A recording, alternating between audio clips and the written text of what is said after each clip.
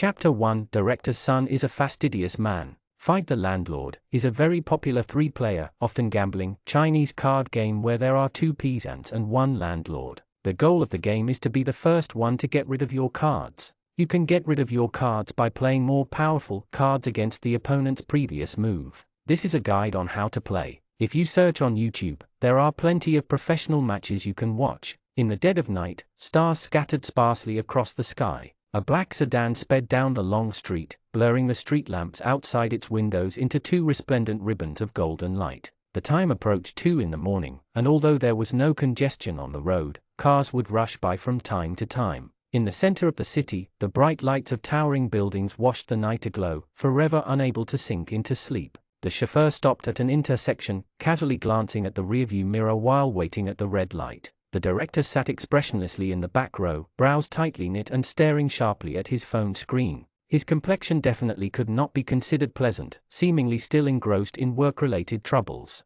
He's wealthy yet still works so hard, no wonder he's such a successful figure, the chauffeur thought to himself. Noticing that the red light had counted down to 0, he regained his concentration, stepped on the gas pedal, and drove smoothly past the intersection. Successful figure Sunzanen was using his ever-present, deeply profound concentration to stare at his WeChat interface. Finally, he tapped on the Fight the Landlord applet and began a new game. This was his recently acquired hobby. Whenever he was bored, he would play 2 games of Fight the Landlord. Even if it did not relieve stress, it at least made his life less monotonous. Director Sun had only average gaming skills and he did not put much effort into it, but he was a pay-to-win player with over 2.3 million Huangdu, the in-game currency. The game loaded after the countdown. Due to the amount of Huangdu he had, Sunzanen was forced into the top-level division. The starting betting value of this division was 1,000, the highest 30,000. Neither wins nor losses were small sums and bankruptcy was especially easy. But tonight, Sunzanen's luck was not bad and he still retained the clear-headedness of someone who had barely started bidding.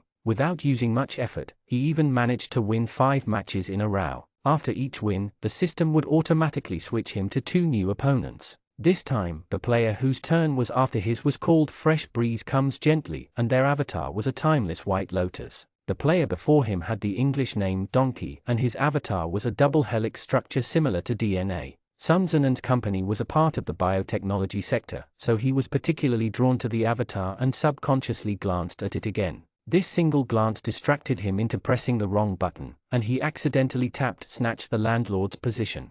Snatching the Landlord's position doubled the risks and rewards. Sunzanen's deck was not very good. When he had realized his mistake, he cursed inwardly. Fuck. Fresh Breeze Comes Gently skipped over their turn. It seemed like Donkey's deck was pretty good, with a high chance of winning, and he snatched the Landlord position back. The score quadrupled, yet Donkey was apparently not yet satisfied and selected Super Boost. Their bottom cards were revealed, a pair of 3s and 1 4. Sunzanen stared at his own triple 4s and pair of 3s. What trash cards! He had lost this round for sure. Donkey still had a king bomb. The deducted number of Huanadu made Sunzanen frown slightly. Sunzanen was the silently competitive type. Donkey's victory made him feel like his arteries had been injected with chicken blood, and he was immediately ready for battle. The chauffeur in the front seat felt an inexplicable murderous intent from the back seat, as if tiny razor blades were scraping at the fine hairs at the back of his neck. According to the rules of the game, if you lost after a winning streak, the system would not switch the players. The new round began with the same 3 people, and Donkey was once again the landlord.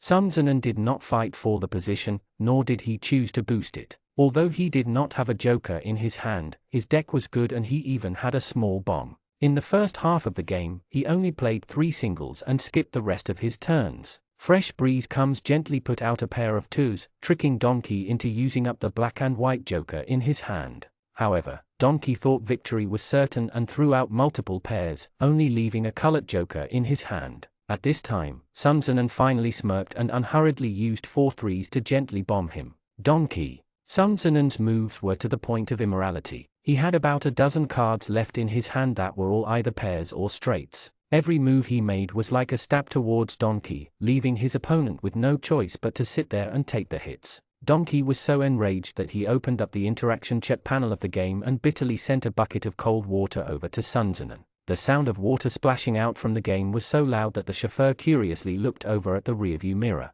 Sun Zinan startled, then immediately threw a retaliatory rotten tomato. Donkey could not escape this, so he decided to recklessly throw his cards away and devote himself to dousing Sun Zinan with cold water. Sun Zinan multitasked and threw rotten tomatoes as he continued to play out cards. The ceaseless exchange of beatings became as lively as a vegetable market. Fresh Breeze Comes Gently saw that the commotion did not deter the game, so he teamed up with Sun Zinan with a chicken-catching effect to combat Donkey. The pressurized pot blew up, and the atmosphere became exceedingly dynamic. The round ended with the peasants' victory, so the system did not switch the players. The trio of players paid no attention to who won or lost, each quickly tapping start and reaching out towards their opponent's avatars. Ice water, chicken feathers, and tomatoes flew chaotically at each other. In the few months Sun Zinan had been playing Fight the Landlord, he had never met such a childish player. It could be said that the two of them had started a feud. Donkey's battle strategy was to kill 1,000 soldiers while losing 800 of his own. As long as Fresh Breeze Comes Gently played a card, he would use the largest card in his hand, taking away all of Sun Zinan's chances to place down a card. Sun Zinan's move came after Donkey, so he was thoroughly suppressed. He was so enraged that he almost choked up a mouthful of blood, furiously sending Donkey emoticons of a chicken being strangled. This round became utter chaos.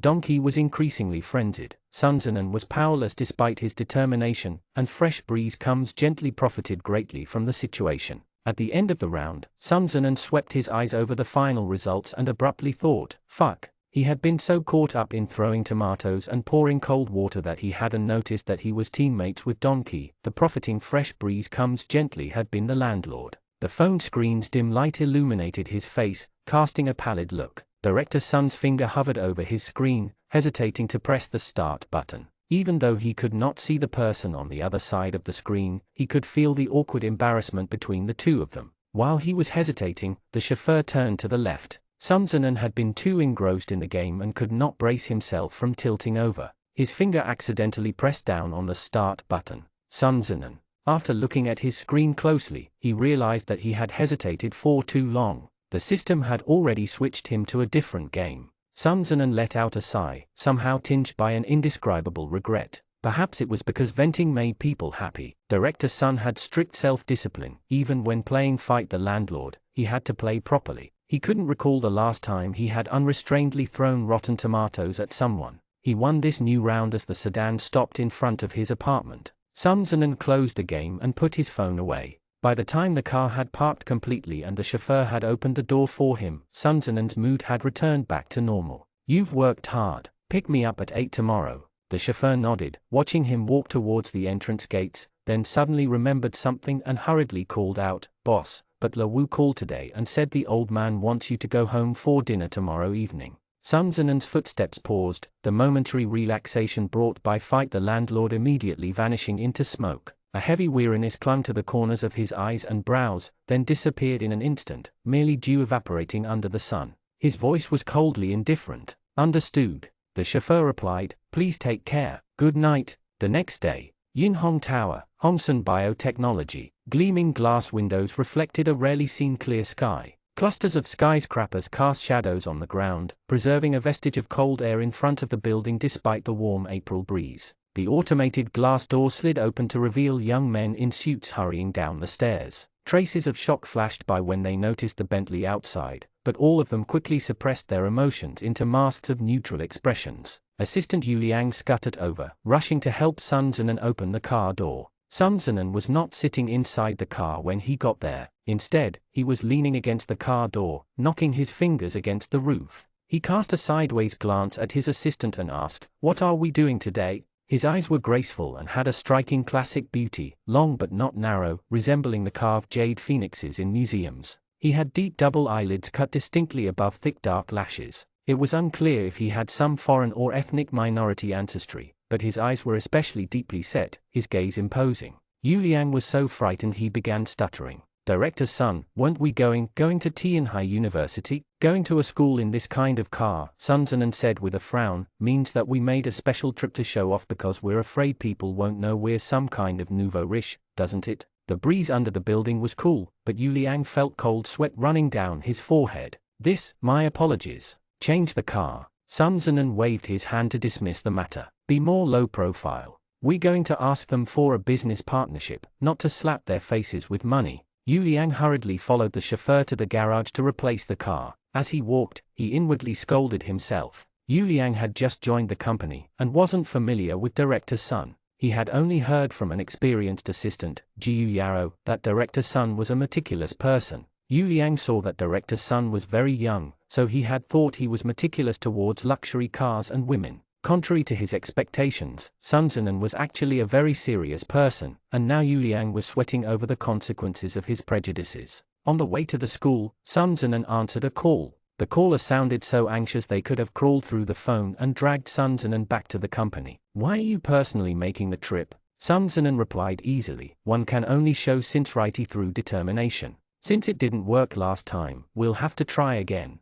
We have to show him our earnest efforts. That professor is such a stubborn fellow, so obstinate. Arya, you should have brought someone with you. Sun Zinan poked at Yu Liang, who was sitting in front of him. Make a sound for Director Zheng. Yu Liang, did you hear? Sun Zinan put the phone back by his ear. I brought a thug, stop fretting. Director Zheng. Sun Zinan hung up on him. At 3:50 in the afternoon, an unobtrusive black Mercedes-Benz slowly rolled to a stop in front of the Life Sciences Institute of Tianhai University. After Yu Liang conversed with the front desk, he turned back to tell Sun Zinan, Director Sun, Professor Tang says he can only meet for half an hour, so it's not too convenient to go too far. We'll meet him at one of the cafes on campus. Sun Zinan did not appear to feel slighted. It seemed he had made prior mental preparations as he casually replied, sure. The smell of coffee and cream wafted throughout the building. There was a counter in a corner with a small blackboard chalk menu. This place was called a cafe, but it was really a student convenience store. Sun Zinan sat at a small square table and squeezed his long legs underneath, resulting in a slightly awkward pose.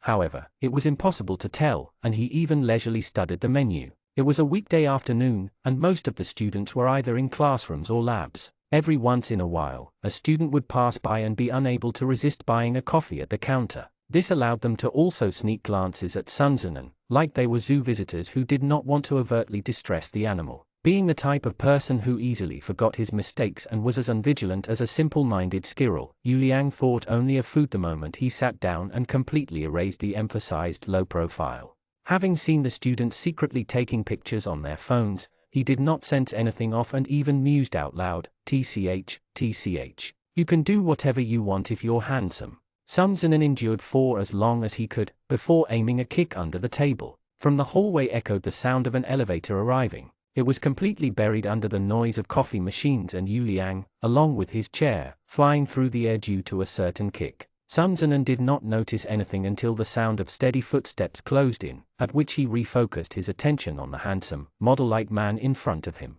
The handsome man had flawless posture and wore glasses. He did not look at them, and instead addressed the students near the counter. Don't be impolite, stop sneaking photos.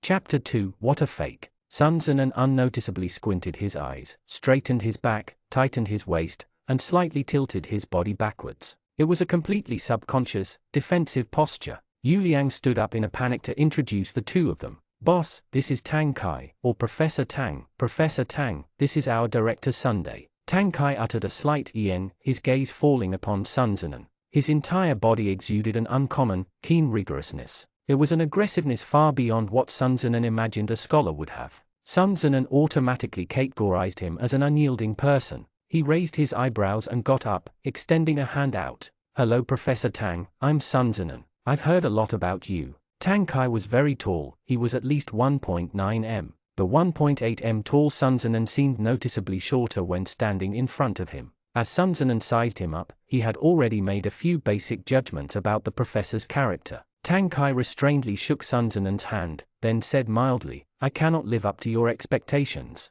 Mr. Sun, please sit. Would you like to drink something? My treat, Sun Zinan responded. What does Professor Tang want? I'll have the assistant order for us. No need. Tang Kai directly refused him. We have a faculty discount. For some reason, Sun Zinan felt like choking a little. He put on a fake smile and said, then I'll have to thank you, Professor Tang. Maybe it was his misconception, but Sun Zinan felt like Professor Tang's attitude towards him was rather unfriendly. His eyes always hid a cold, criticizing look of judgment. After reflecting for a moment, he could not figure out if he had ever offended him, and could only attribute this hostility to the fact that this was their first meeting. Neither of them had had the time to become comfortable with each other. However, although this was their first time meeting each other, he had since long ago heard of Tang Kai, a leading scholar in genetics research, bachelor's in cell biology at Tianhai University, PhD in biology at American Prince's College, and conducted 3 years of postdoctoral research with renowned biologist Andy Bridgewater. He had returned to China the previous year to teach students and continue his research at his alma mater. He had originally been able to secure a professorship due to his resume. However, Tianhai University had feared Tang Kai's youth would stir up too much controversy. Thus, he was currently Tianhai University's biology department's youngest associate professor. The barista at the counter was quick on her feet. She made 3 cups of coffee and sent them to their table within 10 minutes. It was just mediocre coffee sold to students. One could imagine how it would taste. Sun Zinan took a latte and politely thanked the barista, but only put the cup to his lips before placing it down again. Tang Kai did not seem to mind the flavor and took a sip. "I'm really sorry, I have a meeting this afternoon so my time is limited. Mr. Sun, let's make a long story short." Generally speaking, talking to technical personnel about business was something that rarely befell Sun Zinan's shoulders. He usually left it for lower departments. However, the last meeting had not gone well, and Director Zheng did not have a good opinion of this Professor Tang. Sun Zinan had been monitoring this industry for a while and thought that the future prospects were too excellent to pass over, so he decided to try again. Sun Zinan did not beat around the bush and went straight to the point. "I'm here on behalf of Hongsun Biotechnology. We had some people meet with you before. Does Professor Tang have any impression?"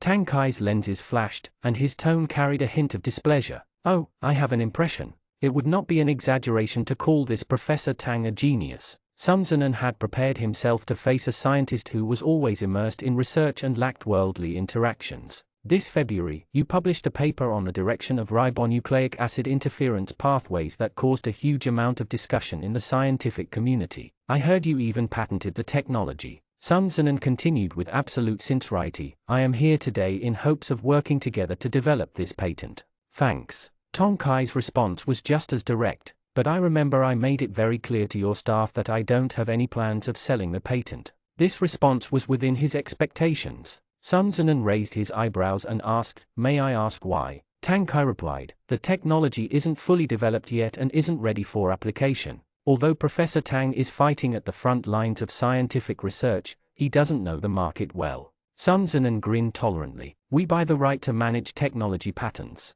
Of course, we will invest a lot of manpower in researching and developing the most suitable applications, and we will definitely not use it to create illegal genetic drugs or genetic surgery. The entire industry is watching this new development. I'm sure it hasn't just been us looking for Professor Tang, right?" He leaned back in his chair, relaxed and appearing extremely confident. "Targeted gene silencing is the most likely means of curing major human diseases at the source. Let me remind you of this, it's only a matter of time before others will come up with similar results. This patent of yours is currently at the forefront, but who knows what will happen in the future?" Tang Kai was not moved by his words, and merely politely nodded his head. "Yen." But in Sun Zinan's eyes, silence was a sign of wavering. He went on, "The unique strength of Hongsun is that we have enough patience and capital to support the project long term. What we value is not this one patent, but the scientific knowledge and capabilities of Professor Tang's team. Our two sides can totally integrate in a long-term partnership, and if Professor Tang wants, I can even invest in your research projects." Tang Kai's brow twitched, as if he had finally been moved by this copper-smelling proposal. "Director Sunday." "Sun Zinan, go ahead. I want to ask you a question," Tang Kai questioned while frowning. "Does your company really understand what genetic silencing is?" Sun Zinan.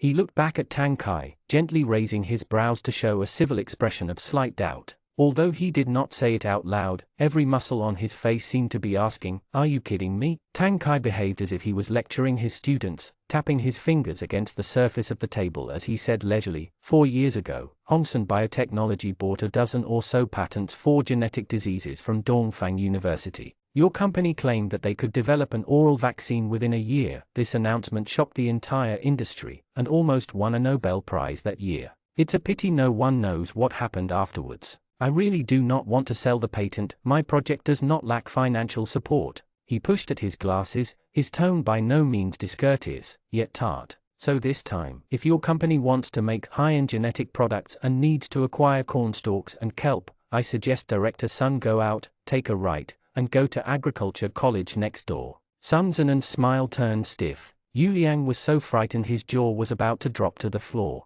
Shit, what a difficult man. This bookworm looked so reticent, but his words were nuclear weapons. The situation became very awkward, yet Tang Kai merely pinched his paper cup and took another sip of coffee. Tang Kai had of course heard of Hongsun Technology. Not only had he heard of this small company, he had since long ago heard of its backing, the Sun family. Sun Zenon's grandfather and founder of the Hongsun Group, Sun Wenbin, was a member of B City's Tai Group's Sun family who had left the family a long time ago and developed his own company in S City. Notwithstanding the fact that Hongsun Group had done impressive work in the city, it was still no match for the prowess of the Tai Group's Sun family. Sun Zenon was the youngest son of the group's current president, Sun Ying, and he had 3 older brothers and an older sister. He had gone abroad at a young age and no one had really heard of him. When he came back, he quietly took over the Hongsun Group's small company, Hongsun Biotechnology. This company, presented as a high-end biotechnology research company, was actually just a small company that sold health products. It was half dead, losing money every year, and seemed more like an industry for illegal activities. About 4 years ago, the newly inaugurated boss Sun Zenon redirected the company's management and turned his sights toward biopharmaceuticals. However, due to the internal struggle within his family, the project did not land, which led to the oral insulin incident. The incident convinced Sun Zenon to temporarily lay down his ambitions and to instead aim for the more promising genetic testing and health management market. It successfully changed the company from cheating the common people to coaxing the rich, making Hongsun Biotechnology a thriving and successful health club. However, it seemed like Sun Zenon had not abandoned his original goals and intended to use Tang Kai's patent as the starting point for gravitating the company back towards the high-end biotechnology industry. Professor Tang was a scholarly youth who had devoted himself to scientific research. He desired to benefit humanity and would never achieve his mission through acting as an expert for a healthcare company that sold scam medicines. Sun Zenon was tormented almost to the point of a heart attack. He had to take a while to reconstruct his psychological state before he began again. Professor Tang might have misunderstood us. Tang Kai only needed to speak a few words to tear at Sun Zenon's scars. He drank his coffee and steadily spoke without a hint of remorse. Thank you for noticing my work, Director Sun, but please do not waste any more efforts on me in the future. Sun Zenon was nearly angered to death. As a result, Yu Liang was too terrified to even breathe loudly, trembling and shrinking like a small quail. I understand Professor Tang's apprehension. Sun Zenon slowly sucked in a deep breath. Although this was unsuccessful, I hope Professor Tang won't cut us off completely. I hope there will be opportunities for collaboration in the future. Tang Kai made a non-committal EN. Sun Zenon had received a slap to the face. No matter how excellent his upbringing, he would not want to stay any longer. He offered Tang Kai a business card, and motioned to Yu Liang that they were leaving. After Sun Zenon left, Tang Kai did not go back to his laboratory and instead stood by the first-floor window, watching the inconspicuous black sedan drive away. The warm sun at 4 o'clock in the afternoon melted through the windows onto the square table, pulling the untouched cup of coffee into a long, slanted shadow. Tang Kai slowly sipped at the latte in his hand, his gaze falling indifferently on the coffee cup Sun Zenon had left behind. What a fake! He lifted the corners of his mouth sarcastically, but his final conclusion was said as lightly as the breeze. Chapter 3, Am I the Daughter-in-Law? Sun Zenon had originally planned to meet at 4 p.m., invite his new business partner to dinner after their discussion, and happily finalize their collaboration over food. Who would have expected Tang Kai to be such a difficult nut to crack? Not only did the negotiations fail, but their return time was exactly during rush hour and they were stuck in traffic outside the third ring. The end of the queue of cars could not be seen with the naked eye. By the time they returned to the company, the sun had almost gone down. Sun Zenon glanced at his watch. Turn around. Drop me off at my father's. His tone was awful, as if he were about to start a fight. Yu Liang had been under so much constant stress the entire afternoon that he was nearly curled up into a ball. At this point, if he didn't speak up, he was afraid Sun Zenon would forget about his existence. He could only weakly mumble, then I'll trouble you to stop by the road. I'll get off and take the subway back to the company. Sun Zenon scowled and side-eyed Yu Liang until the assistant had completely run out of battery. Sun Zenon seemed like he was well-mannered and easy to talk to. In business matters, he always stood by his words and had used his authority for good means. He didn't enjoy releasing his anger on unrelated people, but he couldn't bear Yu Liang's weak-willed personality, so said coldly, "You can. If you leave now, you don't have to come to work tomorrow." Yu Liang was so scared his tears were about to flow out for 2 meters. He immediately vowed, I am not in a hurry. I want to work overtime." Sun Zinan snorted coldly. The head of Hongsun Group, Sun Ying, was 76 this year. Sun Zinan was born when he was nearly 50. Usually, the youngest child was the favored, spoiled child, but because Sun Zinan was much younger than his older siblings, he became an outcast. He had gone to boarding school at a young age and rarely went home. He wasn't close with his parents nor his siblings, and did not have many friends. His entire 27 years of life consisted of studying, going abroad, and taking up the family business. Being talented and successful was one thing, but it always felt like there was something missing, as if he lacked a template for developing a personality. No one cared about his affect irons, and no one cared about his sorrows and joys. Thus, Sun Zinan was reluctant to go home because his father's sudden summons usually did not bode well for him. Either there was an issue with the company, or he had a new task to assign him. The Mercedes turned around on the third ring, heading out of the city. At 6 p.m., Sun Zinan appeared on time at the Sun family villa. Behind him followed his panicky assistant who wasn't sure where to place his hands. Sun Zinan handed his suit jacket over to a servant, but before he could go wash his hands, he heard the sound of a walking stick knocking on the ground. He sighed inwardly, then turned quietly around. "Dad!" Sun Ying appeared at the living room entrance. Although he was getting by in age, he did not seem very elderly. The tall body still stood straight, and his eyes were bright and shining, full of vitality. "Who is this?" Sun Zinan glanced at Yu Liang and decided that this guy was frightened out of his wits, so he responded for him. "My assistant," Yu Liang said shakily. Chairman, hello." Sun Ying did not really care for this tiny ant of a youth and he frowned as he asked Sun Zinan, "I asked you to come back home for dinner, why did you bring your assistant?" "Working overtime," Sun Zinan replied casually. Sun Ying made an end sound but before he spoke again, the sound of footsteps and talking resounded outside. When the door opened, a large group of people walked in, and a young man asked loudly, "Guests came? Whose Mercedes is outside?" Sun Zinan's expression remained unchanged, but Yu Liang felt that his already poor mood had worsened by a few notches. "Mine," he said. "Yo, little uncle." The young man smiled as he greeted, "Why did you come in a car like this? Has your company encountered some obstacles recently? Required for work?" Sun Zinan did not want to pay attention to him, and nodded to another, older man. "Elder brother." The group that had arrived was the family of Sun Zinan's eldest brother, Sun Ziwan. This person was the successor to the old man and the future chairman of the Hongsun Group. He was over 50, and his visage was not one of an aggressive person. He wore glasses and looked very refined, even more scholarly than Professor Tang. However, the age gap between the two brothers was a little big. Sun Ziwan's eldest son was only a year younger than Sun Zinan.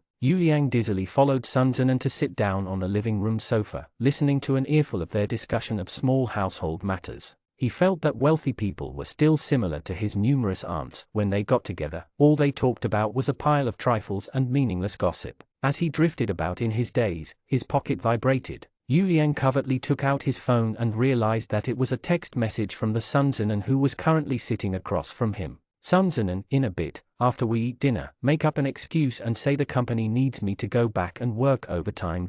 Yu Liang finally understood why Sun Zinan had steadfastly refused to let him leave the car earlier. He thought, Director Sun didn't have it easy. Work was troublesome, and he couldn't even experience the warmth of home but instead had to remain passive in their court politics. What was the use in being handsome and rich? He still had to go back and work overtime like any other single dog. Not to mention, even a single dog would have an eye-opening experience eating with his wealthy family, yet Sun Zinan's meal was full of worries. After dinner, things developed exactly as Sun Zinan had expected. The old man set his chopsticks down and calmly ordered, "Zinan, come to my study." Sun Zinan was annoyed to the point of his head exploding, but he did not dare defy his own father. As soon as he entered the study, Sun Ying put on the stance of someone about to begin a long lecture. "You're not young anymore, you should consider starting a family." Like following instructions step by step, Sun Zinan understood what he should do at each given time for his life milestones. He immediately refused.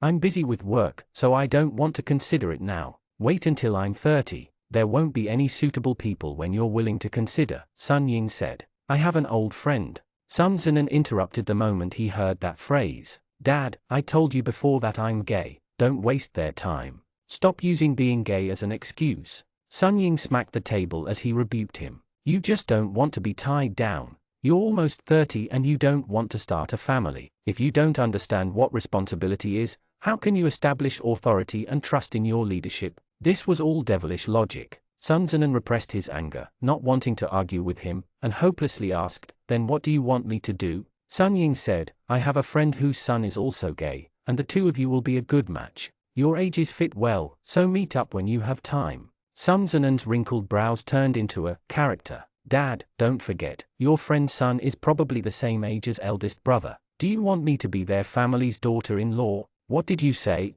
Who made you the daughter-in-law? I'm your father. How could I hurt you? Sun Ying said, my friend has not retired yet. His son is only 30 next year, he's young. As soon as Sun Zinan heard has not retired, he understood. 9 times out of 10, what Sun Ying, who viewed marriage as business, had approved of was not the young man but the father. Although Sun Zinan had never really carefully planned out the important events in his life, he did not want to carelessly give up the next half of his life, so he refused directly. I'm not interested. I don't need a blind date. At this time, 2 meek knocks sounded from outside. Sun Zinan knew his rescuer Yu Liang had come, but as he moved to open the door, Sun Ying asked from behind, are you really not going? Sun Zinan opened the door to let Yu Liang in. Really? What happened? Yu Liang said, Boss, Jiu Yaoji just called and said something urgent came up. She wants you back in the office. Sun Zinan nodded and turned his head back towards Sun Ying, saying with an assured expression, Dad, I still have work, so I'll go first. Wait, Sun Ying said. Sun Zinan, what else? You're his assistant, right? Come here. Sun Ying called Yu Liang over. What's so urgent that they need him to go all the way back? Yu Liang faced the old man's penetrating gaze and felt as if he was once again defending his senior thesis. Fortunately, he still had a few of his wits gathered about him, and quickly improvised, Chairman, this is what happened. We went to see a professor at Tianhai University this afternoon to discuss acquiring his patent. The professor refused us, but Assistant Zhao just called to say that he had received a text message saying the other side changed his mind, so Director Sun needs to go back to work on it. Sun Zinan almost gave Yu Liang a standing ovation. He had thought this guy always appeared extremely timid, and never expected him to be brave in the face of danger and to even have some decent skills. Sun Ying seemed like he half believed Yu Liang's words. Which professor at Tianhai University? Yu Liang unashamedly replied. It is Professor Tang Kai of the Biological Sciences Department. Sun Ying startled, then a faint smile crept into the corners of his lips. Sun Zinan could not understand why, but he suddenly had an ominous feeling. Look, what a coincidence. Sun Ying reclined back in his chair. The person I wanted you to meet was exactly this person. I didn't think you had already met. Sun Zinan blanked. Who? Tang Kai. Sun Ying asked him. He is the son of Provincial Party Committee member Tang Zhenhua. Didn't you know? Sun Zinan. He turned his head slowly and stared at Yu Liang, squeezing his words through gritted teeth. Is that so? I haven't heard. Since you've already met, that's even better. Isn't this just fate? Sun Ying was quite satisfied. Our two families are old friends. Go meet up with him and you'll also figure out your company affairs. It'll save you time. So, let's just have it at that. I'll have someone send you the time and place. Since it was an agreement on both sides, then Tang Kai would have long since known about this. No wonder his attitude today was so hostile. If it was Sun Zinan, had he known that this stinky and unyielding, penniless bookworm was his own blind date, he wouldn't have gone to Tianhai University today at all. There's nothing else, you can go back. After finishing up his matters, Sun Ying did not continue their discussion. Sun Zinan decided he might as well die struggling. I met Tang Kai today and felt like we were not a good match. I don't care who you are a good match with, nor do I want to hear anything about your sexual orientation, Sun Ying said plainly. Let me remind you, if you don't want to marry Tang Kai, then don't even think about receiving a single cent of my inheritance. The study fell into a deathly silence. Sun Ying stared at Sun Zinan, as if he had long foreseen what choice he would make. Fine. After a moment of silence, Sun Zinan finally laughed due to the absurdity of the arrangement. Isn't it just a blind date? If you're not afraid of losing your old friend, I can certainly go. He hung a smile on his face, but it was unclear whether it was self-mockery or pity, then walked out of the study and flung open the front door.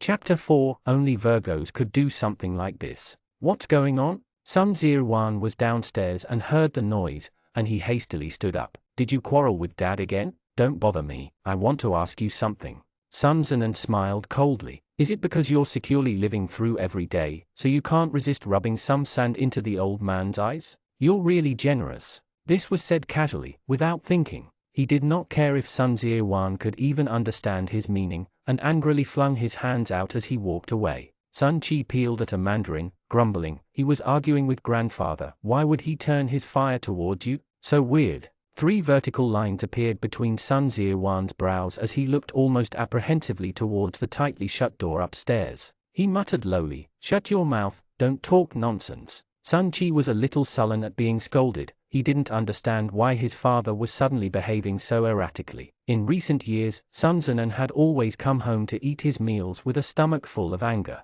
There was already an established process of lighting, burning, then extinguishing the fire. He dropped his useless and inconsequential assistant off at the nearest subway station before driving himself to a bar owned by one of his friends. There was a saying that raising a cup to release your sorrow will only make your sorrows greater. Today, for some reason, maybe because of the series of rotten eggs being thrown at him, the 3 glasses of cold wine mixed unpleasantly with his burning stomach. Instead of calming his impatience, the alcohol only brought him a new problem. Just as Sun Zinan, who was frowning from the pain, was about to pay the bill and leave, a graceful figure sat down beside him. The flowery fragrance of Blajai perfume, along with the faint scent of smoke, drifted over. Yo, boss Sun, what a rare sight. Why are you moodily drinking by yourself? What's troubling you? The slender, elegant beauty charmingly played with their hair, propping a hand on the bar counter. Want to vent a little? I won't charge you. No need, your presence is my loss. Sun Zinan covered his nose and said in a low, muffled voice, "Get up, go away.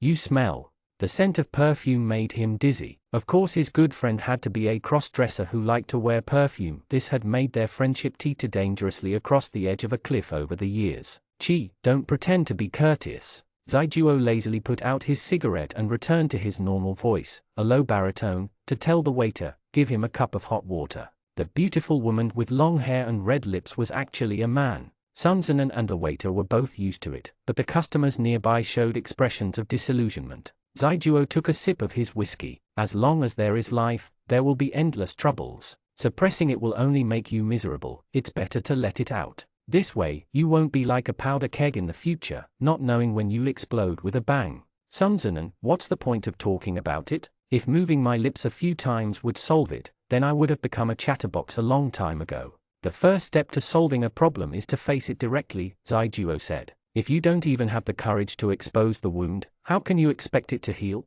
Exposing a wound won't make it heal, it'll only lead to infection, causing complications, and eventually deformities. Sun Zinan took the hot water from the waiter and said, "Do you have any common sense?" Zaijuo, then just smother it within yourself, don't talk about it. I hope it smothers you to death. Sun Zinan shook his head, and gave a snort of laughter. In their attitudes towards life, he and Zaijuo were polar opposites. Sun Zinan was exceedingly restrained, while Zaijuo expressed himself as freely as possible. Although it seemed like their personalities would clash, they actually complemented each other quite well. Their friendship was completely due to the discretion of some higher being. They both were the type of men with acquaintances from all walks in life, but had few close friends. Most probably, the last time they were caught up in sentimental sincerity was in their youth. In adulthood they covered up their personal feelings so tightly it was difficult to make any intimate friends. Zaijuo was Sun Zinan's high school roommate. In the first year, the two of them basically ignored each other. Although most of the students were either rich or of high standing, the two of them seemed to have neither the interest nor the motivation to make friends or interact with anyone.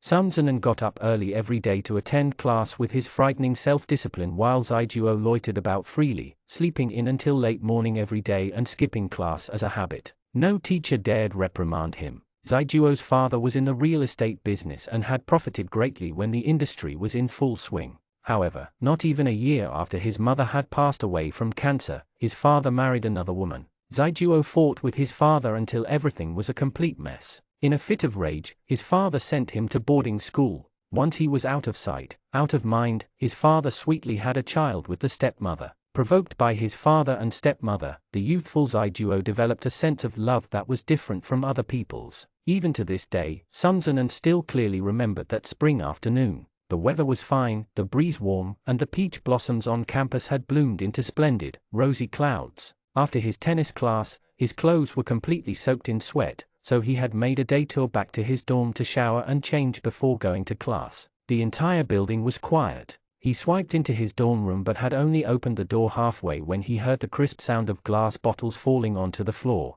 Zaijuo had been startled by the sound of the opening door and turned around. He was wearing a pomegranate dress that perfectly accentuated his slender waist, but the design of the dress could not hide his flat chest. A bottle of nail polish rolled by his feet, spilling a pool of scarlet onto the light flooring, as striking as the awkward silence that followed. Sun Zenon's first reaction: good thing I don't like women. He had never seen such an expression on Zaijuo's face. The young master who had proclaimed himself to be a good-for-nothing was still capable of nervousness. His eyes were filled with despair, as if he was a small white rat waiting to be dissected. Sun Zenon was the one holding the knife. Was that really necessary? He wondered to himself. I won't do anything to you just because you're wearing a woman's dress. He closed the door expressionlessly. As he took a change of clothes from his closet, he said to the dazed Zaijuo, stop spacing out. Hurry up and wipe the floor, it won't be easy to clean up when it's dry. While you're at it, open the window. The smell is too much. Zaijuo. His mind was completely blank, completely losing the ability to think. He could only follow Sun Zenon's directions and obediently wipe the floor clean. When Sun Zenon came out of the bathroom, he found Zaijuo sitting at the table with his head bowed, his clothes unchanged. The wind blew in from the window. Despite the fact that temperatures were rising again, it was still early spring and Sun Zenon was afraid he'd freeze to death. He could only walk over to the window and close it again. Aren't you cold? He looked down at the floor and said with a frown, the cracks between the floorboards aren't clean. Forget it, let's have the cleaning auntie do it tomorrow. Zaijuo sat there, transfixed for a moment, then said off-topically, are you a Virgo? Sun Zenon said, yes. Only Virgos could do something like this. Then, Zaijuo worried anxiously for a while, and finally gathered his courage to say with difficulty, if you feel that, it's disgusting, I can change rooms. Sun Zenon rearranged the things on the table for a moment, pondering. I don't. As long as you agree that you won't leave nail polish all over the floor in the future and open the window to air it out immediately, and keep good hygiene, then you don't have to change rooms. He spoke with absolute sincerity. To a misophobic virgin, the daily habits of someone like Zaijuo, who didn't like to exercise and sweated easily without moving, were definitely not desirable. Besides, it wasn't like wearing dresses was a sin, it was better than wandering around naked every day. Won't you mind? He asked in a panic. Living with a pervert. Sun Zenon frowned deeply. Zaijuo felt like he was watching a sanitary inspection. You really should study more, Sun Zenon said. Even if you dress like a lunatic, that's still your choice. If this will get you called a pervert, then there won't be many normal people under the heavens. I don't have any opinions about what you wear. Your hobby has nothing to do with me, so why would I have any right to judge? Likewise, no one has the right to force you to only wear men's clothing and not women's clothing. He picked his backpack up from the desk and turned to leave. That's all. I'm going to class. The heavy wooden door clicked shut, the soundproof walls prevented him from even hearing Sun Zenon's footsteps. The room was silent, leaving only his quiet sobs.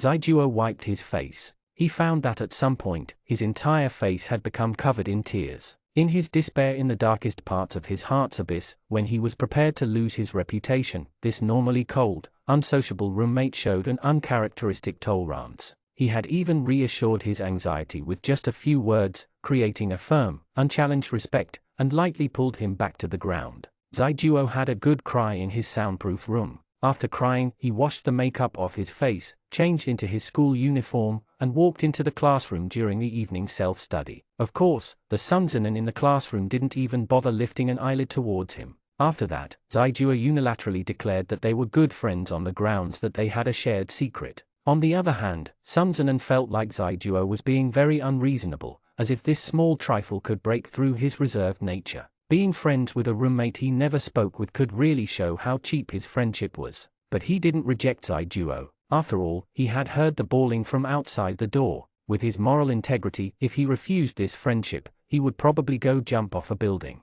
Later on, Zaijuo changed his idle habits and fervently worked hard. He went on to attend a good university, and the two of them kept in touch when Sun Zenon went abroad. The day he returned, Zaijuo had insisted picking him up in person, so the Sun Zinan, who had been experiencing hardships abroad, was met with the biggest shock of all time. He could not have imagined that the beautiful, long-haired and graceful sister in front of him was actually his once flat-chested and rebellious high school classmate. To this day, the two of them were still good friends. Sun Zinan jumped through the hoops to become a talented, successful young man, while Zaijuo, with his father's help, opened up a bar and dressed as a woman all day. Fortunately, he wasn't the type of person to be easily taken advantage of. He had spent these years among all sorts of customers and was wise in the ways of the world. He had set aside his hidden scars and found the correct path to take in the world. So even though Zaijuo didn't seem too reliable, Sun Zinan was still willing to talk to him about his troubles. The old man wants me to go on a blind date. He gently shook the cup of hot water, pretending he didn't care as he said, with a guy. Chapter 5. I don't want to be friends with Virgos. During the naive, muddle-headed days of his childhood, Zaijuo had definitely suspected that Sun Zinan's tolerance and respect for him had a special connotation to it. He suspected it was due to a crush.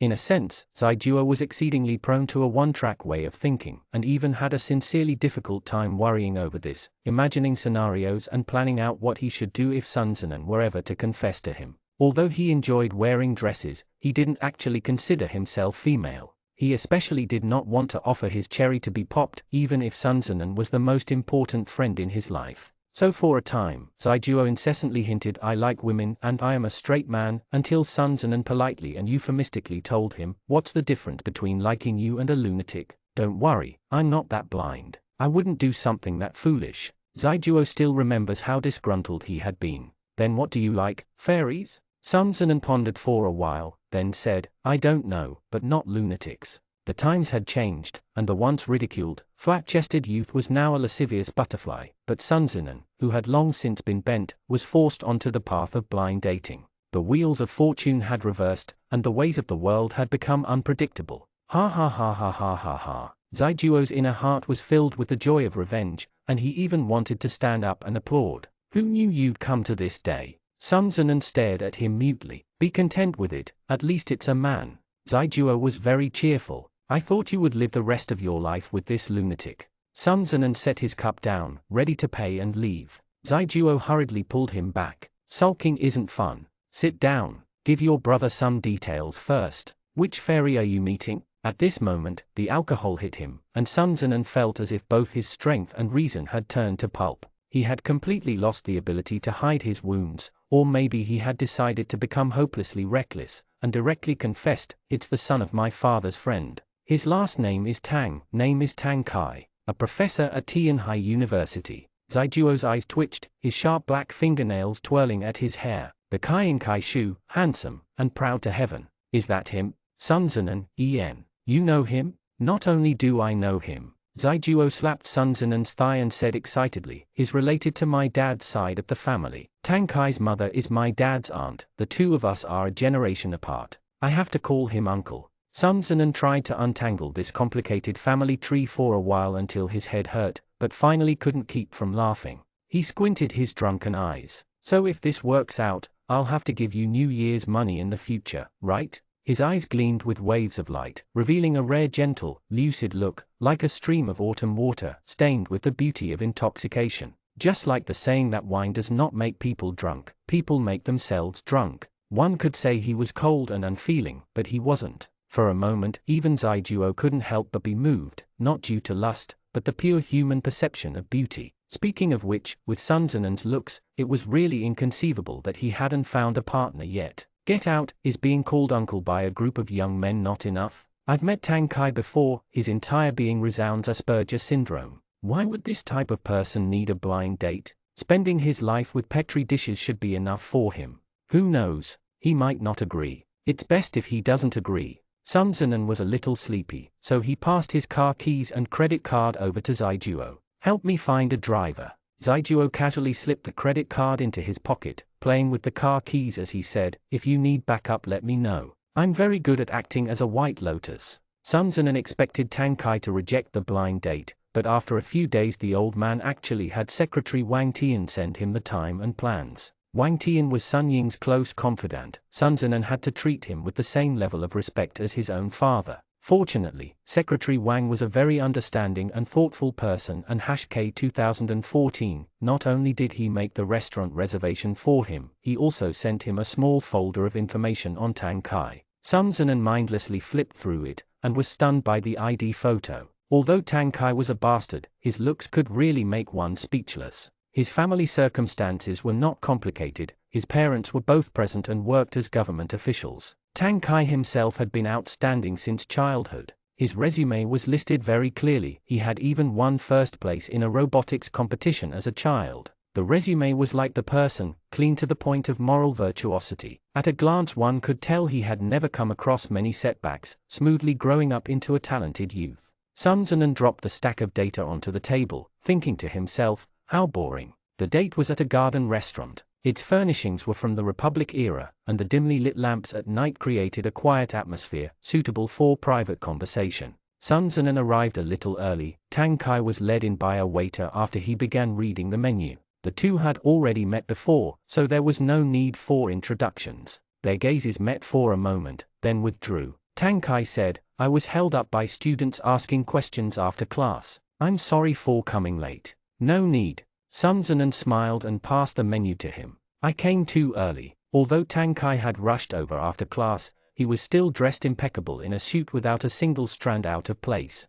His tall stature and mature, scholarly temperament was a pleasant sight when he did not speak, but the moment Sun Zinan thought of his sharp tongue and acrid cornstalks and kelp speech, his heart was pervaded with a lingering fear. This spiked maize had a rose in full bloom. No matter how beautiful the rose, he still had no interest in picking it. You drove here? Sun Zinan asked him politely. Tang Kai nodded, then motioned to the waiter. I don't want red wine. The food was served after a while. The waiter poured water for them, set the table, and retreated quietly. I didn't think Professor Tang would actually come, Sun Zinan said. Thanks for meeting with me. Tang Kai replied, only because of my father's request. Sun Zinan's eyes curved slightly along with his lips, and he said flatly, I personally wanted to see Professor Tang again. Whether it was due to our family arrangements or because of work. Tang Kai, do I have to say important things 3 times? The patent is not for sale. Sun Zinan couldn't help but laugh. Tang Kai looked at him mildly, his gaze neither strong nor aggressive,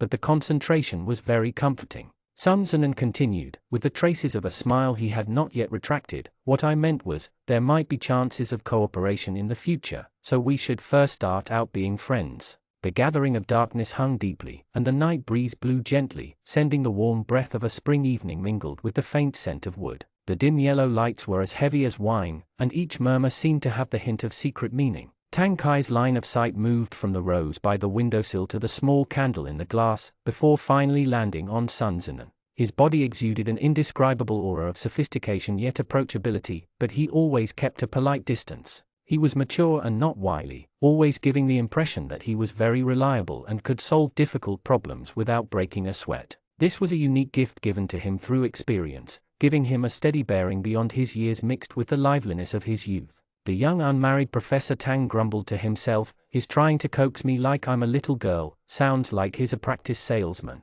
He asked, Mr. Sun, what's your star sign? Virgo, Sun Zinan responded. What about it? Tang Kai revealed a that's wide expression. What a pity, I'm not used to being friends with Virgos. Sun Zinan, why? Tang Kai, because Virgos have too many things going on and their expectations are too high. They are misophobic and have obsessive-compulsive disorder. It's hard to get along with them. Sun Zinan. He was almost angered to the point of laughing. Professor Tang, looks like your school's scientific teachings are not very scientific. You're such a well-known professor, why do you believe in such superstitions? Tang Kai responded, it's the reality of it. Your way of thinking can't even compare to that of a high school student. Aren't Western superstitions still superstitions? Sun Zinan questioned, Professor Tang, are you wearing a fortune bracelet under your suit jacket? Without waiting for Tang Kai to deny it, he added, besides, speaking of OCD, why do I feel like you have it more severely than I do? Tang Kai lowered his head, following Sun Zinan's gaze towards his own yet-to-be-collected dinner plate. He was met with the sight of all the side dishes on his plate arranged neatly by type and size. Even the scraps meant for the trash were put in line. If he denied it, there would be no such thing as OCD in this world. Tang Kai. Tang Kai had been silenced by Sun Zinan's cannon-like words. Sun Zinan sipped at his water, observing Tang Kai's angry frown in satisfaction. Feeling like he had teased the other enough, he said leisurely, "Professor Tang, it's not good to be picky with your food." Tang Kai was about to foam at the mouth from rage. His face was just like one of a female protagonist from an idol drama, screaming out, "Not your business." Sun Zinan kept going. "But your contradictions are very cute." Tang Kai's reaction was too slow and he finally realized he was being teased. His expression was stifled, revealing a mysterious taste to it. The man sitting across from him was youthful and handsome, his beautiful double-lidded eyes holding the hint of a smile, brighter than the reflection of light. His gaze made even the air warm and soft. He clearly knew he was prejudiced against this man, but at the same time didn't want to admit it. But even with his preconceived and criticizing attitude, he still couldn't bring himself to dislike Sun Zinan.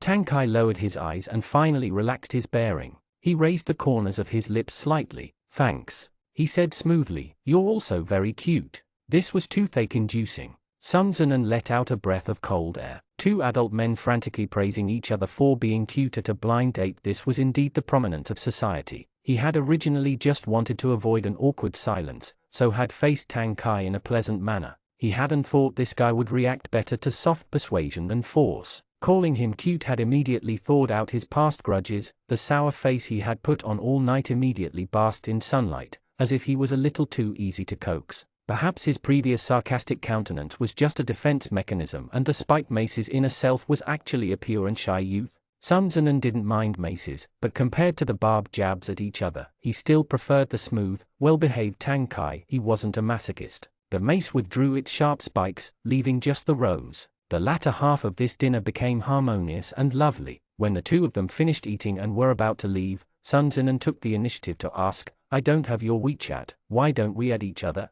We can hit each other up later." Tang Kai nodded, taking his phone out readily and inputting the lock screen password. Sun Zinan sent him a friend request and was about to change the request comment when he caught a glimpse of Tang Kai's WeChat name. His gaze hardened in a flash. A familiar double helix structure, a familiar ID. Donkey. Tang Kai's phone vibrated and he tapped on the new friend notification. The other party's ID was North. Professor Tang was a scientist of excellent memory, and while Sun Zinan had an average memory, he held onto grudges bitterly. Quick as lightning, the two men both recalled a certain memory. Tang Kai raised his brows in surprise, immediately looking up to stare doggedly at Sun Zinan. The smile on Sun Zinan's face had disappeared. He put his cell phone back on the table. "Sorry, I take back my earlier words. Tang Kai, Sun Zinan, I don't think we should start from being friends." Tang Kai, "Why?" Sun Zinan responded cordially, "I don't want to be friends with childish people."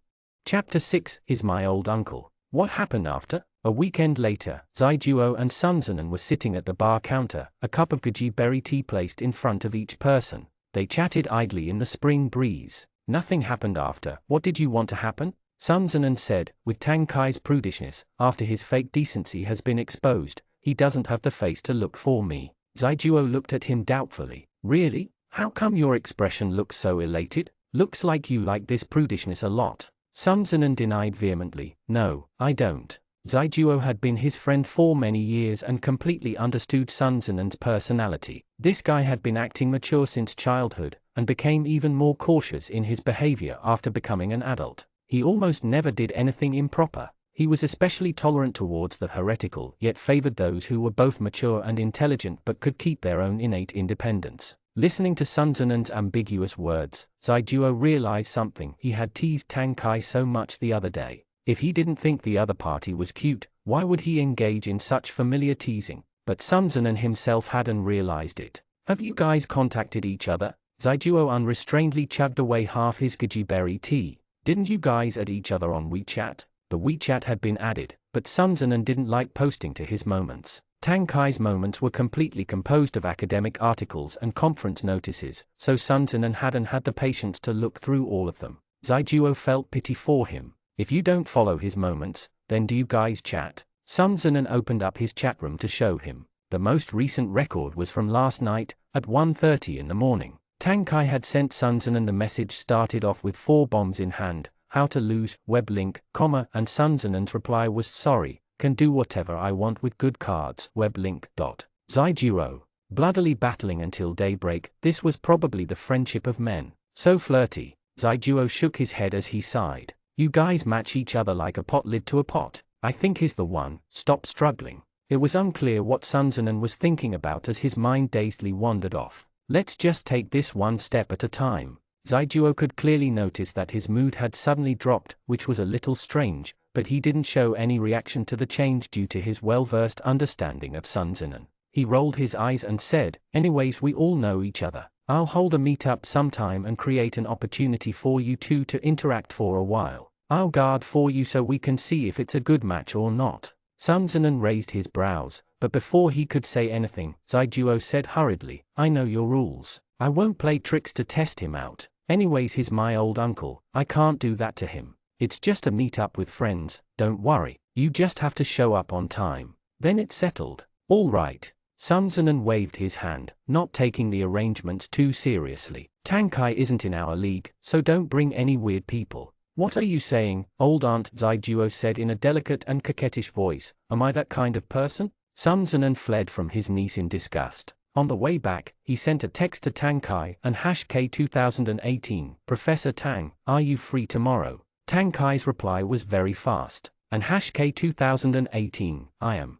He responded to whatever he asked, but didn't ask what he wanted to do. Sun Zinan found that very interesting, and deleted the message he had already typed out, changing it to, and #K 2018, I want to treat you to a meal, will you come? It won't take up too much of your time.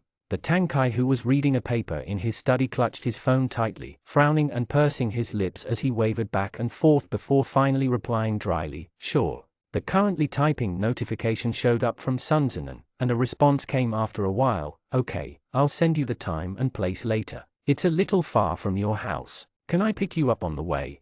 Tang Kai's brain subconsciously projected the image from that night, the man's gentle and playful tone under the warm, cascading light, saying, it's not good to be picky with your food, but your contradictions are very cute. Through the text on the phone screen, he could imagine Sun Zinan's tone when he said that, his voice thoughtful and courteous. It was difficult to imagine that he was the type of easily amused man who would throw rotten tomatoes in games. He insisted on competing with him in Fight the Landlord every night. It was even more difficult to imagine that he actually followed along with this dumb man. Tang Kai's parents had always given him a lot of freedom. They would give him advice during the major turning points of his life, but never forced him to do anything. This blind date was also because Tang Zhenhua had noticed his son was almost 30 but still single. He gave him this opportunity, but Tang Kai's parents still respected his decision on whether he wanted to marry and start a family or remain single for the rest of his life. Tang Kai was actually very clear with himself that the generous atmosphere of his family had put him in an ivory tower, protecting him from much of the world's trials and tribulations. He had never been tempered by the furnace of society, so it wasn't an exaggeration to say he didn't know the suffering of the people. This coddled life was good for his scientific research, but not his private affairs. His interpersonal relationships were simple and pure, his friends were in the same profession, and although he was very involved in his teaching, he kept an appropriate distance from his students. He basically had no other social interactions. It wasn't as if no one had ever tried to pluck this flower, but they had all failed in the end. Dating him might not even be better than dating Paramcium. Professor Tang didn't know how to cook and ate his daily 3 meals at the school cafeteria. The housework was left to a housekeeper. He spent very little time at home and sometimes stayed overnight in the lab. What was the point of looking like a heavenly immortal if this kind of man couldn't even take care of himself? Could his face feed anyone? To say it a little more harshly, if his research tools and lover both fell into the water, it wasn't clear which he would save first. The fact that Sun Zinan continued to want to go on dates with him was a bit of a mystery to Tang Kai. No matter how he looked at it, he was not Sun Zinan's type. But on second thought, he wasn't actually sure if he was his type or not, because he hadn't even figured out what kind of person Sun Zinan was. He texted back, okay. The mood of the second meeting was noticeably better. The warm spring weather had reached its peak liveliness. One of them wore a white shirt, the other blue, and the two of them looked great together. Sun Zinan was wearing a pair of sunglasses. He drove Tang Kai to a home-style cuisine restaurant hidden within a Saiheiwan. This place specialized in Guanfu cuisine that had been passed down through generations and only took reservations. They only served 3 tables a day, making the dining experience even more private than booking a private room. There was an antique veranda railing outside. In the midst of the parterre there was a crabapple tree, the drifting blossoms like a blushing rainfall. From time to time, butterflies perched by the windows and birds chirped. The scenery was beautiful to the point of enchanting. Sun Zinan didn't eat very much. He drank tea and ate as he leisurely chatted with Tang Kai. "How is it? Do you like the food this time?" Even though Tang Kai ate cafeteria food every day, his taste buds were not dead. This table of expensive and exquisite dishes definitely pleased his palate, but for some reason everything around him, including Sun Zinan's arrangements, gave him a sense of pretentiousness. He already thought he was bad enough at realistic living habits, but Sun Zinan was even worse. A jade plate full of delicacies was obviously excellent, but he would rather eat a smoky, fire-filled homely meal with Sun Zinan. "It's very good," Tang Kai said. "You're too generous." Sun Zinan smiled as he shook his head, rejecting his words. He raised the teapot to pour him a cup of tea. Tang Kai thanked him and accepted the cup, but didn't drink. He went straight to the point. "Mr. Sun, you specifically made an appointment. Is there anything you have to say to me?" Although he was ignorant of many worldly matters, he was still naturally a sensitive person. Sun Zinan stared at him deeply, and an idea suddenly sprang up. The ferociousness of this guy from the first meeting was definitely an act. "Ian," he replied candidly, "I wanted to confirm something with you. Professor Tang, do you think we're suitable for marriage?" Tang Kai misunderstood his meaning, and quickly asked, "You're not satisfied with me?" Sun Zinan blanked, then waved his hand and smiled. "That's not what I mean. I wanted to ask if you were satisfied with me and if you wanted to get married." Tang Kai was quite stunned, and almost thought he had heard wrong, or that Sun Zinan was joking. In his understanding of common sense, marriage shouldn't be decided in such a hasty and thoughtless manner. If Professor Tang had read through his PhD students' Kindles and tapped on the first marriage then love genre, he would have discovered many love stories based on all sorts of legal and illegal contracts. The classic events in those stories would have prepared him for the scene he was about to face. He asked in confusion, "Are you in a hurry to get married? The marriage license is just a formality, so it's not urgent." Sun Zinan continued, "But I want to define the relationship as soon as possible." Tang Kai, "Why?" Sun Zinan glanced at him, and an element of surprise could not be hidden from the depths of his eyes. He didn't wait for Tang Kai to understand and said, "Professor Tang, although I don't know why you went on a blind date, our goals are the same. We should both be aiming to get married and start a family, right?" Tang Kai nodded. "That's right." Sun Zinan leaned against the back of his chair and said mildly, "My father requested that I marry you, or else I won't get a single cent of his inheritance." Tang Kai, "So, if you think I'm a suitable match and don't want to date anyone else, then I hope we can upgrade our relationship status." He thought for a moment before adding, "At least to prospective fiancé." Tang Kai asked incredulously, "You want to get married for your inheritance?" Sun Zinan generously asked back, "What else would it be for?" He didn't miss the "I just ate rat poison" expression on Tang Kai's face, and said with some amusement, "Think about it, my shabby little company only sells health products. If I didn't rely on my family, how could we eat at this kind of restaurant today? I would only be able to treat you to a bowl of 20 yuan malatang." Tang Kai remained silent for a long time. It was so long that Sun Zinan began thinking he had been moved by this copper-smelling proposal, when Tang Kai suddenly said, "It doesn't matter. Sun Zinan, Ian, if I like someone, it doesn't matter if I can only eat instant noodles with him," Tang Kai said solemnly. "But I won't accept using marriage as a tool for achieving goals, because the feelings of humanity can never be given a price." He even mentioned humanity. Sun Zinan's expression slowly sank. "Professor Tang, I appreciate your romantic idealism, but I am a very realistic person. It happened as expected. The tenderness and affection from earlier evaporated like dew in the sunlight, dissipating with the wind, like waking up too quickly from a dream. The world had long since began facing reality, accepting reality, and becoming a part of reality. It was only Tang Kai who kept stepping forward, not following the rules, but also not knowing how to compromise. The man was almost 30 but still too naive, which was why he couldn't find a partner. That's why the throne and wealth you are inheriting has nothing to do with me. Tang Kai stood up, strongly repressing his disappointment and only coldly saying, "My apologies, Mr. Sun, I'm not the person you're looking for."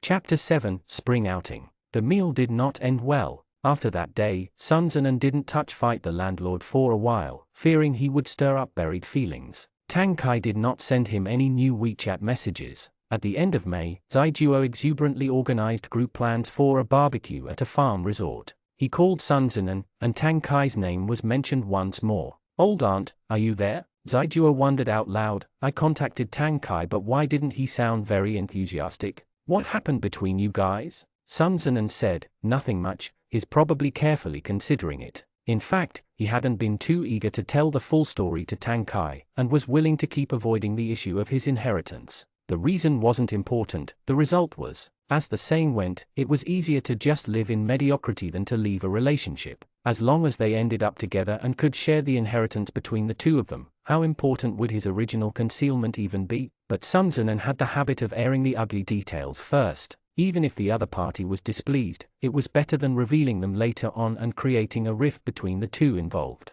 He was very clear from their first meeting that Tang Kai was not the type of person who liked to be left in the dark. How could a person who was even more orderly and perfectionist than Sun Zinan endure a flawed marriage? Sun Ying had calculated everything exactly. He was only interested in Tang Kai's family background, and wanted to use it to climb up the social ladder. But in retrospect, if the old man was currently using his inheritance to force him into a marriage with Tang Kai, if something happened to Tang Kai's family, would the old man use that as a reason to deny him his share? If even liking someone had to be manipulated, then one might as well be even more heartless, in case others tried to obtain payback. He himself didn't have any choice, so he might as well not also drag Tang Kai into the fire. If he doesn't want to, then forget it. Sun Zinan pinched at his nose. Lately I've also... He hadn't finished his excuse before Zaijuo cut in on the other end of the line. No, is willing to come. What were you saying? Nothing. Sun Zinan's throat caught and he hesitated for a moment. I got it, I'll be there on time. Zaijuo was very eager for action. Good, I've already made all the arrangements. I'll give you a lifetime of memories. Sun Zinan suddenly had a bad feeling. The bad feeling became reality as he stood beneath the mountain. Director Sun, who had been expecting a pleasant chat and relaxed hangout, stared up at the winding steps that stretched beyond his sight. He cursed inwardly. Hiking up a mountain. This Zaijuo kid could really do a lot. Zaijuo was wearing a light gray tracksuit and a white baseball cap. His long hair was tied into a ponytail behind him and he held a small red flag in his hand, looking exactly like a tour guide. You can all go by yourselves, but let's try and help each other out. Walk straight along the road. The goal is the top of the mountain. Let's go. Everyone laughed cheerfully as they went through their bags and prepared themselves to climb the mountain. Sun Zinan coughed and raised his hand. Where are we eating? Can I drive up? Zaijuo, gee, don't complain. Did you think we came here for driving school? Be a part of the group. Hurry, Professor Tang is waiting for you. Sun Zinan looked back and found Tang Kai standing behind him, wearing a white t-shirt, black track pants, sunglasses, and a waterproof hiking bag. This outfit made him look much younger. The muscles that were usually hidden by a suit jacket were revealed. He looked quite strong. But the moment he turned his head around, Tang Kai walked off to climb the mountain by himself without giving him a single glance. This made Sun Zinan foggy with confusion. He thought to himself, was Tang Kai just passing by or did he have something to say to him? He was unwilling in 10,000 ways, but he was here and had no choice but to sigh and resign himself to his fate. Although Sun Zinan was quite slim, he had a good figure. He wasn't particularly fond of exercising and playing tennis or golf was already his limit. This time, he hadn't known what Zaijuo planned. Although he had changed into athletic clothing, he was reluctant to use it for hiking up a mountain. After taking a few steps, he had to stop because he was breathing too heavily. The May sunlight brought along a scorching heat. A short-haired girl caught up from behind, greeting him with a smile. Tired? Sun Zinan remembered she was a painter or some kind of artist. Either way, she was on good terms with Zaijuo, so he nodded leisurely and maintained a friendly, open manner. I haven't hiked in a long time. Need to get used to it first. Suddenly a shadow fell over his head. Tang Kai's cold face appeared and he pressed a cap over Sun Zinan's head, pulling it down without mercy. Have you rested enough? You haven't even walked a third of the way. Sun Zinan. The girl laughed and said, then I'll go first. See you at the top. Sun Zinan waved his hand. For some reason, Tang Kai seemed a little upset. His tone was awkward. Was that your new partner? Sun Zinan felt like a pufferfish had appeared in front of him. As he walked up the stairs, he asked, where did this new partner come from? This isn't Fight the Landlord. Tang Kai heard his denial, but still didn't seem very happy. Sun Zinan really was a poisonous person. His previous gentle smile and words could make a person dizzy, but his current aloofness and avoidance were abominable. Sun Zinan forced himself to continue walking for a while. When he saw that Tang Kai was still following by his side without any indication of leaving, he couldn't help but wonder out loud, Professor Tang, are you still able to keep climbing? Tang Kai looked at him contemptuously. Sun Zinan. There are 8 people in total, and 6 of them are ahead of us, including 2 women, Tang Kai said unfeelingly. I'm afraid you'll get lost halfway. Sun Zinan blanked, then laughed. Thank you very much. He took a few breaths, feeling like this mountain path had already surpassed half a year's worth of exercise. Hence, he said stingily to Tang Kai, don't wait for me. A grown-up like me won't get lost. You go first, I'll walk slowly. Tang Kai, I'll go up first and you'll go down the mountain? Although he didn't say it, the 2 lenses of his glasses reflected, you weakling. Sun Zinan felt nothing in the face of this directed attack. All he could think about at the moment was finding a place to rest. He elegantly turned around and waved behind him. Have a nice day, Ari, talk about it, don't get physical. Tang Kai stood on a step above him. He reached his hand out and grasped his shoulder, holding Sun Zinan firmly in place. Sun Zinan inwardly rejoiced at his good fortune, but had to repress his excitement for a while before turning back around. Professor Tang, if you want to reach the top then just climb by yourself. Don't drag me along, okay? This is not my hobby. Zaijuo rented a place halfway on this mountain. It's about 10 or so minutes away. Tang Kai sighed in resignation. You can rest there. Sun Zinan, how did you know? Tang Kai, didn't you search this place up online before coming? Sun Zinan. Fuck, I was careless. Sunlight filtered through the trees, falling in spotlights upon the 2 men. Although Tang Kai's eyes were obscured by his sunglasses, Sun Zinan could see the tiny beads of sweat at the corner of his temples. The bare skin of his neck and collarbone glowed under the sun's rays. Okay. He wasn't able to resist Tang Kai's goodwill and accepted his fate of having to continue up the mountain. On the way, he cursed Zaijuo in his heart about 800 times. Halfway up the mountain was a supposed farm resort, but it was really just a complex of 2-story buildings. This time, Zaijuo had brought everyone over for both entertainment and investigative purposes. He was planning on buying the place and remodeling it into a trendy resort. There were tables and benches in the courtyard and the owner was picking vegetables by the door. When he saw that there were guests, he hurriedly sat them down and offered them water and plenty of fresh fruit. Sun Zinan had no intentions of getting up again after sitting down, sipping at his water like an old man, and said to Tang Kai, you can't lose me here, so if you want to continue, you should be able to catch up with the rest of the group. Tang Kai took off his sunglasses and set them aside. He clasped his arms. Did you hear that? Sun Zinan, hear what? Tang Kai, the sound of you being a flake. Sun Zinan did not rise to his provocation. This is called acting according to one's own abilities. But I remember last time you said you were a realistic person. Tang Kai suddenly opened fire without warning. Hiking up a mountain is nowhere as comfortable as sitting in the shade. That's reality. Why don't you want me to accept reality this time? I never. Sun Zinan spoke halfway, then suddenly shut his mouth, realizing he had almost revealed his true thoughts. He looked away, pretending he didn't understand the question. Professor Tang looks like the type of person who enjoys scaling heights, so why should I stop you from going? What are you waiting for? Please go ahead. As he was talking, the phone in his pocket suddenly began vibrating. Sun Zinan answered grumpily. What's up? Zaijuo, aunt, where are you? Did you meet Tang Kai? Sun Zinan glanced at Tang Kai. We're at the courtyard halfway up the mountain. Did you guys reach the top? We did. Zaijuo cried bitterly. How could the 2 of you sneak off? Come up here. Not coming. Sun Zinan refused and pushed the blame onto Tang Kai without any shame. Professor Tang said he was tired and too old to climb up. The 2 of us aren't going up, we'll wait here for you guys. That's all, I'm hanging up. Zaijuo. Tang Kai. Tang Kai endured for as long as he could before finally succumbing to his inner desires. He reached his hand out and lightly tapped at the tips of Sun Zinan's hat. Why are you so childish? Towards noon, Zaijuo came down the mountain with the rest of the group, only to witness 2 people sitting in the best seats under the shade. Each person was holding a phone, the sounds of match and don't want it resounding intermittently. Sun Zinan was even playing and trash-talking at the same time. Where did this pair of 8s come from? Professor Tang, can you shut off the sound effects? It's distracting me. Flames began burning under Zaijuo's eyelids. He pointed at Sun Zinan and scolded. Did I invite the 2 of you to come play fight the landlord? There are so many unwashed vegetables. If you're not going to hike, then go help out. All you do every day is sit there and play games. Can Huangdu become food for you? Sun Zinan played the last card in his hand, a colored joker, and said slowly, stop nagging. You're not even 30, why are you entering menopause so early? You have to be calmer, learn from Professor Tang. This morning he has already lost over 1 million and has deranked from the top rank to high rank, but he's still at peace. Zaijuo was so angry he couldn't even speak properly, so he could only turn his glare to Tang Kai, hoping his comrade would use justice to purge the harm. Unexpectedly, Professor Tang was completely unaffected by the situation. He calmly put his phone back into his pocket and said pleasantly to Sun Zinan, "Let's go help." Zaijuo, "En? What happened while he was gone this morning? Did Sun Zinan curse him with a voodoo doll? No wonder he had lost more than 1,000,000 huangdu in Fight the Landlord."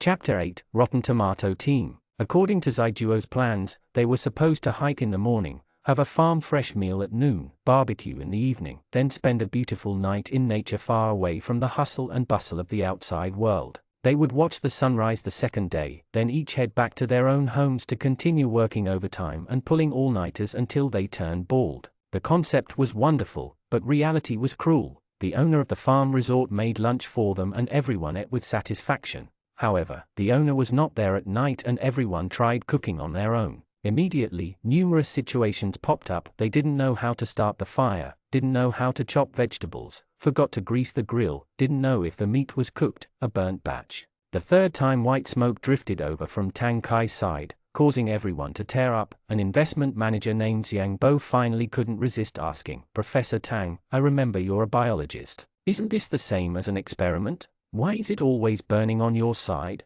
Kitchen killer Professor Tang stared at the nuclear reactor-like lump of scorched blackness, pursed his lips, and replied calmly, "There's no relation. Although I study living things, I haven't learned how to cook them." A low laugh came from behind. Sun Zinan happened to hear this brilliant remark as he came over to grab the barbecue sauce. He was so amused he couldn't help but laugh, and took his phone out to take a picture of the grill. He then draped an arm over Tang Kai's shoulder and led him away. "Don't ruin it anymore, come with me." As Tang Kai was pulled to the other grill in confusion, he felt his phone vibrate in his pocket. Sun Zinan had sent the picture to him over WeChat. As he rolled his sleeves up, he said, "If you post this to your moments and get 50 likes, I'll grill meat for you." Zaijuo laughed so hard he began crowing like a rooster. Tang Kai wasn't exactly angry, but he stared at Sun Zinan for a very long time before he finally gave up. "Isn't 50 a bit too much? Bargaining?" Sun Zinan smirked. 30 is fine. But 30 likes is only enough for vegetables, do what you will." He turned over the beef and chicken wings on the grill. A delicious scent slowly drifted away into the night breeze. The man who was seriously grilling was so handsome that the heavens were moved, and Professor Tang's spine immediately became weak. What was the use of having moral integrity? The essence of humanity was getting slapped in the face. Half a minute later, a new WeChat moments appeared on numerous people's screens. "The picture's secret will be revealed after 50 likes." Picture. Tang Kai was pretty popular, and within 10 minutes, he had received 50 likes from his friend's circle and over 20 comments. "Handsome brother, what's this? New experiment materials. Field work, like emoji. Xiao Tang's cooking skills still need practice. Smile emoji. Boss, if you've been kidnapped, blink once. Scared.jpg, this was his PhD student. After Tang Kai gave his collection of likes for Sun Zinan to inspect, he held his phone and began earnestly replying to the comments. Tips from a biologist: burnt food contains carcinogens. Don't eat it, because it's not edible. Smile emoji. Although Professor Tang's high-class, cold image collapsed overnight, he had solved the difficult problem for Sun Zinan. They successfully kicked Zaijuo out of his seat and Tang Kai became a little tail following Sun Zinan everywhere. He was fed a lot and received the first bite of every newly grilled batch. Zaijuo wrung at his handkerchief in rage, but His Majesty Sun Zinan only had eyes for the beautiful fox spirit and he was completely abandoned. He could only turn to someone else for attention. Although Tang Kai looked cold and unapproachable, he was actually very easy to get along with. Sun Zinan was surprised to see him so easily conquered by a meal of mediocre barbecue. "Do you usually eat at your company cafeteria?" he asked Tang Kai. "Do you not know how to cook? Don't you have a housekeeper at home?" "Too much trouble. I usually don't have the time to go home and eat." Tang Kai took the offered slice of roasted mushroom. The cafeteria and takeout are enough. His life was very simple. If he was not running experiments, then he was teaching class. Home was just a place to sleep. Either way, he was by himself. Why did the place he lived at matter? Sun Zinan let out a breath and didn't say anything. Around nightfall, as the new moon was beginning to appear, Sun Zinan finally finished grilling the large pile of food and had time to sit down and eat. He had experienced a life today that was not meant for humans. He had originally thought he was going to comfortably view scenery and have all 3 meals hand-fed to him. Who knew he would be tricked by Zaijuo into hiking in the morning, disturbed so much he couldn't take a nap in the afternoon, and had to bear the smoke and fire at night to help everyone grill meat. This time Tang Kai had been fed into obedience, and handed him a can of beer and a large plate of steaming barbecued meat.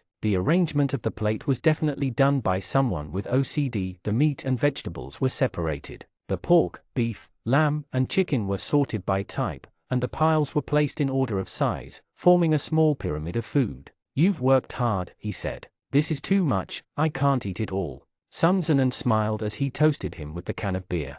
"How does it taste? Did you enjoy it?" Tang Kai, "Thanks. As long as you're satisfied." Sun Zinan continued, "I don't know if you're used to this kind of thing. If there's anything you're offended by, don't restrain yourself." Zaijuo invited all his trustworthy friends. This gathering had a total of 8 people, each from a different profession. They were all friends Zaijuo had met at his bar. Zaijuo and Sun Zinan were both rich second-generation sons, but the rest were bar singers, painters, drivers, investment managers, and government officials. It was a novel and lively group, but within all these friends, only Sun Zinan's tone was especially smooth and natural, seemingly the leader of this group. Even though Tang Kai knew Zaijuo was extremely close with Sun Zinan to the point of being like brothers, he still felt a little uncomfortable. He was about to reply, when the table erupted in excitement. The two of them could only break away from their whispered conversation to listen to Zaijuo announce the rules of his new game. This game was actually a variant of Kings. It was an 8-person game. They first eliminated players through a method similar to Zheng Shengyu, then switched to fight the landlord's rules to eliminate the last 2.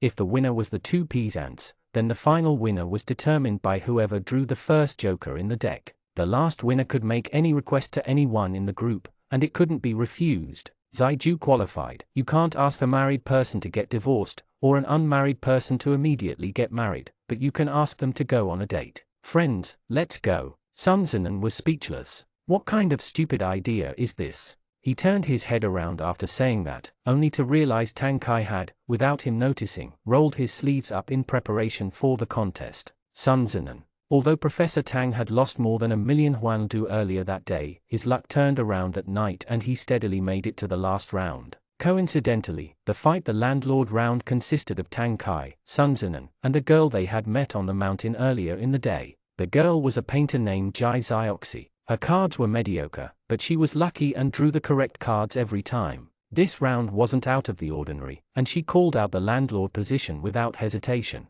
Sun Zinan's cards were also not that great. He didn't have any jokers and his chance of losing was pretty high. Tang Kai looked over his own cards expressionlessly, and it was impossible to tell if they were good or bad. He only softly muttered, "The Rotten Tomato team." His voice was very quiet and only Sun Zinan, who was sitting close to him, heard. He lowered his head to look at his own cards and suddenly realized what Tang Kai meant. The first time he and Tang Kai threw rotten tomatoes at each other, the other peasant had used single cards to trick Tang Kai into wasting his jokers. At the end, he was caught off guard and attacked with 4 bombs. His reference to the Rotten Tomato team told Sun Zinan precisely that he had no jokers, but did have a bomb. Sun Zinan didn't know whether to laugh or cry. He thought to himself, this highly regarded Tianhai University professor who was a biologist with an excellent IQ score even had a secret code with his teammates during Fight the Landlord. Did he not think he was losing face? Jai Zioxi wasn't used to playing cards, so her strategy was very simple. She was most afraid of losing her previous setup at this point, which made it the best time to be deceived.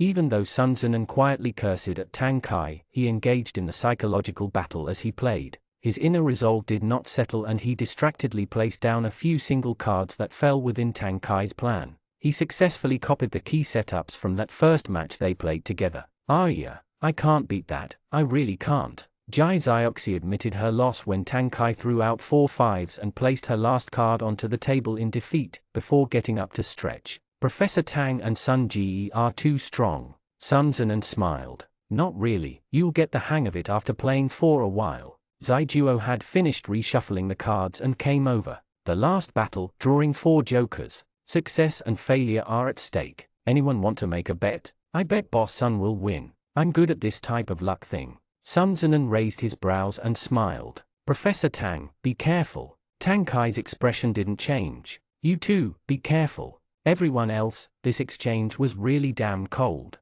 Tang Kai looked blank, while Sun Zinan merely smiled and didn't say anything. The two of them had textbook poker faces on. No one spoke at the table, watching the game with their breaths caught in their mouths. They could only see the two men speedily take turns choosing and flipping over the other's cards, killing intent emanating from both of them. At the very end, each of them had 2 cards in their hands. Tang Kai's finger accurately brushed against Sun Zinan's 3 of hearts. As he drew it out, he hesitated and stopped slightly. He abruptly asked, "If I win, will you agree to any request I make?" Sun Zinan didn't expect him to suddenly ask such a question and had to seriously think about it for a moment. "As long as it's not unreasonable. Thanks." Tang Kai resolutely pulled the card out and said without even looking at it, "I won." Sun Zinan. Tang Kai had casually drawn out the pair of 3s. He stuffed his remaining 8 of spades into Sun Zinan's hand and explained, "A little trick. If I ask you an irrelevant question in a tense situation, you will be caught off guard. If I had chosen a 3 of hearts, you would have already thought you lost and you would answer yes. If I had chosen the joker, then you would think you had won and would instead answer the winner hasn't been decided yet, right?" This bastard could really bluff. It was uncertain how high his decoding skills could go. Sun Zinan had been completely defeated. The final winner is Professor Tang. You can now make a request to anyone here. At this moment, Zaijuo still remembered to cue as the host of the game. "May I ask who Professor Tang is choosing?" Everyone's eyes were fixed upon Sun Zinan. The answer was obvious. Seeing that the excitement wasn't too disruptive, Zai Luo urged, "You have to seize this opportunity." Tang Kai nodded. "Did you mean what you said just now?" He turned towards Sun Zinan. Sun Zinan knew he couldn't run away, but when he saw Tang Kai's scheming appearance, he suddenly felt a little nervous. All their interactions to this day were through the qualifier of a blind date. If Tang Kai's request was to break off contact. Additionally, he had said too much the last time they met. Tang Kai said bluntly, "This request might be difficult for you, but it's genuinely my most desired wish at the moment." Sun Zinan felt like his smile was about to fall off. "Go ahead." Tang Kai said without hesitation, "I want you to cook for me for a week, is that okay?" Chapter 9, Science. At this moment, Sun Zinan's only thought was, where did this obedient child come from? Director Sun was not an extremely rich man, but he was still a young entrepreneur. Asking for money or material objects, even if this request would invoke feelings in the future, was still far more valuable than a few ordinary meals. Did Tang Kai become an idiot from the barbecue smoke? How come he didn't even understand something as simple as this? Sun Zinan took a deep breath. "Are you serious? Don't joke around, think about it some more." Tang Kai asked back, "Is this an unreasonable request?" Sun Zinan was tongue-tied. Tang Kai continued, "Then why won't you agree to it?" Sun Zinan wasn't sure whether to call him naive or stupid. Everyone was watching the two of them. Zaijuo poked him from under the table to remind him to stop staring off into the distance. At the same time, he said out loud, "Why are you hesitating over such a small thing? Our director's son isn't a sore loser. Isn't it just a few meals? If he doesn't agree, I'll agree for him." The group roared in laughter. Sun Zinan glanced at Tang Kai and found that he was still calmly looking back at him. His body language was full of a silent stubbornness. In order to end this scene, he could only promise, "Okay, as long as you don't mind." Only then was Tang Kai satisfied. A new game began after this, but neither of the two had any interest in playing anymore. Sun Zinan purposely lost the round. When he turned around, he found Tang Kai, who had lost much earlier, leisurely leaning against his chair and staring up at the heavenly river of stars spreading across the sky. He felt like he should say something to him, but he didn't know what to say. As he hesitated, Zaijuo quietly tapped him and murmured, "What happened between the two of you? Why does it feel kind of uncomfortable?" Sun Zinan denied it. "Nothing happened." Zaijuo questioned, "Then what were the two of you doing behind our backs this morning?" Sun Zinan didn't even lift his eyes. "As you saw, fight the landlord." Zaijuo uttered an unconvinced sound. "That's not right. Auntie, what can't you tell me?" Sun Zinan waved him away. "When the adults are talking, the kids shouldn't listen. Zaijuo, leave some face for yourself. Just because I called you aunt you think you're now a senior?" Sun Zinan couldn't fool him and could only say, "I'll chat with you on WeChat later tonight. Go play your card games." Zaijuo's gossipy soul was satisfied and he departed triumphantly. The courtyard was continuously full of laughter until the moon rose high up in the sky. In the deep of the night, Sun Zinan couldn't bear the smell of smoke on him anymore and went back to his room. The gathering dispersed accordingly. The walls between rooms were not very soundproof. When Tang Kai went upstairs, he could hear the faint sound of water through the walls as he stood in the corridor. Sun Zinan was probably still taking a shower. As he was about to unlock the door to his own room, the sound of water stopped. A moment later, a startled and #K2018 fuck sounded from the room next door. Tang Kai's hand trembled and he almost threw his key. He hurriedly knocked on Sun Zinan's door. "Director Sun, it's me, Tang Kai. What happened? Do you need help?" Sun Zinan opened the door in an uncharacteristic, rapid manner and rushed out to hide behind Tang Kai. He seemed like he was about to collapse. "This fucking hellhole. There's a bug." Tang Kai could only see a white apparition whizzing in front of his eyes. He didn't think Sun Zinan could be this agile. He wasn't sure what kind of bug could possibly scare someone into this state, but unconsciously reached out anyways to protect him, saying, "It's all right, don't be scared." "What did you see?" Sun Zinan gritted his teeth to stop himself from running away. "There was a big black bug, could fly, it couldn't have been a bat, right? Your room is so bright, it shouldn't be a bat." Tang Kai pulled Sun Zinan behind him. "I'll go in and check." He pushed the door open and entered the room, only to see shadows shifting around the ceiling lamp. There were 2 large moths vigorously beating their wings. Wild bugs in the mountains were quite big, with 2 of them. The visual impact was rather startling. Tang Kai looked about him and understood what had happened when he saw the window wide open in the wind. He turned off the lights and walked out to hand his room key to an unmoving Sun Zinan still standing in the corridor. "Go to my room first and dry your hair before you catch a cold." As he spoke, he gently pushed at his back. "Go, there aren't any bugs there." Sun Zinan had seen the 2 moths immediately after coming out of the bathroom.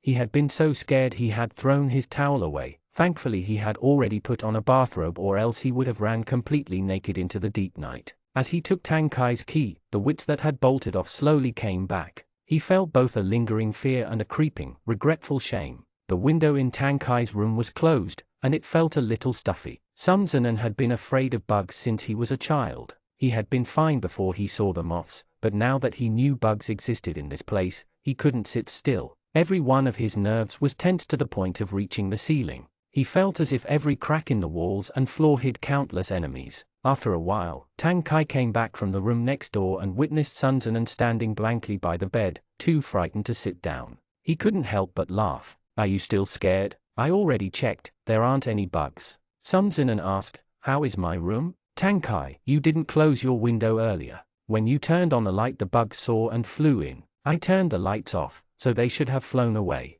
The moment Sun Zinan thought of the fact that bugs had been in his room before, he could feel goosebumps rising. He sighed and said, "Never mind, I'll ask Zaijuo if there are any other empty rooms." "It's too late, don't bother." Tang Kai blocked his path. "Go get your luggage and come to this room. I'll switch with you." No matter how much Sun Zinan hated bugs, he didn't want to be a burden to others. He was about to say, "How could I?" but Tang Kai had already held him down by the shoulder with some force, as if he had predicted his objection. "I'm not afraid of bugs." After saying that, he walked over to the black bag on his chair and took out a 60 ml transparent plastic spray bottle. He passed it to Sun Zinan. "If you're still worried, spray the bed and floor with this. You can also use it as a disinfectant or hand sanitizer." Sun Zinan held the bottle to the light to scan its contents. "What's this?" "PHMG, polyhexamethylene guanidine." Tang Kai wore his backpack and walked out the door. "It's a disinfectant and germ killer.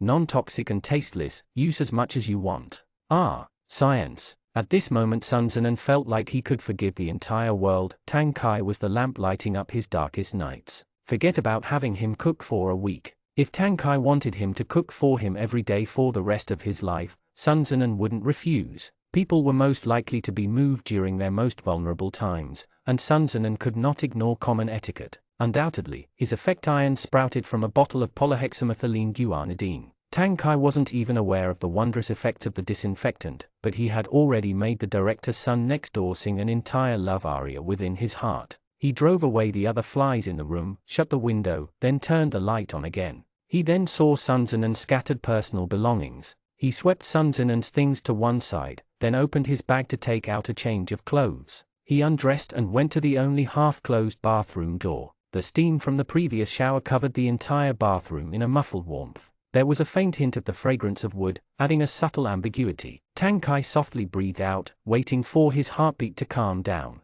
He reached out and turned the shower on. Hot water flowed out, drenching his black hair. Within the cascading curtain of water, the young man's fine figure was exposed. His muscles were full and lithe, his skin firm and white. He looked like a beautiful marble sculpture. Tang Kai closed his eyes, tilting his head back to let the water stream down and wash his entire body. His mind, on the other hand, took this brief time alone to think over the various events of the day. This trip had definitely been worth it. After leaving his familiar surroundings and experiencing numerous unforeseen incidents, he had finally lifted up a corner of that mask and saw a bit of the truth behind the other man's frivolousness. Sun Zenon's previous image of a well-dressed pale silhouette had turned much more prolific, whether it was his surprising cooking skills or his beautiful figure despite his couch potato ways. Tang Kai felt like Sun Zenon's occasional meanness, constant soft-heartedness, and even his very little flaw of being afraid of bugs were all very interesting and cute. Most importantly, Tang Kai finally realized that although Sun Zenon had claimed himself as a realistic person, he never intended to make others act just as realistic. Sun Zenon rarely spoke his mind. The genuine feelings that floated on top of the sea were so pitiful in number that one had to dive deeply before touching the vastness of a heart nobody knew. Tang Kai had gone home after their conversation had gone awry that day. After he had calmed down, he thought it over again and realized Sun Zenon had truly just been trying to show him his cards. It hadn't been a warning. He almost had the words "this person is a black hole" written on his forehead. Tang Kai felt like he had misunderstood him, so he had asked Sun Zenon to his face earlier that morning. Sun Zenon's first reaction had been to conceal his expression, only smiling as he stared back at him. "Professor Tang, do I look like a charitable person to you?" Tang Kai had responded, "If you had really wanted to trick me into marriage for an inheritance, then you wouldn't have told me about it. You definitely knew I wouldn't accept it, yet you still told me. That means from the start you didn't even consider going on that path." This was actually a very simple logical problem, but I misunderstood. Sun Zenon had been so stunned by this analysis that he didn't know how to answer. He was stuck for a long time before finally saying, "It's fine. It's not a test. If you get it wrong I'm not going to deduct any points." But Tang Kai still had said earnestly, "I was wrong, my apologies." Sun Zenon had never met such a motivated and responsible, good student before and he was at a loss for words. After a moment he continued, "Then I forgive you?" Tang Kai had nodded. The two of them had silently stood there. Tang Kai had seemed to have finally made a decision, and said with a determination akin to resolutely blowing up a fort, "I'm willing to try." Sun Zenon, "Try what?" Tang Kai, "Try to cultivate feelings with you and maybe take a step forward with our friendship." Sun Zenon, "Do you want to think about it some more?" "Think about it, Professor Tang. If you accept this, then won't I achieve my original goal? I've tricked you into marrying me, I've given you a sense of security, and I've shown you my affection. I've killed 3 birds with 1 stone. Isn't that how it works? This is also a logical problem. Please think it over carefully." Tang Kai. He could tell that all of Sun Zenon's efforts had been put into teasing him. What was so cute about this pig trotter? Zaijuo had been wondering all day how Tang Kai lost over 1,000,000 huandu in just one morning. This was the reason. It was already midnight by the time he finished showering. Someone abruptly knocked on his door. After he covered himself with a towel, Tang Kai opened the door and discovered Sun Zenon standing there. What happened? Sun Zenon had recovered from his shock and reverted back to his customary manner. His hair had just been dried and hung gently over his brows. This erased any hints of aggression from his face, blurring his age even further. The body wrapped in the bathrobe was thin and tall. His waist was slim and his legs long. He looked in every way like a charming young man. He handed the spray bottle over. "Nothing happened. I thought you might need to use this too." "Thank you, Tang Kai, you're welcome." His fingertips merely touched the palm of his hand for half a second, but it suddenly felt as if he had been electrocuted. The air was still for a moment. Tang Kai asked, "Your clothes, still in your bag?" "Hand me the bag," Sun Zenon replied. "I don't need my clothes." Tang Kai silently turned back, gathered the things, and put them into his hands. "Sun Zenon, I'll stop bothering you. Good night, Ian, good night." Chapter 10. What did Shakespeare do wrong? The next day, 6:30 a.m., Tang Kai entered the courtyard, bathing in the bright morning light along with the gentle breeze from the mountains. The courtyard was quiet and many of the rooms still had their windows tightly covered behind curtains. It seemed like everyone had stayed up too late the previous night and was still sleeping. He rubbed at his flat stomach and sighed, intending to scavenge something to eat from the kitchen. Tang Kai opened the door soundlessly and entered the building. He passed by the living room on his way to the kitchen on the first floor. From far off, he could already smell a tantalizing aroma, accompanied by the slight clatter of pots, oil splattering, and the rumble of boiling water. His hunger immediately went from 8 points to 10. Tang Kai thought that the owner of the resort had returned, but when he looked up, he realized it was actually Sun Zinan standing at the kitchen counter. He didn't know when Sun Zinan had woken up. The other man was currently idly frying eggs in a small saucepan. Beside him was a large pot full of tumultuously boiling water and silvery threads of noodles floating and sinking within.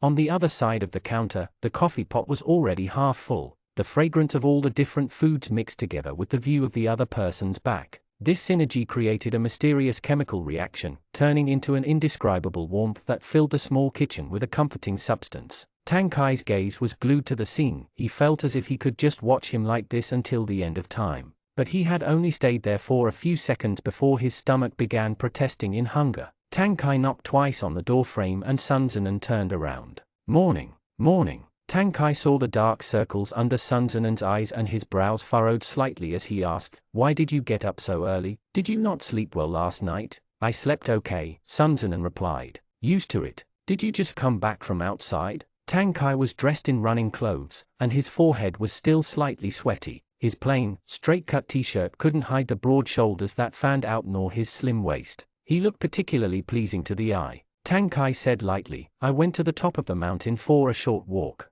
Sun Zinan silently saluted him. He had woken up this morning with both of his legs aching, probably from the strenuous hiking yesterday. When he went downstairs, he couldn't even bend his legs. Professor Tang was truly a beastly wolf. He wasn't satisfied from only climbing up half the mountain yesterday, so he got up early today to reach the peak. Sun Zinan glanced at the timer on his phone. "It'll be a while before breakfast is ready. You can go upstairs and shower. Do you want your eggs fully cooked or runny?" Tang Kai's brows relaxed and he said, "Fully cooked. Thanks for your hard work." "It's nothing." Sun Zinan took a spatula and flipped the fried eggs over with one hand. "No need to thank me." Sun Zinan had also made him a portion. This discovery gave Tang Kai an inexplicable happiness that lasted until he had finished showering and went downstairs again. In the kitchen, Sun Zinan was currently taking the noodles out of the pot and rinsing them. He heard the sound of footsteps in the midst of the chaos and pointed at the dining table without even turning his head around. He instructed, "Take a bowl and a pair of chopsticks and bring the noodles and sauce to the table. Serve yourself however much you want to eat." The noodles were air-dried noodles, the sauce was made of shredded pork and preserved vegetables. The 3 golden yellow eggs lay on a white porcelain plate. Tang Kai wondered, how many people? Sun Zinan poured oil into another pan. It was unclear what he was busy with. 3. Tang Kai, who else? "My assistant." Sun Zinan asked, "Didn't you see him when you walked through the living room? He's sleeping on the couch." Tang Kai recalled that he had seen a car outside the courtyard when he entered earlier. He had even been slightly confused, wondering if there had been a car there last night. Turns out it was Sun Zinan's. "Why did you call your assistant over? Do you have other work today?" "No." Sun Zinan dropped another egg into the pan. "I can't wear my clothes from yesterday, so I had him deliver a new set." Tang Kai's mind was immediately soothed, and he cast a sympathetic glance at the living room. Capitalists were really cruel. He divided the noodles into 3 bowls, but didn't start eating. Like a small child waiting at the table for food, he asked, "What are you making now? Don't make yourself so busy, the others will probably wake up very late. Come eat first." Sun Zinan cleaned up the stove and turned off the kitchen ventilator, then placed an omelette in front of him. "I didn't make anything for the others. You eat first, I'll go wake my assistant." However, Tang Kai still waited until he came back and sat down before eating his breakfast. The Yuliang who had been tragically dragged out was so sleepy and muddled, his soul was about to float out. But the moment his butt hit the seat across from Tang Kai and he raised his head, he immediately felt a thrill even greater than seeing a ghost. Professor Tang, hello." Tang Kai remembered this plastic bag-like little assistant. He said slowly, hello." After this greeting, he completely ignored him. Yu Liang had been afraid of teachers since he was young. Tang Kai had also left a heavy psychological shadow upon him, so he ate his meal with great trepidation, as if he were sitting on needles, always fearing Tang Kai would cold call him to answer a question at any second. Sun Zinan ate a mouthful of the pork and pickled vegetables. The eggs were cooked to perfection and the delicious, warm breakfast soothed both his stomach and heart. He saw that Tang Kai hadn't touched the omelette, so quipped, "I didn't know you were going to exercise in the morning, so I only made a pot of noodles. You probably won't be full from just that. I saw there was a bit of meat from last night still in the fridge, so I made an omelette. Try it and see how it tastes." After a moment's hesitation, Tang Kai picked up a portion of the omelette with his chopsticks. He wasn't sure what base Sun Zinan had used for the omelette, but its combination with the eggs made it fragrant and soft, which was different from the crispy omelette sold on the streets. The omelette included diced onions, bell peppers, fried chicken, and a little bit of black pepper and spicy barbecue sauce. Even Tang Kai, who didn't like onions and bell peppers, accepted the taste without any resistance. Like a large cat whose fur had been just brushed smoothly, he expressed a sincere compliment towards his owner. "It's good." For some reason, Sun Zinan thought his "it's good" was more of an "it's delicious," and he felt indescribably happy about it. He couldn't resist lowering his head and smiling before pressing the corners of his mouth back down. "As long as you like it." Yu Liang's eyes became very big and round. He had personally experienced interacting with both of these men and still remembered how his boss had been badly rejected by Professor Tang. He also remembered how angry his boss was when he was forced to go on a blind date. How come even the heavens had changed after he took a nap? Not only were these two harmoniously eating together, his boss was even giving Professor Tang special treatment. Was he dreaming? The Yu Liang who hadn't seen the battle against the moths last night obviously did not know that Sun Zinan had nearly sold himself for a bottle of polyhexamethylene guanidine. At this moment he was only a small third wheel between these two powerful men, and could only pitifully think to himself, "I drove up this mountain at 3 in the morning to deliver clothes. I'm not full, I want an omelette too." The three of them finished breakfast. Yu Liang went back to sleep while Sun Zinan and Tang Kai each took a cup of coffee and sat in the courtyard to sunbathe while it was still fairly cool outside. Tang Kai stretched his legs out and asked, "You agreed to cook for me for a week. Do we start counting from today's breakfast?" "Think of it as a trial meal, open to the public," Sun Zinan replied lazily. "After I'm less busy at work, you can stay at my house for a week and order whatever you want. I'll make whatever you want to eat." Tang Kai almost choked on his sip of coffee. Sun Zinan glanced at him and smiled mischievously. "Don't worry, I won't take advantage of you." Tang Kai scanned Sun Zinan's slender arms and legs, then asked in a suspicious yet sincere way, "What makes you think I'd be worried about fending off your advances?" Sun Zinan, this guy was really harsh. He often quarreled with Tang Kai until both of them had suffered battle wounds, so Sun Zinan was already used to being suddenly choked by his words. He only humphed from his nose and ignored him. Tang Kai held the coffee cup and his eyes bent involuntarily as if he were smiling. It was completely silent except for the wind and birds singing in the mountains. The sun was shining like gold. The sky was clear and peaceful, but it was not lonely. Tang Kai scrolled through the articles on his moments and lamented, "We're like two retired old men." Sun Zinan skimmed through his Weibo feed and replied, "Are old men this fashionable? Drinking espresso without fearing for their stomachs or hearts?" Tang Kai, "But this place is pretty nice, it's quiet." Sun Zinan's tone changed. "After I retire, I'll buy a small building here and live in seclusion." Tang Kai, "Live in seclusion with the giant moths." Sun Zinan put his phone down. "Professor Tang, I'm warning you, if you say anything else I'm going to hit you. You don't have to be afraid of bugs." Tang Kai smiled indifferently. "As long as you bring me along to live in seclusion with you." Sun Zinan had to think for a bit before he understood what Tang Kai was saying. The question that had been hanging between them, like a bridge that could not be mentioned nor crossed, had finally found an answer. Sun Zinan had expected a dramatic, heart-rending finale, but it had actually appeared so lightly through idle conversation on this fine morning. It came so lightly, that it was like a reckless promise. Sun Zinan looked like a person who could handle complicated matters without much thought, but he was very clear with himself that every step he had taken in these past years had left a solid footprint upon his life. Every decision he made had to be the result of careful deliberation over the consequences. This exceedingly important life decision had been too floaty since the beginning, like a handheld balloon that was made without much effort.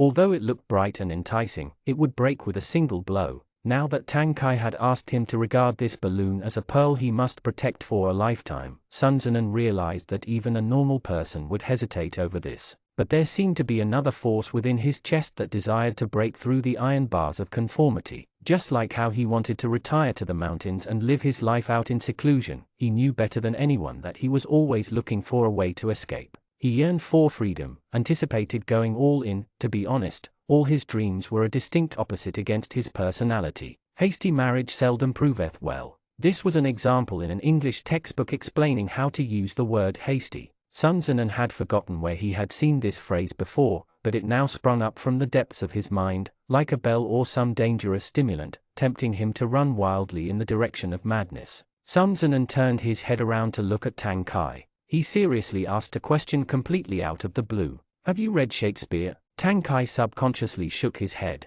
His literary knowledge was quite mediocre, and he only knew the phrase to be or not to be. He didn't even know the names of Shakespeare's 4 great tragedies. Good. Sun Zinan leaned back in his chair, as if he had cast away the stones in his heart. His entire body felt the relaxation of releasing a breath.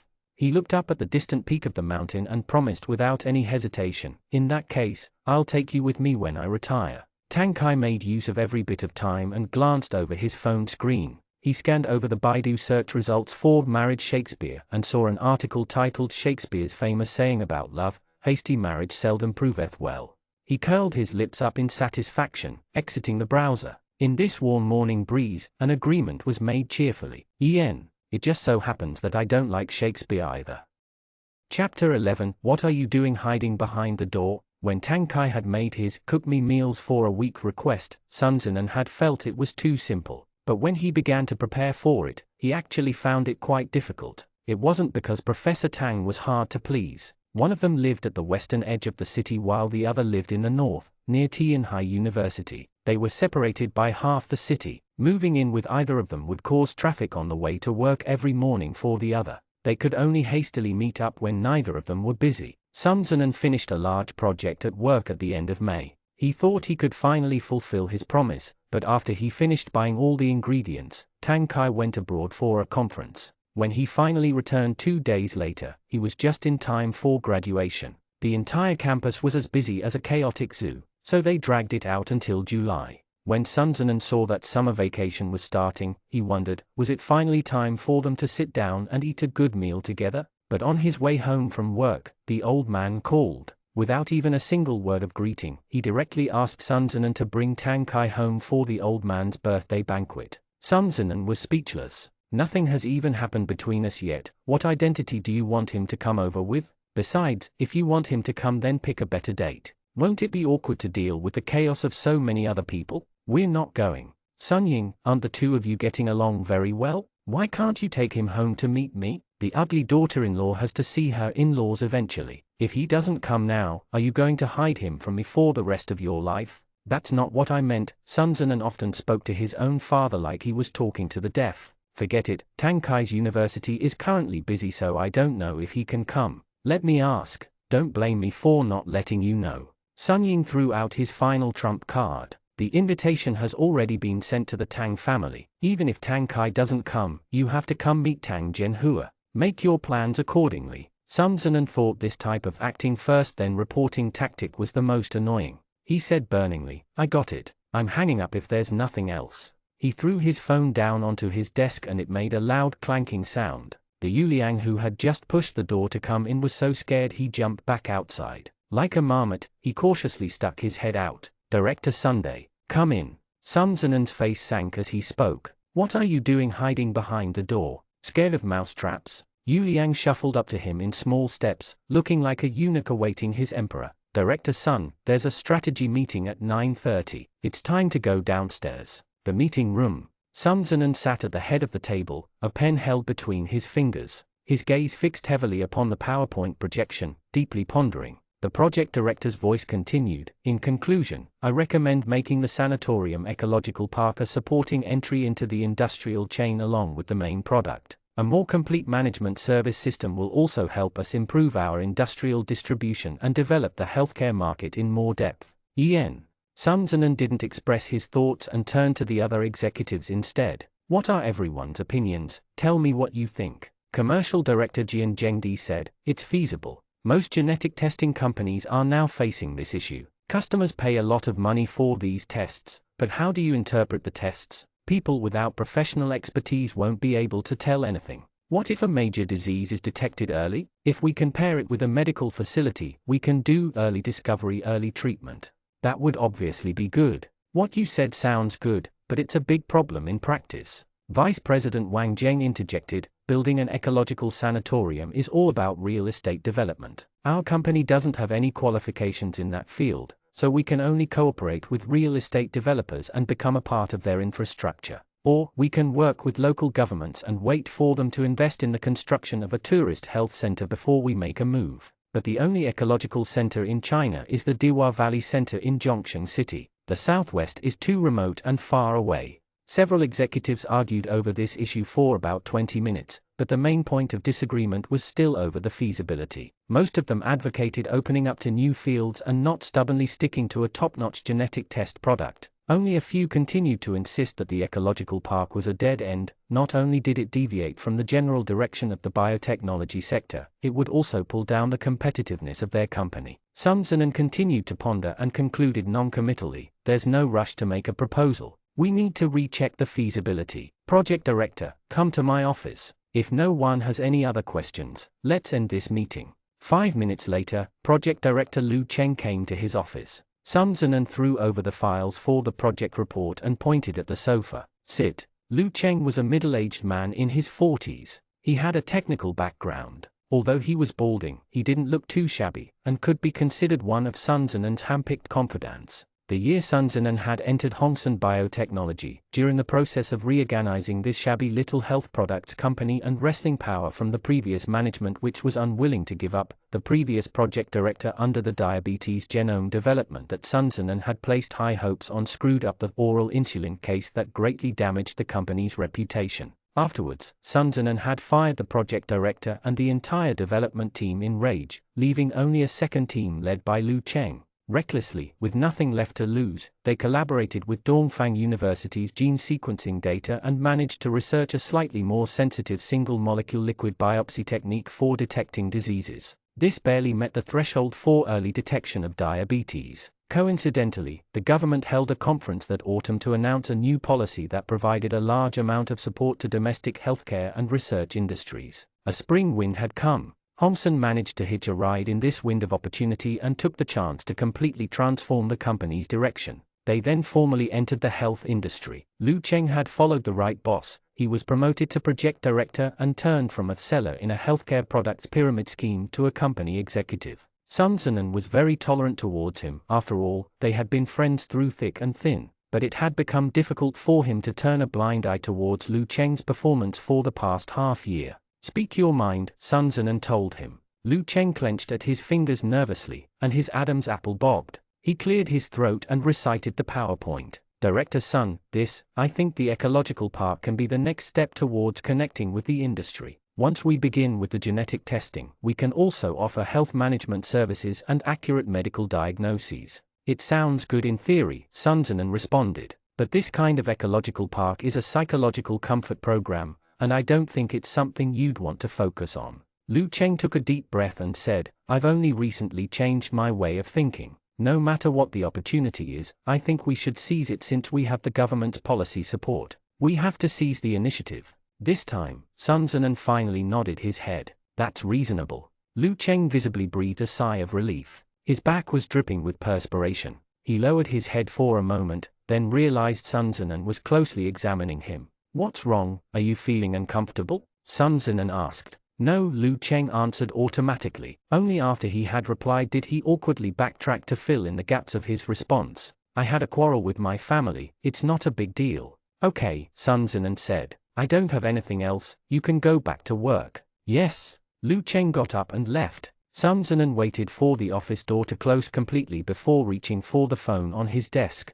He leaned back completely and made a phone call as he nestled into his director's chair. "It's me, Sun Zinan," he said calmly. "Can you check for me if Lu Cheng has brought any of his family members to the company for tests recently? Send the results to me. Keep it a secret. First floor of Yinhong Tower, a remote corner at the end of a corridor. I already brought this up at the company." Lu Cheng was scanning his surroundings, weasel-like and shrinking like a thief as he spoke in a small voice. "I don't have any authority over its approval. I've already completed your request. Director Sun, you can't go back on your words." He suddenly became agitated, but immediately realized he couldn't make loud sounds. His voice was heavily restrained as he said anxiously, "I can't do that. If I'm discovered, I'll..." The sounds of an elevator opening its doors came from the other end of the corridor. Lu Cheng was immediately alerted. He looked left and right, then scurried off with his phone screen covered. A moment later, a large green plant next to the vending machine began shaking and Yu Liang emerged, his face covered in dead leaves. He held a milk tea in one hand and frowned in the direction Lu Cheng had left in, wondering if he had just accidentally heard some shocking secret.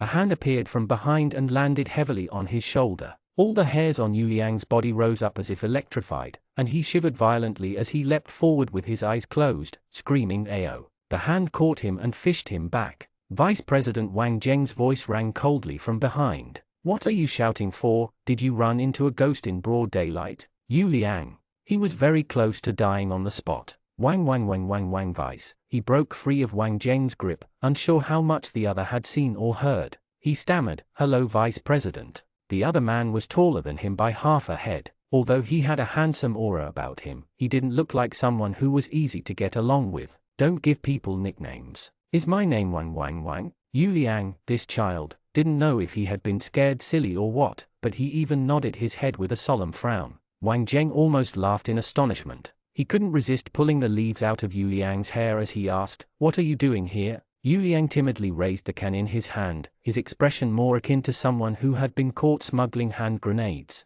"Buying milk tea." Wang Zheng glanced at the flowery packaging and said unceremoniously, "Childish." It was indeed childish. The company only had tea and coffee in its kitchenette. Yu Liang had wanted to drink something sweet, so he had snuck off like a thief to this remote vending machine. But if it wasn't for this little craving of his, Yu Liang would have never caught that vague but strange phone call. Wang Zheng leisurely threw the leaves back into the flower pot, then looked down to see Yu Liang staring timidly up at him. As if he had just summoned up a great deal of courage, he stumbled through his question. Vice President Wang, why are you also here?" Wang Zheng laughed silently, thinking to himself that although this little guy was a coward, he was still very loyal. "I came to smoke," he replied. Yu Liang subconsciously sniffed and actually found the faint smell of a cigarette mingled with the clean scent of Wang Zheng's cologne. It wasn't an unpleasant smell, and even had a bit of charm that was difficult to put into words. Wang Zheng had been convinced by his foolishness. He couldn't resist gently nudging at Yu Liang's back. "Break time is over, go back and work, don't slack off."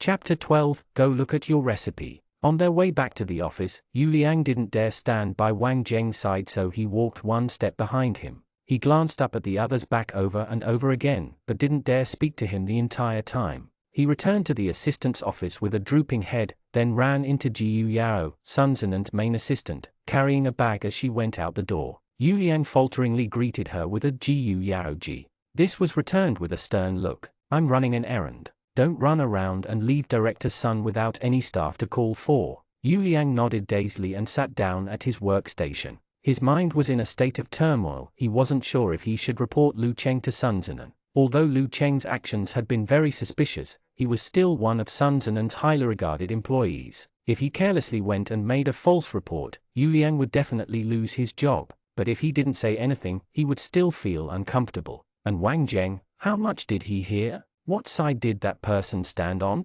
In the evening, while the employees were packing up to go home, Sun Zenen sat in front of the window under the light of the setting sun. He wondered if he should invite Tang Kai for dinner and ask him for advice about the situation. But before he had even figured out how to ask, the phone on his desk began vibrating. Speaking of the devil, Tang Kai's voice rang out clearly. "Not off work yet?" Sun Zenen automatically interpreted this question as Tang Kai asking if he was still at the company or not. He replied, "Not yet." "What's up?" Tang Kai responded brusquely, "Your company's receptionists are already off work." Sun Zenen blanked for a few seconds before realizing something. He sprang up unstably from his chair. "Are you downstairs? Wait there, don't move, I'll come down right now. Don't rush." There seemed to be a low laugh from the other end of the phone. "Take your time." A black BMW was parked in front of the building. Sun Zenen recognized the license plate and pulled the door open with a familiar ease. He sat down and asked in a good mood, "How did you find the time to come over today?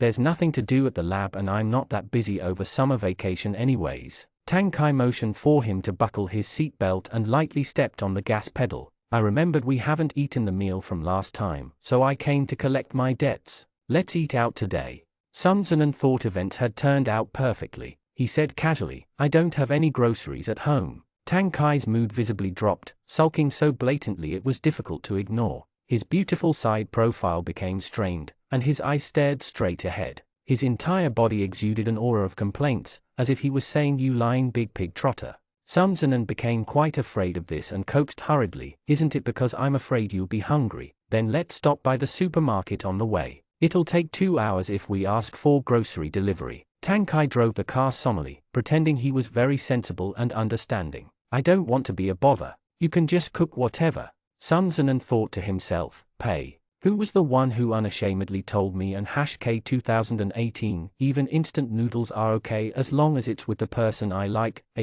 What about now? I can't even take you out to eat, and you want me to cook for you in person. Sun Zinan mercilessly dug up an old grudge and smirked.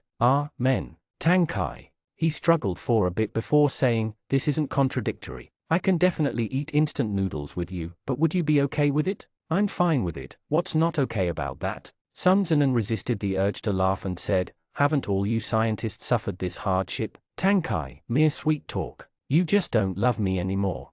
Men. Sun Zinan, you're pestering me too much, so childish. Tang Kai, you're childish. Sun Zinan, reverse card. Tang Kai, reverse card not valid. The sound of the car faded away. It was just around dinner time and there were still many people at the supermarket. Most of the customers were from the neighborhood, including parents bringing their children who had just gotten off school. There were also couples on their way home from work. The atmosphere was noisy and exciting. The two of them mingled in with the crowd. Although they were both eye-catching, they didn't stand out too much. In the past 2 months, even though Sun Zinan had not kept his promise to Professor Tang to make a full week's worth of meals for him, the two of them hadn't broken off contact and met up twice a week. Usually, whoever wasn't busy would go and pick the other up from work. They would eat out occasionally, but Sun Zinan cooked most of the time. In these 2 months, they had learned to recognize each other's license plates. Sun Zinan had eaten at Tianhai University's cafeteria, while Tang Kai had tasted the roast duck shop downstairs at Sun Zinan's company. After compiling the fragmented number of meals together, they had already long fulfilled Tang Kai's request.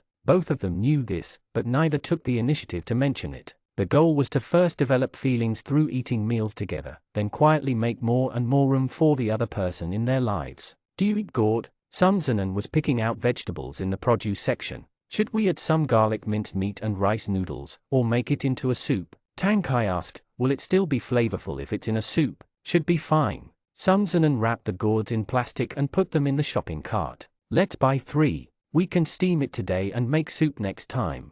You can taste test to see if you like it or not. One thing Sun Zinan really appreciated about Tang Kai was that he wasn't proactive about deciding things on his behalf. He never forced others to agree with him. Although he didn't seem like it, Sun Zinan was the type of person who willingly let others make choices for him. Once someone surpassed the walls of defense he had put up and became one of us, his tolerance of the other person would reach nearly unconditional indulgence. It was said that what's easily obtained is often not treasured, but feelings are fragile, priceless goods that cannot be squandered nor sold as consumable products. It was precisely because Sun Zinan had given him his full respect and freedom to do whatever that Tang Kai needed to keep to his boundaries even more. Tang Kai didn't even need any personal experience to understand that if Sun Zinan's patience was ever exhausted someday, he would immediately take away those privileges. He would probably never find someone like him again. As they passed by the dazzling arrays of products, Sun Zinan threw a handful of fresh spring onions and cilantro into the cart.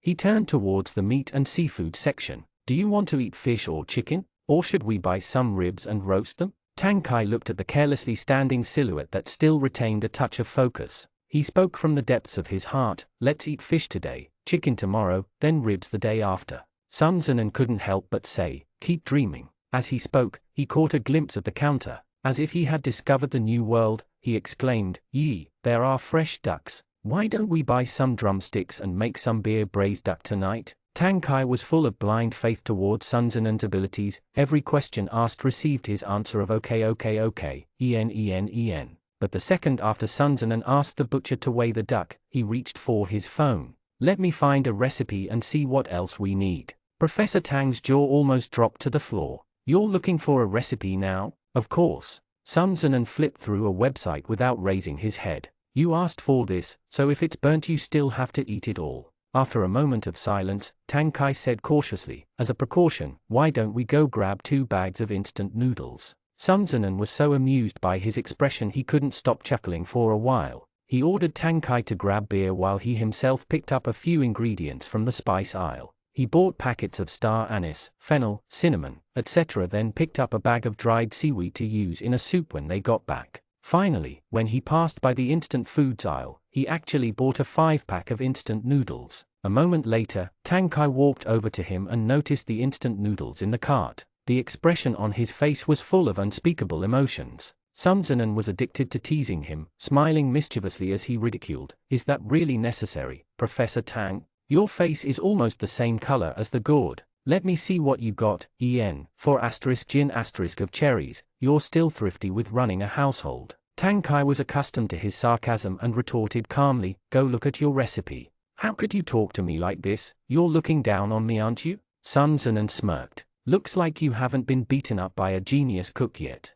Tang Kai couldn't bear it anymore. He reached over and squeezed Sun Zinan's mouth shut. The clean freak Virgo Sun Zinan finally lost his mind and grabbed at Professor Tang's cheeks as he roared angrily, "You just touched potatoes with those hands, and rubbed them on my face." The two of them scuffled with each other the entire way. They acted so childishly even preschoolers would have been ashamed. As he passed by the daily necessities aisle, Sun Zinan abruptly stopped and turned his head back to ask Tang Kai, "I just remembered you're on vacation. If you don't have work tomorrow, want to stay over tonight? We can just buy some toiletries here." He asked straightforwardly and naturally, without any wariness, but his words had a subtle hidden meaning when they fell upon Tang Kai's ears. It took him a while to calm down. He leaned down slightly and murmured lowly into Sun Zinan's ear, "Director's son, are you inviting me over?" The proper and pure Sun Zinan was stunned for a second before returning to his senses. He grasped angrily at his shirt collar out of embarrassment. "Scram, you can sleep on the street." A low, breathy laugh escaped from Tang Kai's throat. Like a smooth stream of water, Professor Tang seemed to have broken through some kind of restraint due to shame. Not only did he not move aside, but he even carelessly reached a hand out to clasp Sun Zinan firmly backwards against his chest. Sun Zinan appeared as calm as an old dog, but in reality he was in a panic, his heart soaring to 120 beats per minute. He was surrounded by the warmth of the embrace. Like an insect trapped by amber, unable to escape no matter how he struggled, his entire body stiffened. It was some time before he managed to tremblingly raise his hand with great care and jab lightly at Tang Kai's forearm. We're in public, pay attention to our image." There wasn't actually anyone around, but he suddenly felt like all his thoughts had been exposed in broad daylight. "I don't care." Tang Kai hugged him even more tightly, being the scoundrel he was, and softly, contentedly sighed, "I've been wanting to do this for a long time." He had simulated this action a million times in his head, but once he held the actual person, he realized thoughts could never compare to reality. Sun Zinan was very thin, but the type of thin that hadn't benefited from any exercise. His waist was very soft and his shoulders dug a little into Tang Kai like a hard shell. However, Tang Kai knew that a lively, generous, and kind heart was wrapped under that hard shell. He had hesitated, wondered, been undecided, doubted. But now, he wanted to be the only person who could enter that heart. He traced a fingertip over Sun Zinan's beating heart, then asked again, "Are you inviting me over?" Their heights were similar, although Tang Kai was a little taller. He lowered his head slightly to brush against the other's earlobe. Sun Zinan was about to die from embarrassment, but also felt like his heart was about to melt from sweetness. He told himself to be patient before finally grasping Tang Kai's hand and saying quietly, "If you dally any longer, we'll end up home in time for a late-night snack. Be obedient, stop fussing." When Tang Kai heard that his tone was one of coaxing a child, he felt like Sun Zinan had misunderstood something. But in order to maintain his obedient attitude, Tang Kai changed his methods. "I'll take your silence as approval. Starting today, half the food in your pots is mine. Sun Zinan, half of whatever is yours." Did this fool really take him for a daycare? Chapter 13 BGM A Little Sweet. Sun Zinan was afraid he would do something too affectionate in this public setting, so he quickly changed the subject. "Since you're not busy these days, I'll fulfill my promise from last time. If you don't mind, you can stay with me for a week so you don't have to run back and forth." "Of course I don't mind." Tang Kai released his embrace and smiled, then took his hand. He said softly, "This is all I wished for." Sun Zinan felt so weak from his smile that his bones were softening. Forget about the Lu Terrace or the Tonk Terrace. If Tang Kai asked for a spaceship launcher at this moment, Sun Zinan would be willing to pay for it. Just as he was being entranced into this tempest of thoughts all by himself, he heard the dong-dong sounds of footsteps and a small figure shot up to the two men like a cannon. His momentum was too strong and he tripped over his left foot and fell with a slap in front of Sun Zinan's foot. Sun Zinan jumped back in fright and Tang Kai supported him by his shoulders. The child didn't cry. He got up and promptly ran back to his parent, hugging his mother's leg as he said clearly, "Mama, those two uncles are holding hands." This child's voice was very loud and his voice was as noticeable as a trumpet. Hearing his shouts, Sun Zinan put a hand to his forehead in despair. The child's mother smiled awkwardly with an apologetic look in her eyes. "I'm so sorry." Sun Zinan immediately changed his facial expression and nodded at her politely. "No worries." In the next second, however, the comrade standing next to him bent down and stared at the child with a stern, tears-inducing teacher's face. "Little friend, do you have anyone you like?" The little boy shook his head in confusion. "You hold hands with the person you like." Tang Kai raised their clasped hands and shook it in front of the child like he was showing off. "You don't like anyone, so you don't understand." The little friend, his parent, and Sun Zinan. Sun Zinan shook off his grip and said earnestly to the child's bewildered parent, "I'm so sorry." By the time the mother and son had turned away, Sun Zinan had stopped floating in the clouds. What straight eyebrows and starry eyes, what immortal deity coming down to earth. They were all just beautiful illusions. The more attractive the man, the more deceitful he was. Having achieved victory in battle against a child, Tang Kai went off to pick a few toiletries, feeling very pleased with himself. Sun Zinan remained standing where he was, musing deeply for a moment before saying remorsefully, "Kai, Tang Kai, what is it?" "Sun Zinan, based on your performance just now, I think you shoplifted your PhD. Tang Kai, you bought it at too unreasonable of a price, it's easy to reveal you cheated." Sun Zinan said anxiously, "I think elementary school curriculum suits you very well. How could there be such a person in this world?" It was fine to call him childish, but he had to question his intelligence in such a roundabout way. Associate professor at this country's top university and highly intelligent elite Tang Kai, who had never dropped below the top 3 scores in any exam since he was a child, fumed with rage. "You're annoying. I'm going to throw a tantrum." "Sun Zinan, what did I say? Your degree was definitely shoplifted. Things like shampoo and body wash could be shared, but shaving razors and cups had to be bought separately." Tang Kai stood in front of the row of daily necessities, his expression as careful as if he were analyzing an autopsy table. Sun Zinan could not understand what there was to be indecisive about when buying a towel and toothbrush. He reached over and poked at his sides with a finger. "Professor Tang, you don't have a phobia of making choices, right?" Tang Kai said confidently, "Right." "Oh my God." Sun Zinan had been tempered by him to the point of exhaustion. He leaned forward and sighed, "Is it okay if you use the same as mine? Let's fix your OCD a little." "Okay." Tang Kai's response was very contented. Sun Zinan quickly dropped a few items into the shopping cart. As Tang Kai ecstatically pushed the cart to the checkout counter, Sun Zinan suddenly felt like he had been tricked. "Were you standing there and waiting for me to choose matching couple items?" Professor Tang said with a strong sense of righteousness, "Nothing of the sort." Oh. Sure enough, he had been tricked. Tang Kai walked side by side with him, occasionally glancing over. Seeing that Sun Zinan was pretending nothing had happened, the corners of his lips quirked up, and he wanted to reach out and hug him again. He had always been inside that ivory tower, gazing loftily at the faraway world of mortals. Some people said that the world was a crumbling abyss, others called it an impenetrable siege. Tang Kai had drifted along its boundaries, unable to enter. Like a person craning their head over the edge of a cliff, he held a lingering, secret longing along with fear. And now that he had finally taken a step outside, he was determined to not turn back. He thought he had made enough psychological preparations before jumping down, but who knew that the wind whistling in his ears would be so loud? Yet he fell into a mass of tenderness that was even lighter than clouds. They had delayed themselves at the supermarket for a while. By the time they returned home, it was already 7 o'clock. Sun Zinan changed his clothes and put on an apron. He first nimbly handled the duck and simmered it slowly over the fire. Then he made the rice and chopped up the various vegetables and ingredients. Tang Kai had no notion of what it meant to be a guest. He followed Sun Zinan around like a little tail, and Sun Zinan tried multiple times but failed to drive him out.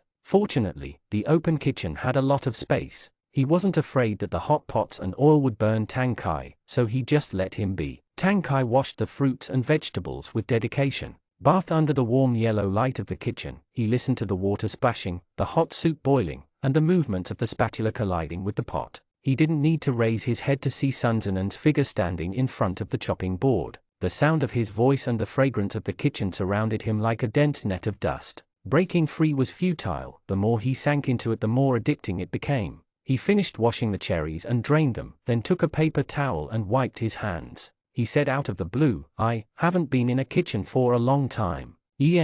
Sun Zinan didn't raise his head as he placed the gourd onto a plate. I guessed so. The kitchen drains at your house are probably covered in cobwebs. Tang Kai was originally a bit moved, but he was so stirred up he began laughing. His parents were both very accomplished figures, each working on successful careers in their own fields. Their son was also intelligent and obedient, and never made anyone worry over his studies and life. In the past few years, because their family had not dragged anyone behind, they had not given much thought about each other. The times they ate together at one table each year were few and far between. Tang Kai didn't have any complaints about his parents. In fact, he was very thankful they were so open-minded and respectful. It was just that people always sought to fill up the gaps left by what they lacked in childhood. If he could choose something that was too difficult to let go in his almost 30 years of life, something that he couldn't erase, it wouldn't be the flowery highlights of his achievements, but the steamy kitchen he was in with the person he was standing side by side with. Did you wash them all?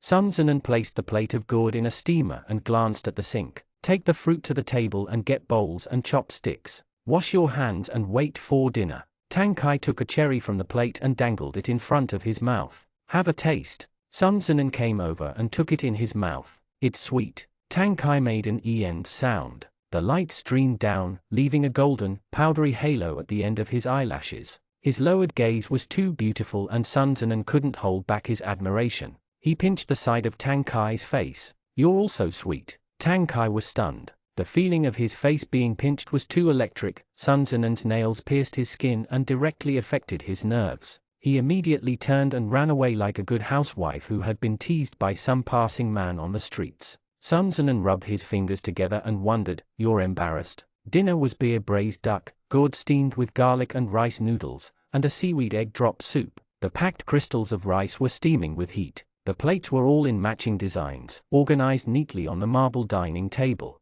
It was both beautiful and pleasing to the eye for those with OCD. Tang Kai and Sun Zinan sat across from each other. To each of them, this scene seemed to have become a familiar part of their lives. Try the duck meat, it's a success. Sun Zinan had already begun thinking of ways to change up the recipe. Next time we can try adding some shiitake mushrooms and potatoes. As reality proved, Sun Zinan's talent in cooking could not result in failure, even if he was just reading off a recipe. Tang Kai had tried beer braised duck from a southern snack shop before, and he had also tried the beer braised duck at the school cafeteria. He felt like the product Sun Zinan had created was a completely different dish. Restaurants tended to chop the whole duck into multiple pieces and stir-fry it. Cooking it at home gave it a more springy, delicate texture. Duck legs were thick and had few bones. They were also tender. Once they were diced into cubes, they could be first blanched to remove their gaminess. Heat up some oil with chili peppers for fragrance, then add the duck along with ginger and garlic. After stir-frying, one should add beer and rice wine, then simmer it over a small fire until it was ready to be ladled onto a plate. Each piece of duck meat was evenly coated in a light brown sauce.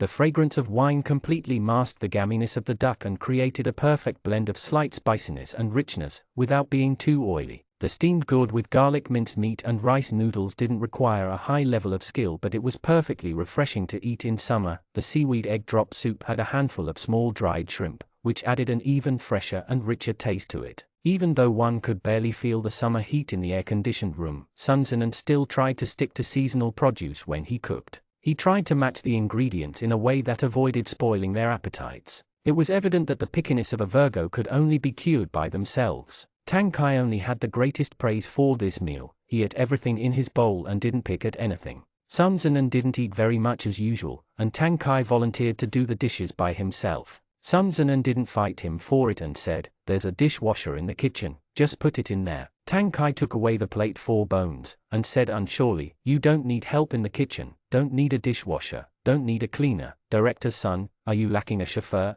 The type with a PhD? Don't lack a driver." Sun Zinan laughed leisurely, "But I do lack a boyfriend." Tang Kai asked unrestrainedly, "What are your requirements?" "Someone who looks like you would be a good fit." As Sun Zinan spoke, he abruptly recalled something he had forgotten in the depths of his mind, and called out to Tang Kai, "Right, are you free next Wednesday night?" "I'm free." "What's up?" Tang Kai asked. "My old man's 77th birthday is soon. He called me today and wanted to invite you to his birthday party and meet him." Sun Zinan tended to be a reserved person, and he felt like it wasn't quite yet time to meet the parents. He was afraid Tang Kai would feel too pressured, so he added, "You don't have to come, and you don't have to save me any face. Only come if you want to, you won't get any prizes for attending." Facing this attitude, Tang Kai didn't feel like he should be too serious, nor take it too lightly. "Wasn't our blind date approved by your dad?" Sun Zinan nodded. "Do you have any particularly difficult second uncles or sister-in-laws? Any ex-girlfriends everyone still likes?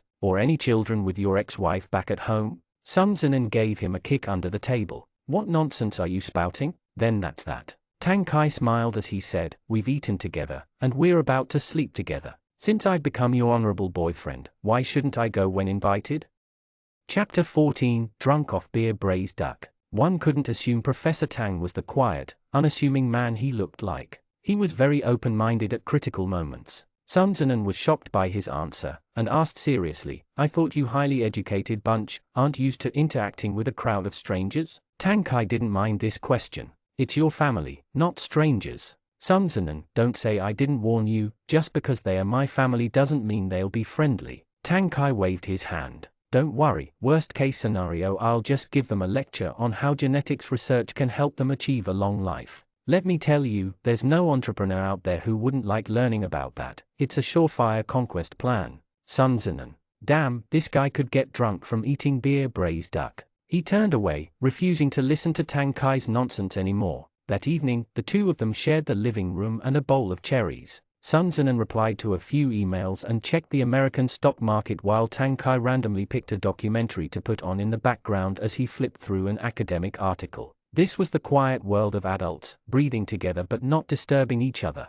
Due to the presence of an additional person, the big apartment seemed to hold a different sense of liveliness. At 11 o'clock, the two of them bid each other good night, then each went to shower and sleep in their separate rooms. Early the next morning, Sun Zinan entered the kitchen and found a note stuck on the fridge from Tang Kai saying to not worry, he had gone outside to exercise. A feeling of becoming a traveling frog making food welled up inside him as he read the note, and he cooked up an extra large plate of egg fried rice for Tang Kai. Tang Kai came back at 7 o'clock sharp, his skin covered in a sheen of sweat from his workout. His refined demeanor wasn't so polished anymore, his hormones on the brink of exploding. Although Sun Zinan didn't like exercising, it didn't stop him from appreciating his beautiful figure. He sneakily checked the other out for a moment, then greeted him. "Go shower first then come back for breakfast." Even though Tang Kai was on vacation, his lab was still running on schedule. He still had to go to work that day, just not at the usual time. He went and showered, then changed into a shirt and pair of pants.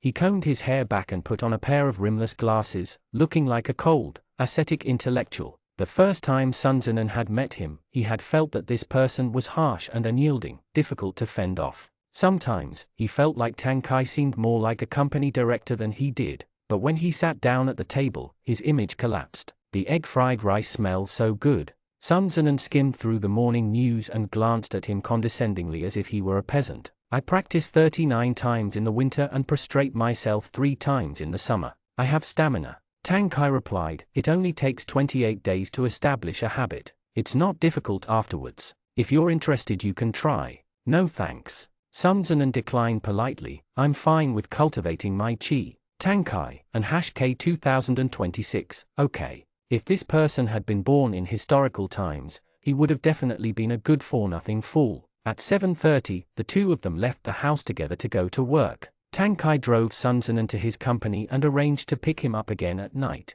The next day was the weekend, they could comfortably stay at home the entire day. No wonder it was said that as long as one ate a good breakfast, their entire day would be free of worries. Despite being stuck in traffic on the third ring, Tang Kai remained unnaturally calm, and even took the time to wonder if he was sinking deeper and deeper into this quicksand named Sun Zinan. He was self-aware and very clearly understood his own personality. He was alert, withdrawn, but sensitive to feelings. Normally, if circumstances allowed it, Tang Kai preferred to be alone without a single person by his side. But last night, not only had he spent 12 hours in the same room with Sun Zinan with another 7 days together promised, but he had also agreed to go to his old father-in-law's birthday banquet. Ever since he had reached puberty, he had rarely taken the initiative to do something solely to make someone happy. Maybe Sun Zinan himself was an addicting drug, numbing his soul until he didn't even know what day it was anymore. As the traffic slowly inched forward, Tang Kai grasped at the steering wheel and thought to himself, maybe he should consider buying a flat located in between campus and Sun Zinan's company. After the weekend passed by, it was Hong Sun Group's chairman Sun Ying's 77th birthday banquet. The gathering was held at the Sun family's villa at the banks of Pingjin Lake. Sun Zinan picked up Tang Kai after work that day and the two of them drove over. Sun Zinan didn't say much on the way. He made the excuse that it's not good to be distracted while driving, but Tang Kai could tell that he wasn't in a very good mood. Tang Kai had asked his father about the Sun family's circumstances before, and knew that Sun Zinan's relationship with them was only so-so. But he had no idea how so-so it was. In the times the two of them had interacted with each other, Sun Zinan had never taken the initiative to mention it, so Tang Kai hadn't felt like it was proper to bring it up. Hong Sun Group was one of the biggest businesses in S-City. Needless to say, Pingjin Lake was basically their private back garden. The car pulled up into the courtyard and drove unobstructed down the path 4-5 minutes before reaching the main door. Under the deep navy night, the entire villa was lit up, its reflection like a castle on the shore of the lake. The sound of stringed instruments floated from the lobby like a dreamy illusion of luxury and beauty. If I didn't know any better, I would have thought a king or emperor was hosting a banquet. Sun Zinan flung the car door open and got off. He commented harshly into the evening breeze, "It's a European-style party. How original. In a while, the string orchestra will play a waltz, it'll be even more perfect."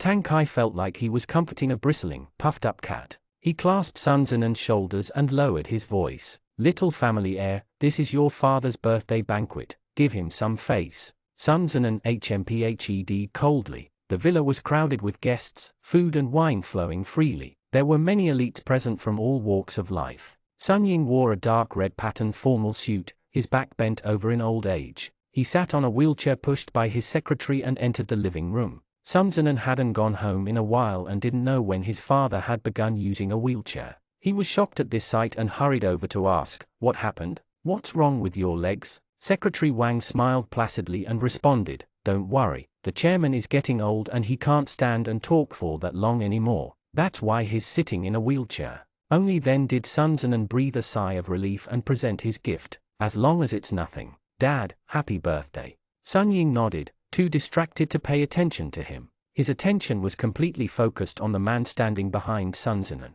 "This person is..." Sun Zinan edged away to move out of the way. Tang Kai walked forward and leaned over slightly, seemingly bowing. He introduced himself politely, "Hello uncle, I'm Tang Kai, little Nan's boyfriend." The surrounding conversations all dropped audibly by a bit, and the guests secretly turned their ears towards them. The only one who could not bear to continue looking straight ahead was Sun Zinan. The Little Nan nickname had made his entire body go numb. Everyone who was familiar with the Sun family knew there was a little son who had strayed from the common path and left the family years ago. Although same-sex marriage was now legal, rich business families still looked for those who could provide an heir. It was shocking that Sun Ying would let him be with a man. They had never heard of Sun Zinan having a boyfriend before. Who would have thought he would openly lead a man into the house today? This was Sun Ying's birthday party. Wasn't he afraid of angering the old man? Outsiders didn't understand the situation, but the Sun family was very clear about what was going on. Sun Ying approached Tang Kai with a rarely seen kindness. "I'm old friends with your father, but this is my first time meeting you. This lad seems decent, seems like he has boundless prospects." Sun Zinan couldn't help but raise an eyebrow. Tang Kai was very composed and replied modestly, "My father always mentions you. It's a pity he couldn't find the time today to come over. He asked me to greet you instead. May you be as blessed as the East Sea and live as long as the Southern Mountain." Sun Ying nodded in satisfaction. "Please also return that message to your father. You young ones should go and socialize some more. Make yourself at home." The greetings ended, and Sun Ying turned away to entertain other guests. But the amount of information present in the few short phrases they had spoken to each other was enough to push Tang Kai under a small spotlight. Sun Ying had been good friends with Tang Kai's father for a long time. Not only was he willing to accept Tang Kai and Sun Zinan, but he was even happy to see them together. In other words, this was a union of two families, not just a simple marriage. The question was, which family stood behind Tang Kai? In the local industry, it didn't seem like there was anyone surnamed Tang who could do business with the Sun family. With these questions festering in their minds, many people tried to find an opportunity to chat with Tang Kai. He didn't even have the chance to say a few secretive words to Sun Zinan before he was overwhelmed by a steady stream of guests. Tang Kai used his immortality scheme. If one came by he would scam them. If two came by he would scam both. He was so tired from talking that his throat was smoking and his mouth dry. At this critical juncture, someone passed him a cup of water from the side and he hurriedly took it and found a deserted place to sneakily drink. You take anything anyone offers you. Sun Zinan walked up slowly and stuffed a few cherries into his hand. Aren't you afraid someone might have drugged your water? He had drunk a little wine, and the corners of his eyes burned red and hot. The pair of phoenix-like eyes glowed with even more tenderness than before. Although his face didn't show it, his eyes held a smile. Oh. Tang Kai sucked at the cherry in his mouth, and his heart skipped a beat. After you drug me, what happens? Sun Zinan pondered the question seriously. I'll lock you in a small dark room. Tang Kai enthusiastically followed up. Is that so? Sun Zinan, what are you thinking about? Did you forget what I do? I'll lock you in a small dark room so you can do research for me. Go and study some techniques for reaching immortality. Tang Kai. Sun Zinan thought his doggedly staring expression was very amusing. Now that he was satisfied from teasing him, he returned to important matters. After talking to all these people, how do you feel? Tang Kai wasn't very interested in the people outside the Sun family. His curiosity was concentrated solely on the actual members of the family. The eldest son of the Sun family, Sun Zhiwan, had two sons. The eldest was called Sun Qi and the youngest was Sun Keng. The two nephews were almost as old as Sun Zinan. If nothing else happened, Sun Zhiwan would be the future chairman of the group. However, Sun Ying had yet to fully relinquish his position, leaving his son in the awkward position of Prince Charles. Tang Kai had a fairly good opinion towards him. Sun Zhiwan spoke politely, acted gracefully, and was very steady. He didn't look very aggressive and was completely unlike his father. The second son, Sun Ziqing, had a bit of a greasy temperament. He was a cheerful man who, at first glance, looked like the experienced master of the dining table and wine shops. The Sun family's excellent genes failed to save his beer belly and receding hairline. His wife was very elegant and well-educated. She was a famous entrepreneur whom even Tang Kai had heard of. Sun Zinan's third brother Sun Ziyan and his only older sister Sun Ziyi were both almost 40. They were still like spoiled little children. Sun Ziyan was arrogant and conceited. Sun Ziyi had been so spoiled she didn't understand the immensity of the world. The two flaunted Sun Zinan's outcast status so blatantly that Tang Kai had to persevere in keeping his mouth shut. He did not get along with this brother and sister-in-law pair. It wasn't clear whether Sun Zinan was too lazy to contest them or was already numb to their actions. From start to finish, he didn't open his eyes to look at those two even once. Overall, the family situation was all within Tang Kai's expectations. The only thing that made him slightly surprised was Sun Ying's kindness towards him. This old man was nearly 80, but he was still full of vigor, full of the power he had held within his grasp for many years. Stubbornness, control, and the power to make arbitrary decisions were all etched into every crease on his face. Like a domineering and somber old hawk, although he looked listless, he was always ready to give a fatal blow. But there was something else that had caught Tang Kai's attention. This household seemed to lack a hostess. Within this magnificent villa, in any place one could find a photo, one could only see pictures of Sun Ying or groups of his children. It was as if this family had never had a mother. Chapter 15, The Two of Us Are Over. Tang Kai didn't immediately raise his findings to Sun Zinan because he wasn't sure if it was a taboo topic. He thought about it for a while, then sincerely let out a sigh. After meeting your siblings, I think I like you even more now, especially when compared to them. Sun Zinan's reactions were slow from the wine and he stared dumbly for quite a few seconds before returning to his senses. He laughed and scolded, "Go to hell." Tang Kai also laughed and scooted over to gently wrap his arms around him, asking in a low voice, "We've both drunk tonight, how are we going to get back? Does your family have enough chauffeurs?" Sun Zinan likewise replied in a low voice, "We can just stay a night here. There are plenty of rooms anyways." Tang Kai continued in his low voice, "Then can I apply to stay in the room next to yours?" Sun Zinan asked lowly, "For what?" Tang Kai said quietly, "To chat with you in the middle of the night." Sun Zinan gave his lower back a slap. "You're crazy." Tang Kai buried his face in his shoulder, silently laughing to himself for a while. Sun Ying was getting too old to stay up late. He interacted with the others in the living room for a while, then excused himself, saying that he was exhausted. Secretary Wang took him back to his room to rest. Not long after, Sun Zinan received a call. It was too loud downstairs, so he took his phone and walked upstairs to the second floor, looking for a quiet place to take the call. The hallway lights were dimly lit and the din of the living room was barricaded by the floorboards and thick carpet. It was quiet all around. He felt his phone vibrating in his hand and was about to answer it when he caught a glimpse of a streak of light in the corner of his vision. It came from the cracks of the tightly shut door of the study. Sun Zinan didn't pay it much attention and returned to picking up his call. However, the other party had already hung up because he had taken so long to respond. The second hand clicked forward. Everything paused coincidentally at this moment. The phone vibrations in his hand came to a halt and the laughter downstairs receded, creating a delicate gap of stillness. The sudden silence amplified the faint murmur of conversation from within the study. Sun Ying's elderly, hoarse voice was like an awl, piercing him bluntly in the ribs. First release Tang Kai's identity to the public. For the sake of his father's face, Ding Fu should open his mouth. Find a time to make an appointment with him.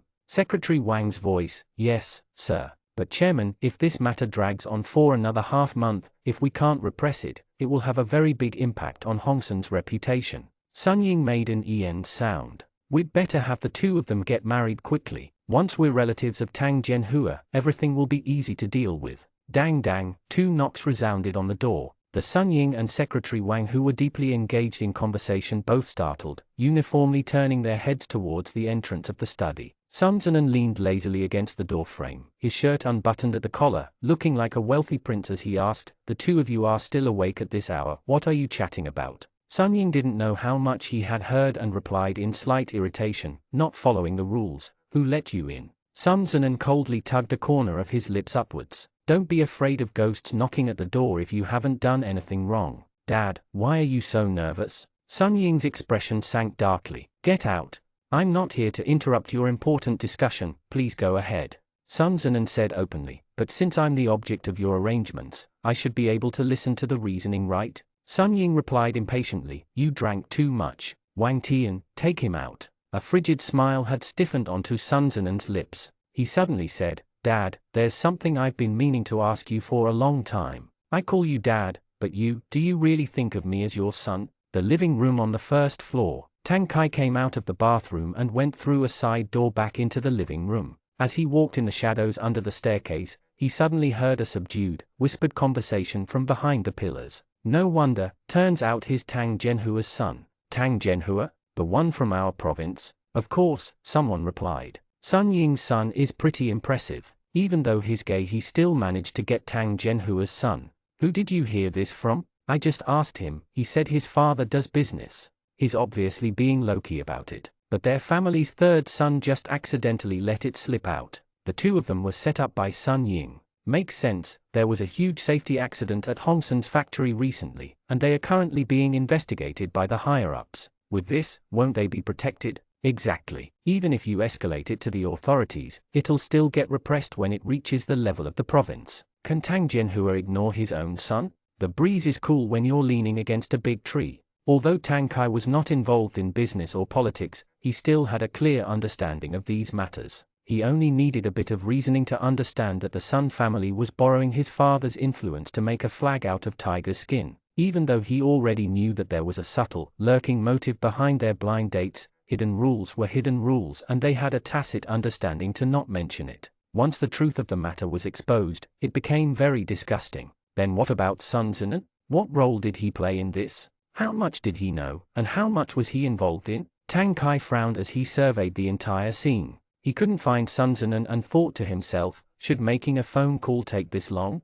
The staircase to the second floor was right next to him. Tang Kai borrowed some courage from the wine and aggressively rushed upstairs. He hadn't even figured out what he was going to say once he found Sun Zinan. Should he question him on the spot and make him explain, or trust that Sun Zinan wouldn't fool him and pretend that nothing had happened? If, by any chance, this had been set up by Sun Zinan, what should he do? Tang Kai's heart was in a complete mess of confusion. When he reached the final step, he had the sudden urge to turn back and run away. But as soon as he stepped into the hallway, he heard the sounds of a violent quarrel through a door. "Oh my God!" Sun Ying roared at Sun Zinan. "You better get out. I told you we didn't want to come, but you're the one who begged us to come," Sun Zinan replied. "I was wondering why you had suddenly become so hospitable. After so much trouble you've been waiting here for me." "Dad, don't blame me for my harsh words. What relation does Tang Kai have with you? How could our family bear losing our face and intrude on them? I think you've been thoroughly confused by Tang Kai. Sun Ying said, Sun Zinan, can you recognize your own relatives? I'm doing this for Hongsun, for our family. What about you? You're rebelling against me for the sake of an outsider. You're as unscrupulous as a wolf, and don't know the difference between what's good and bad. In the hallway, Tang Kai was rooted in place. Sun Ying had stepped on all his exploding points, but Sun Zinan still had to suppress his temper. Fine, I don't have any conscience, I'm a bastard, but I'm the ungrateful, vicious wolf you raised, okay? I don't have anything else to say except this, don't have any ulterior motives towards Tang Kai, he's just a poor teacher. He doesn't walk the same path as we do, he's clean and tidy. Wouldn't it be a shame if you dragged him down? Sun Ying gave a hoot in derision. You think Tang Kai has clean motives? Why don't you think about why he chose you? Because you're my son. Why else would he pay attention to you? Sun Zinan sneered, not necessarily. Why don't you try it with my third brother, see if he wants him? His words touched a nerve. The atmosphere in the study abruptly solidified, like a silent layer of frost appearing in the middle of the night.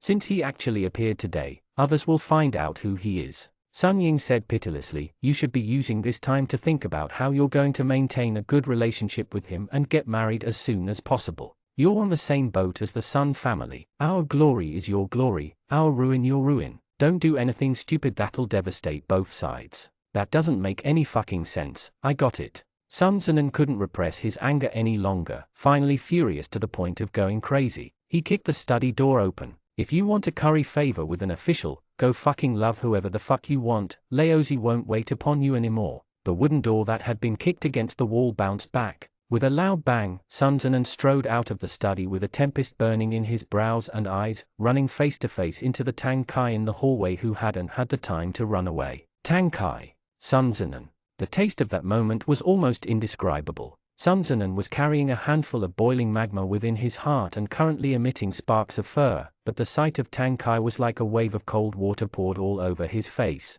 The effect was no different than triggering an earthquaking explosion in his chest. He was lucky to not have fainted on sight. He had drunk alcohol and stirred up rage. His blood pressure had been going up. With this sudden shock, he could only feel the blood rushing to the top of his head, but his heart was filled with an almost sadness at his powerlessness. The heavens and earth were spinning in front of his eyes, the four walls shrinking towards him. Only then did he feel like he couldn't breathe, and unconsciously raise his hand to press against his heart. He staggered and fell towards the wall. Tang Kai rushed up and caught Sun Zinan. The man's eyes were half closed, his forehead covered with cold sweat. His chest heaved rapidly, gasping for breath, but his lips were marked by signs of lacking oxygen. Tang Kai rubbed vigorously at his back to ease his breathing and saw that Sun Zinan was still lucid despite not being able to catch his breath. He asked hurriedly, don't panic, what's wrong? Where do you feel uncomfortable? Calm down, breathe slowly. Sun Zinan pressed firmly down on his chest, refusing to let go.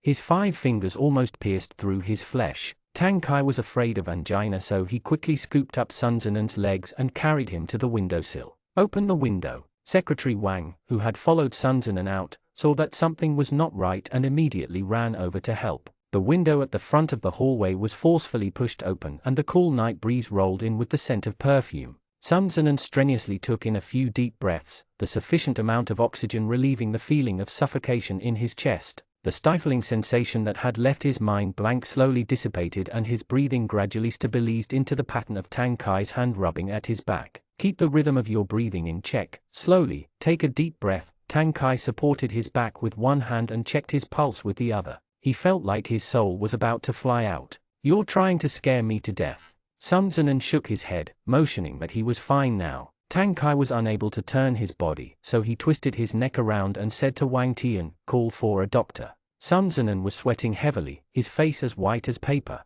He asked in a weak, hoarse voice, how much did you hear?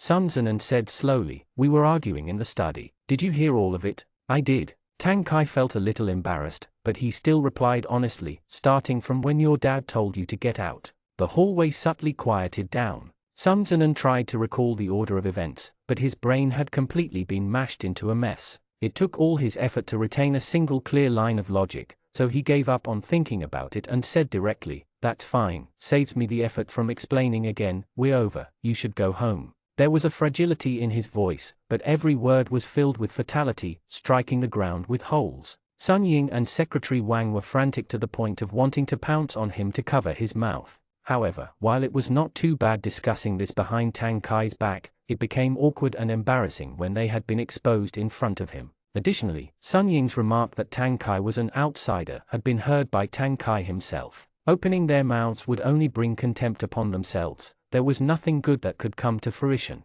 When Tang Kai heard Sun Zenen's words, he gazed at him deeply. Sun Zenen didn't even look at him. He leaned back against the window, trying to calm himself with the icy coldness of the glass. His fingers dug forcefully at the windowsill, his veins showing. He was unaware of his own trembling. "Say that again," I said, "from now on." Sun Zenen was bathed in the soft, silky moonlight under the window, but the words he spoke were merciless. "The two of us have broken up."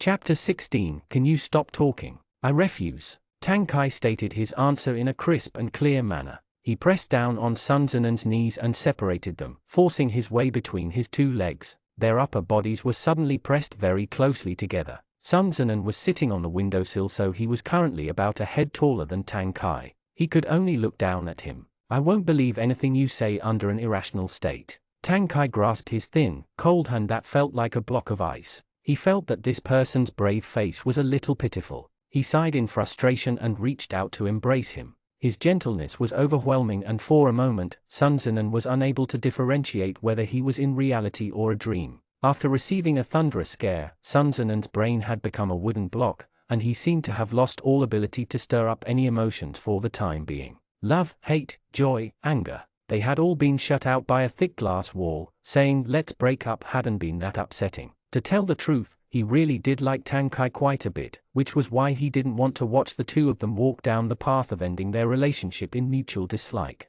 But Tang Kai's reaction had completely exceeded his expectations. "Don't rush, and don't be afraid. What can't we discuss?" Tang Kai gently patted Sun Zenen's back, his voice warm and soft as if he were coaxing a child. "You didn't even ask before giving it up. That breaks my heart." The phrase "breaks my heart" at last reached him. A fine crack appeared on the layer of ice. All his consciousness gushed out like a stream of water, gradually spreading out to his four limbs. His chest instantly relaxed, as if he had expelled out a breath of freezing cold. His entire person had revived. Sun Zenen's entire body softened, but Tang Kai's arms were strong, and his silent firmness seemed to reach all the way to his heart, parting him with the same strength. His stiffness melted within Tang Kai's embrace. Sun Zenen hugged him back and buried his face into his warm, dry neck. Like an exhausted little animal who had finally found a nest that would last through his winter hibernation, all his pent-up suffering and grievances rose once again. Tang Kai even heard a vague, low sob.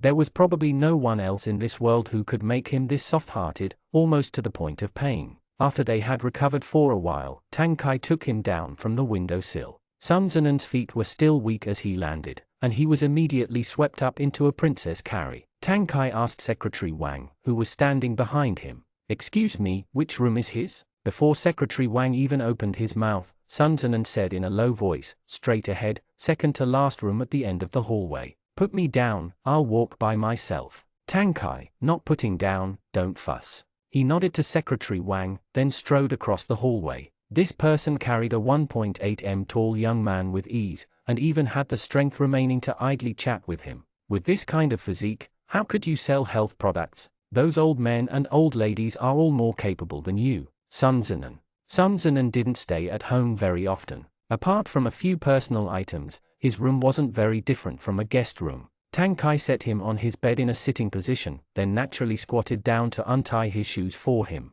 Sun Zenen was horrified and almost kicked him out of the way. "Don't, I'll do it myself. Stay still." Tang Kai grabbed at his ankle. "It's not like I'm changing your clothes. What are you nervous about?" "Sun Zenen, I'm fine now." "That's enough, don't be picky about cleanliness right now. Go lie down." Tang Kai held up his two long legs and placed them in a half-fetal position. "Whether or not you're fine is up to the doctor. Wait here, I'll get a cup of hot water." Sun Zenen was unable to stop him in time and could only unblinkingly watch him walk out. Really, and #K 2026. How could this kind of person not find a partner? It was simply unbelievable. After a while, Tang Kai returned with hot water and set it down by his bed. "I just ran into your dad's secretary. He said the doctor will arrive in a bit." How do you feel now? Are you still uncomfortable? Sun Zinan didn't want to stir up a commotion and said, I'm not uncomfortable, there's nothing wrong. I was just emotional earlier. I'll go to the hospital by myself tomorrow. Let's not bother everyone too much in the middle of the night. You can't. Tang Kai grasped at his icy cold, numb fingertips and rubbed at them, speaking lowly. If you get sick in the middle of the night, do you expect me to give you artificial respiration? Sun Zinan squeezed out a weak laugh. He didn't have the strength to break free, so he let him continue rubbing. You don't want to ask anything while there's no one around? I'd like to ask, Tang Kai said while letting out a sigh, if you could just obediently lie down and rest and stop talking. Sun Zinan. It was a long time before he let out a low chuckle. He wasn't sure if it was out of helplessness or indulgence. Ari, I can't win against you. I'll shut up now. Tang Kai pulled the quilt over and wrapped him tightly within. He replied expressionlessly, that would be great. About half an hour later, the family doctor rushed in. He tested Sun Zinan's blood pressure and felt his pulse for a long time before telling Tang Kai with uncertainty, based on the symptoms you described earlier, it seems like an emotion-induced attack. Too much emotional agitation will cause a physiological reaction. As to whether there are issues with the heart or other organs, I can't tell right now. He should go to the hospital tomorrow and get it checked. Tang Kai asked, does he need to take any medicine tonight? For now, no. The doctor replied, just stay in bed and remain calm. Go to the internal medicine department tomorrow for an EKG or a color chart, then take a chest x-ray. Also, it's best to accompany and keep an eye on him tonight. Okay. Tang Kai got up and sent the doctor out.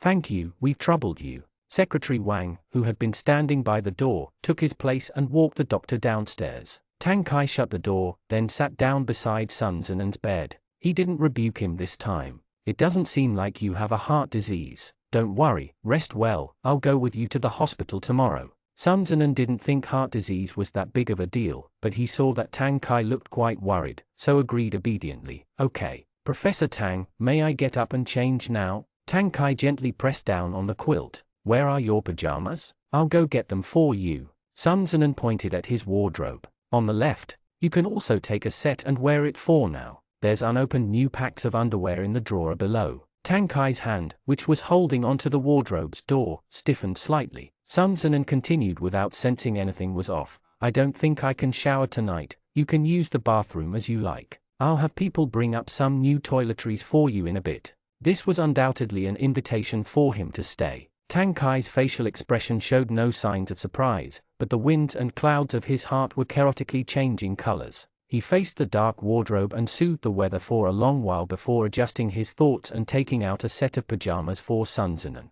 He was still a gentleman. While Sun Zinan changed, he voluntarily entered the bathroom. After he took a shower, dried his hair, and changed into pajamas, he heard the door of the bedroom click shut. Tang Kai subconsciously glanced over at Sun Zinan. Did someone come? Family servants. Sun Zinan leaned back against his soft pillow and replied, I just remembered you haven't eaten dinner yet, so I called someone to bring a late-night snack. Tang Kai couldn't resist reaching out and rubbing at his face. Stop worrying so much. It's part of a Virgo's personality, please be tolerant. Susanan seized the back of his hand. You wait for the food, I'll go wash up and brush my teeth. Are you not going to eat? Tang Kai asked. Sun Zinan shook his head. Tang Kai supported him off the bed. He walked a few steps and felt that he was fine other than a little weakness. He entered the bathroom on his own. Tang Kai didn't feel at ease and stared at the door as he pricked up his ears, paying attention to the movements inside the bathroom. It was only then that he had enough time to reflect on the sequence of events of the night. The causes and effects had been mostly settled, but they were lacking a few specifics. The Sun family's business had met with a problem, so they wanted to take advantage of his father's potential to stop their crises. So that was why they had made plans for tonight's birthday banquet, high-profile introductions, then secretly analyzing his identity. This could slightly reverse the negative impacts of their plan. The next step would be to urge the two of them to get married quickly. That way, the Tang family would completely become a refuge for the Sun family. As long as his father didn't fall from power, the Sun family would have no worries. It was just that Sun Ying probably didn't expect this plan to arouse such strong opposition from Sun Zinan. He had even been overheard by Tang Kai. Everything was now very awkward. At this point, the most likely outcome was that he and Sun Zinan would break up. Not only had Sun Ying failed to get along with the Tang family, he had offended them. He was going to be scorched by their flames for a long period of time. But he looked towards the unlocked bathroom door. Tang Kai used to think he was an unchangeable perfectionist and idealistic sentimentalist with OCD and misophobia. But strangely enough, every time he made a decision regarding Sun Zinan, he was cautious to the point of making sure he didn't break the jade bottle while beating the rat.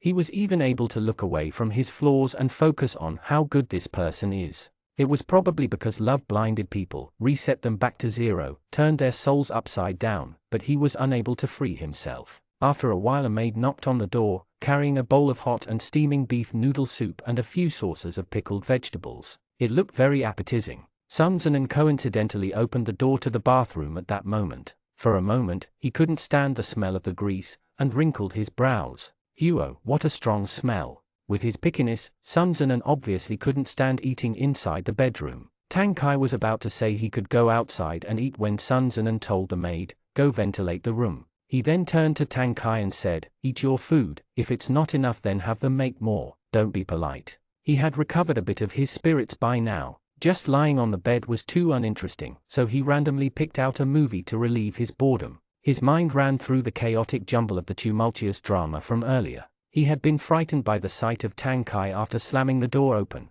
Now that he thought about it, Tang Kai had heard the entirety of the latter half of the argument. He shouldn't have any misunderstandings towards him. But it was indisputable that Sun Ying had created a plan to rub off of the Tang family's reputation. This point could not be reconciled. Even if Tang Kai showed some face for him and didn't rip into the Sun family on sight, when Tang Zhenhua learned of this news, how would he view him and the entire Sun family? Our glory is your glory was very difficult, but our ruin is your ruin was too easy. Any normal person would have to bring up these things when meeting the in-laws. Not to mention Tang Kai's personality, which could not be rubbed with sand. "What are you thinking about?" A hint of warmth rubbed against his brows, and Sun Zinan looked up in surprise, gazing straight into Tang Kai's eyes. His hand slid down along the ridges of his brows and scratched lightly at the tip of his nose. "You're frowning again. Did you finish eating?" Sun Zinan remarked, "So fast." Tang Kai admitted honestly, "It's not as good as your cooking. Lie down, I'll come after I brush my teeth."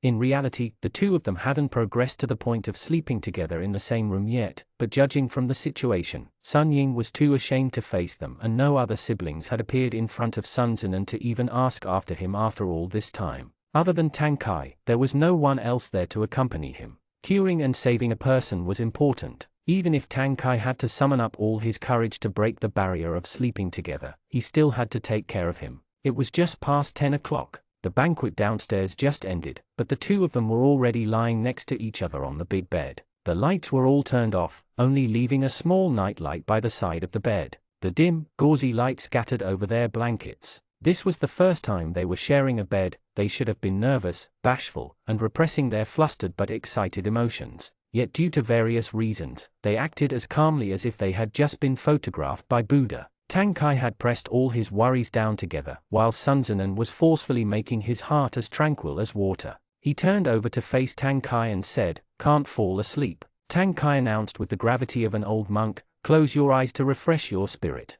Sun Zinan, "Doesn't work, I have things on my mind. If I don't discuss them I won't be able to fall asleep tonight." The Tang Kai who was lying flat on his back let out a silent sigh and turned over. "Then talk about it." As soon as he opened his mouth, however, Sun Zinan became unsure of where to begin. He hesitated for a moment before starting, "Tonight's events, I'm sorry." "Yen."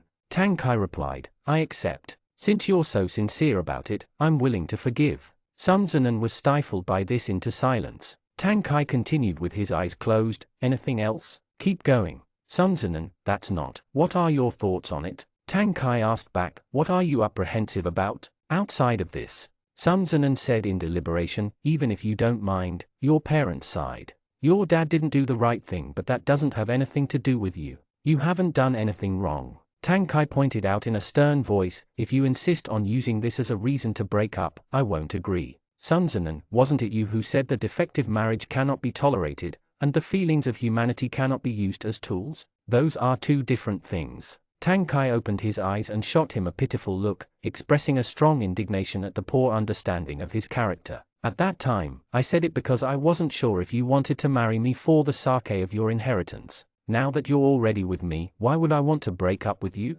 Sun Zinan was almost completely convinced by his words. "This matter really isn't as serious as you think it is." Tang Kai patted him through the blankets. Feelings are between you and me. Our parents' relationships are for them to figure out. Besides, my dad isn't the kind of person who'll let his own family get away with wrongdoings. Since the secret has been broken into, it's already escaped into smoke and scattered into clouds. Your dad won't be bothering with my family for a while, don't worry about it. But if there's a first time, then a second time, then there will be a third and fourth time. Sun Zinan asked, what about next time, and next time? You can't coincidentally run into secrets every single time, can you? Worldly interests were inexhaustible, but feelings could always wear down into nothing. What would they do the day their enthusiasm dried out? Tang Kai seemed to have been pinned by his question, and he sighed anxiously. I guess you're right. The soft breeze from the air conditioner tilted down. Sun Zinan held his breath, unable to stop himself from tightening his fingers and clenching at his palms, but a warm hand landed firmly on his back. Tang Kai used a bit of effort and took him into his arms, quilt and all.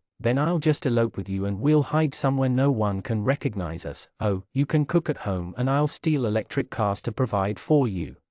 Chapter 17, Early Discovery Means Early Treatment. When he said the first two parts, Sun Zinan had been quite moved. After hearing the nonsense that followed, he quipped coldly, Professor Tang, you really have the nerve. His tone was very threatening, but it didn't have much impact spoken from within the other's embrace. Tang Kai laughed lowly. With your physique, you can't even run that fast. I wouldn't be at ease sending you to steal electric cars. Sun Zinan, go to hell. Tang Kai's body held the warm and dry fragrance of wood. This scent had already become his signature impression, and gave others an indescribable sense of security. Sun Zinan had never considered relying on someone else before. He was usually the one others relied upon. His complicated family relationships and job destined him to a life of undertaking his burdens alone. This was something he had been accustomed to since early on and had become a second nature. But Tang Kai's appearance had changed his regular routine. Sun Zinan had lived for almost 30 years, yet this was the first time he had experienced the power of a boyfriend.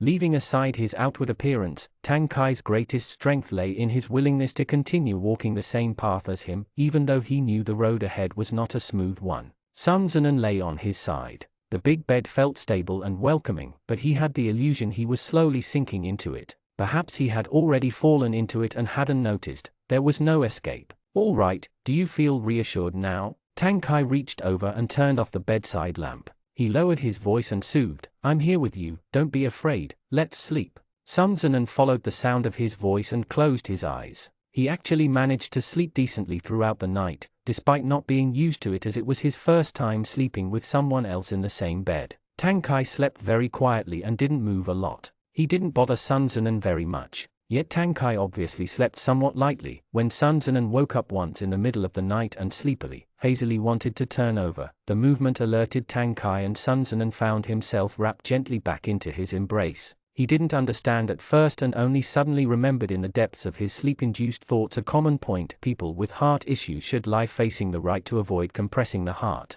Within the dim bedroom, he could hardly trace the outline of the deeply sleeping man and could only hear the sound of his uniform and even breathing, like the tide of the ocean, beating against his ears wave after wave. The color of the night was so tender. Sun Zinan woke up first the next day. The sleeping postures of the two had not changed, but the two quilts had become entangled into one. His pajama pants had rolled up, revealing his bare ankles pressed against Tang Kai's calves. His skin was warmly flushed. When he lifted his head, he gazed up at his tall, straight nose and long lashes. Sun Zinan felt a somewhat indescribable abashment. Perhaps he himself hadn't thought he'd crossed the line, so he quietly withdrew his legs back under his quilt. Along with his movements, Tang Kai quickly woke up. He wasn't quite lucid yet, and unconsciously reached out to encircle Sun Zinan back into his embrace. He asked drowsily, awake? Sun Zinan felt like his chest was a little stifled, and he patted at the arm across his waist. Come on, let me get out of bed. You can keep sleeping, it's still early. It seemed that Tang Kai was actually sleepy. He did whatever he was told and obediently moved his hand away. Sun Zinan lifted his quilt up and got out of bed to wash up. After he had cleaned everything up and pushed the door open, he saw Tang Kai hugging the blankets with a head full of messy hair, sitting blankly on the bed like a small child. He looked up at the sound of the door opening, and asked Sun Zinan, morning, how do you feel? Any discomfort? In this situation, these words didn't sound quite right no matter how one looked at it. Sun Zinan had recovered his spirits and was once again a lively, mischievous person. He leaned against the door frame and replied, "Morning, not uncomfortable at all. You served me well last night." Tang Kai. Firing ridiculous words this early in the morning, could this man get any worse? "Thanks," he said expressionlessly, "you were excellent as well." They both turned their heads and laughed for a while. Sun Zinan walked over to pinch Tang Kai's face and peeled at his messy bedhead. As he urged him to wash up, he thought to himself that it was really impossible to take off this pink filter after wearing it for so long. He even thought Tang Kai's current, slightly bullied look was pretty cute. The two of them left the Sun family before 8 o'clock. Tang Kai drove him to the hospital for a checkup. Because they didn't know the specifics of the checks, they didn't eat breakfast to retain an empty stomach for any potential scans. Sun Zinan was afraid Tang Kai would have low blood pressure from not eating and told him to buy something small on the way to take the edge off his hunger. Comrade Tang Kai, however, had the pure spirit of sharing joys and sorrows, and insisted on waiting for him to finish his checkup so they could eat together. Fortunately, results were released quickly in private hospitals. The electrocardiogram and color Doppler imaging showed nothing wrong with the heart, and the chest X-ray didn't have any abnormalities. The doctor finally found a possibility from his medical history. Sun Zinan had a weak body since childhood and had had bronchitis and pneumonia before. His lung functions had not developed well and he did not exercise often. His pulmonary flow reserve was not functioning properly. When his emotions were intensely stimulated, breathing would become a struggle. In short, it wasn't a serious illness, but his lack of physical activity and the special circumstances had caused yesterday's symptoms. At last, Tang Kai's teetering heart finally calmed down and sank back into his stomach. Sun Zinan thanked the doctor. When he came out of the hospital, he decided to take half the work day off. In order to soothe Tang Kai's worried heart, he brought him along for some dim sum. Sun Zinan returned to work in the afternoon and Tang Kai went back to campus. When he had time, he called his father to report the chaotic events of the previous night. Tang Jianhua was an experienced man and this wasn't the first time he had witnessed something like this. He confidently expressed that he would take care of it, then casually asked how his daughter-in-law was doing. After listening to Tang Kai's objective, scientific, and unexaggerated description, he sighed. "Little son is a good kid, he has a clear conscience. Go comfort him some more. It's not a big deal, so don't let him take it to heart." He continued, "Remember to get a checkup at the hospital. Fainting from anger while calling your name is something TV dramas don't even show anymore. I think you've been too burnt out. Early discovery means early treatment. Don't be shy about going to the doctor." Tang Kai, the PhD student who had come into his office to hand in his report, suddenly felt a surge of killing intent through the door. Frightened, he quickly crossed his chest and clasped the prayer beads in his hand, silently praying that the 2 lines of data he fabricated would never be discovered by his boss. After he got off work that evening, Tang Kai rejected Sun Zinan's offer to drive over and pick him up. He drove back to his place by himself. Sun Zinan arrived home earlier than he did and Tang Kai opened the door to discover him cooking in the kitchen. "Didn't I say to rest? Put that down, I'll do it." Tang Kai set his bag down and was about to enter the kitchen when Sun Zinan turned around and pointed at him with a spatula. "It's just making a meal, I won't die. Get out. Did you wash your hands before running to the kitchen?" Like a little daughter-in-law berated by her husband's mother, Professor Tang went to wash his hands, feeling rather wronged. Sun Zinan poured the stir-fried shiitake mushrooms and shrimp from his pan over blanched vegetables. The dish was a bright red, steaming in the heat, absolutely enticing. The sweet and sour spare ribs contained in the pan beside it had just soaked enough in its juices. It was placed onto another plate and served along with the first dish. He didn't bother with making a soup tonight and just made 2 types of steamed eggs. Summer was the best time for cooking sweet and sour foods. They were refreshing without the greasiness. Anyways, unpalatable food did not exist in Tang Kai's mouth. Sun Zinan could only evaluate the quality of the food by himself and felt quite satisfied. He picked up a vegetable from the plate and placed it in Tang Kai's bowl. "Do you know what this is? Bok choy?" Tang Kai took a close look and felt that it was different from the common type of bok choy. Its stalks were thicker and the roots were more swollen, like a small, round hammer. "A different variety of bok choy?" Sun Zinan replied. "It's from the same family as you, called Xiao Tang Cai." Tang Kai mistakenly thought he was talking about sugar vegetables and was a little doubtful. "Why is it called sugar vegetables? It's not sweet." Sun Zinan, "Pwa ha ha ha." Tang Kai's head was full of fog. "Yen, what's so funny? You're right, it's not sweet." Sun Zinan was laughing so hard the tips of his chopsticks were trembling. "You're the one who's sweet." Under the sound of his laughter, Tang Kai's face went red in doubt. Act a bit more dignified, he said solemnly. Don't be so confident because you've already have me. Eat your food properly. Sun Zinan almost choked from laughter.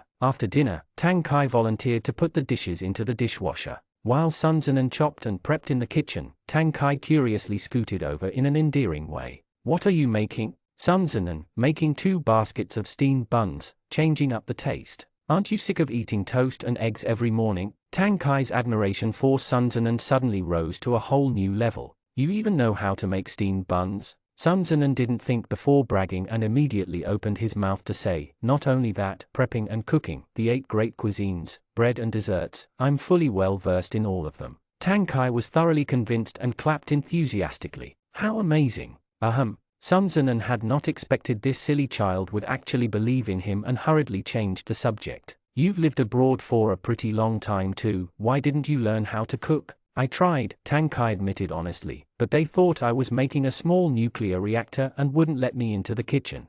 Okay. Sun Zinan was deeply impressed by the scientific and technological expert Professor Tang. In fact, he already had a vague feeling that Tang Kai had eaten too many meals at the school canteen, which would explain his often unusual dish suggestions. Something like chicken stewed with egg tofu was considered fairly acceptable, but he would sometimes ask if sweet potatoes could be stir-fried with bamboo shoots or if seaweed could be stewed with pumpkin. What about you? Tang Kai asked, did you also learn cooking while studying abroad? Sun Zinan, En. Why what? Tang Kai thought for a bit, and said tactfully, I thought you wouldn't be distracted by such daily basics. A young master like Sun Zinan would have been looked after since childhood. He could obtain any chef he wanted and he wasn't even a person who had much of an appetite. Why would he go down to the kitchen himself? Sun Zinan understood what he meant but didn't feel offended. However, he recalled the past and let out a sigh. I didn't learn it on purpose, I guess I was bored and had nothing to do at that time.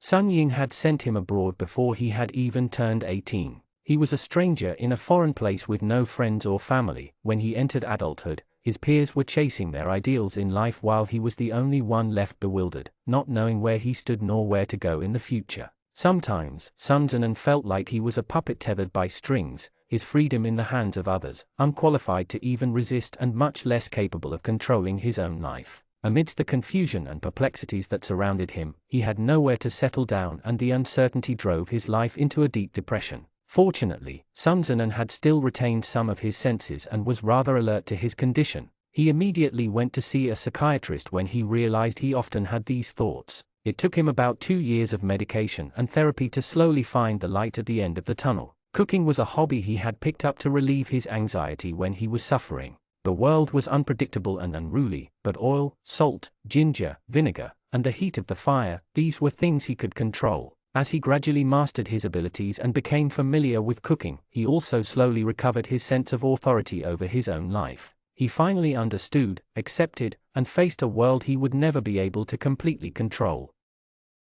Chapter 18, Butterfly Windstorm. Tang Kai didn't know what he was thinking about, but he felt that Sun Zinan's gaze had dimmed significantly. He realized he was probably recollecting an unpleasant experience. He secretly regretted mentioning it, and tried to skirt around the subject. As he glanced about in panic, he saw Sun Zinan take a glass bowl and add flour in it. He created a crater in the middle and poured in a handful of white powder. He was once again struck by curiosity. What's this? As Sun Zinan carefully poured warm water into the center of the crater, he said, Yeast. You really don't have any basic knowledge. You use it to rise the flour when steaming buns and man too. Tang Kai was filled with wonderment. I'll read you a bedtime story, he said solemnly, a fairy tale related to yeast. Sun Zinan laughed and felt like there were too many points he needed to start from. What time is it even now that you're reading bedtime stories? What will happen if I really fall asleep? Tang Kai was like a shy little white flower. Friend, have you heard of Sleeping Beauty? Sun Zinan, okay, you read.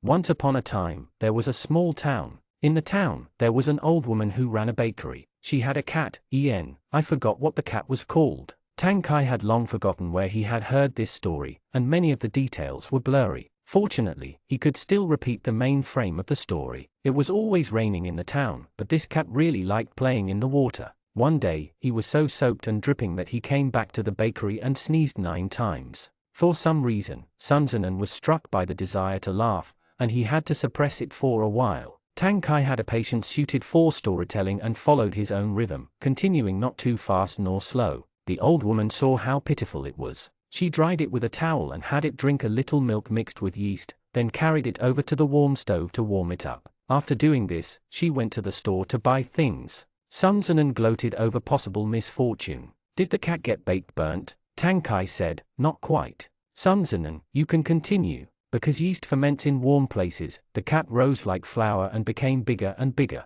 In the end, it filled up the entire house. Good thing the old woman came back, but when she saw the situation she screamed in fear. The cat woke up, stretched lazily, and the entire house collapsed. Sun Zinan, ha ha ha ha ha. Unexpectedly, Professor Tang looked serious and put on airs, but his heart was full of little sand sculpture stories. The old woman became homeless. The mayor was willing to take her in, but the cat was even bigger than the house and the town was afraid it would harm people. So they drove the cat away into the mountains. The old woman was very heartbroken, but she didn't have any choice. No one fed the cat on the mountain, so it could only catch fish from the river every day. Suddenly one day, people heard a rumbling noise and ran out to see that it was cloudy. It rained day after day, and a flood broke out and rushed down the mountain. The cat thought, if the flood comes up, all the fish will be washed away. So it sat down in the middle of the valley, blocking the flood behind it. Sun Zinan had been absorbed into the story and asked, then what happened? The townspeople came to observe the situation and found the cat blocking the flood, creating a huge lake behind it.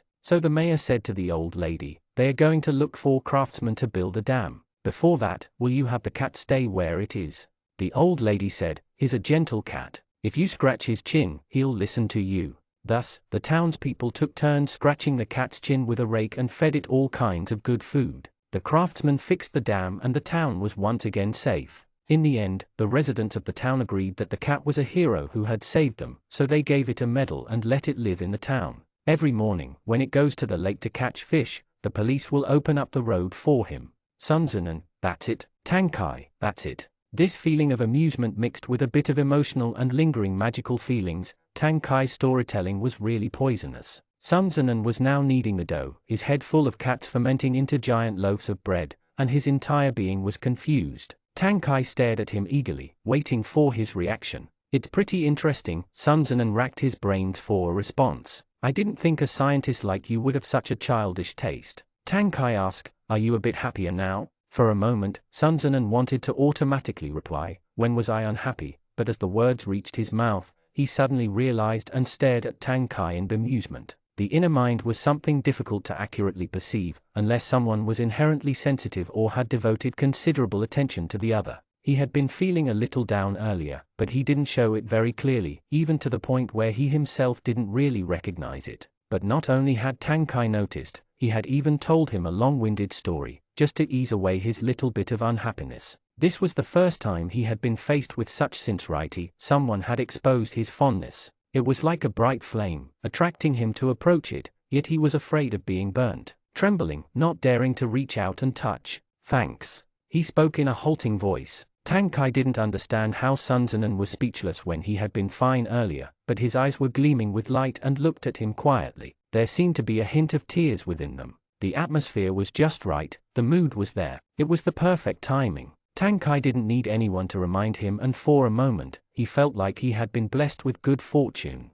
He stepped forward and hugged Sun Zinan around the waist. Sun Zinan trembled slightly, but didn't say anything. I said it wrong earlier. The man smiled, lowering his head and touching the tips of their noses, saying affectionately, there's still more to the story. Sun Zinan's mind had already ceased to function. What more? Tang Kai, after a bedtime story, there's also a kiss. The dry, slightly warm lips pressed down. The gentle kiss was like a floating flower, resting on his forehead for a moment before flying away as if it was a butterfly. Badam, badam, badam. Each heartbeat felt like it was going to break out of a cocoon, and 10,000 butterflies flipped through his chest, creating a windstorm no one else knew about. But there were no flashes of lightning, no thunder, no destruction, and no disastrous collapse. There were only the butterflies flying off after the first one, turning into a shower of flower rain. Sun Zinan's hands were covered in flour, and he didn't dare push him or return his embrace. Tang Kai took advantage of the awkward position of his hands and clasped the other tightly. Thought you might get too excited, so I didn't try anything else.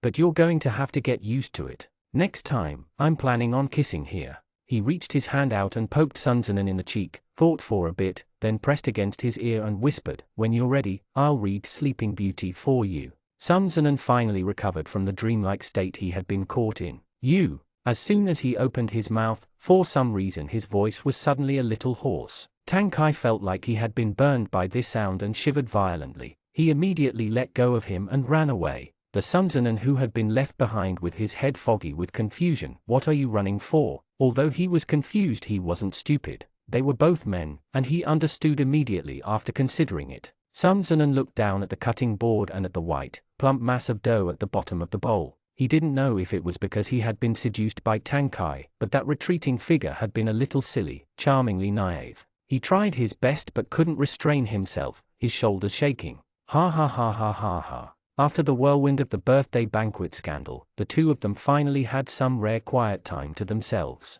Living together ground their habits against each other. As they became more familiar and intimate, the two of them became like a pair of gears. After a brief period of awkwardness, their shapes would be molded by the other side. Finally they'd fit each other tightly, turning smoothly together. The original promise of 1 week together had been pushed to the back of their minds. Tang Kai spent the entire summer at Sun Tzu's place, eating and sleeping with him, stealing kisses from time to time. He experienced the luxurious life of being pampered by someone else. In contrast, this someone else was feeling very stifled. Other good-looking young men were tender and considerate, never heading west when told to head east, never annoying the chickens when told to hit dogs. But why did the good-looking young man at his house dare to do anything just because he had good looks? He dared to take his clothes to wipe his glasses, refused to sell his scientific results to him, and even whined whenever he came back late from working overtime. At the end of the summer vacation, Tang Kai was finally able to take a few days off from working at his lab. He volunteered himself as Sun Tzu's chauffeur to and from work. The company happened to be at the center of the city and had a large shopping mall next to it. Tang Kai calculated that Sun Tzu's birthday was coming up and decided to go pick a present for him. It was too early to buy a ring, so a cufflink was more appropriate, but that didn't stop him from stopping at the ring counter to think about what style he wanted a proposal ring to be. The woman at the counter stood beside him, smiling as she asked, "Hello sir, are you choosing for your girlfriend, or looking for matching rings?" Tang Kai corrected, "Boyfriend." The words were still lingering in the air when the sound of a heavy object falling to the ground came from behind them. The two of them turned around in unison and discovered that a woman behind them had accidentally dropped her handbag. The male shop assistant beside her hurriedly picked it up for her. The woman wore a pair of sunglasses and didn't say anything. Tang Kai felt like she was looking in his direction, but his mind was fixed on the ring and didn't observe her very carefully, quickly turning his head back to the counter. The shop assistant took this moment to adjust her bearing and said with a face full of smiles, "The men's designs are on this side. Please follow me, sir." Tang Kai followed her over and said offhandedly, "Right, I also want to look at cufflinks." In front of the necklace counter, the woman clutched tightly at the handle of her bag, nearly leaving permanent marks with her nails. She seemed to be staring intently at the pendant on the black velvet display, but the conversation from the counter on the other side flowed unobstructed into her ears. "He likes simple designs, right? No complicated styles, more low-key. His fingers are thin, skin is pale, platinum looks better. Wrap the cufflinks up for me, thank you. Okay, I'll come back after I make measurements." In the reflection of the shop window, the tall, handsome man finished paying and walked out the store holding a small paper bag. She clenched her teeth, her heart suspended, and chased after him. Chapter 19, Holding You in My Hands. In the afternoon, Tang Kai went to the salon for a haircut. There were so many people that he hadn't finished by the time Sun Tzu got off work. After he called him, Sun Tzu said, "Send me your location on WeChat, I'll come find you." He finally finished around 6 o'clock. When he walked out of the shop, he immediately saw the SUV parked in front of the entrance. Sun Tzu seemed to like Bentleys very much and had collected many models. The model he drove out this time was the TNEU one. He also usually drove a silver European model and the other black Mustang flagship model that was often used by the company for the purpose of good first impressions. Tang Kai opened the car door and sat shotgun. Like a peacock showing off his gorgeous tail, he stared burningly at Sun Tzu. "You've worked hard." His hair had been cut short, and he looked younger and more alert. The well-tailored white shirt he wore brought along a few hints of the spring of youth. Good-looking was truly good-looking, but Sun Zinan noticed that his expression was one of quick praise me for being handsome and suddenly found it very funny. It was difficult to imagine that just a few months ago, this man had mocked him with the cornstalks and kelp speech.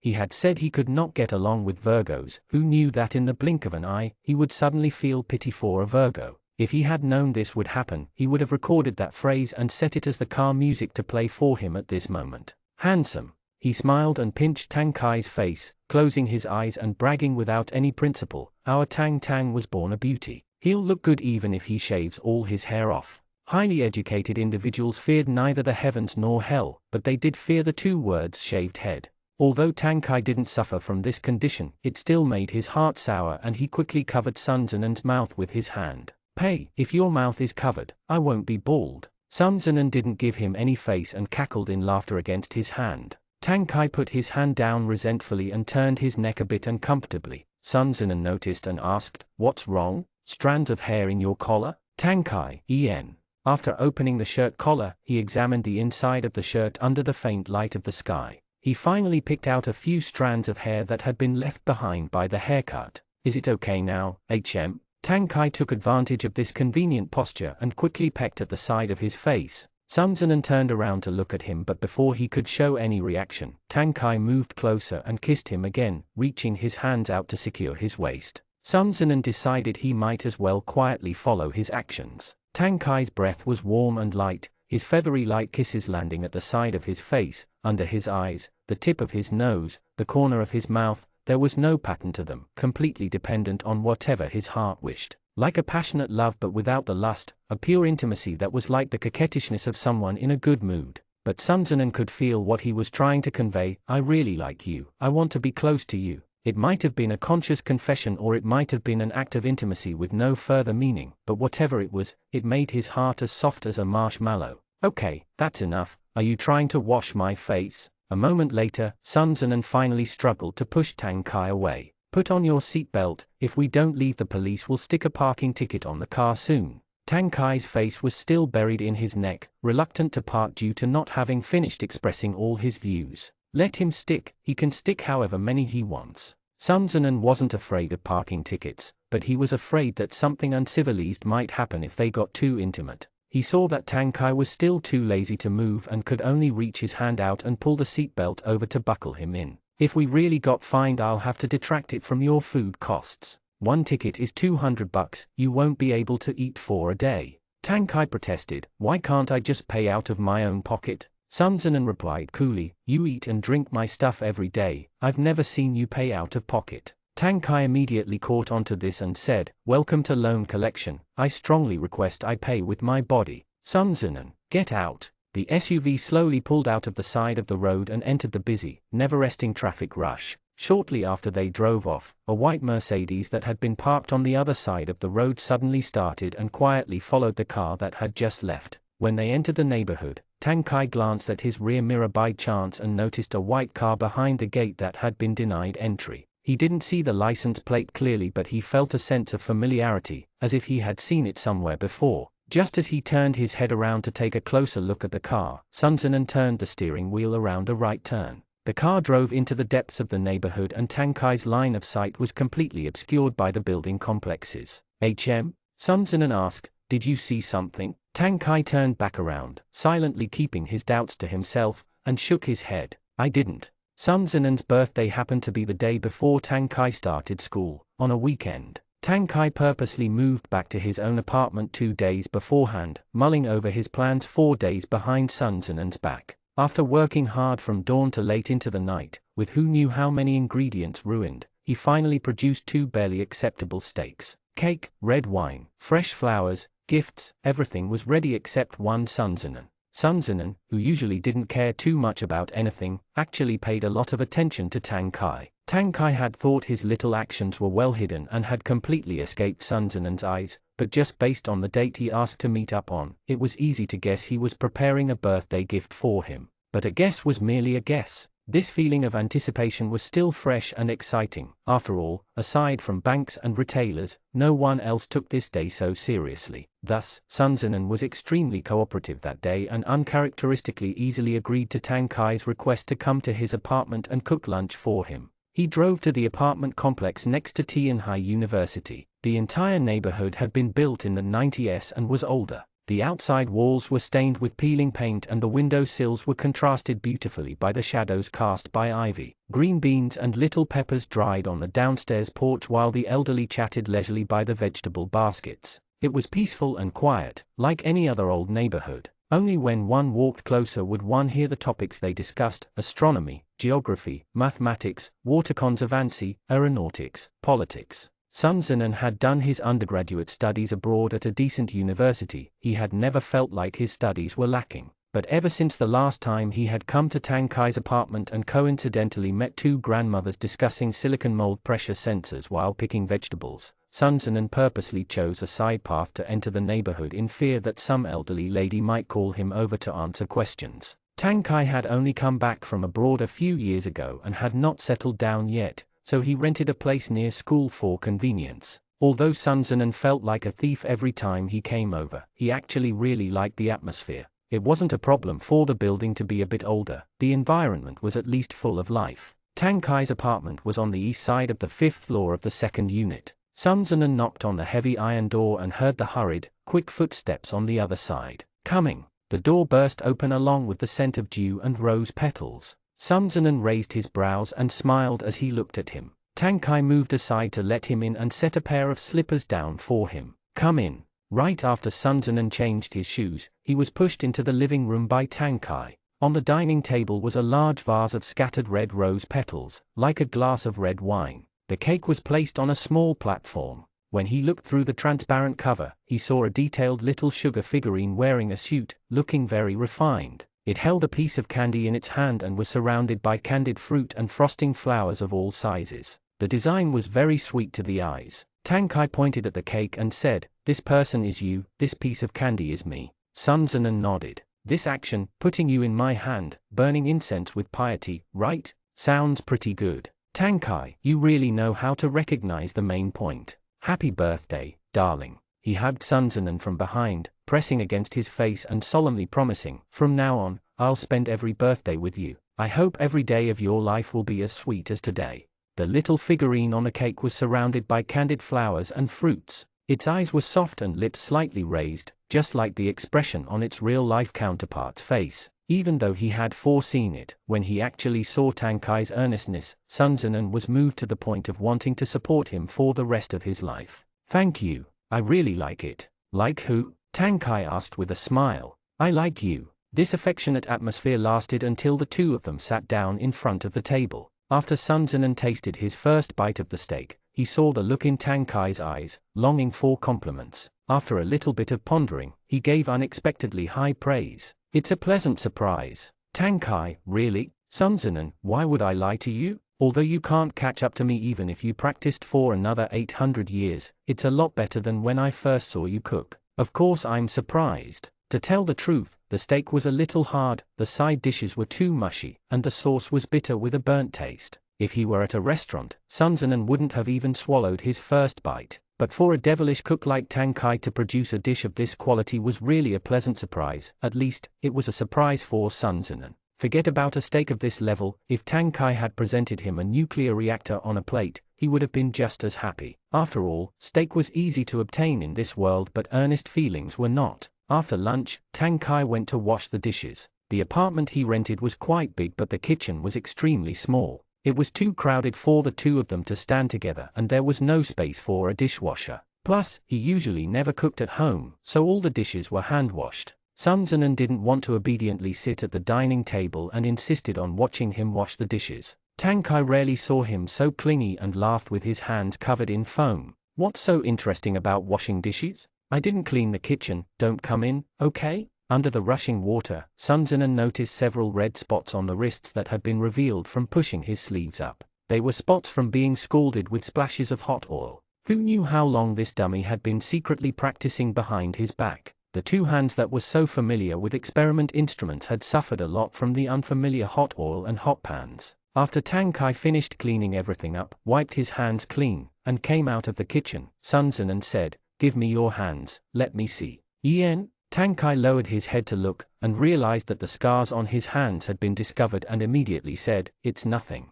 I was splashed by oil a few times, they are all small wounds. Sun Zinan didn't say anything as he reached out and grabbed his wrist, pulling a hand before his eyes. It was more serious than he had imagined. New wounds covered old ones. Even if he only looked at a few obvious blisters and scab marks, it hurt just to look at them. It's really nothing. Tang Kai saw his sinking expression and hurriedly tried to soothe him. I didn't burn myself today, really. These are old wounds, they are already healed. Sun Zinan lowered his head, gently leaving a kiss on the dark red wound. Tang Kai could only feel a spark bursting into fireworks at his fingertips. An electric current ran up from where Sun Zinan's lips had touched, and the nerve endings all over his body seemed to have all quickly heated up, his four limbs burning in a way he couldn't control. You! His voice was hoarse, as if he had swallowed sand. He felt like his current state was unstably teetering back and forth. If Sun Zinan lit another fire, he might explode at once.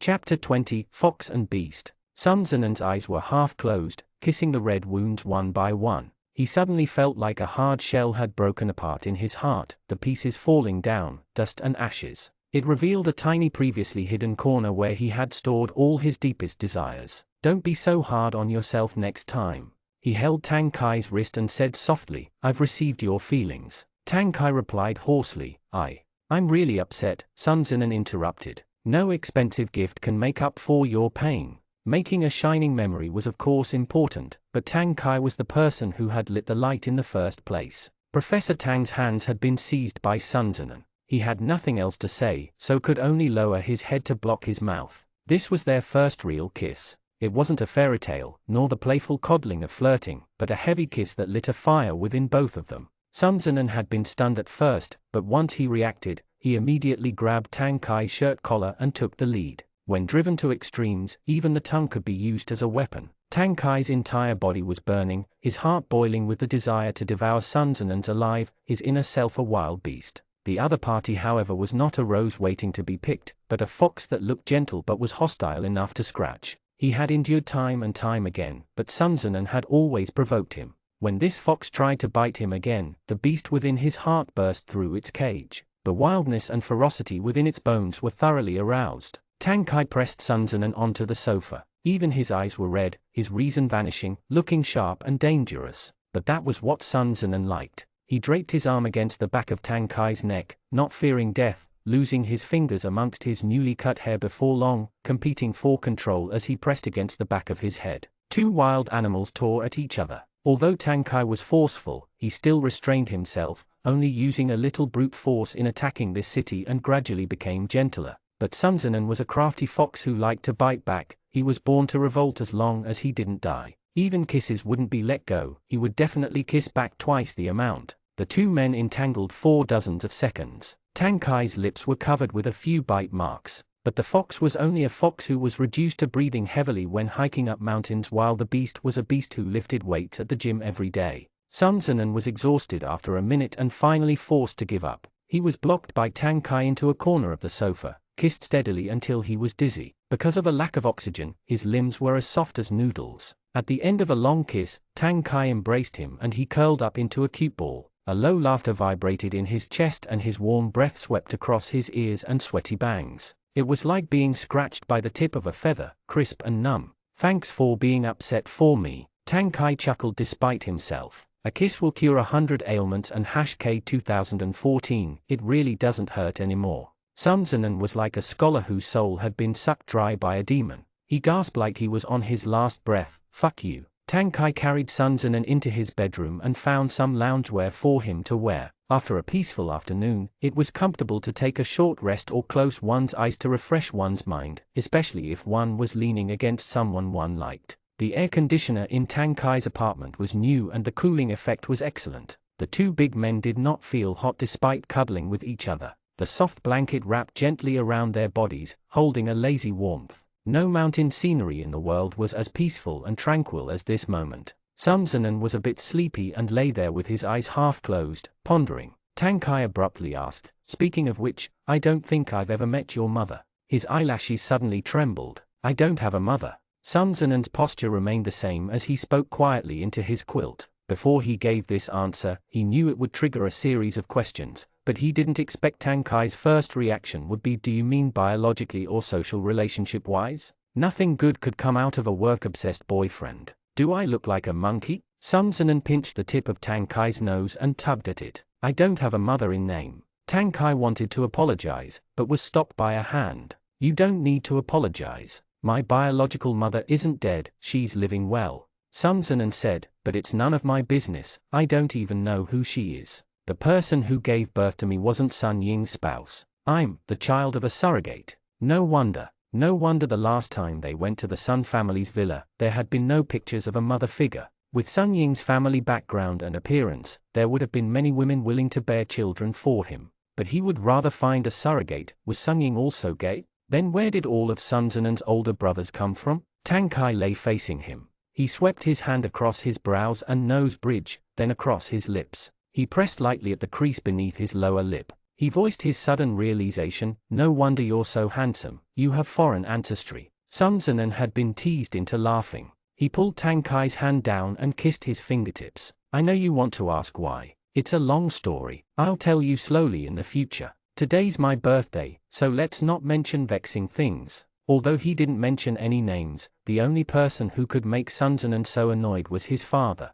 Okay, Tang Kai replied softly, putting his arm around his waist. He whispered lowly, take a nap. Perhaps his memories had been jogged by the conversation they had before sleeping. In the midst of his days, Sun Zinan seemed to be 6 or 7 years old again. He knew he was dreaming, but he couldn't move, as if he were an adult soul stuck in a child's body. His mind was clear, but his physical body couldn't keep up. He lay on his back on the bed, surrounded by darkness. In the deathly silence, the shisha sound of something scraping sounded. It was very light, impossible to tell where it came from, but it made Sun Zinan's scalp tingle in fear. It was the nightmare from his deepest hidden depths, the one he still hadn't forgotten. He knew exactly what was going to happen next and began to struggle frantically, but his 4 limbs were as heavy as if they had been filled with lead, and gradually even breathing became a burden. The rustling sound came closer and closer, like a person's footsteps, quickly coming towards the bed. The long, fuzzy limbs were almost draped across the bed. Little Nanan, wake up. At this moment, the burden on his body suddenly eased off. Sun Zinan opened his eyes suddenly and sprang up from the bed, hyperventilating. The arm around his waist pulled him back under his quilt. Tang Kai gently clasped the back of his neck, murmuring like he was soothing a frightened little animal. Don't be afraid, don't be scared, it's nothing will happen. The soul that had flown away gradually gathered back in his body. He breathed a long sigh of relief, his tense muscles visibly relaxing. I had a nightmare, he muttered. A little bit of sleep paralysis. Tang Kai said, you weren't so obedient when sleeping last time. You kept trying to hide in my arms, and I couldn't wake you up no matter what. Sun Zinan didn't catch on to the flirtation in his words and instead buried his face in his neck. I dreamed of something that happened when I was a kid. Tang Kai realized something was wrong, and gently patted his back with a hand, asking lowly, what happened when you were a kid? Sun Zinan said, bugs. Tang Kai knew how severe his phobia of bugs was, but he had never thought too deeply about it. He realized that their conversation before sleeping had triggered him, but he was too afraid to ask more. He could only coax, there aren't any bugs, the apartment is very clean. I sanitized and cleaned everything before you came. Don't be afraid. Professor Tang was a knowledgeable person and knew that those with mesophobia would be much more comforted by a bottle of disinfectant at this time than I'm here by your side. As expected, Sun Zinan's breathing stabilized a bit. The rapid heaves of his chest gradually became regular, and the grip on his clothes loosened. His voice lost the faintness of fear. It's not your house, it's my house. Tang Kai asked cautiously, do you have bugs in your house? It was natural for boys to play and be naughty, chasing chickens and dogs, playing in the fields with plants. It was rare to find someone who was so afraid of bugs, but Sun Zinan hadn't been like other boys. He was already at the point where he was basically allergic to bugs. He couldn't even stay in a room that moths had once visited. If there wasn't a reason for this, it would have been truly baffling. He was a child Sun Ying had found a surrogate for and had no mother in name. He had been fostered abroad until he was brought back to the Sun family at the age of 5. His older brothers and sisters were old enough to be his parents, and Sun Ying didn't bother finding him a companion his own age. He didn't even know how to speak Chinese fluently and couldn't communicate with his own family. He was like an orphan that had been picked up off the street, withdrawn and silent, locking himself in his room all day. At that point his third brother, Sun Ziyan, had just graduated from college. He didn't study well and spent his entire days being loitering at home. When he heard that there was a new member in the family, he believed with all his heart that Sun Zinan was an illegitimate son of the old man who had been living abroad and had come back to compete for the family inheritance. He hated Sun Zinan so much every time he saw him, he would glare at him like he wanted to strangle him on the spot. Sun Zinan learned to take detours every time he saw him, but the more he hid, the more Sun Ziyan wanted to bully him. One night, Sun Zinan woke up in a daze around midnight, feeling like something was wrong and that something was crawling across his hand.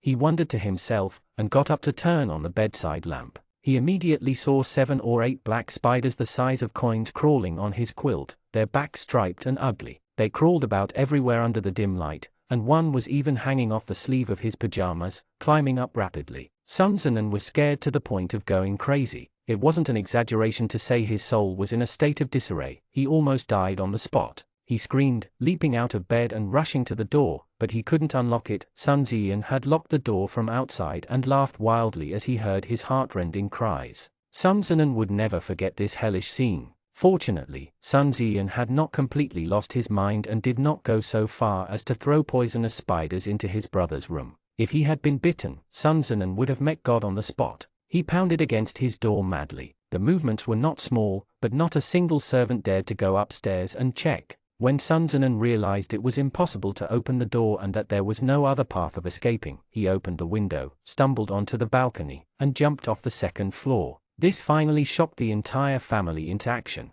Sun Zinan had been shocked, then jumped off a building, breaking a bone while having a high fever and almost lost his little life. He spent over a year in the hospital before he could function normally again. His health was still poor to this day. He suffered bronchitis every winter because of the events that year. Sun Ying gave Sun Ziyan a harsh lecture and kicked him out of S province in a fit of rage, sending him to an outside company to work for 3 years. By the time Sun Ziyan had returned to the Sun family with a heart full of vengeance, ready to enact his revenge, Sun Zinan had long been sent to a boarding school by Sun Ying to continue his studies. In the 15 years that ensued, the two of them rarely had contact with each other. The two brothers only reunited when Sun Zinan graduated abroad and came back. Many years later, the two of them finally made peace in front of their father, faking their smiles to hide their debts of hatred.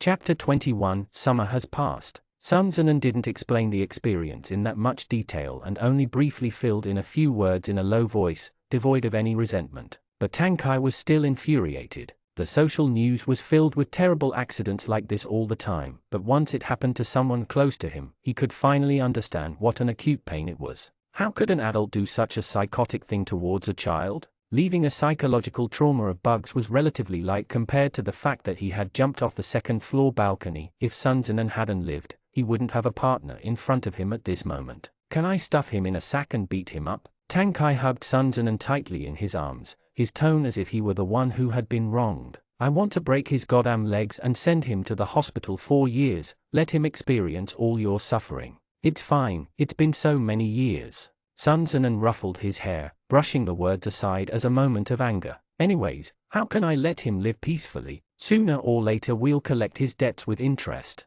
Tang Kai was silent for a while before sullenly saying, still want to hit him. Sun Zinan didn't say anything. Tang Kai hemmed and hawed, asking, still want to sleep? Sun Zinan didn't want to sleep at all and lifted his quilt as he sat up. If I nap too much I'll have a headache. You should get up and work, Professor Tang. Summer vacation ended the next day and the semester opening ceremony was about to start. Tang Kai was the face of the school and had always been pushed forward to speak to new freshmen every year. Sun Zinan was supposed to go after eating together, leaving some time for him to go over his speech notes. Professor Tang truly suffered from procrastination, hugging his waist like an overly clingy dog, refusing to let go and insisting that Sun Zinan stayed to keep him company. Sun Zinan realized that the fear of the start of a semester was an incurable disease for both students and professors. Tang Kai grinded through a PowerPoint presentation. Once he thought about how he couldn't loiter around with Sun Zinan every day once school started, he became unhappy and had to resist the urge to buy a house together and move in that night.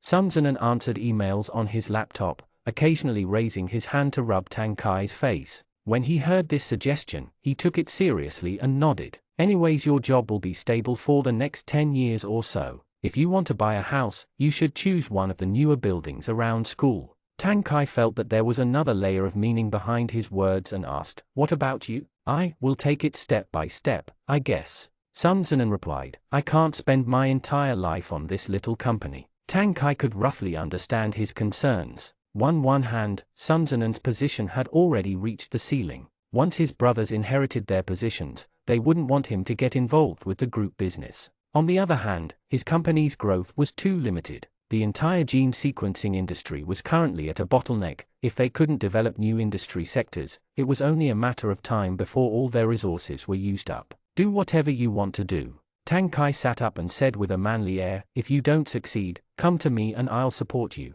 Sun Zinan rolled his eyes and smirked. Others take young handsome men to warm their beds. You take young handsome men to cook for you, why don't you just look for a housekeeper? Tang Kai, I didn't say I wouldn't let you crawl into my bed. Come whenever you want. And #K 2026. Seeing that the conversation was running into an indescribable direction, Sun Zinan hurriedly stopped and changed the subject. What do you want to eat for dinner? The little market in front of your neighborhood seems pretty good. Let's go buy some groceries in a bit. His birthday privileges were only applicable during the day. Sun Zinan still had to cook dinner. Otherwise, he predicted Tang Kai would have cried on the spot. Sure enough, Professor Tang treasured this last supper and without stopping for breath, performed the entire reporting menu routine. Sun Zinan said coolly, go back to the lab and gnaw at your Petri dishes. After the sun started going down, the heat outside cooled off a little. The two of them dallied down the stairs, dressed in casual clothes. It wasn't too hot outside. They held hands as they shopped at the market.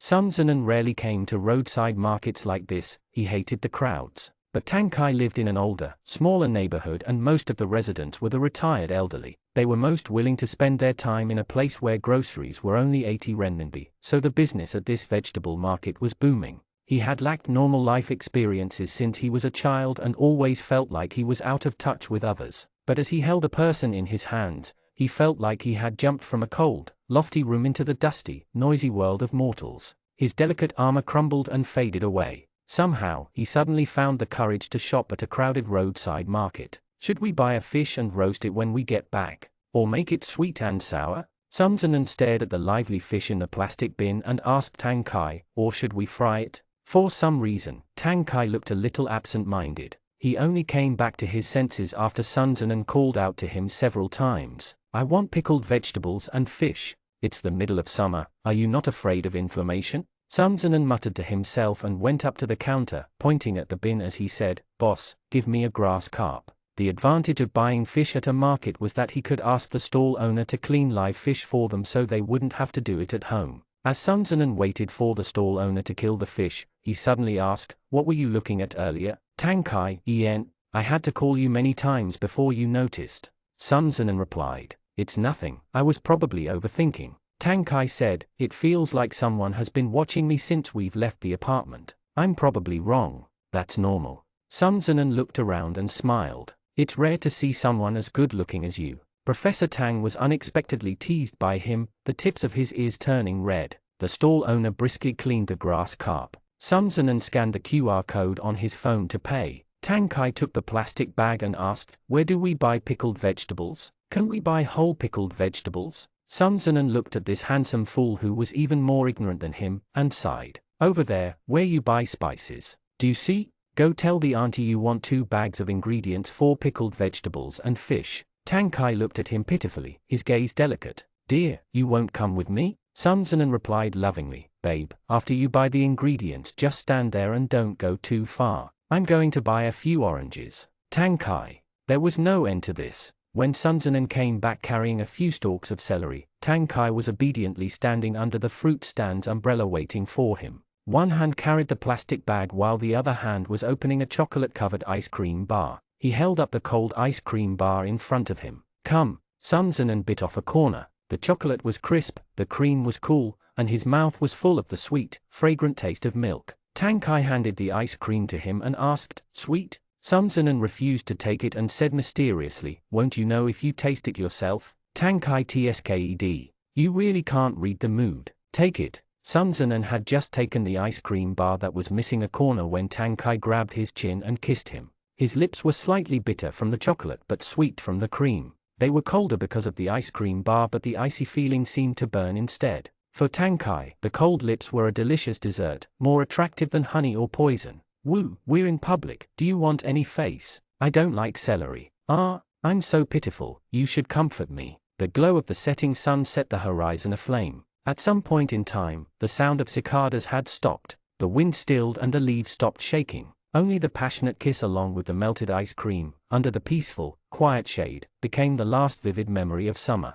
The weather became cooler as autumn arrived. Sun Zinan caught a slight cough. Yu Liang had received a WeChat reminder from Tang Kai in the early morning. He took the hot pear soup that had been delivered to take to Sun Zinan and ran into Wang Zheng on the way. He could only stand there and greet, "Hello Vice President Wang." Every time Wang Zheng saw this guy, he would stand there, trembling. Wang Zheng suspected it wasn't because he was afraid of him, it was probably because he was allergic to all of mankind. He looked down at the thermos in Yu Liang's hands. "What are you delivering?" Yu Liang said quietly, "Pear soup." Wang Zheng looked at him suspiciously. "Pear soup again? You came to deliver pear soup yesterday. Haven't you been a little too attentive towards Director's son these days?" "Silly child," Yu Liang said with a straight face, "I meet you every time I come here. That means we both are at the same level." "You sycophant, what same level?" Vice President Wang's lungs hurt from this thoughtlessness. He turned his face towards the wall in annoyance, not wanting to talk to him. The elevator door opened and the two of them walked through the hallway to the door of Sun Zinan's office.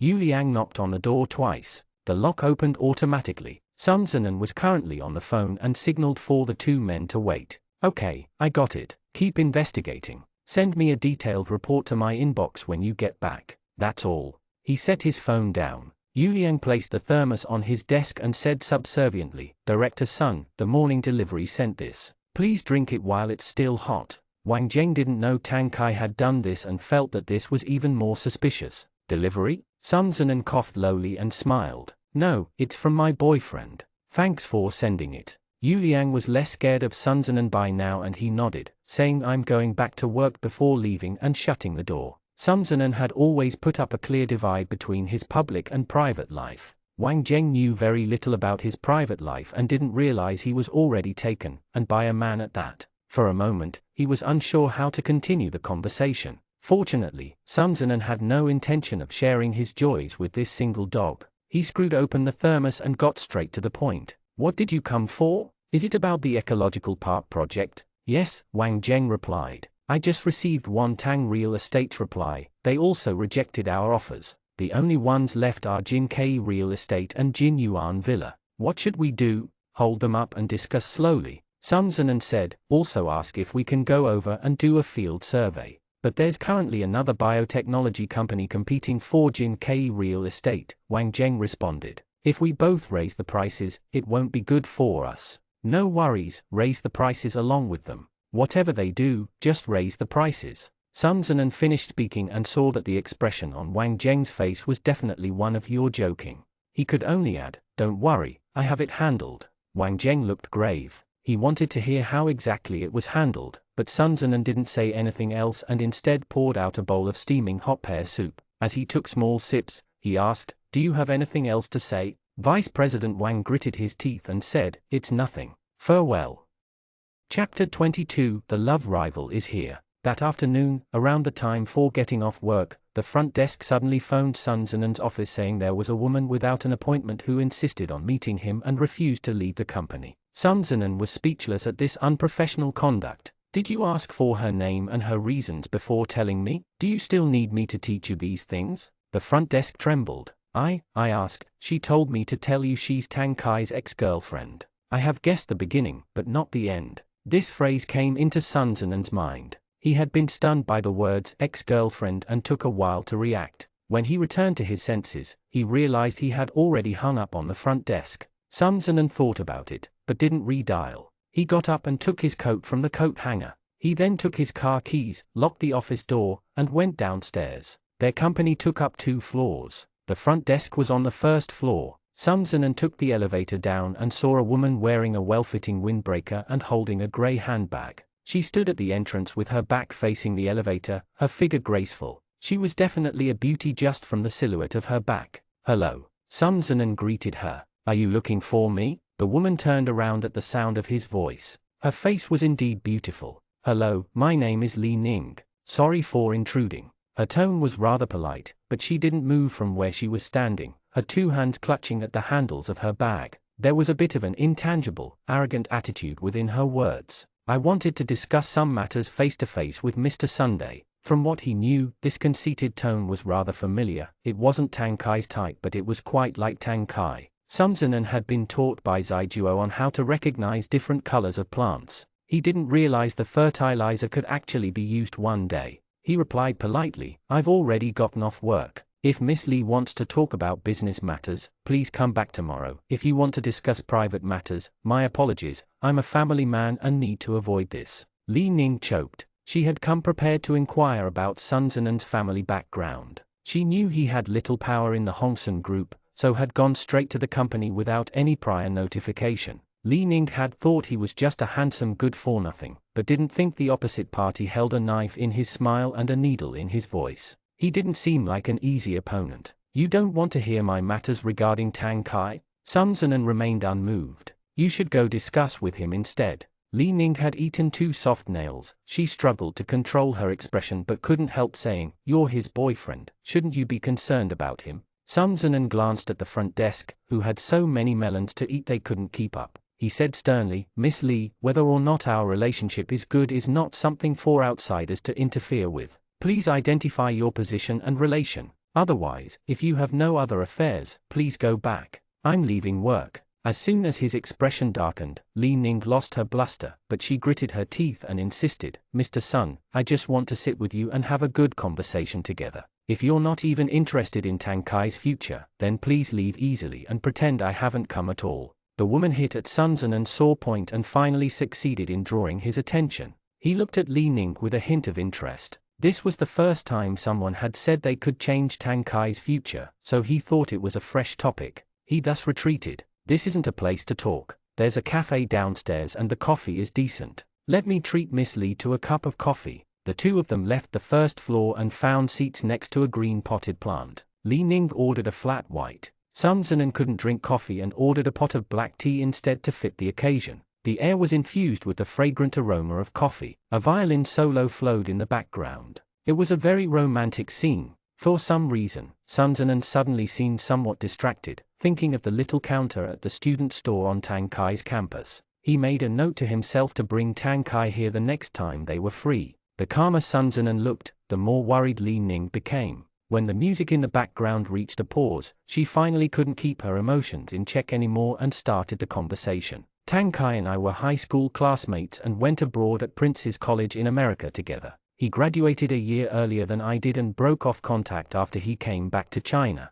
Sun Zinan nodded, seemingly not all anxious, and leisurely motioned for her to continue. Li Ning said, "I quit my job in the US for him and came all the way back to China just to find out he," her voice cracked and she paused before continuing, "was with you." Sun Zinan, "So, I was young and ignorant then. I thought we would have a lot of time in the future, so we would still have a chance. But after I lost him, I realized how important he is to me." Li Ning said, "I don't want to lose him this time. But he already has me." Sun Zinan smiled. "What do you think he should do?" Li Ning nodded slightly. "That's why I'm here today. Tang Kai is a man of great ambition and he has a passion and talent for research, so he might be a little different than others. I'm similar to him, so I understand his needs better than you do. Also, Tang Kai plans on continuing to teach at school. If he is with me, his future path will be easier to walk." Sun Zinan asked, "How will it be easier to walk?" Li Ning's attempt to keep her tone humble did not hide the hint of pride within.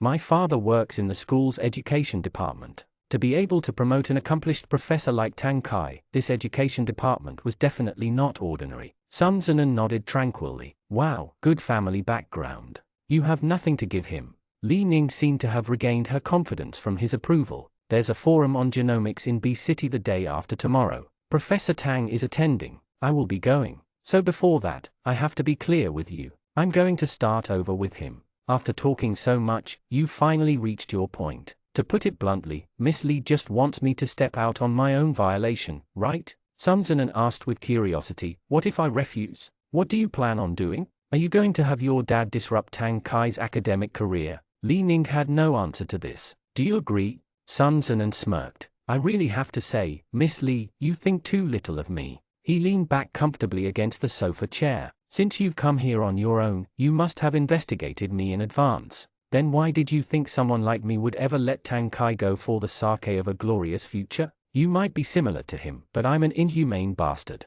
Sun Zinen's expression was full of regret. I'd prefer if he didn't have a job and was a handsome young man who stayed at home all day, waiting for me to provide for him. You're trying to play the if I can't have him I'll ruin him game, aren't you? Sure, go ahead and ruin him. I don't have any object irons. Li Ning said frantically. That's not my intent. Stop pretending. Sun Zinen said coldly. Everything you've said is aimed at that intent. You talk about appreciating his talent, but for the sake of a little personal affection you'll destroy his career. Miss Li, isn't it tiring doing sit-ups? Do you even have the face to sit here and discuss romantic relationships with me? Li Ning had been cornered by him into sitting on pins and needles. Her face flushed red then paled intermittently. I just like him and hope he will have good opportunities and a good future. She finally couldn't resist raising her voice. You keep twisting my words. The truth doesn't lie in how loud your voice is, not how lofty your words are. You didn't look for Tang Kai today, but came to find me instead. All you wanted to do was display a pitiful image in front of him, so he could think you were an infatuated little fairy. Do you dare repeat what you said just now in front of Tang Kai? Sun Zinen's attitude was still leisurely. A mistress is just a mistress, don't use similar personalities as an excuse. If you dare interfere, prepare yourself for a beating. You're offering yourself up for one. Li Ning tightly grasped the handle of the ceramic cup. Please get it straight. I knew him first. If you didn't step in, his partner would obviously be me. Who's the interfering mistress here? You really should re-examine your logical reasoning. Sun Zinen took a sip of tea. If is just a hypothetical. If it didn't happen, then it didn't happen. Saying if and what if is of no use. Anyways, according to your claim that you and Tang Kai are old acquaintances, if you were going to date you would have gotten together a long time ago. The fact that you aren't together means the two of you don't have any affinity. For someone who has known him for so many years, you can't even compare to the latecomer me. The problem is with you, not me. Li Ning had been angered into losing all reason. She said in a rage, you're harming him. There's no good end to same-sex relationships. Are you going to drag him to hell with you? Her agitation drew the attention of the nearby customers and several heads turned to stare at their table. The waiter saw there was something wrong and came forward to make a request, but was stopped by Sun Zinen's raised hand. I just don't understand where your confidence comes from. You even dare come up and ask me to back off and send Tang Kai to you. Sun Zinen said, I'll have to trouble you to remember clearly. He's my person. I won't let go. He has to spend the rest of his life in hell with me. Understood? He had started off calmly, but the more he spoke the more he couldn't repress his anger. Once he was angry, he decided he didn't want to bother with keeping face anymore. I'm not as well-bred as Miss Li and I don't follow the first come, first served rule. I'll end today's talk here. If you dare to mess with Tang Kai, I will dare to make your father sing tears of sorrow for the rest of his life. If you don't believe me, you can try. We can see what happens. If Tang Kai doesn't have a job, I can support him for the rest of his life. Sun Zinen gave her a slightly psychotic, cold smile. His tone was light and vague. But if your father can't give you money, what kind of cute fairy can you be? There's one more thing I think you should understand. I met Tang Kai on an arranged date. Do you know what an arranged date means? It means that if you want to dig at a corner, not only will you have to ask me for my permission, but you will also have to ask the Sun and Tang families if they agree. The wrathful Demon King had finally released his rage and he got up, taking his coat with him. In the span of a second, his expression returned back to neutral as he told Li Ning, I already paid the bill. If you don't have anything else to say, I'll be leaving first. Goodbye. He turned away after speaking and pushed open the glass door of the coffee shop, walking out into an early autumn rain. Li Ning stared blankly, her eyes red. The coffee on the table had completely cooled down. It was some time before her frantically beating heart finally slowed down. The scalp-numbing terror of being stared at by that ferocious beast slowly subsided. She took in a deep breath and felt her hands and feet go weak, her eyes full of tears. Sun Zinen's last words had not been that terrible. The terrible part was the person himself. Li Ning had never faced someone who was actually psychotic before, and could not understand how a normal person could possibly have such a fear-inducing expression in their eyes. That cold smile just now turned into a lasting shadow on her heart. Why would Tang Kai like a person like that? She wasn't actually Tang Kai's ex-girlfriend. To be exact, she had always been one-sidedly observing Tang Kai. She had secretly liked him in high school and pursued him abroad in college. She and Tang Kai were not in the same major, but their labs were close. All her classmates knew her intentions and would often joke and tease her about it. But Tang Kai seemed to never sense her affections and never responded to her. She hadn't been too clear on Tang Kai's family background and only had the vague idea that his parents worked with the government. Tang Kai was very low-key and received his associate professor appointment at Tianhai University through his own merits, not his connections. This had led her to think that if her father could be his backer, Tang Kai could go even further in his career, and their lives together would have a little more security. And as for Sun Zinan, it was even more absurd. Her friend and Sun Zinan's sister, Sun Zii, were the most influential wives in the same circle of connections. She often heard Sun Zii talk disapprovingly of her youngest brother, saying he was mediocre and worthless.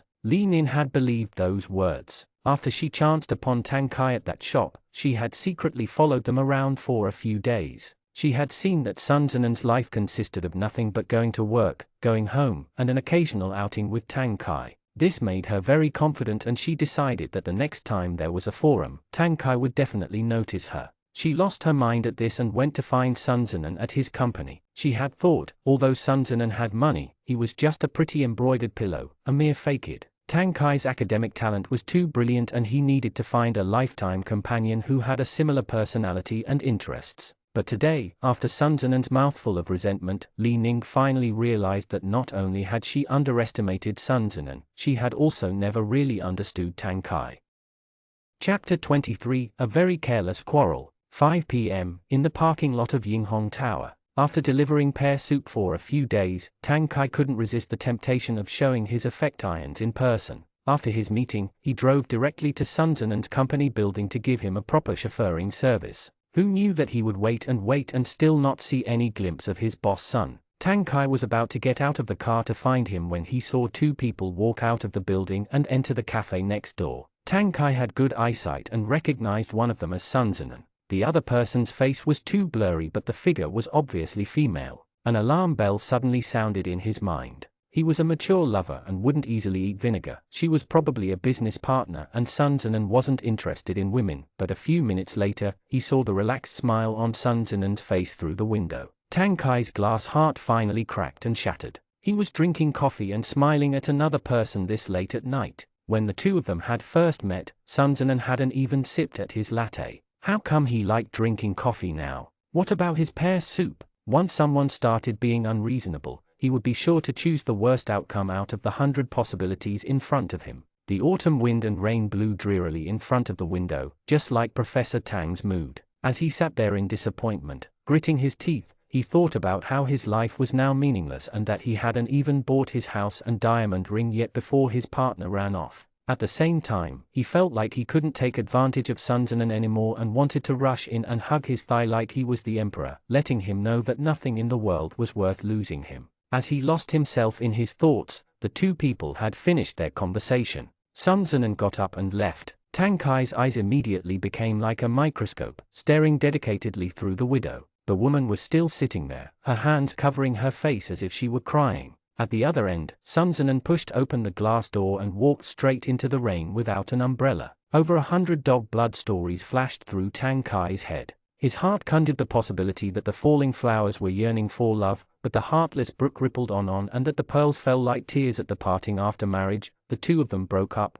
His line of sight left the cafe window and unconsciously fell on Sun Zinan's retreating back, until he turned the corner and disappeared. Wait a moment. What was that fool doing? It was raining. After driving a deep suspicion of life into Li Ning, Sun Zinan left the scene in a low-key manner. This absurd theater should have ended there. He had been the ultimate winner. But the moment he stepped out of the store, Sun Zinan could clearly sense something breaking in his heart, feeling like he had just jumped off the edge of a teetering cliff. So many years had passed, and he had almost forgotten he was still a patient who needed to see a doctor. His face still held the expression that had scared Li Ning so much. No wonder, her pure and ignorant self had knocked upon the door of the Lord by herself, but the darkness under the mask had been enough to frighten the little girl to tears. Sun Zinan could rationally judge that Tang Kai didn't have any feelings for Li Ning. He was also clear that Tang Kai knew nothing about Li Ning coming to find him today. Tang Kai hadn't done anything wrong, but to say that Sun Zinan didn't bear any discomfort towards this would be pushing it. The sky was overcast, and cold rain continued catching at the edges of his hair. A feeling of depression rose like the tide, engulfing the quiet beach. He had the delusion that his entire being was about to be washed into grey. Sun Tzunen tried to stand against the impact of the rushing waves, but his mind was in a state of disarray. He had to cool his thoughts with the icy coldness of the outside world. He walked aimlessly through the rain, brushing against all sorts of people. The light drizzle gradually turned into a heavy rainfall. Night came and the street lamps lit up. A mist covered his vision. A world that was clearly full of life had been covered by a layer of glass, dim and distant, making it unclear who had lost their consciousness. He ran into a person in front of him with a thump. The curtain of rain was cut off by a black umbrella over his head. Sun Tzunen traced his eyes up the grey suit and saw the frosty face of a demon king. "Why are you here?" Sun Tzunen spoke lightly, as if nothing was going on. "Did you get off work early today?" His shoulders were wet and his hair covered in drops of water. Although he hadn't been drenched thoroughly, he looked rather pitiful. Tang Kai didn't fear anything else, but he was afraid Sun Tzunen wouldn't take care of his body seriously. He had been suffering from a chronic illness for the past few days and had just walked in the rain for so long just now. With his small frame, if he caught a cold, it wouldn't be anything good. "I came to pick you up from work," Tang Kai said. Sun Tzunen nodded. He didn't even bother making a sound in acknowledgement. Tang Kai saw that he wasn't speaking. He didn't have much self-restraint left and was a little angry, so he complained, "Why are you wandering about without an umbrella on such a cold day?" Sun Tzunen, "No reason, just casually taking a stroll." Tang Kai pursed his lips in displeasure, knowing he hadn't told the truth and was still pretending nothing had happened. He reached out and wiped at a raindrop on the side of his face. Sun Tzunen was warning himself, it wasn't Tang Kai's fault, he didn't know anything, don't lash out your feelings at innocent people. But Tang Kai wouldn't stop recklessly scooting over and scolded, "You know you can't expose yourself like this to the wind, right? Don't you know your own physical condition? What do you think I get up early every morning to deliver pear soup for? But then, you just go ahead and do this to yourself." Sun Tzunen still didn't look at him, furrowing his brows as he replied wearily, "I know. What the hell do you know?" Tang Kai was about to explode in anger over his unenthusiastic, half-dead attitude and he raised his voice. "I know you think my words are just the wind next to your ears." Sun Tzunen couldn't really understand what he was saying and only felt that his voice was buzzing in his ears, like a crowd of bugs singing and dancing. He stifled his emotions and said impatiently, "Why are you shouting?" Tang Kai's heart skipped a beat and his expression suddenly became cold. It wasn't because the fire had been put out, instead, his anger had become real flames. Although the two of them had a few small arguments like this before, Sun Tzunen had never pushed him away. This was the first time Tang Kai felt a clear sense of impatience exuding from him. It wasn't eagerness to fight, nor anger, but annoyance. This attitude was more hurtful than words, even more serious than if Sun Tzunen had pointed at Tang Kai and told him to get out. Tang Kai thought to himself, "I've pathetically come to pick you up from work but you only think of someone else. Forget about enacting a sad scene in the rain, but your stubborn face is full of a dead pig who doesn't fear hot water. Was Laozi so cheap he had to hurry and make himself miserable? The fuck does it matter to me whether you're dead or alive, have a cold or a fever? Sure, go ahead." The more he thought about it, the angrier he became, until his hands were trembling. He thrust the umbrella in Sun Tzenen's arms and said coldly, "I'm not bothering with you, do whatever you want." After saying this, he turned around and left. Sun Tzenen was caught off guard and staggered backwards. He didn't catch the umbrella, and his shoes filled with the muddy water by the road. In the somber light of dusk, Tang Kai's back was lonely and cold, merging quickly into the crowd and out of his sight. The rain fell heavier and heavier. A pool of water quickly gathered in the open umbrella. Sun Tzenen was like a lagging phone, only moving after a while, as if calmly accepting Tang Kai's unilateral declaration of war.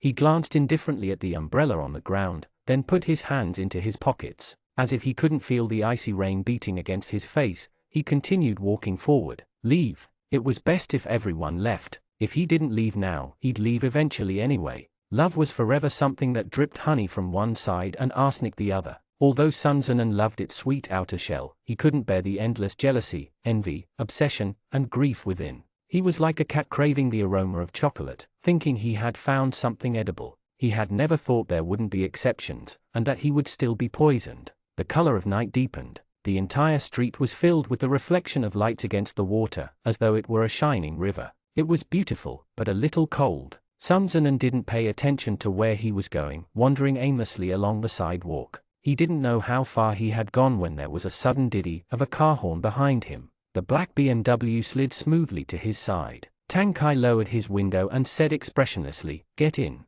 His tone was awful and frigid, and he didn't even look at Sun Zinan. If he wasn't stopped by the side of the road, he would have looked like he was merely waiting at a red light. Sun Zinan turned away and coughed twice, his chest aching a little. After slowly walking around in the rain for half an hour, his mood had become a little better, and he finally realized he had to set boundaries for his physical health. He couldn't risk his life, so he wasn't obstinate about it anymore. But before he got in the car, he put his hand against the front door out of habit before suddenly realizing something. His hand hovered in the air for a moment, then turned towards the back car door. Tang Kai, holding in his resentment. Sun Zinan entered the back row, wrapped in his wet windbreaker, and said coldly, "Thank you." Tang Kai didn't respond and stepped on the gas pedal. By the time the car reached Sun Zinan's apartment, Sun Zinan had almost fallen asleep in the back row. It seemed like Tang Kai was still angry. Without saying a word, he turned the lights off in the car, hinting that it was time for Sun Zinan to get off the car. Sun Zinan braced himself against the door as he got out of the car. Before he even entered his apartment building, he heard the engine start.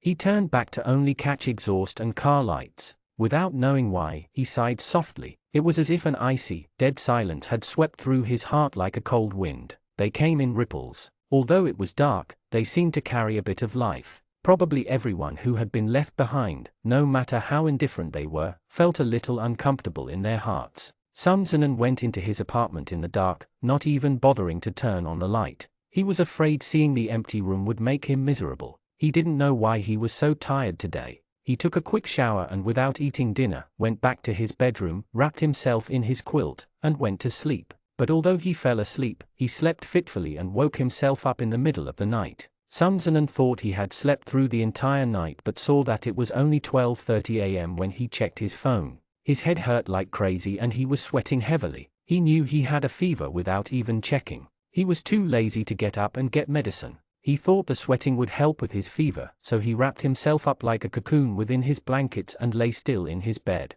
For the latter half of the night, Sun Zinan was half asleep. Although he felt hot and uncomfortable, covered in the sweat, the feeling of sudden heat alternating with cold did not reappear and his temperature subsided. At 8:30 a.m., Sun Zinan answered a call from Zaijuo. Before he even said hello, a sudden itch occurred in his throat. He didn't even have the time to catch his breath before bursting out into a violent cough.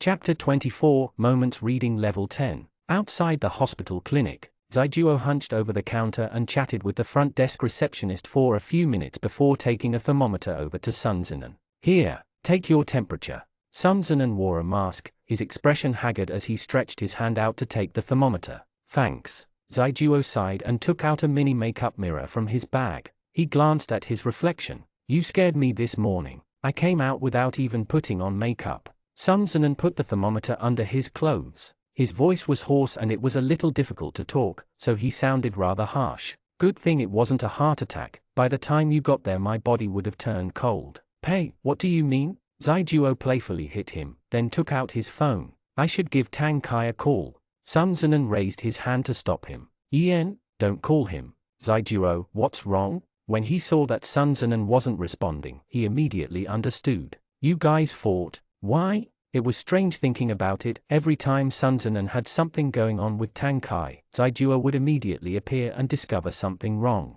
He was like a little assistant in a game. He wanted to say there was nothing wrong, but he felt like Tang Kai was really angry this time. Sun Zinan didn't think he had the ability to call him back, so the words changed as they reached his mouth. "I guess we fought." Zaijuo rolled his eyes. "Fighting is fighting, not fighting is not fighting." "What do you mean I guess we fought?" Sun Zinan sighed feebly and told him everything that had happened the day before. Zaijuo had never expected that after all his years of training, Sun Zinan would still sink under some other white lotus. This was a great provocation to him and he flung his arms about, saying indignantly, "I'll go. What's the woman's name? Give her contact details to me. This old mother will have to meet with her." Sun Zinan felt a headache coming on. "Please rest for a while." "Tang Kai, this bastard, you're dead. Has a girlfriend and fucking pretends he's gay."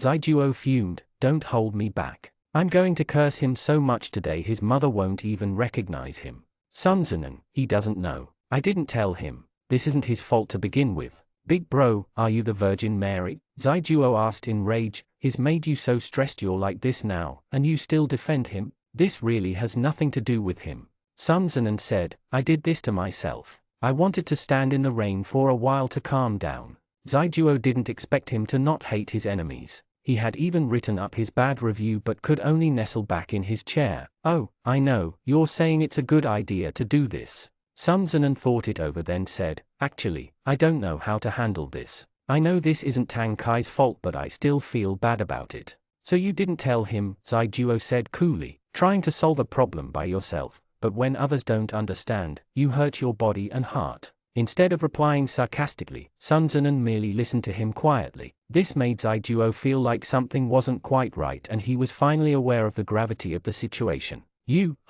he asked cautiously, do you like Tang Kai that much? Sun Zinan was stunned by his question. I thought we were planning on getting married. He smiled mockingly to himself. What do you think? Oh. Zaijuo immediately caught onto the main point of the issue. So in that case, shouldn't you guys just communicate and resolve everything? Tang Kai won't turn away from you just for that woman, right? Too late. Sun Zinan looked down at the calendar on his phone. He's flying to B City today and is attending a forum there tomorrow. Li Ning, that woman, she's going too. Zaijuo wondered out loud, what does that have to do with anything? If you need to talk about it then talk about it. Can Li Ning run up to you and tackle you to the ground or something? Even though I think Li Ning is probably telling lies, I can't guarantee it. What if Tang Kai really has her in his heart? What if they really had just missed the timing in those years? Sun Zinan coughed twice into his mask. He's free to choose his partner. I can't interfere. Zaijuo never knew Sun Zinan was some hidden saint of love, but his mouth suddenly opened in an O shape. Gee, did the fever make you dumb? Sun Zinan took his thermometer out and looked at it. 39 degrees. Guess I really am dumb from the fever. As he said this, his number was called. He stopped the conversation, got up, and walked into the clinic. The Zaijuo who had been left outside began thinking. He felt like this was developing in a weird direction, as if something wasn't quite right. B City, Blue Star Hotel. As arranged by the organizers, Tang Kai shared a hotel room with another researcher from Tianhai University. The professor wasn't arriving until tomorrow afternoon. Tang Kai put his bag on the table and sat down in a chair by the window. His upright posture relaxed. Looking out into the dusk, he couldn't resist taking his phone out and checking his WeChat. There were no new messages. In his chat with Sun Zinan, the messages had stopped at yesterday's "I'm going to class." There were also no movements in his moments. Sun Zinan, this pig trotter, didn't even take the initiative to coax him. Tang Kai sulkily threw his phone onto his bed. He was very clear that this Cold War had been started by him and that the person who had run off quietly to B City was him. If he thought about it carefully, he was the one who had made a rather big mistake. But he still expected Sun Zinan to come talk to him first and stretch out an olive branch of peace. Just as he had once accepted Sun Zinan's stubbornness and naivety, he wanted Sun Zinan to let him know that even if he wasn't perfect and made occasional mistakes, he would still have him in his heart. Not only was Tang Kai a person who sulked easily, he was rather possessive. He wanted to eat Sun Zinan's vinegar but still wanted Sun Zinan to care about his feelings. He was clearly at the point of bruising his own intestines, but he refused to be the first to show weakness. The more he thought about it, the angrier he became. Seeing that his phone was still dead with no sign of any messages, he huffily went downstairs to eat dinner. At the same time, in Sun Zinan's apartment, Zaijuo poured Sun Zinan's congee into a bowl and added a few side dishes before knocking on the bedroom door. After a while, Sun Zinan lazily dragged himself into the dining room. He coughed for a while after sitting, then thanked Zaijuo. I've troubled you. Do we have to act like strangers? Zaijuo handed him a spoon. Have some congee. You haven't eaten all day. Sun Zinan slowly picked at the rice grains, every mouthful even smaller than a bird's. Zaijuo felt second-hand anxiety from just watching him. Are you still uncomfortable? Should we go to the hospital 4 and 4? I'm fine. Sun Zinan forced a smile, his expression haggard. I just woke up so I don't have much of an appetite. I'll be okay in a bit. When Sun Zinan visited the clinic in the morning, the doctor had told him he was suffering from upper respiratory tract infections and bronchitis. He was prescribed a collection of anti-inflammatory drugs for colds. The doctor suggested that if he wanted to get rid of the fever quickly, he could get a shot for reducing fever. Sun Zinan had a bit of trauma over needles, so he took the medicine and went home to sleep the entire day instead. He felt a little better now than he had this morning, probably due to the medicine, but his temperature was still a little high. Zaijuo didn't taste any of the food he ate. He was thinking that Sun Zinan wasn't suffering from just a cold, but also mentally. He still remembered Sun Zinan had seen a doctor for depression when he was abroad, so he was especially concerned about his mood swings, fearing that would he have a relapse if he wasn't careful. If no one watched and Sun Zinan jumped off a building, Tang Kai would definitely come for Zaijuo's life. What are you thinking about? Sun Zinan looked at him strangely. Your face is twitching. Ah, it's nothing. Zaijuo quickly retracted his wild thoughts and said, I'm thinking, don't you think it's a little strange that Tang Kai is angry? Sun Zinan raised his brows in bewilderment. Zaijuo, I've been feeling like there was something wrong since this morning. It's understandable if he's a little upset because you don't care about your health, but this is a trifling thing. Isn't his reaction a little too strong? Sun Zinan, you're right. During Sun Ying's birthday banquet, things had been so out of control, yet Tang Kai was still able to remain calm. His anger this time was truly out of the ordinary, but up until now, Sun Zinan could not figure out where the flames had been ignited. He could not think of anything else that would make him angry. I have a guess, although it's very dog blood, but it makes sense.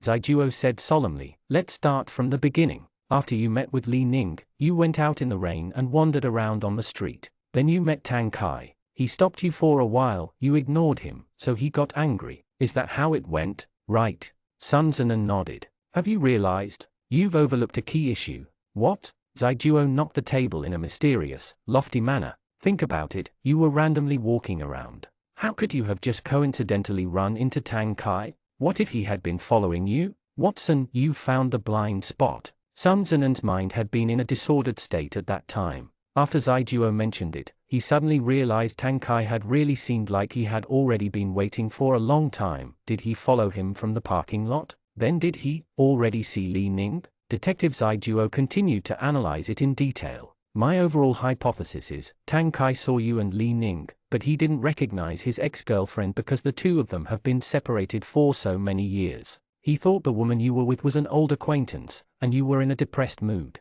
If he accidentally mistook the situation and thought you were in love with the woman, then it's pretty likely he was angry from eating vinegar. Sun Zinan's mind buzzed numbly. He was completely bewildered. His downfall was that he watched too few TV dramas. His imagination was too limited and he had never thought this train of thought was possible. Zaijuo, on the other hand, had used his dramatic thinking to put together a complete picture of the incident and even guessed it pretty correctly. It can't be that much of a coincidence. Sun Zinan didn't know whether to cry or laugh. What kind of fucking thing is this? A coincidence or not, won't you know after asking him? Zaijuo opened his WeChat Moments and as soon as he mindlessly refreshed it, his eyes suddenly widened. Fuck, speak of the devil.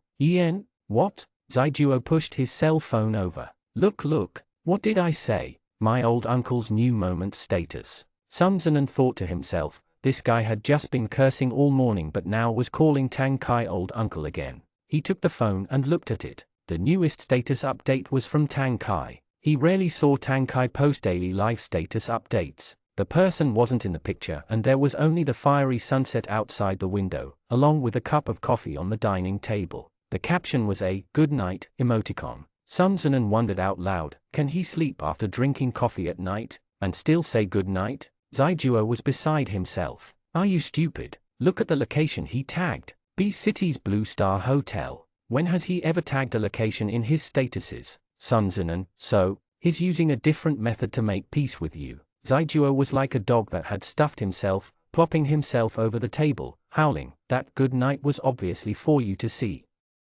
Chapter 25, Who's the rival? Sun Zinan didn't understand. They were not on the same wavelength in sending and analyzing status updates. Maybe Tang Kai and Zaijuo could communicate through brain waves, otherwise, how could Zaijuo read 500 words of meaning when he couldn't see anything? That's ridiculous. Sun Zinan spoke half in doubt but half in belief. Maybe he's just showing off the sun. Zaijuo sighed despondently. Is my old uncle the type of person who always posts statuses on his moments? Look at his photo album. The last time he posted a daily life update was during the barbecue, right? Believe me brother, if he's not secretly trying to send you a message, I'll take off my bra and give it to you. No need. Sun Zinan hurriedly refused. You should keep something that precious. Although they had not reached any definite conclusion, Sun Zinan's mood had reached a better state than before. Zaijuo's anxious heart calmed down a bit. He thought to himself, shamelessly expressing himself was still not as good as one emoticon from Tang Kai. Sun Zinan was truly a pig trotter who took love more seriously than friendships. The next morning, The first thing Tang Kai did after waking up was to take his phone, open WeChat and glance at it, then let his raised arm fall back onto his quilt in disappointment. It seemed like his status update yesterday hadn't been effective. Maybe Sun Zinan hadn't noticed it at all, or maybe his implication was too ambiguous. The day was dreary, starting from having no new messages. He sullenly got up to wash and change into sportswear to run at the hotel gym. The 2-day forum was located at a large conference center not far from the hotel. Tang Kai was one of the earlier risers. After exercising, he changed his clothes and went downstairs, just in time for the first round of breakfast. This hotel self-serve buffet breakfast was abundant. The food served was decent and varied, but as Tang Kai ate, he felt like there was something missing. It was probably because the food didn't have the taste of a dish that had just come steaming hot out of a pot, nor was it particularly to his taste. Also, the scene of a man with a family and a house sitting by himself eating breakfast in a hotel as he glared across the table was a little dismal. Tang Kai had to admit he had been spoiled by Sun Zinan, just like how some cats who were used to eating fresh canned food would never touch dry food again. He had been tamed from the stomach to the heart by Sun Zinan. He was as hurt as a traveling frog that had been logged out from the game. A faint scent of perfume wafted over and a gentle, clear voice asked him, "Hello, may I sit here?"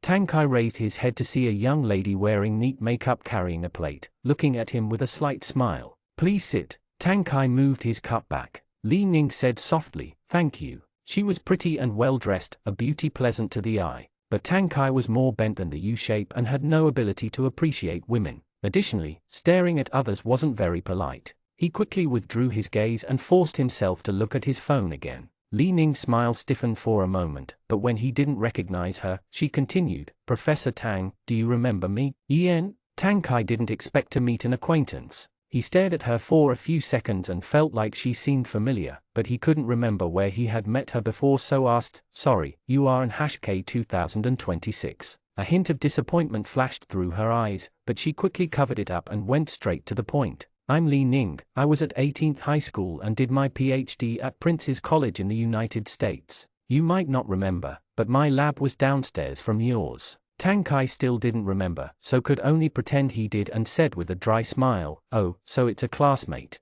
What a pleasant coincidence." Li Ning leaned to the side and took out a small business card from her leather bag. In the brief moment she turned around, her silhouette was displayed before Tang Kai's eyes. It was a view he remembered, one that had appeared behind the window of a coffee shop, wet with rain. It was like a small needle had stabbed him in a nerve. The truth had come to light. Tang Kai's hands trembled, his pupils struck with an earthquake of 8.0 magnitude. So, it was her. He didn't recognize this face just now, but he remembered the side profile very clearly. This was the cause of Sun Zinan's grief in the heavy rain and his family's disharmony. She had the nerve to not only come to the main palace, but to even falsely call him older brother. "Senior, this is my name card." Li Ning handed him her card with both hands and smiled shyly. "Do you mind if I call you Senior?" Tang Kai's face was about to turn green. He received the card, glanced at it, and found out that Li Ning's job was an assistant researcher at a state-owned biological research institute.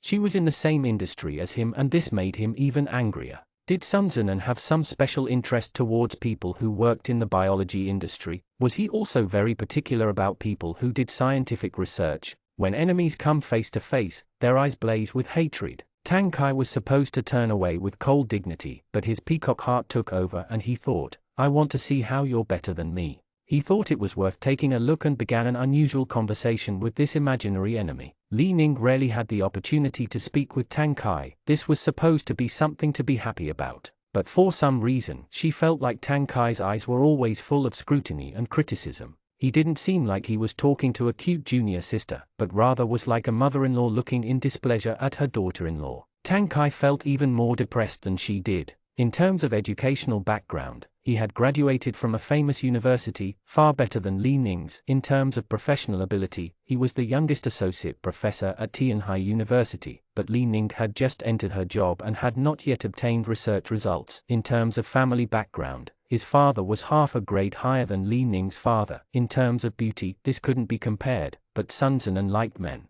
He should have the advantage of gender. So how was he not as good as Li Ning? This woman even took the chance to take advantage of it. Tang Kai was not very happy and got up to say, "It's almost time to leave for the conference." Li Ning was about to go with the flow and ask if they should go together when Tang Kai said, I need to go back and get some materials. Miss Lee should head out first. Li Ning said hurriedly, "It's okay, I can wait for you." Tang Kai waved his hand and said, "No need, I have other plans." His refusal was straightforward and indifferent, and Li Ning was startled. This time, without waiting for her to say anything, Tang Kai turned around and walked in the direction of the elevator. His calm facade was only maintained until the moment he turned around, and as soon as he entered the elevator, his expression fell. The more Professor Tang thought, the angrier he became. He was eager to pull Sun Zinan over now and ask him whether this was a one-sided or mutual love. He stared at the line of phone numbers with hatred. His fingers would fall on the screen again and again before rising again.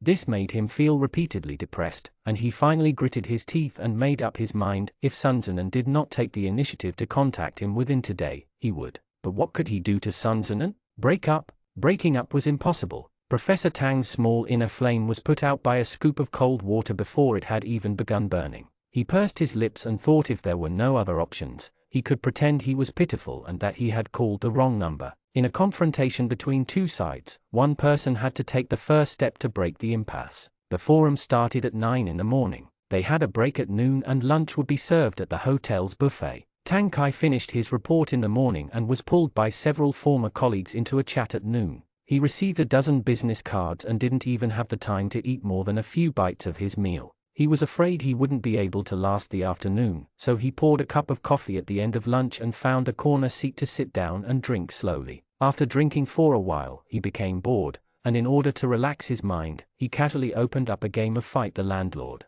The game began, and the player whose turn was before him called the landlord. Tang Kai inadvertently looked at the opposing party's WeChat name and spat out a mouthful of coffee. Sun Zi Nan. He covered his mouth with a paper towel, expression ferocious. The hand holding his phone trembled slightly, as if he was so excited at seeing his idol he had become a black fan. The Sun Zinan on the other side was also stunned silly and did not tap on Steal the Landlord. Tang Kai took a deep breath, thinking to himself, Sun Zinan are Sun Zinan, I think day and night, tossing and turning, too worried to eat or sleep well. It's fine if you fucking don't send me WeChats, but secretly playing Fight the Landlord behind my back, there's nothing good about men. Since it was like this, what was the point in playing cards? No one should remain quiet. His anger rose from his heart and evil thoughts began forming. He tapped on Sun Zinan's profile and began frantically throwing rotten tomatoes at him. The player after Tang Kai called the landlord, gearing themselves up for a big fight. However, after waiting for the other parties to play their cards to no avail, they looked up. Oh, there was infighting going on between the two peasants. Rotten tomatoes exploded on the profile of North one after another, almost frying the screen. Not only did Donkey not play a card, he even deliberately pressed don't want at the very last moment. He was racing against time to throw rotten tomatoes at North. The landlord was stunned from watching this. They even thought they had accidentally opened up pub. On the other side of the screen, Sun Zinan clutched his phone in horror, wanting to place it further away from himself. Tang Kai's anger seemed to transcend the phone screen. In fact, until he opened up Fight the Landlord a second ago, he had been uneasily worrying that Zaijua was not reliable. He was worried he had thought too much, worried that Tang Kai was just simply sending a status update and nothing else. But now all his uneasiness was gone in flying blood-red torrent. The fact that he was angry and throwing a tantrum showed that he still cared. Sun Zinan was not afraid of Tang Kai's anger, but he was terrified of engaging in a cold war. No matter how long Tang Kai dragged it on, the game had a time limit. The landlord won without fighting, and the results interface jumped out. Sun Zinan did not continue and directly closed the game before putting his phone into airplane mode. He glanced at the ticket in his hand, picked up his briefcase, and went to the VIP waiting lounge. At 1:30 p.m., the plane to B City departed on time. 6:30 p.m., Blue Star Hotel. The scholars participating in the forum took a break and were ready to go to the banquet hall for a welcome dinner held by the organizers. Tang Kai returned to his room to change his tie, then walked out of the elevator and was about to pass through the lobby when he suddenly heard someone behind his back calling him. Professor Tang. He stopped and looked back, but did not see the man calling him. He turned his face, but then his gaze met the lofty eyes of a man standing at the counter. They were separated by a distance of 4 or 5 meters. The lower half of the man's face was blocked by a mask, but he could still see his smile and the raised eyebrows. Tang Kai. Chapter 26, So overbearing. In his nearly 30 years of life, This was the first time Professor Tang realized what it felt like to be hit by a deer in the middle of the road. No, he must have opened up a crazy animal zoo in his heart. The surprise fell from the sky and struck him into a stunned silence. He only suddenly woke up when Sun Zinan walked in front of him and gave him a casual finger gun. He grabbed at Sun Zinan's hand out of conditioned reflex. "What are you doing?" Sun Zinan smiled and said in a hoarse voice, "We're in public, your colleagues are watching." Even Tang Kai's ever-bright mind had finally met a day in which it couldn't run anymore. He asked in disbelief, "How come you're here?" "My partner has run away from home, so I obviously have to come find him myself." Sun Zinan's eyes bent into crescents as he smiled. He raised his hand and organized his shirt collar and tie. "Do you still have other activities tonight? Hurry up and go." "Tang Kai, I'm staying in 1202, Sun Zinan said. "I won't be going anywhere tonight. You can knock on my door at any time." Tang Kai's Adam's apple bobbed up and down. His gaze was burning hot. The overloaded CPU had finally returned to normal operation. He grabbed Sun Zinan's shoulder and said in a strong voice, "You stand here, don't move. Wait a minute for me." Not waiting for Sun Zinan to answer, he called to another professor passing by, walked over, and said a few words to him. After obtaining the other side's promise, he immediately rushed back to hold Sun Zinan's hand and couldn't help pulling him over to the elevator.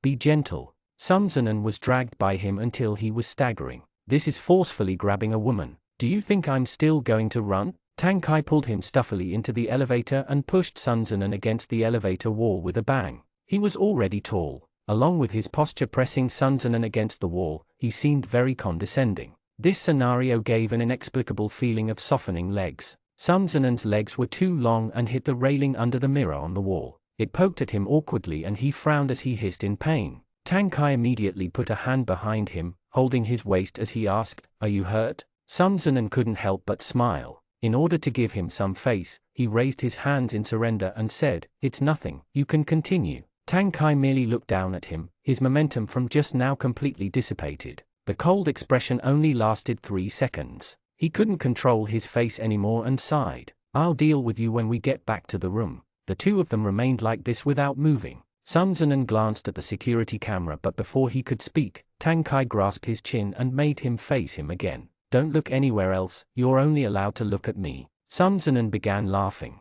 "So overbearing?" Tang Kai said, "I'm afraid you'll run away." Sun Zinan retorted, "Where can I even run to?" The elevator stopped on the 12th floor. Tang Kai grabbed Sun Zinan's wrist and pushed him into the room. This time he wasn't willing to press Sun Zinan against the door again. He put both hands around his waist and said menacingly, "Give me an honest account. Who exactly are you chasing after to come all the way over?" It would have been fine if he hadn't mentioned. Once it was brought out, Sun Zinan's mood became terrible. He bypassed Tang Kai, then reached out to press the air conditioning panel and raised the temperature by a few degrees. He said huffily, "What do you think? If I didn't come for you, then would I have come for your ex-girlfriend?" He pushed away Tang Kai's hand, took off his trench coat, and was about to find a hanger to hang when he heard Tang Kai ask angrily behind him, "Who? Say it again, whose ex-girlfriend?" "Li Ning, haven't you seen her?" Sun Zinan said, "Didn't she come too?" Tang Kai couldn't believe it. "Isn't she your ex-girlfriend? When did she become my ex-girlfriend?"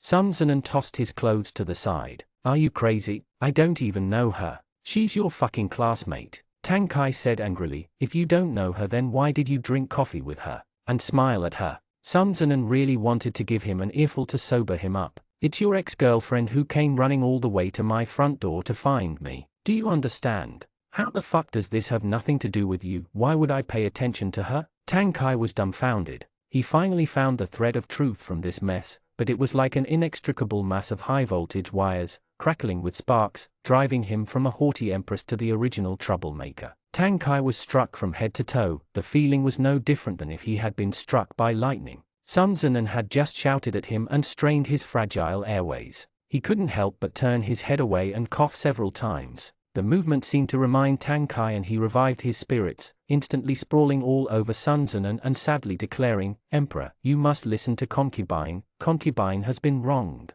Sun Zinan. He didn't have a chance to resist before he was pushed by Tang Kai's force into the sofa. A heavy wail emitted from his waist. "What are you talking about?" He coughed a few times, then gasped, "How have you been wronged? I don't have an ex-girlfriend. I've never had one." Tang Kai lowered his head and kissed him, tracing the features of his face with little pecks before saying hoarsely, I only have you. Not only did he feel guilty, but he also felt like he had suffered a few unclear grievances. It was as if he had clearly wanted to be good to a person, but had done something wrong. He wanted to lay his heart out, but was afraid he wouldn't be appreciated. I'm sorry. Before the words were finished, Sun Zinan took the initiative to prop himself up and quickly pecked at his lips, blocking Tang Kai's apology. That's enough, don't come near me. He pushed Tang Kai's shoulder away and said, I have a cold, be careful of getting infected. Tang Kai blinked, but refused to let him go. He pressed their foreheads together, his gaze almost watery as he asked, Are you not angry? Sun Zinan raised his hand and patted his face, quirking his lips as he replied,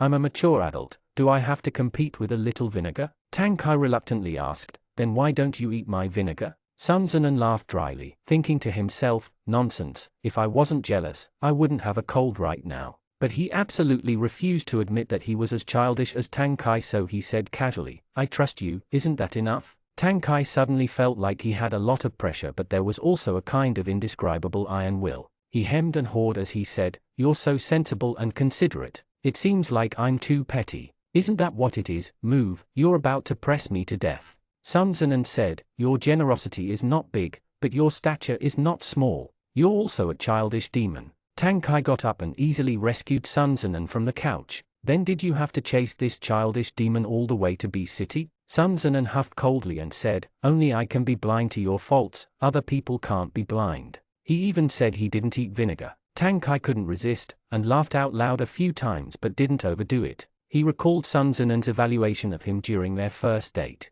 Today, he had finally learned what your contradictions are very cute meant. Sun Zinan still had a cold and had sat on the plane all afternoon. He hadn't said much but was already slightly tired. After this, although Professor Tang was not a newlywed, he acted more like a newlywed than an actual one would act like. He simply pushed off his dinner event and called for room service. Taking advantage of the fact that the other participants had gone out, he moved his luggage from the 5th floor to the 12th floor and happily stayed in the room with Sun Zinan. Sun Zinan was a young master of a rich family who would not wrong himself. The hotel did not have a presidential suite, so he had asked for the biggest business suite. There was only one big bed in the room. At the moment he was leaning on the bed looking at Tang Kai, and said with an amused tone, Will there be a problem if you run away from your dinner event like this? Tang Kai replied benevolently, If I go, I'll definitely meet with Li Ning. Do you still have a sense of territory? Loyalty is created through self-restraint, not whipping.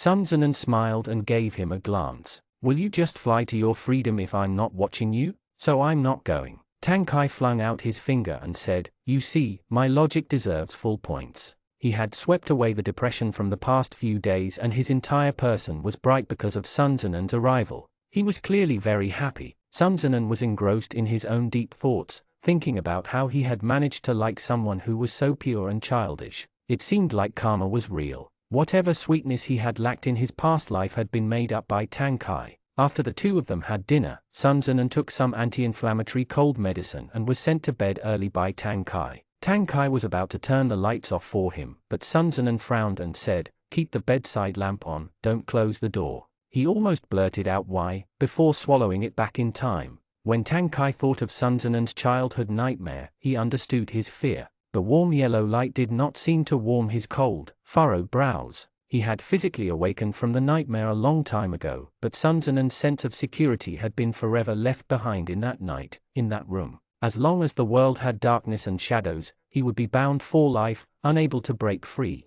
Tang Kai stood at the door for a moment and said, If you don't think I'm noisy, I'll bring my laptop in to accompany you. Sun Zinan turned over, burying half his face into the soft pillow. No, the light is too dim. Sitting in bed and looking at the screen will hurt your eyes. Go outside to work. Tang Kai went back to bed and squatted down in front of Sun Zinan. Sun Zinan opened his eyes. What? I'll be the only person outside. It's dark and cold. Tang Kai said shamelessly, solemnly opening his eyes as he spouted out nonsense. I'm scared of the dark. Sun Zinan felt like Professor Tang had achieved a new level of tossing away his dignity in front of him. He didn't even leave himself the last bit of face. He numbly shrank back into his quilt and scolded, Don't make a scene, go edit your paper. I won't. Tang Kai grabbed the corner of his quilt and refused to let go, dragging it out by a few centimeters. Using a magnetic and coquettish baritone, he said, "I want to sleep with you." He paused, and then threw out a more lethal phrase.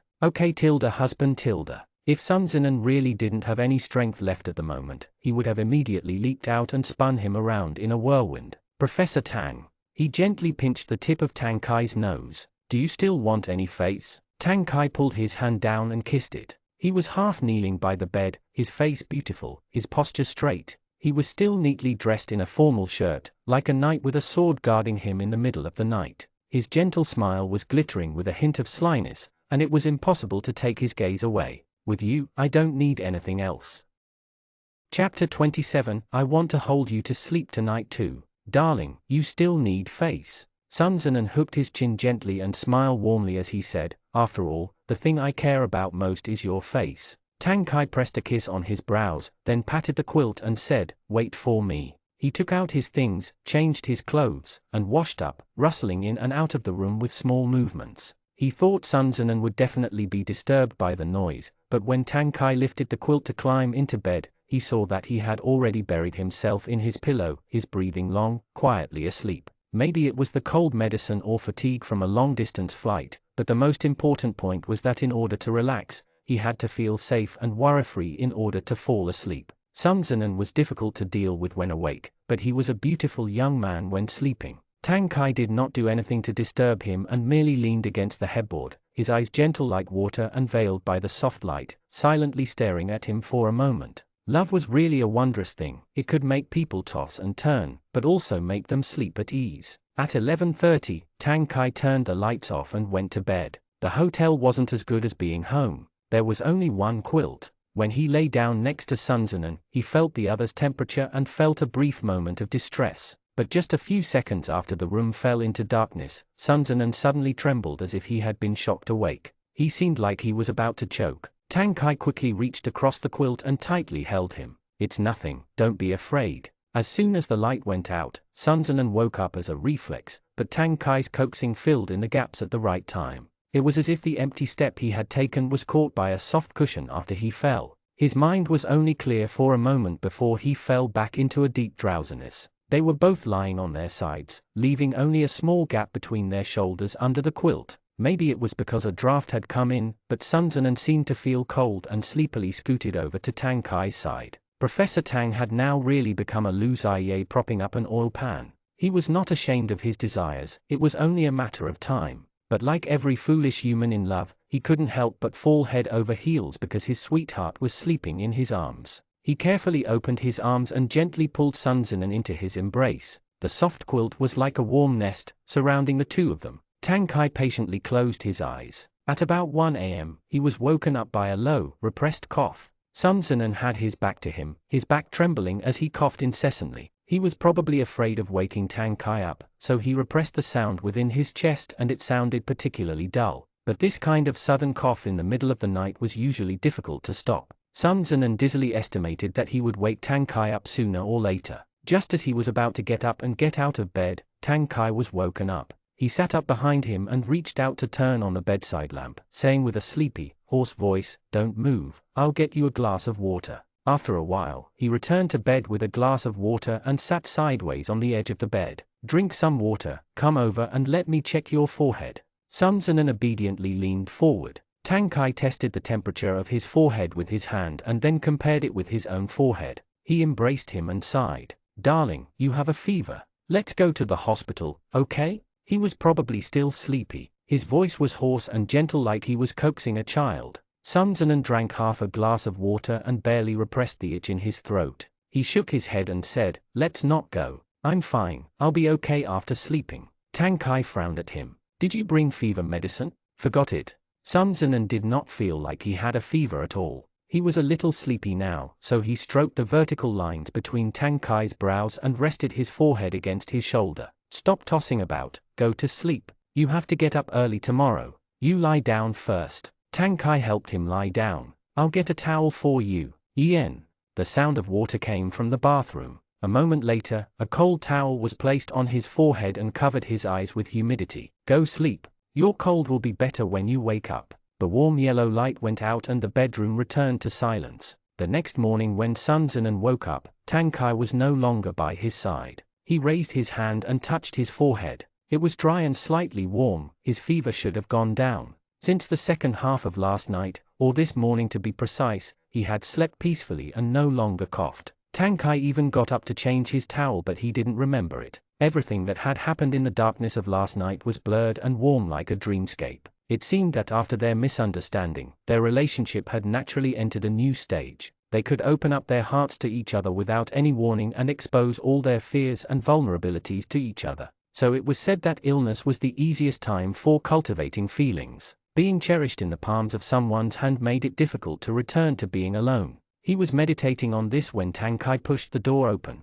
It seemed that he had just gotten back from the gym. The first thing he did when he got back was to touch his forehead. "Seems okay, you're not burning up anymore. I disturbed your sleep last night, didn't I?" Sun Zinan felt a little distressed when he saw him sigh in relief. Tang Kai smiled and teased his chin before turning to the bathroom. He said casually, "You didn't disturb me, I slept very well. I want to hold you to sleep tonight too." Sun Zinan, alas, falling in love really made people fools. After washing up, the two of them went downstairs for breakfast. Most of the scholars who came to eat at the hotel buffet were scholars who participated in the forum the day before. Many of them had been deeply impressed by this young talent. Today he appeared with another eye-catching youth. An elderly professor even greeted them and asked if this was his brother. Although Sun Zinan was young, his aura was not like that of a student's. Otherwise he would definitely be mistaken as Tang Kai's PhD student. Along the way, Professor Tang drew the gazes of countless curious eyes.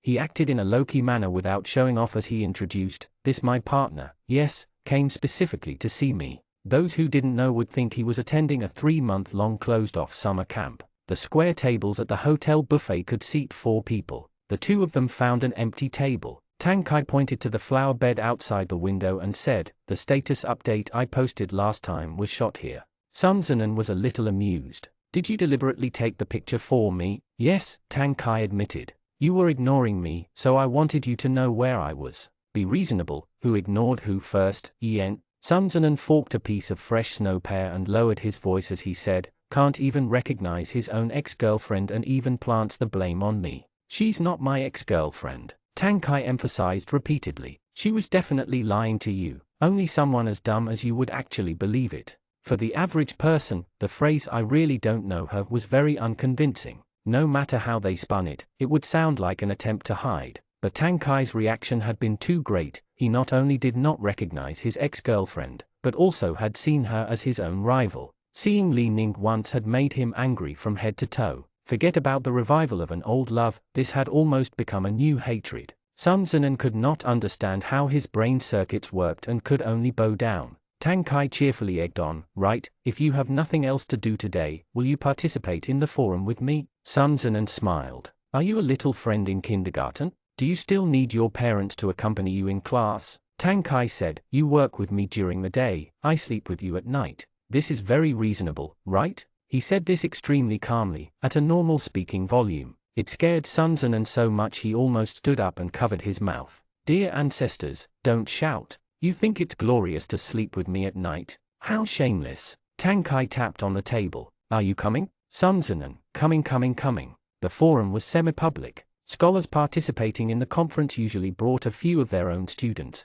so it was very easy for Tang Kai to bring people in. He was acquainted with the organizers and greeted them. He got Sun Zinan a staff name card and personally led him into the forum, arranging them a center seat in the back rows. It was a very good position. Professor Tang was the type of person who usually treated people politely and was not difficult to approach. However, his temperament had always been lofty and cold, an aura that exuded the feeling of an immortal who did not interact with humans. It was rare for him to be so enthusiastic, as if he were a keeper for a nationally protected panda. For a time, even the event volunteers stopped talking and stole glances towards his side. Li Ning came later in the morning. As soon as she entered through the door, she felt like the atmosphere was unusual. She searched around the event and her gaze fell on Tang Kai's tall and straight back. Instead of sitting at the guest panel's table on the stage, he sat with his back to the door in the third back row of chairs, his head lowered as he said something to the man next to him. His figure was very good. His sitting posture inexplicably made him seem more youthful, like a boy who refused to sit properly in the university library. Lively but not frivolous, a kind of charm that made people unable to resist smiling.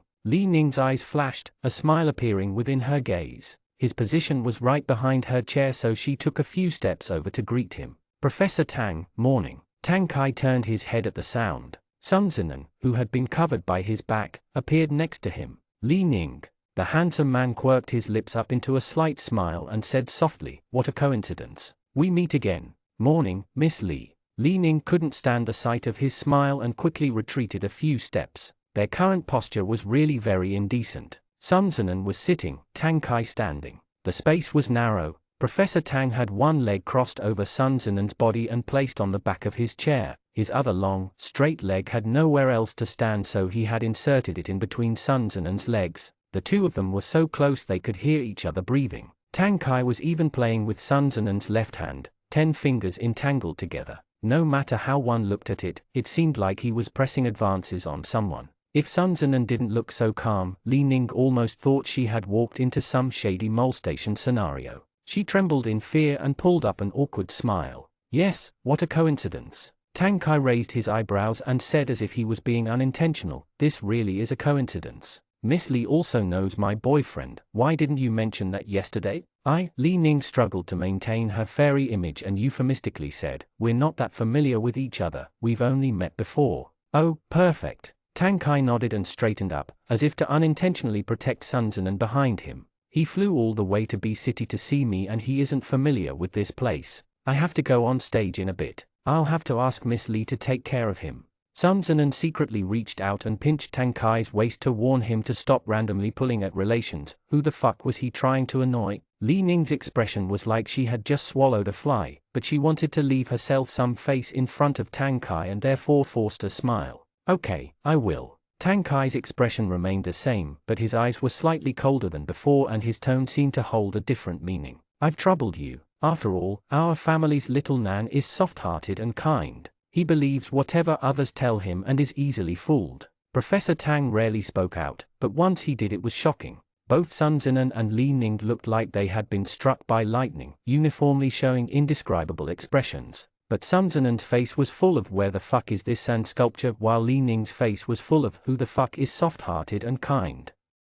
Chapter 28, Eating Hot Pot. When the forum started, Li Ning sat in front of Sun Zinan. This was the real experience of sitting on needles. She did not dare move in fear that any little movement would make Sun Zinan turn into a psychopath and strangle her on the spot. She wholeheartedly put in the effort to protect Sun Zinan, but all of Sun Zinan's attention was focused on Tang Kai. He had not seen such a Professor Tang in a long time. He was a bit like when they first met, his idol-like, lofty image making him difficult to approach. Within the row of experts and scholars on the podium, Tang Kai's beauty was the most evident, whether it was his eyes or his side profile. His handsome, eye-catching visage had no dead angles. From time to time he would casually cast his gaze across the audience, showing a hint of a cold-hearted sharpness. Every time he looked up, Sun Zinan could hear the several volunteers standing by the wall covering their mouths and whispering to each other. Among all the people present, probably only Sun Zinan could see through such a strict face and think of his unguarded, peaceful sleeping face, his smug smile when he was being coquettish,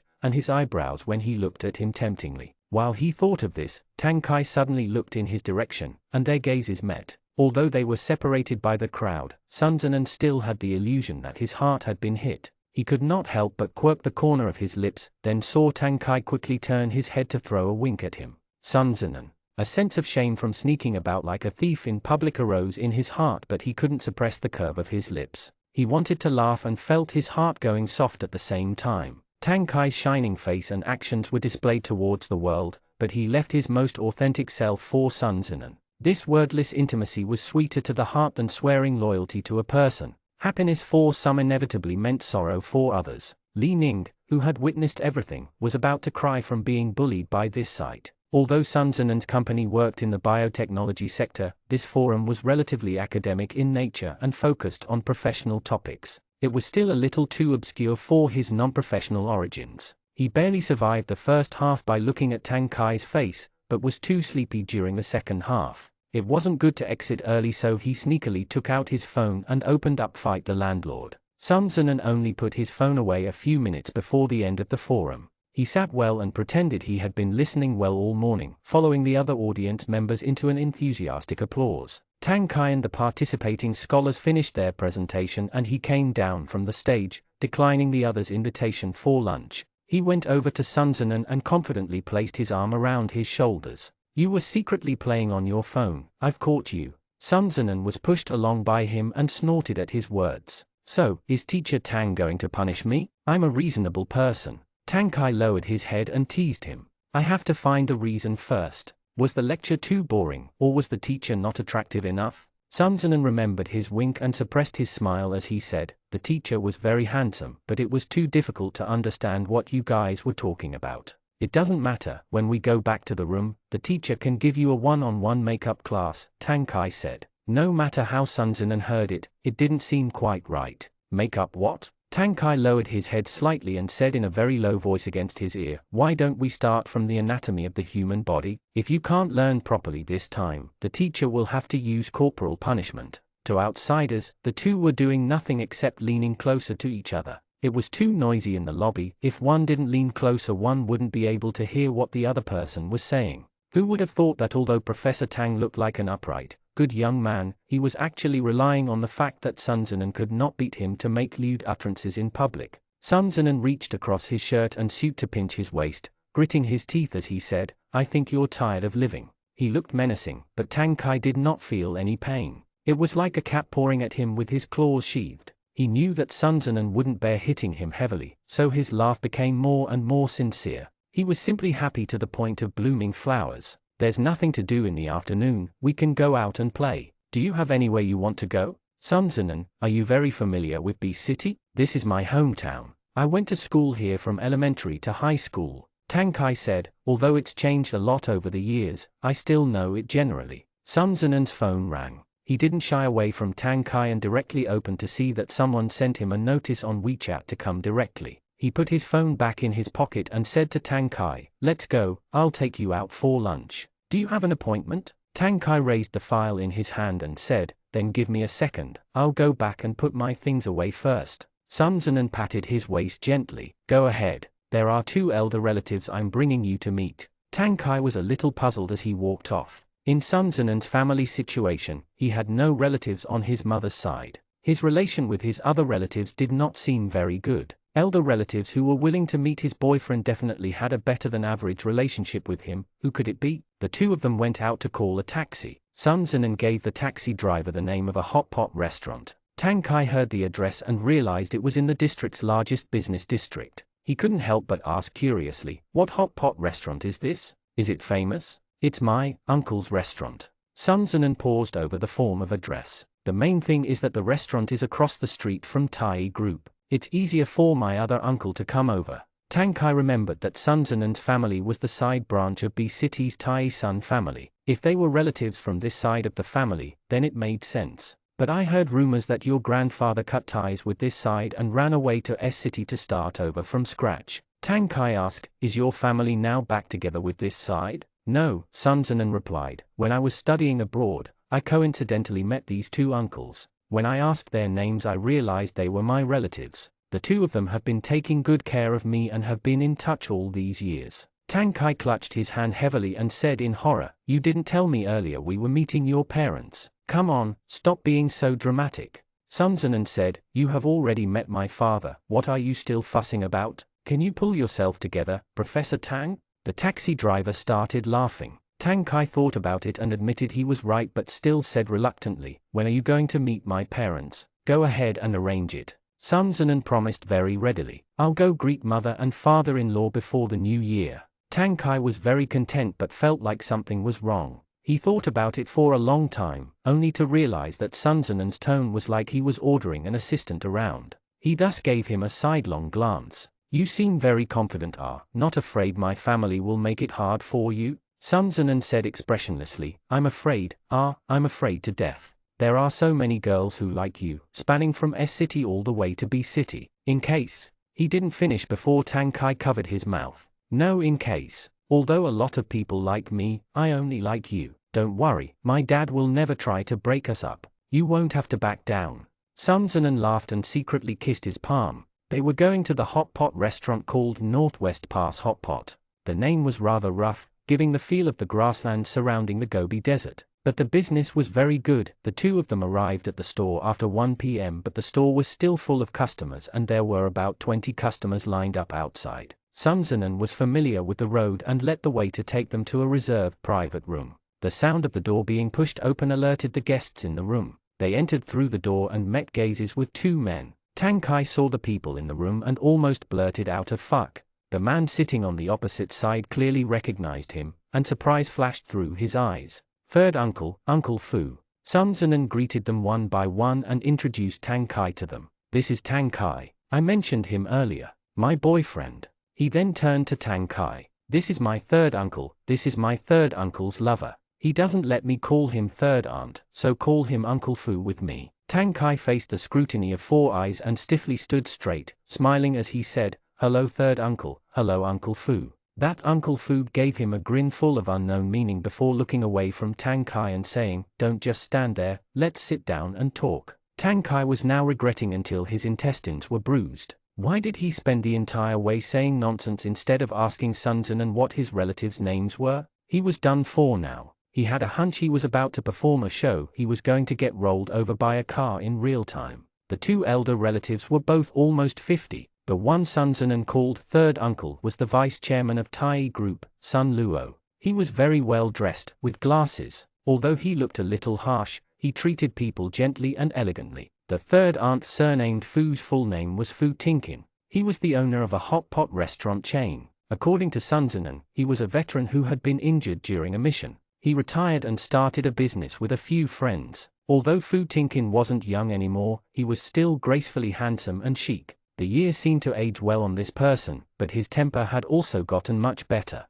Once when Sun Zinan was studying abroad, he was out relaxing when he accidentally picked up Fu Tinkin's wallet at the subway station. At that time an old injury of Fu Tinkin had relapsed. Sun Luo had put his work down to take him abroad to recuperate. The two of them were living in a small villa on the shore of a lake. After Sun Zinan returned the wallet to its original owner through the local police station, in order to thank him, Fu Tinkin invited him to his house for a meal. The result was that he found out they were family after exchanging names with Sun Luo. So in the few years Fu Tinkin recuperated abroad, he often invited Sun Zinan for dinner. Sun Luo idled about with nothing to do and even registered a company for Sun Zinan to practice with. If it wasn't for the fact that they knew Sun Ying would never agree, the two of them had almost wanted to adopt Sun Zinan into their family. Later, they returned home. Sun Zinan flew to B City almost every year to visit the two of them. This friendship had continued to this day. Tang Kai could tell from listening to the two sides talk and their behavior that Sun Zinan was closer to the two of them than his own father.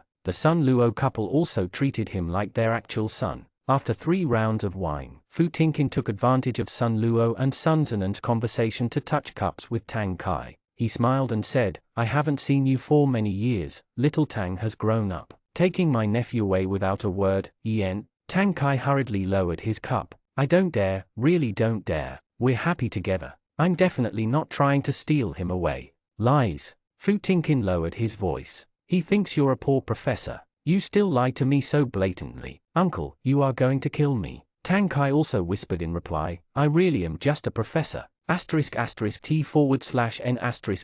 Fun fact. Fu Tinkin and Sun Luo are a side CP in one of the author's other novels, Golden Stage. There's an entire or extra about them. Be wary of spoilers, you can read here. So theoretically, Fight the Landlord, Fall in Love is a novel that's just an or of Golden Stage. Alternatively, if you haven't read Golden Stage, it's time to read it because it's one of my favorite books.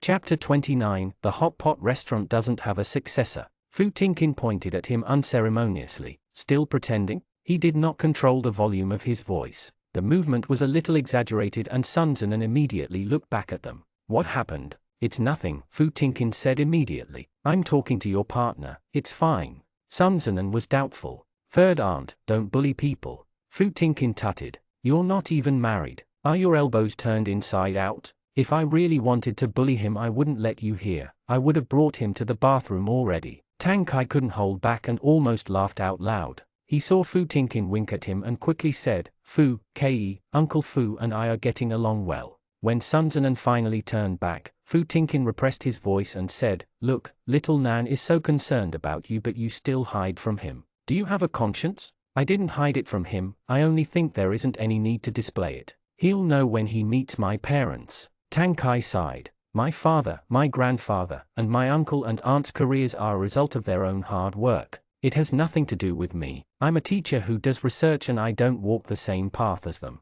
He glanced at Fu Tinkin and said quietly, "Besides, aren't you the same? You can be with third uncle, why give me a double standard?" Fu Tinkin raised his hand threateningly. "Can you even compare with me? I grew up with Sun Luo and know him extremely well. You've only known little Nan a few days." He said he wasn't going to bully him. On the other side, Sun Zinan quietly complained to Sun Luo, "Can't you see that his hands are raised so high? Tang Kai's body is so small, my uncle Fu will slap him flying." Sun Luo stared at him for a long time and did not understand what kind of filter he was wearing. Tang Kai, with his broad shoulders and hidden solidness under his seemingly slender body, was actually small in his eyes. "He won't, rest assured. I think he's afraid Tang Kai won't be good to you, so he has to educate him first." Sun Luo did not spend that much effort coaxing him and changed the topic. "Right, how's the situation on your side? How's your third brother? Still on a seesaw?" Sun Zinan said, "I found another one to help raise the price. When I go back and stretch him out a bit, I'll let go." Yen. Sun Luo nodded and said, "Time it well. Also pay attention to your safety. Be careful of the mad dog jumping over a wall to bite you." Sun Zinan said, "I understand. You can rest assured. Tell us if anything difficult happens." Like many stupid fathers in the world, Sun Luo couldn't avoid skimming over the important things. When he had finished talking about business, he immediately asked, "Are you lacking money? If you don't have enough, third uncle will give you your New Year's money now." Sun Zinan began laughing. "How could I save it to give to me during the New Year? This time you must have done something really big. Your father definitely won't bear it." Sun Luo was still uneasy and sighed. "I think your small company will be affected. Try to find yourself a good way out." Sun Zinan turned his cup around and took a sip of tea, not sure where to begin. K 2026. Sun Luo raised his hand to stop his words. "Third uncle is not forcing you to make a choice now. I'm just reminding you, what choice you make is something you have to experience yourself in order to not regret it in the future." Sun Zinan nodded gratefully. "Third uncle only has the same thing to say as always. Whatever you want to do, if you can't clean it up, we'll do it for you." Sun Luo touched their cups together and chuckled. "I'm not joking with you. Your Uncle Fu's hot pot restaurant is so popular we're looking for a successor. Then I might take some bigger strides." Sun Zinan accepted his good intentions and downed his cup of tea in one gulp. He said sincerely, "Thank you, third uncle." Sun Luo waved his hand. "We're all family. Thanking me is too much." The two chatted with a harmonious atmosphere. On the other side, Fu Tinkin and Tang Kai finally reached a short-lived peace. Fu Tinkin patted him on the shoulder so hard he almost pressed Tang Kai under the table. "Then it's a deal. You go back and confess to little Nan. No matter what, it's wrong to keep it from him." Tang Kai said, "But I will tell him myself. Don't rush to expose me." Fu Tinkin sneered. "Look at what you're saying. What do you take your uncle for? Little Nan likes you, can I still tear the two of you apart?" Tang Kai looked at him with suspicion. "Wu, you son of a bitch." Fu Tinkin quickly glanced at Sun Zinan. When he saw that he hadn't noticed, he whispered, "He's been afraid that the Sun family will drag you down, which has been the current dilemma between the two of you. You should at least reassure him." Tang Kai could understand his intentions and adopted the correct attitude this time as he obediently said, "I know, don't worry, I won't let him be wronged again. Live well together." Fu Tinkin raised a glass and motioned to drink together. Tang Kai smiled with his eyes, clinked their glasses together, and raised his head to drink the leftover beer in his glass. They went back to the hotel in the afternoon. The two of them were covered in the smell of hot pot, so the first thing they did after going back to the room was to take a shower and change their clothes. When Sun Zinan finished drying his hair and came out of the bathroom, he saw Tang Kai, who had washed first, sitting by the bed with a laptop, iPad, and TV remote control in front of him. Sun Zinan asked, "What's going on? Are you too scared of making choices and don't know which one to use?" Nan. Tang Kai reached out to him. "Come here." Sun Zinan's scalp went numb at this endearing address. He quickly said, "Don't be cheesy, isn't that nauseating? But third uncle and Uncle Fu call you Little Nan. I need to have my own nickname for you." Tang Kai had drunk some alcohol during lunch and his head was now spinning around. If you don't let me call you Nan Nan, then should I call you baby, dear, sweetheart, fruit? Sun Zinan smiled and sat down directly. I think it's good if you just call me husband. Tang Kai pretended he didn't hear clearly. Ah, what? Sun Zinan didn't understand him for a moment. Husband, Tang Kai, Ari, I'm here. Sun Zinan slapped his arm. Get out, Nan Nan, husband. Tang Kai beckoned him over, hugging him as Sun Zinan sat on his lap, his chin resting on his shoulder. I have something to tell you. His breath made the bare skin under the bathrobe neckline itchy and Sun Zinan shrunk back. Say it. Does it have to do with what my Uncle Fu was talking about with you today? You're so smart. Tang Kai tightened his arm around his waist as he struggled with himself for a moment, hesitating a little. Sorry. In fact, Uncle Fu and I have known each other since I was a child. Yen? Sun Zinan could not quite understand this reasoning. What are you sorry for? My grandfather used to live in the same neighborhood as Uncle Fu. Tang Kai rarely mentioned his family history to people and was even a little shy about it. He was always others who found out would brush away his own accomplishments, so his words were very euphemistic. We lived in B City at the foot of Longshan area. Fu Tingkin was born into a military family and he himself was a retired special forces. Even if Sun Zinan was not a local, he knew that the Longshan area in B City was the residence neighborhood for members of the national military and political dignitaries. He finally found the central idea within the curved road of Tang Kai's logic and understood what he was talking about. He let out a long "oh" before continuing. So all in all, to put it bluntly, your family is like Uncle Fu's family. You're all high-profile military families, right? Tang Kai seemed quite insecure. Yen. Sun Zinan could feel Tang Kai's rapid heartbeat against his chest. It did surprise him a little at first, but after being surprised, there was no other feeling. Having heard of Tang Kai's parents' positions before, Sun Zinan had already almost speculated about his family's situation. The truth was only a little higher than his expectations and within acceptable limits. He just didn't understand why Tang Kai was so nervous, as if he was worried Sun Zinan would turn on him. Why didn't you mention it before? Sun Zinan turned his body around and played with Tang Kai's earlobes. Confessing because you were afraid you'd be exposed after seeing Uncle Fu, Yen? He didn't look angry. Tang Kai became a little bolder and titled his head to peck at the inside of his wrist. I didn't hide it from you deliberately. I just don't talk about it out of habit. Why? My family didn't really help me very much during childhood, but when I went to school, I got good grades, honors, and scholarships. Because of that, some people said I got them because the school and teachers were trying to suck up to my family. Tang Kai sighed softly. I obviously didn't do anything wrong, but was forced to take the blame. This made me really unhappy. Afterwards, I went far away from home for high school, then college, then abroad, so people would stop saying I was using my connections.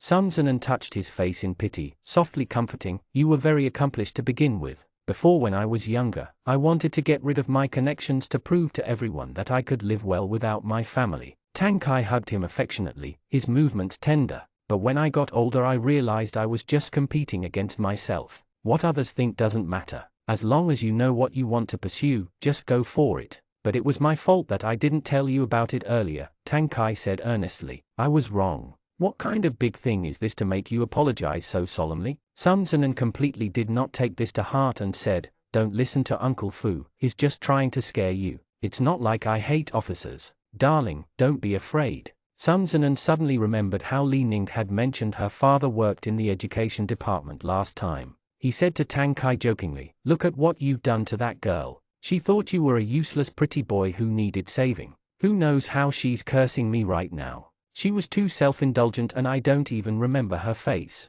Tang Kai frowned. Besides, what did she see in me? Is it not obvious that I'm bent? Sun Zinan patted his lips. She saw this face. After all, everyone pays attention to visuals. As he spoke, he accidentally kicked the remote control on the bed. Sun Zinan looked down and asked in confusion, why did you put these things out? Tang Kai turned his face away in embarrassment. I just thought, if you were angry, I could kneel with your favorite out of these three. Sun Zinan had never met such a strong player before in his life, and froze for a second. Turn your face around. Now you know what shame is. He sat on Tang Kai's lap, gabbing his chin, not sure whether to cry or laugh as he scolded. Even if I was really angry, how could I let you kneel? Your head is full of some feudal society fantasy, or maybe you, woo. Before he could even finish, he was swallowed into a deep, breathless kiss. For a long time after their kiss, Tang Kai continued landing light pecks at the corner of his lips. He said softly, "Darling, I don't have any misunderstandings towards you, just improper thoughts."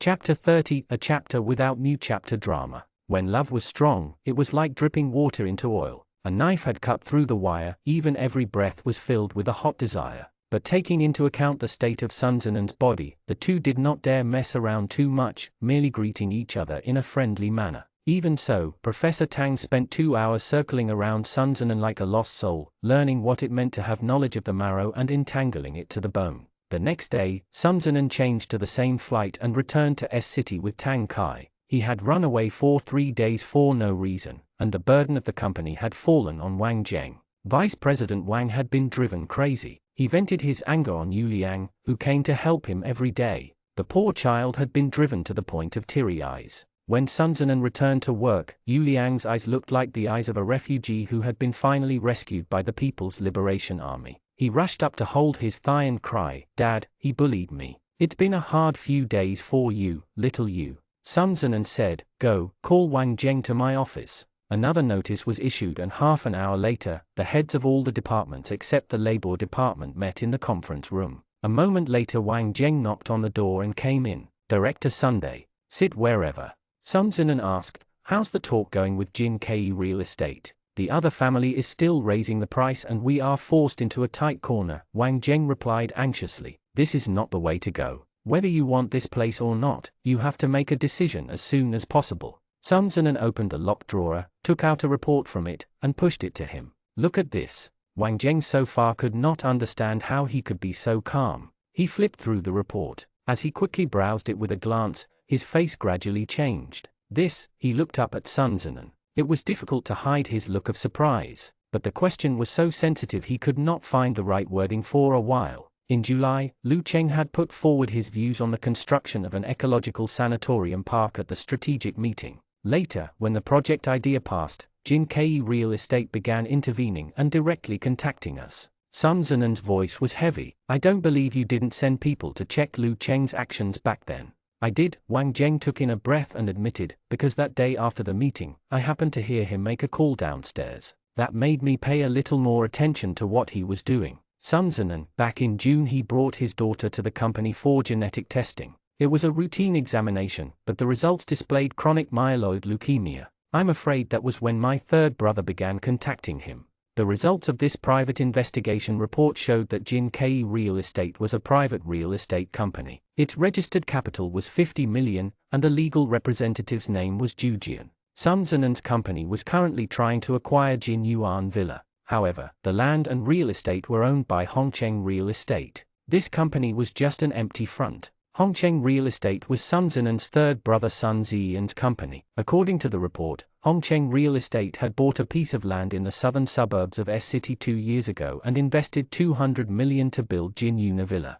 But there was a clear problem with the project. 2 safety accidents occurred midway, and the construction team was changed. Who knew how the accident was censored? One of the families involved was given money to keep quiet and they moved out of the province. The other family only consisted of the victim's mother. Her son's life was only exchanged for a meager compensation. She was still running about, trying to petition for justice. This Jin Yuan Villa, to put it bluntly, was a shoddy tofu project. Seeing that it was about to fall out of his hands, Sun Ziyan had somehow gotten the news that Lu Cheng's daughter was sick. In order to make it seem realistic, he also specially created a shell in the form of Jin Ke Real Estate to cover up his actions. Building ecological sanatoriums was a developing trend in the health industry in recent years. Sun Zenon's company had improved quite a bit in the past 2 years, which currently put him at a very delicate and dangerous position in the Sun family. Sun Ziyan was very confident in his plans, because he knew Sun Zenon would jump into the pit. As for the future, once the house collapsed in Sun Zenon's hands, it had nothing to do with Sun Ziyan. When Sun Zenon investigated Jin Ke Real Estate, he had almost been fooled by this empty shell corporation and merely thought he had been thinking too much about it. Later on, Sun Luo inadvertently gave him advice. He said that the southern suburbs of the land might be planned as an industrial park and a sewage treatment plant. He reminded him not to go there to buy a house or land, in case he lost everything. Sun Zenon became vigilant at this and found someone to continue to dig deeper before finally digging out the Sun Ziyan behind all of this. Interestingly enough, when he caught Sun Xian's foxtail, he found that Sun Xian's information channels were much slower than his own. He didn't even know about the sewage treatment plant. While Sun Xian did not realize that the risk the land within his hands was steadily bringing, Sun Zinan simply made a plan. He began fake negotiations with Jin Ke Real Estate with the false intention of making a transaction and found another friend to help raise the price. They dangled this in front of Sun Xian's appetite, waiting for the news to see how he would collapse in this situation. When he was a child who had no power to fight back, he could only stand and be beaten. Now that everyone was an adult, each with their own abilities, new and old hatreds could be solved all at once. Splendid. Wang Zheng listened, only now understanding that they had inadvertently stepped into a dog blood script. Not only had this script been bought, but people had even paid money to see it. He smiled wryly. Director's son, you're still the ruthless one. Life forced it out of me. Sun Zinan smiled and said, brothers fighting against each, how funny. No. Wang Zheng did not understand how it felt to be schemed against by one's own brother, but how could he still smile about it? He only felt like he shouldn't involve himself in the leadership politics of this family and said dryly, then, you, please accept my condolences. Sun Zinan said calmly, that's not necessary. I am very happy. Wang Zheng, is your relationship really that bad? Go back and make an appointment with Jin Ke Real Estate. We have to perform well. Let's do a field survey, Sun Zinan said. I looked for you to talk about another thing. It's about the company's future direction. Tell me about it, please. Once this matter blows up, Sun Xian will not give up. The old man will probably be very dissatisfied with me. Sun Zinan turned his pen around unconsciously and said, so I intend to resign before the new year, retire early, and go home. I don't know how the group will determine the next director. I want to first ask about your intentions. You and I entered the company at the same time. Over the past few years, you've been involved in the company's operational decisions and your abilities have been displayed for all to see. If you want to stay here in the future to continue developing the company, I will recommend you as the priority to the group. I think they should still give this face to me. Wang Zheng had been hit by this sudden news, and it took him a few seconds to react. I need to think about it. Ian, there's no rush. Sun Zinan nodded and said, you don't have to worry about Jin Ke Real Estate. We don't have to build an ecological sanatorium there. I have a friend in Lanshan who has bought a piece of land. The environment is good. He originally wanted it to be a guest house, but changing it to a healthcare park is also a good idea. After you finalize your plans, I can give you his contact information. Okay. Wang Zheng seemed quite panicked over the trajectory of his career. Sun Zinan knew that he might not be able to understand if he kept talking about it, so he changed the topic. It's time. Let's go downstairs for the meeting. Let's focus on the things in front of us first. Just then, Yu Liang came in to call them. Sun Zinan and Wang Zheng exited the office one after another. It was just that the amount of information contained in that conversation had been too much. Vice President Wang's CPU was obviously overloaded. He was a little absent-minded, almost walking into the glass door before being quickly pulled back by Yu Liang. Assistant Yu had reacted completely out of instinct. It was too late to regret and could only resign himself to his Stockholm Syndrome fate while asking, Vice President Wang, are you okay? Ian? Wang Zheng met his young, clear eyes. In a moment of stupidity, he subconsciously grabbed at the back of Yu Liang's wrist.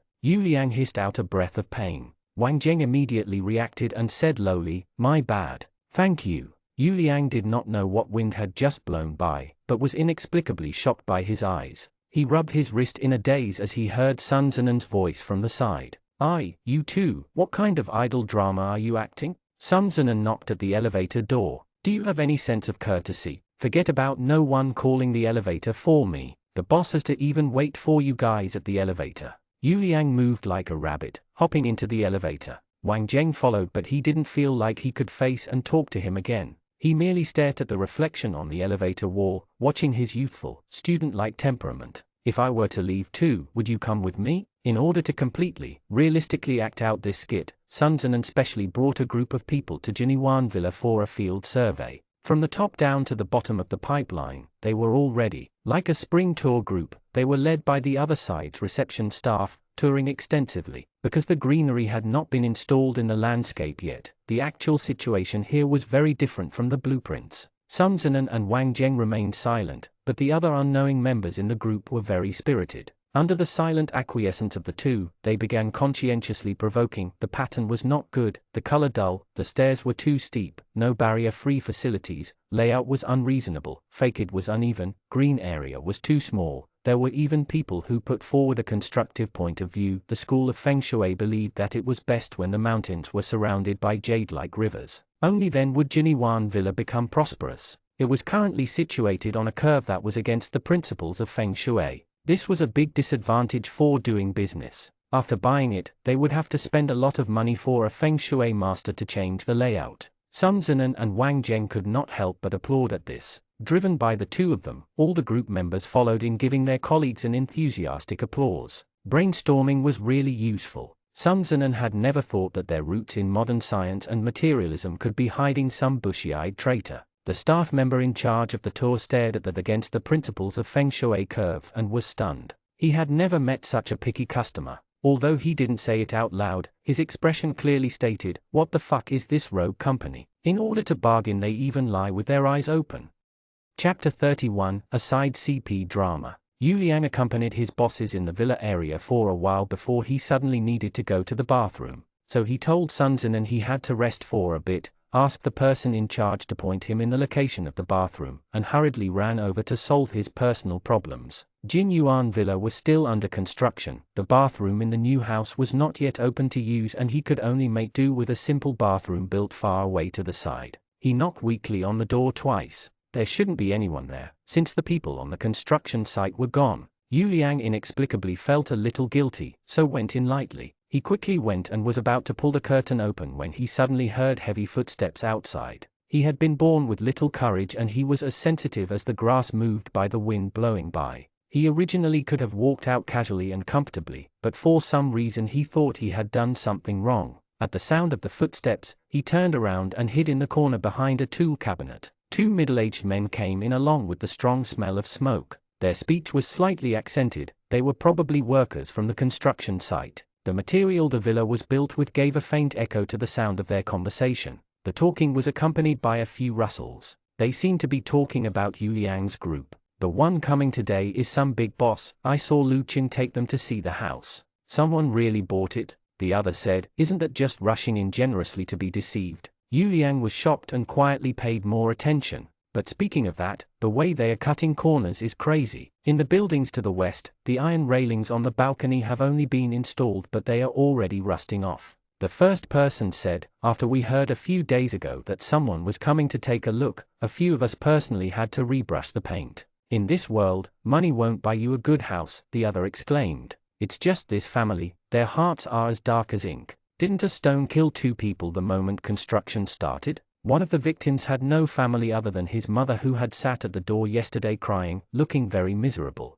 She had been driven out by Lu Qing's grandson. Her son was gone in his early 20s, but he heard she had only received $100,000 in compensation. "Alas, the lives of the poor are worthless. Life is so difficult, it's better to die than keep living." The sound of conversation and footsteps gradually went away. The door outside shut with a heavy bam. Yu Liang didn't even dare breathe too loudly. Only when he was sure that the two people were completely out of sight did he emerge from the cabinet, his head covered in dust. His heart was beating very fast, about to fly out of his chest. He clenched his fists, his palms covered in cold sweat. He had to tell Sun Zinan as soon as possible. He took a step forward, but perhaps due to the psychological effect or perhaps he had squatted for too long, his legs gave out beneath him. Yu Liang's courage wasn't even bigger than a sesame seed. He was the type of person who was easily scared, but always ran into the most eventful coincidences. On one hand, he knew he should immediately go to Sun Zinan and expose the problem of Jinyuan Villa to him face to face, but on the other hand, he was afraid of all the potential risks. Starting from childhood, everyone had taught him to mind his own business. In case he messed up the business and brought on the wrath of Jin Ke Real Estate, what should he do? He wanted to be a good person and also wanted to be brave. He wanted to be a fearless hero, but he was just a helpless, ordinary person. Yu Liang struggled with this the entire way as he returned to the team. Sun Zinan glanced at him and said jokingly, "You went for so long, did you fall into the toilet?" Yu Liang was currently filled with guilt. Sun Zinan's words directly hit his conscience and he was so scared he almost jumped 3 meters away. "What's with you?" Sun Zinan was also startled and said huffily, "You're so jumpy. Did you flush your courage down the toilet too?" Yu Liang muttered, K 2026, sorry. Sun Zinan waved his hand, not caring too much, but Wang Zheng turned to look at him and asked, "Did something happen?" "Nothing," Yu Liang said hurriedly, "nothing happened." Wang Zheng remained doubtful. Lu Qiang, the person in charge, was leading them around the gate on the east side. Seeing that the time was not early, Sun Zinan's group of people stopped picking at the issues. He pretended to hesitate, thought for a bit, then said to the man, "Let's stop here today. After all, this is a big transaction. We'll go back and have a meeting to discuss." Yu Liang did not expect him to go so soon and immediately panicked, but did not have the courage to open his mouth, although he was anxious to the point of crying out loud. Last time, he had overheard Lu Cheng's phone call and he didn't dare tell his boss. Fortunately, it didn't end up being anything big, but this was not the same. If he didn't speak up and Sun Zinan really bought Jin Yuan Villa, sooner or later the problem would be exposed. He might not be implicated in anything, but the company would suffer significant losses. "Let's go." "Wait." As soon as Sun Zinan's words left his mouth, he was interrupted by Yu Liang. It was taboo to interrupt a boss in public. Wang Zheng came forward to defuse the situation and asked, "Little Yu, what's wrong?" Yu Liang stammered, his face turning red, only to say, I just remembered we haven't visited the buildings in the west." Lu Qiang said hurriedly, "The buildings are the same, symmetrical to the buildings in the east." For the first time, Yu Liang stood at the center of so many people's gazes. He was so embarrassed he was about to drill himself into a hole, but he still insisted that we should still take a look. Sun Zinan's eyes delicately questioned Wang Zheng, who nodded back. "He just entered the company and doesn't understand how things work. Please don't be offended." Wang Zheng pushed Yu Liang behind him and said politely to Lu Qiang, "Since we've already mentioned it, let's be a little more cautious and take a stroll around." Lu Qiang suddenly felt his heart cool down. He strongly suppressed his emotions and gave a guilty smile. "Is Vice President Wang saying he doesn't trust our sincerity?" "Of course not," Wang Zheng thought to himself. However, he couldn't show it on the surface and merely seemingly smiled apologetically. "This matter is important. We want to do this for the better cooperation between our two sides." After saying this, he turned to Sun Zinan and asked, "Director Sun, how do you feel?" Boss Sun went with the flow and waved his hand of authority. "Let's walk around." The appearance of the villa in the west looked no different from the row of buildings in the east at first glance, but the color seemed to be a little fresher. The person in charge led them to stop outside the courtyard and said, "I really have nothing to introduce. Director Sun, you see, are both sides not the exact same?" "Well," Sun Zinan asked carelessly, "Little Yu, what do you think?" Yu Liang gritted his teeth and said, "We can't really tell by standing outside. Why don't we go inside and take a look?" The tour guide even thought about killing him at this moment. Sun Zinan actually also expressed his support, so he could not help doubting that this boy was actually Sun Zinan's relative. Just a small assistant couldn't sway their plans like this. The group of people walked into the villa. The inside had not been renovated yet. It was empty and quiet. They went up the stairs to the second floor. The corridor didn't have many issues. Yu Liang remembered what the two workers had said, and deliberately led them to the terrace. He wasn't very good at architecture. In fact, he didn't even think about how to debunk the scam. He could only act on instinct and thought to himself that if everything else failed he could just try to break the railing with his hands. The villa had an open terrace on the second floor. It was surrounded by a white wrought iron fence, suitable for a set of tea tables and chairs, or for growing flowers and grasses. Yu Liang's entire mind was focused on exposing schemes. He walked even quicker than Sun Zinan and rushed to the front of the group. He was a foolish child who didn't think too much and got carried away at first glance. He didn't pay attention to his steps while walking and accidentally stepped on a PVC pipe on the ground. The soles of his feet slipped, and his body suddenly fell forward uncontrollably. If it had been on a normal balcony he would have been caught by the railings, but now he knew better than anyone that in front of him was a shoddy, rusty iron fence. "Be careful!" With a clunk, the weight of an adult easily broke the rusty fence. The space in front of Yu Liang was empty. He fell down, clawing in panic. In the brief moment of weightlessness, he heard the wind whistling by his ears. "Am I going to die?" he thought in despair. In his more than 20 years of life, he had not experienced any earth-shattering setbacks or tribulations. He had grown up peacefully and found a decent job. Although he didn't have much courage, fortunately, there was rarely anything that required him to be brave. Forget about even having to worry about his life. Yu Liang never thought that the plots he saw in films and TV dramas would suddenly happen to him. He was like an unprepared soldier who had just been pushed onto the battlefield. It was too late to think of every move that had led step by step to his fall. From childhood, school had taught him to be brave, honest, and kind. His parents had taught him to protect himself and to mind his own business. When he went out into society, the words "good people obtain good rewards" went in his left ear and came out of his right ear as "good people do not live long." No one could give him an exact answer. He had waited so long to muster enough courage before he ran into a wall and it appeared coldly, rewarding him harshly. It was hard to be a good person. He never wanted to become a good person again. Yu Liang. In the face of this close call, Wang Zheng rushed out from behind Sun Zinan, his reaction surprisingly quick. He hurried over to grab Yu Liang's collar. At the same time, he was also pulled forward by gravity and instantly hit the railing. The two of them fell down the terrace. Sun Zinan's expression changed dramatically, but everything had happened too fast. There was no time for him to go forward and save them. Wang Zheng was dragged down by Yu Liang, but he actively sought to save themselves. His left hand swept around and happened to grasp a part of the iron railing that had not yet broken. The iron fence was embedded in the wall and relatively secure. It managed to hold the weight of the two of them. Yu Liang felt himself stabilize and dazedly looked back. He saw Wang Zheng with his entire body leaning off the terrace, grabbing his collar with one hand and holding the iron railing with the other. A sharp iron fragment was buried in his palm and blood flowed down his wrist into the sleeves of his shirt. His white shirt cuffs had been completely dyed blood red. "Vice President Wang," he cried, shivering as he continued, "quickly go up." The man frowned, his mouth tight, but his tone was as calm as ever, as if he didn't feel any pain. "Yu Liang, the second floor is not that high, you should be safe now. Look for a place to put your feet down. If you can't find one, you can directly jump down." Yu Liang did not know why, but tears suddenly rushed out. "Don't cry, calm down, you won't die if you fall," Wang Zheng said softly. "Look around for a place to land, your clothes won't hold up." Yu Liang hung above the first floor window, surrounded by a smooth wall. There was no place for him to land. He choked out, I'd better jump." "Okay," Wang Zheng said, "don't be afraid. Take a deep breath and listen to me. On the count of 3. Yu Liang forced his cries back into his throat. 3, 2, 1, jump. Wang Zheng let go. Yu Liang exhausted all his efforts in adjusting his posture. His entire body squatted and jumped down. His heels tingled from the impact of landing. His body was not stable and his left knee knocked heavily against the ground.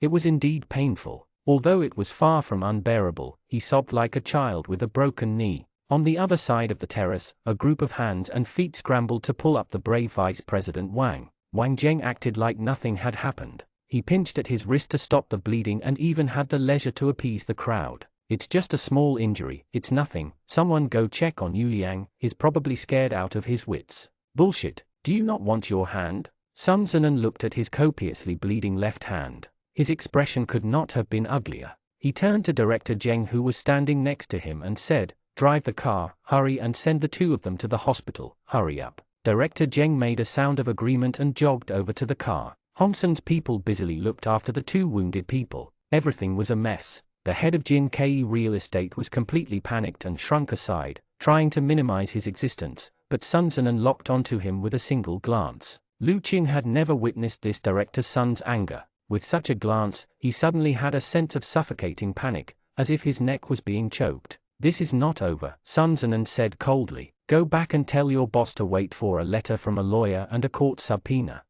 Chapter 32, The romance drama has come back. This event also involved extremely sensitive security issues. Sun Zinan didn't even need to make excuses for the other party to understand that there was no business deal awaiting. They rushed Wang Zheng and Yu Liang to the hospital. Because it was a workplace accident, Sun Zinan directly settled the medical expenses and only ordered an assistant to save the documents as claim certificates for later. Fortunately, the goddess of fate merely raised her hand high to gently pat his face. Yu Liang's injury was not too heavy, he merely twisted his left foot. After rubbing on a bit of medicine, he could continue working as usual. Vice President Wang's injury was more serious. His hand required 3 stitches and needed to be carefully monitored. Sun Zinan went out to make a phone call and came back to see Yu Liang carefully holding Wang Zheng's left hand on the bench outside the surgical clinic, his tears dripping non-stop. Karma always paid back. Sun Zinan was used to giving Yu Liang dog food and he had finally gotten his revenge. He stood next to them and watched for a moment before he finally couldn't resist walking over.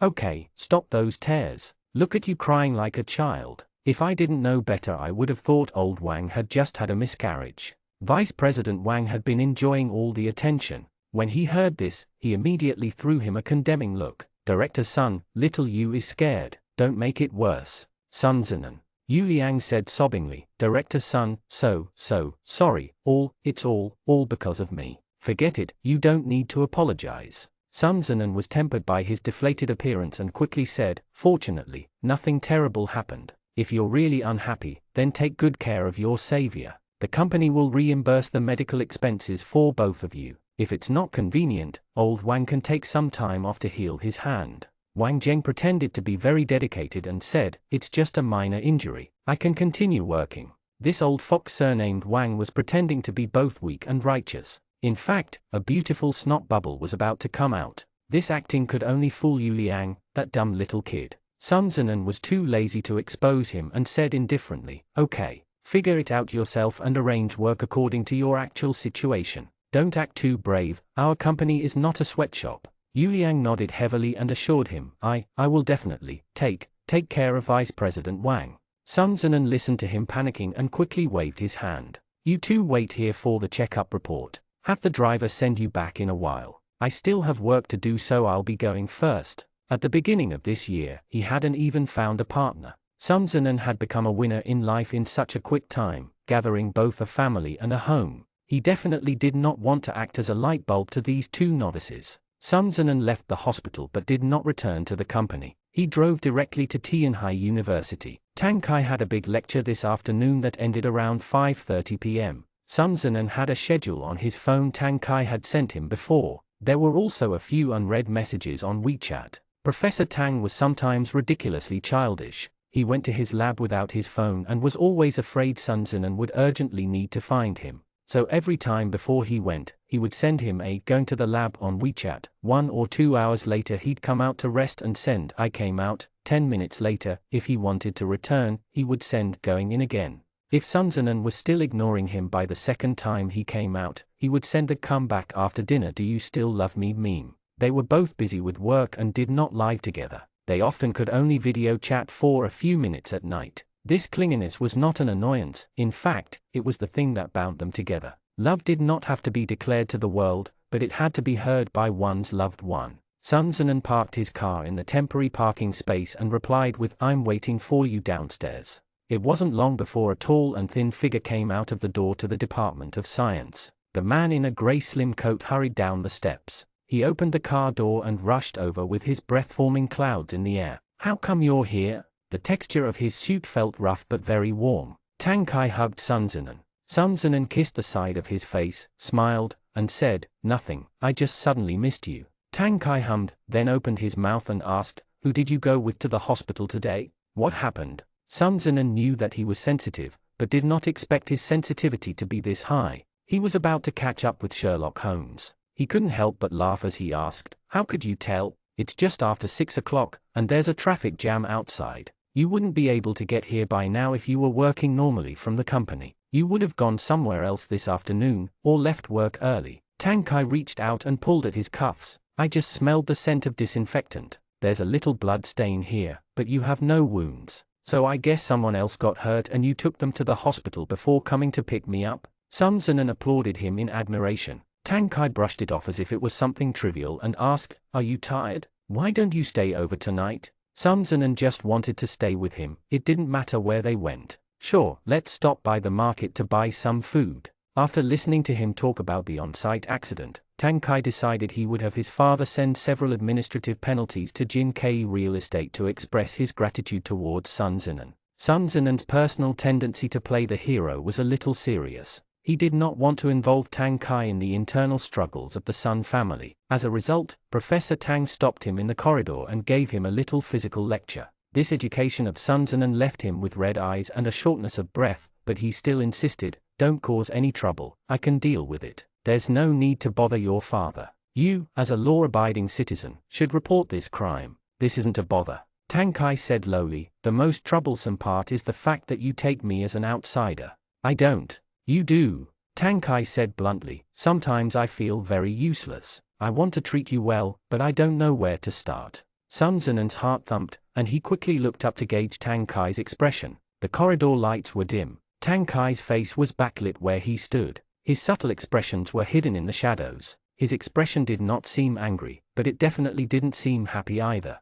Sun Zenon wanted to touch his face, but he hesitated after raising his hands and put them down again. I didn't mean to avoid you or not let you help. I just felt like I'd rather have you work in ease and focus on what you want to do. I don't want you to worry about irrelevant things and I don't want our interests to conflict. Tang Kai grabbed his hand and placed it on his chest, letting him feel his vigorous heartbeat. He said softly, but I like you. Sun Zenon had been hit directly in the heart and succumbed on the spot. In the cold winter night, his heart was as soft as water. He didn't know what to say, not knowing whether to laugh or cry. This is business. Don't try to play foul. Tang Kai pulled his hand up and continued walking up the stairs. Is that not important? Everything is second to you. I'm willing to intervene in these things. The next time you encounter something like this, don't resist telling me. Even if I can't help, I can at least comfort you. After all, I'm the one you should trust for the rest of your life.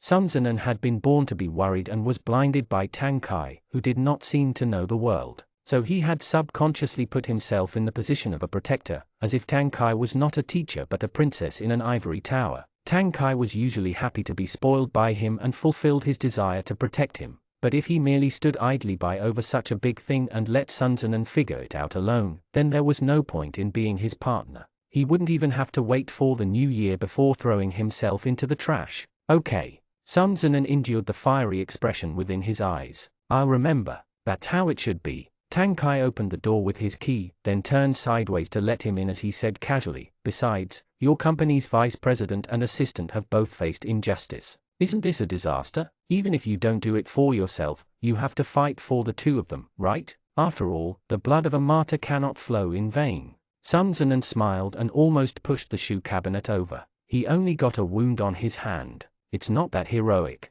Please don't push people onto pedestals. Tang Kai turned on the light in the living room and said indifferently, I understand. Make yourself at home. I need to make a call. Sun Zenon nodded, knowing that he wanted to contact people about Sun Ziyan. He didn't stop him and instead turned to the kitchen. Winter is suitable for food that warmed one up. It was okay if they ate more meat. For dinner, in addition to the chicken stew Tang Kai wanted to eat, there was also a pot of hot and fragrant wintermelon lamb soup. Sun Zenon added a plate of scallion tofu. When Tang Kai came out of the study, he was just rinsing the noodles in water and dividing the food into 2 portions to serve. Tang Kai looked at the medium-sized bowl in front of Sun Zenon, then at the glass bowl in front of himself. He was so scared his phone almost fell out of his hand. Darling, this is too much love. Is this amount for a pig? Isn't it your fault you don't buy bowls? I can't find a big bowl, so let's just use one of these mixing bowls, otherwise the noodles can't be mixed. Sun Zenon said, where's all this nonsense coming from?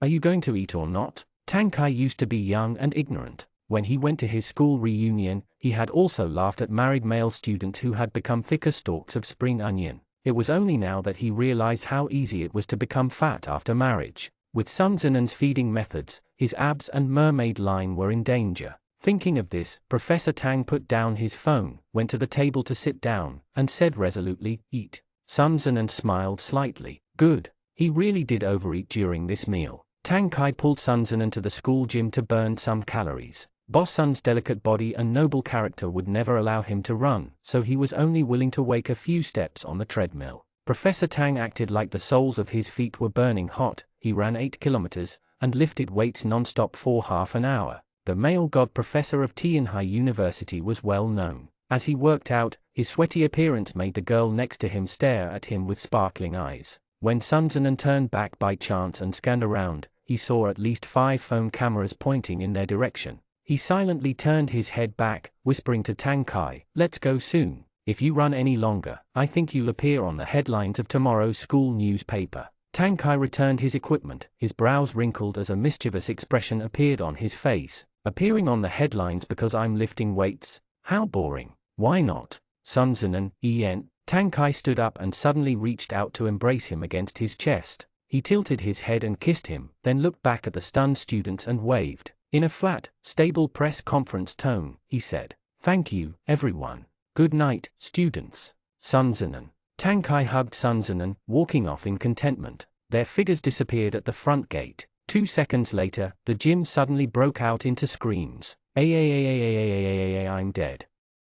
Chapter 33. The romance drama has left again. Within a week after the site accident, Sun Zinan and the other biotechnology company suspended negotiations with Jin Kei Real Estate. A commissioned lawyer sent a subpoena notice to the company, but this was just the beginning as one disaster after another piled on. What really trapped Jin Kei Real Estate was that the administrative department suddenly started inspections and punishments. A week later, the plan for the construction of a sewage treatment plant in the southern suburbs was officially released. This decision directly pushed Jin Kei Real Estate and the Hongcheng Real Estate behind it into a desperate situation. Sun Ziyan had bought this land and treated it like a hen about to lay a golden egg. But now all the plans regarding Jinyuan Villa had been smashed, and even the price of the land was shrinking. Hongeng's capital turnover was already tight. Due to the news, it seemed that this fracture would be visible to the naked eye even in the future. Sun Zinan closed the news webpage in satisfaction and sent a WeChat to the boss of the other biotechnology company to express his gratitude.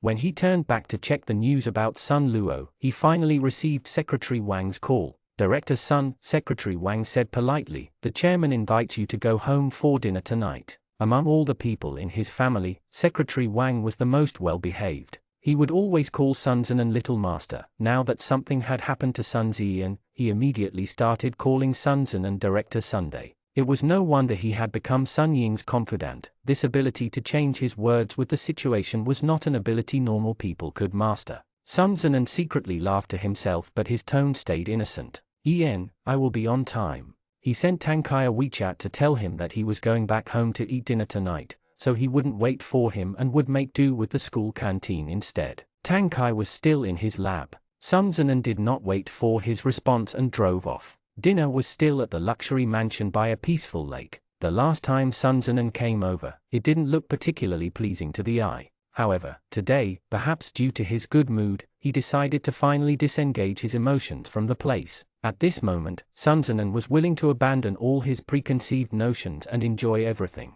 There were 4 people sitting in the dining room. When Sun Zinan entered the door, Sun Ziyan impulsively stood up to beat him. He was immediately pulled back by the rest of his siblings, but he was still angry, his face red as he pointed at Sun Zinan and shouted, "Traitorous son of a bitch. What the hell are you doing? You better not fall into my hands, Laozi will kill you." Sun Zinan smiled unconcernedly. "Good evening. It's so lively. What's third brother yelling about?" "That's enough. Third eldest, sit down." The eldest Sun Ziyuan came out and scolded Sun Ziyan, then said to Sun Zinan, "You also talk less." Sun Zinan didn't buy his attempt to smooth things over and feign surprise. "I merely entered through the door and said hello. When has even good evening become a prohibited word in our family?" Sun Ziyan was furious, jumping his feet and shouting, "Just who are you trying to fucking play dumb with? By saying this, what his third brother is saying I'm playing dumb about?" Sun Zinan didn't want to bother with following his train of thought and said directly, "If you know, then why don't you say it?"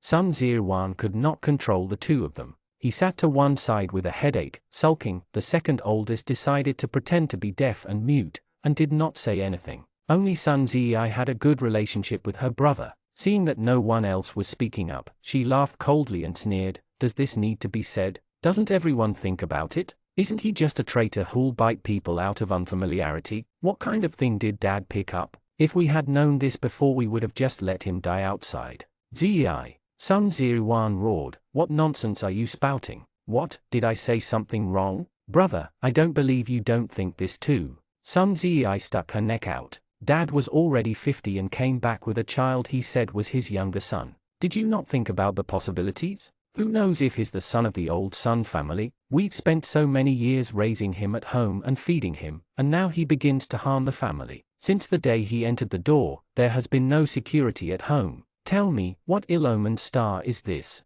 Fourth sister, I advise you to not say too much. Your dad's only daughter. Don't you know what kind of character he is? Sun Zinan was not angry, but his tone was sarcastic. "If I could choose, I wouldn't want to be in your Sun family. All you do is bossily peck 4 bugs at home like a chicken. Even if your IQ is low, you still want to grab at things." He came back from abroad only recently and no longer had the appearance of a doormat, but he usually didn't act too tough in front of his siblings. In general, Sun Zinan acted rather calmly and tolerated them, so it was no wonder Sun Ziyan took him as a soft specimen to pinch at. But no one expected him to not only avoid the pit, but also easily put Sun Ziyan in his place. It was just that Sun Zinan had suddenly proven a little difficult to deal with. The four siblings were a little overwhelmed and the atmosphere in the dining room was temporarily silent and awkward. Sun Zinan didn't want to bother talking with them. He didn't come to fight war tactics with them today, so he turned to ask the housekeeper, "Didn't I get called back for dinner? Where's my dad?" Sun Ying's old, hoarse voice sounded from the other end of the dining room. "So you still know I'm your father? There's no me without you." Sun Zinan smiled, but his eyes were cold. "Didn't I come like you told me to? What else are you not satisfied with?" Indeed, as soon as he acted tough, Sun Ying's momentum weakened. The old man knocked on the ground with a cane and said to Sun Zinan, "Come with me to my study. Come on, we're in front of so many people." Sun Zinan remained unmoving. "I think talking here openly and honestly is very good. We can reveal everything that has happened in all these years, lest other people have to secretly guess. It's very inefficient otherwise." Sun Ying's expression sank. "Have your wings hardened, so you don't need to be taken care of anymore? Recently a lot of people have been speaking ruthless words, so if my tone is a little rushed, please forgive me." Sun Zinan sat down on a sofa. "Dad, did you call everyone back today to chat with everyone one by one?" Sun Ying was blocked by him to the point of chest pain. "Isn't it because you're causing trouble outside? At this age, I still have to go clean up the mess for you. You still have the face to ask me. This is your blood-related brother. You hit him so hard without even greeting him. Who is going to clean it up afterwards? Isn't it still your father?" Sun Ziyi immediately helped add fuel to the fire. "Dad is so old, do you have no conscience? Are you trying to provoke Dad?" "That's right." Sun Zinan lazily cocked his legs up and said, "If we all compete against each other for a bit, let's keep ourselves safe and don't engage in too much. Then Dad won't have to work so hard." His words flowed smoothly. No matter what Sun Ziyi handed him, he returned them to Sun Ziyan. His attitude was still very sincere. It would be too unreasonable if Sun Ziyi kept provoking him. Sun Ying looked at him unconcernedly, but for some reason, he had the inkling of a premonition, so he immediately changed his strategy and became gentle. He said as peacefully as possible, "Things have turned out like this, talking about it now is just an afterthought. If you have the time to quarrel, why not think about how to clean it up?" Everyone became silent at this. The crusade against Sun Zinan was one thing, but cleaning up the mess was another. For the former, they only needed to move their mouths, the later required contributing money. Sun Ziyan's Hongcheng real estate had suddenly lost hundreds of millions. Hongsun Group was not short of this money, but it was not a small amount to any of them. "Dad, this is an issue of infighting between two children after all. No matter how we deal with this, someone will feel like it's not fair." The second eldest son Sun Ziqing opened his mouth for the first time and kicked the ball back to Sun Ying. "I think we should do our best to save Hongcheng real estate in accordance with the group's regulations." Sun Ziwan suddenly became very anxious. Second brother. His idea was very simple. If they didn't act according to Sun Ziqing's words, Hongcheng real estate was sure to go bankrupt at the rate it was losing money. But forget about Sun Ziyan being able to continue on as president. This was also directly forgiving Sun Zinan's doings. Wouldn't that be a waste of today's uproar? I was calculated against this time and forced to fall. I absolutely won't forget it. Sun Ziyan said, "Dad, if you favor him so much, sooner or later one day our brothers will be harmed to death by him." Sun Ying frowned. "What nonsense are you saying? I know exactly what the little boy is playing at in his heart." Sun Ziyan stared at Sun Zinan sinisterly. "He's thinking about our family's property. Face to face, he pretends to be a grandson, but behind our backs, he creates these back-handed plans. You want to make trouble for me, HM? You just wait. Sooner or later, I'll destroy you. TSK, listen to you. Those who didn't know better would think I bribed a member of your company to trick you into making poor decisions." Sun Zinan laughed. "Third brother, did you really brainwash yourself into believing you were the victim because you spent too long pretending you were pathetic?" Sun Zinan. Sun Ying said, "He made a mistake, but he's still your family after all. Stop pretending you have no relation to us." Sun Ziyi muttered, "What's the point of telling him? He's just a traitor who doesn't recognize us."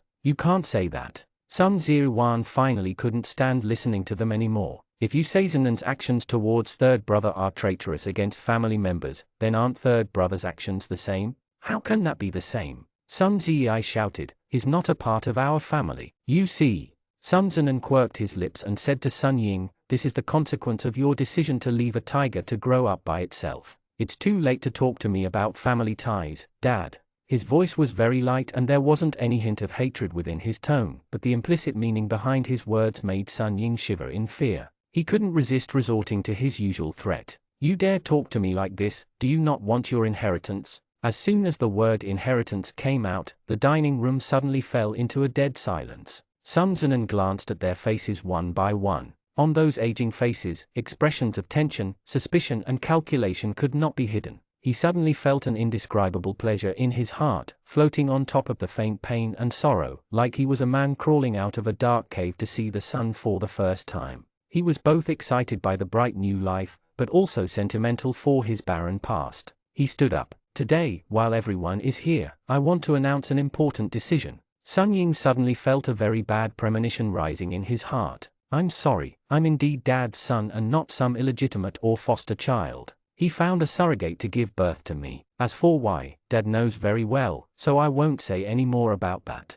Although the current law of our country does not allow breaking off the father-son relationship, I have several siblings, so our father shouldn't fall to the point where I have to support him." Sun Zinan said unhurriedly, "So from today, once I leave out the door, I will have no relationship with the Sun family. As for the inheritance, do whatever you want with it. Don't use it to blackmail me, otherwise others will become like mad dogs, biting at me with no intention of letting go." The people in the dining room stared at him as if they had been frozen. "Zinan," Sun Ziriwan said calmly, "do you know what you're talking about?" Sun Zinan turned away his eyes from boredom and scoffed lazily. "Elder brother, we're already at this stage. Don't pretend to be a good person. Do you think you'll receive a few extra dollars if you make me repeat my words? I'll get rid of all the work and shares related to the company and the group as soon as possible. Since we were once family, let's end well." Sun Zinan turned and began walking out, then suddenly remembered something and stopped his steps. "Oh right. I have a few documents about some illegal operation Hongcheng Real Estate has been doing in recent years."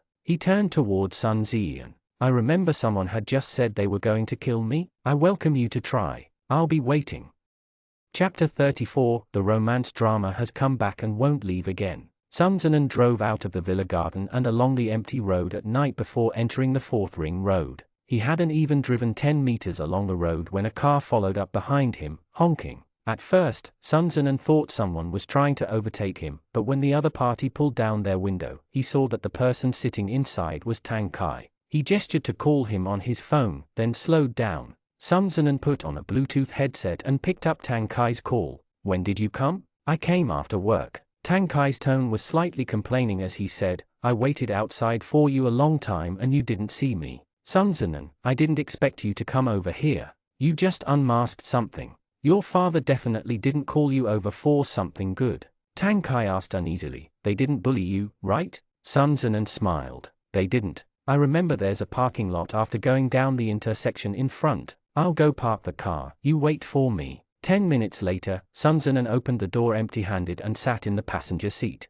Tang Kai leaned over to fasten his seatbelt and patted him on the face. "Your place or back to my apartment?" "Your apartment." Sun Zinan lowered his seat a little and sighed a little tiredly. "I'm not going back to my place for a few days." "Why?" "I spoke some harsh words to them this evening. They definitely won't stop. They'll probably come find me, but I don't want to bother with them." Sun Zinan looked back, then closed his eyes. "I'll tell you the details when we get back. You should focus on driving first." The street lamps at night became a bright river of lights. Occasionally, 1 or 2 beams of headlights from cars going the opposite direction would shine into the dim window, leaving shadows falling onto Sun Zinan's face. Within the shadows, a tired and deep-rooted sense of loss was illuminated. It was a sadness he had opened up by himself. Although Tang Kai rarely cooked at home, he did hide a few bottles of quality red wine. It was suitable to pour out in the sorrow of tonight. Normally, Tang Kai would have stopped him, but after hearing that Sun Zinan had left his family, he knew he needed to vent. He simply poured him a cup of red wine, sat on the sofa, and listened to his memories of the past. This also served to clarify his long-standing doubts. "My father doesn't really think like normal people," Sun Zinan said faintly. "He developed and grew Hongsen, and saving this family business was not easy. He often feels like this is a throne that needs a perfect heir, worthy of his life's efforts. My eldest brother and second brother were born with another woman when he was young. He brought his sons back to raise and sent the mother away with some money. He wouldn't let mother and sons meet, he had to personally train the children. It sounds like the ancient times, when a mentally ill emperor would specifically look for an heir. My dad never married a wife, the only time he was tempted was probably with Sun Ziyan and Sun Ziyi's mother. But the woman committed suicide shortly after giving birth, and we don't know why. Perhaps because of that, he particularly spoils my third brother and fourth sister. That's why they are useless. But in the line of the Sun family, doing something strange isn't a big deal. As long as it's not out of line, a family of 5 can live very well. But the old man had to toss me into it without clarifying anything. Since then, the family hasn't lived in peace. It's not your choice, they shouldn't blame you. Tang Kai gently stroked his shoulder a few times and comforted him. But why did he have another child? The reason is quite ridiculous. It's absurd to say it. Sun Zinan shook his glass of wine around and asked him, have you ever heard of the catfish effect? It was said that when Norwegian fishermen caught sardines, they worried that sardines would suffocate from a lack of oxygen. Because of that, they usually put a catfish into the pack of sardines. Catfish fed on other fish. After entering the container, they would begin to swim around to find their prey. The sardines would begin to move around due to the shock and avoidance of the catfish. This would solve the problem of sardines not getting enough oxygen from not moving. This so-called catfish effect was often used in enterprise management. The general practice was to exert a sense of crisis in order to stimulate employees to start working. Tang Kai, you mean? Sun Zinan said, the old man follows this principle. I heard when he was 45 years old, he was diagnosed with a serious illness. The condition was very dangerous. My brothers thought he would not make it, so they collectively proposed to have him make a will. They were trying to seize the inheritance while he was still alive. My dad might have been stimulated by this and it didn't take long for him to miraculously recover. He's probably been aware of this crisis since then. All his children chase after the property, and no one really treats him as a father. But you know what type of person my father is. It's not too much to say that as long as he's still alive for another day, he'll never relinquish power. In order to suppress his 4 adult children, he went abroad to find a surrogate and asked for a 5th child. I am the catfish in his plan. My eldest brother doesn't recognize the consequences. My second brother is too slick. Sun Ziyan and Sun Ziyi can't even be mentioned. They are just a pile of waste bags. He flattered me and reused me so that others could keep themselves driven by a sense of crisis. But Sun Ziyan really had to cross me, so I crossed the old man in order to deal with him. That's why my dad is so angry. Not only did Sun Ying want him to be a catfish, he wanted him to be a catfish who could not disobey its orders. He used Sun Zinan to counterbalance his other children, but did not allow Sun Zinan to break away from his control and counterattack without authorization. Tonight he had severely scolded Sun Zinan, but the catfish had rebelled and the sardines had also been torn into pieces. His chessboard had been directly overturned by Sun Zinan. It was unclear how Sun Ying was feeling at the current moment. Tang Kai's jaw dropped as he listened. But you are also his own son, he asked carefully. Why would he do this to you? Sun Zinan smiled wordlessly. Because I'm a catfish, he said. In his eyes, I'm just an employee, not his child. No matter how outstanding he was, for Sun Ying, Sun Zinan had never been among his heirs. Because there was no upbringing to produce any feelings. Just like the quarrel that had occurred tonight, family was just an excuse to push blame onto others. In fact, everyone's heart was clear that Sun Zinan was just an outsider. Only insiders could receive the inheritance. So when I was a child, he was actually very good to me. He gave me the best to eat and wear, gave me the best education. I once thought he really loved me, but then I learned that it wasn't fatherly love, it was employee motivation. Sun Zinan downed his glass of wine and said tipsily, I was really dumb before. I even became upset for a long time because of this. Even though he was already tipsy, his words were still restrained. In fact, it was more than being upset. His depression while abroad was because of this. The summer of the year before Sun Zinan went abroad, Sun Ying transferred 5% of his shares to his name. The decision caused an uproar at home. Sun Zinan did not want to be targeted by his brothers, so he hid all day in the small backyard garden to read books. He hid too well. One day, he accidentally overheard a conversation between Sun Ying and his former secretary. The other side had seemed puzzled by this decision and couldn't help but ask, Chairman, by doing this, the little master's shares are far more than the young master's.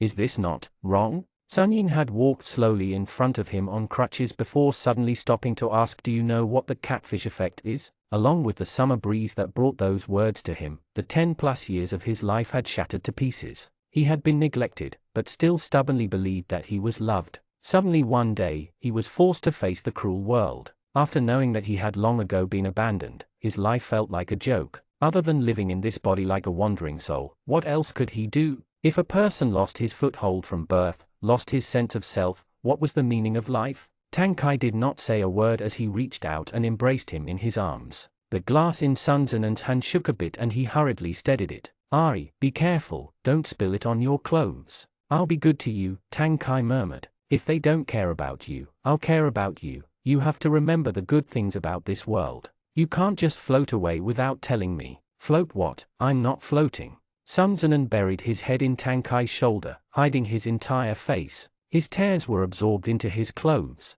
He said hoarsely, "You're here. Where else would I go?" He had not cried in many years, even the feeling of involuntary tears had become strange. "Don't cry, be good, we don't have to be sad over scum like this, dear." Although Tang Kai could not see it, he could feel the wet marks forming on his shoulder. His heart immediately was set on fire with rage towards Sun Ying's entire family. He kissed Sun Zenon's hair as he hugged him with open arms and said solemnly, "You know, catfish are freshwater fish, sardines are saltwater fish. If you put a catfish into a tank with sardines, it will die." Sun Zenon, the catfish effect theory is simply not in line with the laws of nature. It's just some pseudoscience. Tang Kai said, "Your father was very half-assed when doing this. I am a professional. In the future, please follow Teacher Tang so you won't get lost. Besides, how can you be a catfish?" He added very bluntly, "Catfish are so ugly." This way of comforting people was too unconventional. Sun Zenon's tears were choked back.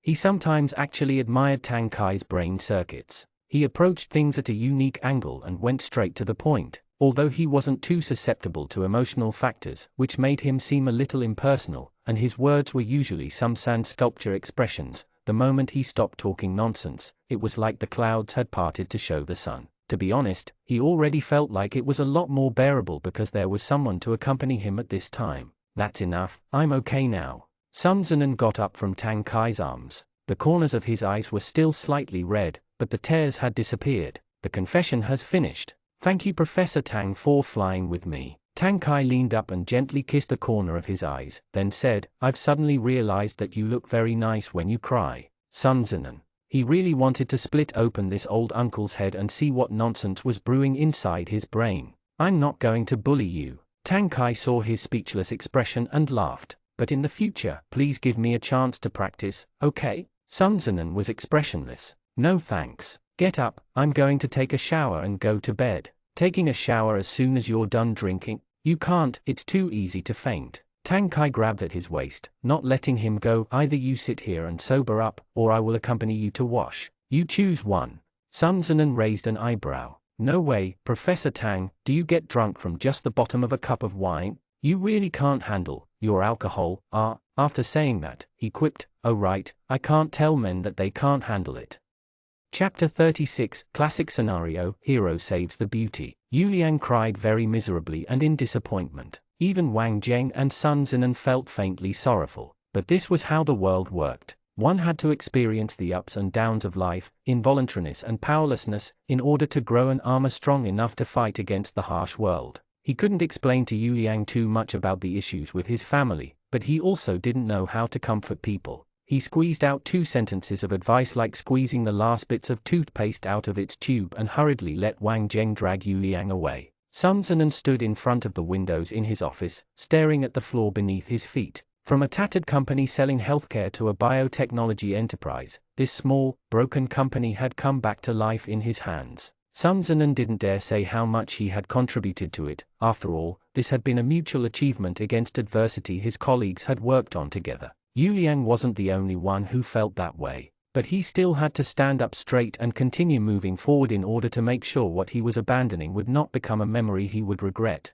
Seeing that it was near the end of the year anyways, there wasn't much work left to do. Sun Zenon simply broke the lease on his original apartment and moved in with Tang Kai. Professor Tang seemed to enjoy this early entry into the newlywed mode of cohabitation. When he was free, he would pick Sun Zenon up from work. The two of them would go to the nearby market to buy a few groceries, putting their hands in each other's pockets, affectionately walking home hand in hand in the middle of the cold winter night. Today, as usual, Tang Kai drove to the front of his apartment building. Their community was relatively old and had no parking spaces. Everyone had to find somewhere to park outside. Tang Kai parked and was about to pull the key out when Sun Zinan suddenly raised his hand and held him down. "Wait, aren't those people coming over here?" It became dark early in winter. It was only just after 6 o'clock, but the sky was already dark and their vision wasn't clear. There were no street lights in the neighborhood. Tang Kai turned the car's headlights on and saw 4 burly men walking towards their direction. Their hands seemed to be carrying something long, but he couldn't tell if they were carrying steel weapons.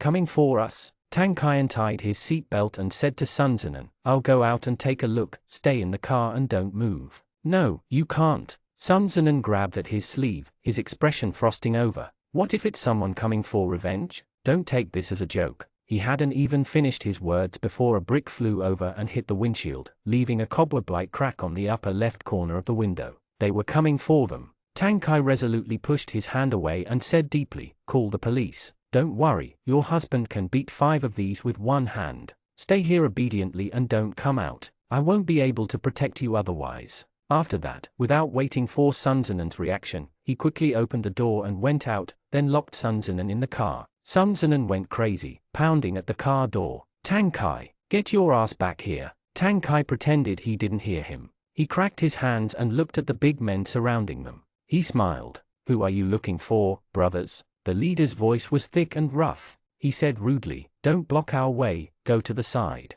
"My wife is sitting in the car." Tang Kai smiled unconcernedly. "If you want to look for my wife, you have to ask for my consent and #K 2014. Before he finished speaking, the sound of the wind came first. His fist hit the left side of the man's face. In the dark, the muffled sound of flesh colliding was horrifying. He didn't even make a greeting before starting. The other 3 froze for 2 seconds. Before they could even react, Tang Kai's foot had already reached another person's chest. He sent 2 of them flying. Just as he punched the 3rd person in the stomach, the air howled behind him and a steel pipe went down at the back of his head. Tang Kai tilted his head, but because he didn't have enough time to dodge, his glasses were scraped off and fell to the ground, leaving behind a thin cut on his right cheek. As he had a conversation with the operator in the car, Sun Zinan felt like he was being strangled, his heartbeat reaching 150 beats per minute. Tang Kai felt the tingling pain at the same time he raised his hand to grab the man's swinging arm. He pressed down on his acupuncture point and the steel pipe clattered to the ground. He clucked his tongue and didn't let go of the man's arm. The man stumbled and Tang Kai cut in front of him to throw him over his shoulder into the nearby trash bin. He straightened his waist and moved his neck and shoulders coldly, then hooked his fingers at the other 2 surrounding him. "Come at me together, Sun Zinan." He hadn't been joking when he said he could take on 5 with one hand. Professor Tang looked polite and scholarly, but he had grown up in a military neighborhood after all. In order to strengthen his physical fitness, he had learned fighting and boxing. Later on, he also tried taekwondo out of interest. He might not have been good enough to compete, but it was more than enough to deal with a few hooligans. By the time the police and security arrived, Tang Kai had piled the 4 people into the trash bin. The steel pipe had been thrown aside and he only used a branch he had broken off a nearby tree to beat anyone who tried to escape. The branch looked like a teacher's pointer, making him look even more like a professor. After the hooligans were collectively taken to the police station, Tang Kai confirmed that they were safe before opening the door to release Sun Zinan. Because it had been a vicious brawl, both of them had to go to the police station to make a statement. Sun Zinan was truly angry this time. His expression was like a volcano brewing before an explosion, but because they were in public, he still left him some face. Tang Kai attempted to talk to him and was rejected several times. He watched Sun Zinan's expression, his heart trembling, thinking to himself that he was screwed. Coaxing him with his beauty wouldn't work this time. His thoughts churned and he remembered that he had a small wound on his face. He reached out and touched it, then drew in a cold breath. Sun Zinan heard this movement, and couldn't keep his expression stiff anymore as he immediately asked, "What happened? Where did you get hurt?" "It's nothing. It's just a small injury. Nothing's broken." Selling this miserable trick really had worked. Tang Kai immediately grabbed his hand and said softly, "Darling, Nan, don't be angry." Sun Zinan glared at him and said coolly, "Professor Tang doesn't fear anything and can beat 5 hooligans with one hand. What's the use of my anger? I care." Tang Kai clasped their palms together and while no one else was paying attention, leaned over and kissed his ear. Hooligans aren't scary, but I'm scared of you ignoring me. Sun Zinan stared at him for a moment before finally lowering his gaze. He sighed as he said, I don't blame you. He sighed deeply into the dead of the deep winter. He spoke slowly, trying to pull himself out of fear and worry that threatened to make him lose his mind. Acting heroic to save the damsel in distress should be rewarded, but not recommended. He carefully dusted off Tang Kai's sleeves and walked side by side with him. Your life is your own and you have to cherish it. Besides, if anything happens to you, how can I live? Sometimes, Tang Kai felt like Sun Zinan was very reasonable and understood things to the point of repression. He was the model of strict self-discipline and leniency towards others. He often corrected his own biases with intellectual reasoning. Just like now, even though he was obviously not very happy, in order to not let Tang Kai feel ignored, he forcibly repressed his emotions and even affirmed Tang Kai's actions. However, Tang Kai was also very contradictory. On one hand, he felt sorry for Sun Zinan and wanted him to feel better. On the other hand, he felt that he had done nothing wrong, so he could only wrap his arm around Sun Zinan's shoulders and exclaim, How are you so obedient? Sun Zinan, get out. I know my limits. I'm not just running up to deliver myself to them. Tang Kai said seriously, I know you worry for me, but you need to trust me sometimes too. I can protect you, okay? Sun Zinan's anger had almost dissipated. It might have been that he had been pestered too much. He dragged out, okay, I know, put your hands away, don't wrap your arms around me, walk properly. The two of them thought they were repressing their voices, but their conversation was actually very obvious. The police officer in front of them eavesdropped intently and covered his mouth as he smiled, his ears turning red. The other police officer glared at him. In the police station. I don't know those four, I've never seen them before. Tang Kai told the police, we had just parked the car when the four of them came over with a brick and a steel pipe. They first hit my car, after I came out they started fighting me. I suspect these four people planned on following us and chose to come after us today after targeting the district. They obviously came prepared. The target wasn't just me, it was also my lover. The police had to remind him that the facts could not be mixed with analysis and reasoning. Professor Tang's speech skills were too strong and easily led the audience to his own ideas. Correct, I fought back. I've practiced a little martial arts before and have some proficiency in it. I think it should be within the scope of self-defense. I didn't use the steel pipe, only the branch. The police officers who had seen the scene pursed their lips and thought to themselves, with that combat skill, if he had really used the steel pipe, they would be piecing the hooligans together from the trash. Okay, there are no other issues. After confirming, please sign under the transcript. Thank you for your cooperation. A police officer sent them out. In addition, please keep your phone on. If there is anything else we need for the investigation, we will contact you again. Tang Kai nodded at him. Thank you, we've troubled you. Sun Zinan had sat in the car the entire time and did not participate in the fight. He was at most just a witness, so he had come out earlier than Tang Kai and was waiting for him in the hallway outside. Let's go. As the two of them left, the police officer withdrew his gaze and told his superior sitting next to him, this little district is hiding a crouching tiger and hidden dragon. Those hooligans met an expert. More than that. His superior lit up a cigarette next to him and said deeply, they don't even know who they've provoked. This is running to our district, carrying lanterns to go to the bathroom. To find shit. The police officer, how vulgar. Your neighborhood is quite close to the police station. Sun Zinan said as he walked, it went pretty quickly. Yes, the security is very good. Tang Kai said, do you know why? Why? Tang Kai, because most of the residents in this district are retired faculty. I heard that a few years ago, there were criminals who had become stupid after watching too many movies. They specifically came over to kidnap a professor from the chemical engineering department and almost succeeded. Since then, the police station in the district has been very strict. In the event of personal injury cases, everyone will be severely interrogated. Sun Zinan once again thought of the fear of being questioned about wireless systems and pressurized machinery. How impressive. Just then, someone passed by. Tang Kai's voice stopped and he moved closer to his ear. He asked almost silently, do you think Sun Ziyan can run this time? Chapter 37, Do you have any business with me? Sun Zinan turned his head away in discomfort, dodging the tingling itch of Tang Kai's voice against his ear as he asked, how did you conclude that this was his doing? The goal of the four men was clear. They came for you. Tang Kai said, I can't think of anyone other than Sun Ziyan who would do such a stupid thing. That's true. Sun Zinan said a little unreasonably. No matter who did it, just take it as his doing. It's not like his family. If I want to scold him, no one can stop me. Tang Kai suddenly said, right, didn't you just say you wanted to give me a reward? Did I say that? When? Sun Zinan played dumb. I don't recall. Tang Kai said angrily, you lying pig trotter. Sun Zinan, ha ha ha ha. Of course, Professor Tang, how could I dare forget the hero of the battle against the hooligans? Don't sit there with a gloomy face, who are you showing it to? Sun Zinan had teased him enough and poked Tang Kai's cheek. Tell me, what do you want? Tang Kai, will you agree to anything I ask for? What do you want?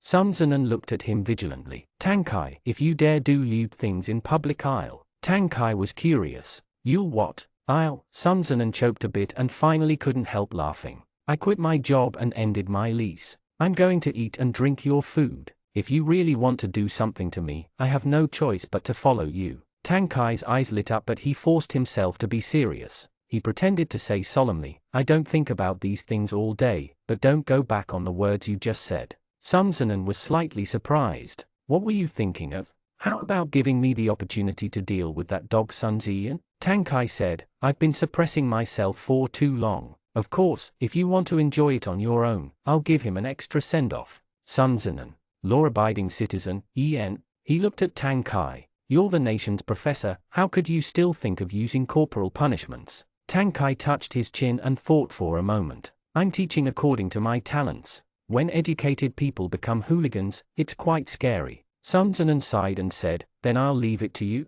Okay. Tang Kai grabbed his hand and put it in his pocket. He broke the front windshield of my car. If I don't teach him a lesson, I'll hate him forever. At this moment, he didn't have a single hint of a scholarly temperament. His glasses were off, showing his sharp and beautiful eyes. It was an understatement to call his expression ruthless. He looked like a villain in a black and white movie, his features making people shiver in fear while thinking, wow, how handsome, in their hearts. Sun Zinan hooked his fingers and scratched at his palm. Take it easy, don't kill anyone. Tang Kai tilted his head and gave him a look that said, I know my limits.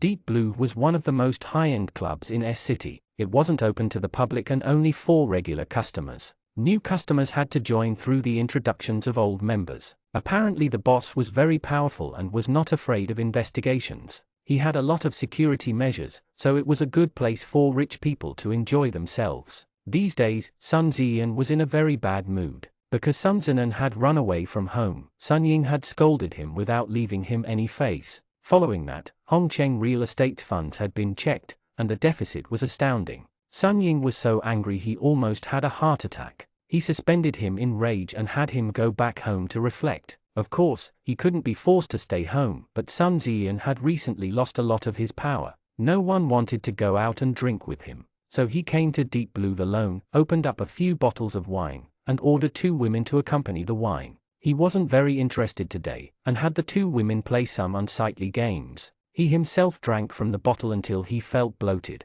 He staggered to his feet and went to the bathroom, but for some reason, there was no bathroom inside. Sun Ziyan went out the door and went towards the public bathroom. He stood in front of the urinal. Because he had drunk too much, his eyes were blurry and his hands trembled. Much to his annoyance, he trembled so much he couldn't even open his belt buckle. Suddenly, a hand stretched out behind him and hit the side of his neck. Sun Ziyan fell gently down without a sound. The person caught him, but staggered forward due to his weight. He scolded, it's fucking heavy. He fumbled around Sun Ziyan's body and took his mobile phone and car keys, then walked out of the bathroom with the unconscious man. The elevator wasn't far away. He pressed the button for the 2nd floor. As he waited, a waiter passed by. Seeing the unfamiliar face, he immediately became vigilant and asked, Sir, please stay and show me your membership certificate. The man was wearing grey, athletic clothing. He was of a medium build, wearing a cap, and had an ordinary appearance.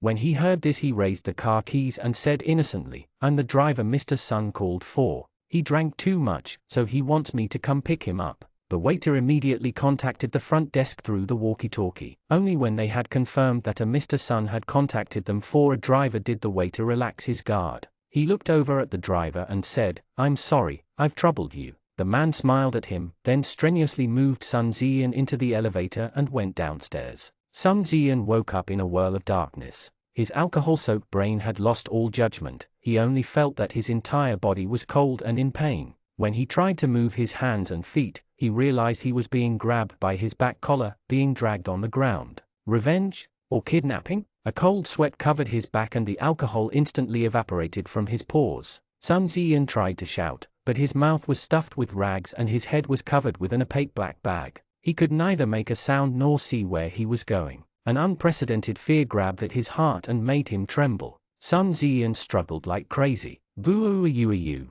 The person threw him against the wall. Sun Ziyan's head fell against the ground and he wriggled desperately, attempting to run. Immediately, a heavy kick landed on his leg and a voice said sinisterly, "Did I let you run?" Sun Ziyan was so scared tears and snot flew down his face. He was as stiff as a stone and didn't dare make any movements. He could only whine desperately, trying to convey goodwill to his kidnapper. He didn't care whether they wanted money or anything else. The man did not give him a chance to speak. A cold stick poked at his head as he asked, "Boss Sun, do you know why you're being beaten?" Sun Ziyan shook his head desperately. "Because you have done so many bad things that God himself can't even watch anymore." The man said hoarsely, "When you drink and eat meat, do you ever think about those who have been cornered by you? $100,000 isn't even enough for you to open 2 bottles of wine. Yet you think that's enough for the life of one person." He did not give Sun Ziyan the opportunity to speak, nor the ability to justify or talk about conditions. He didn't listen to anything. It was clear that he was just here to seek revenge. At this moment, all the unethical things he had done flashed through Sun Ziyan's mind, but there were too many and he had never really thought of them before.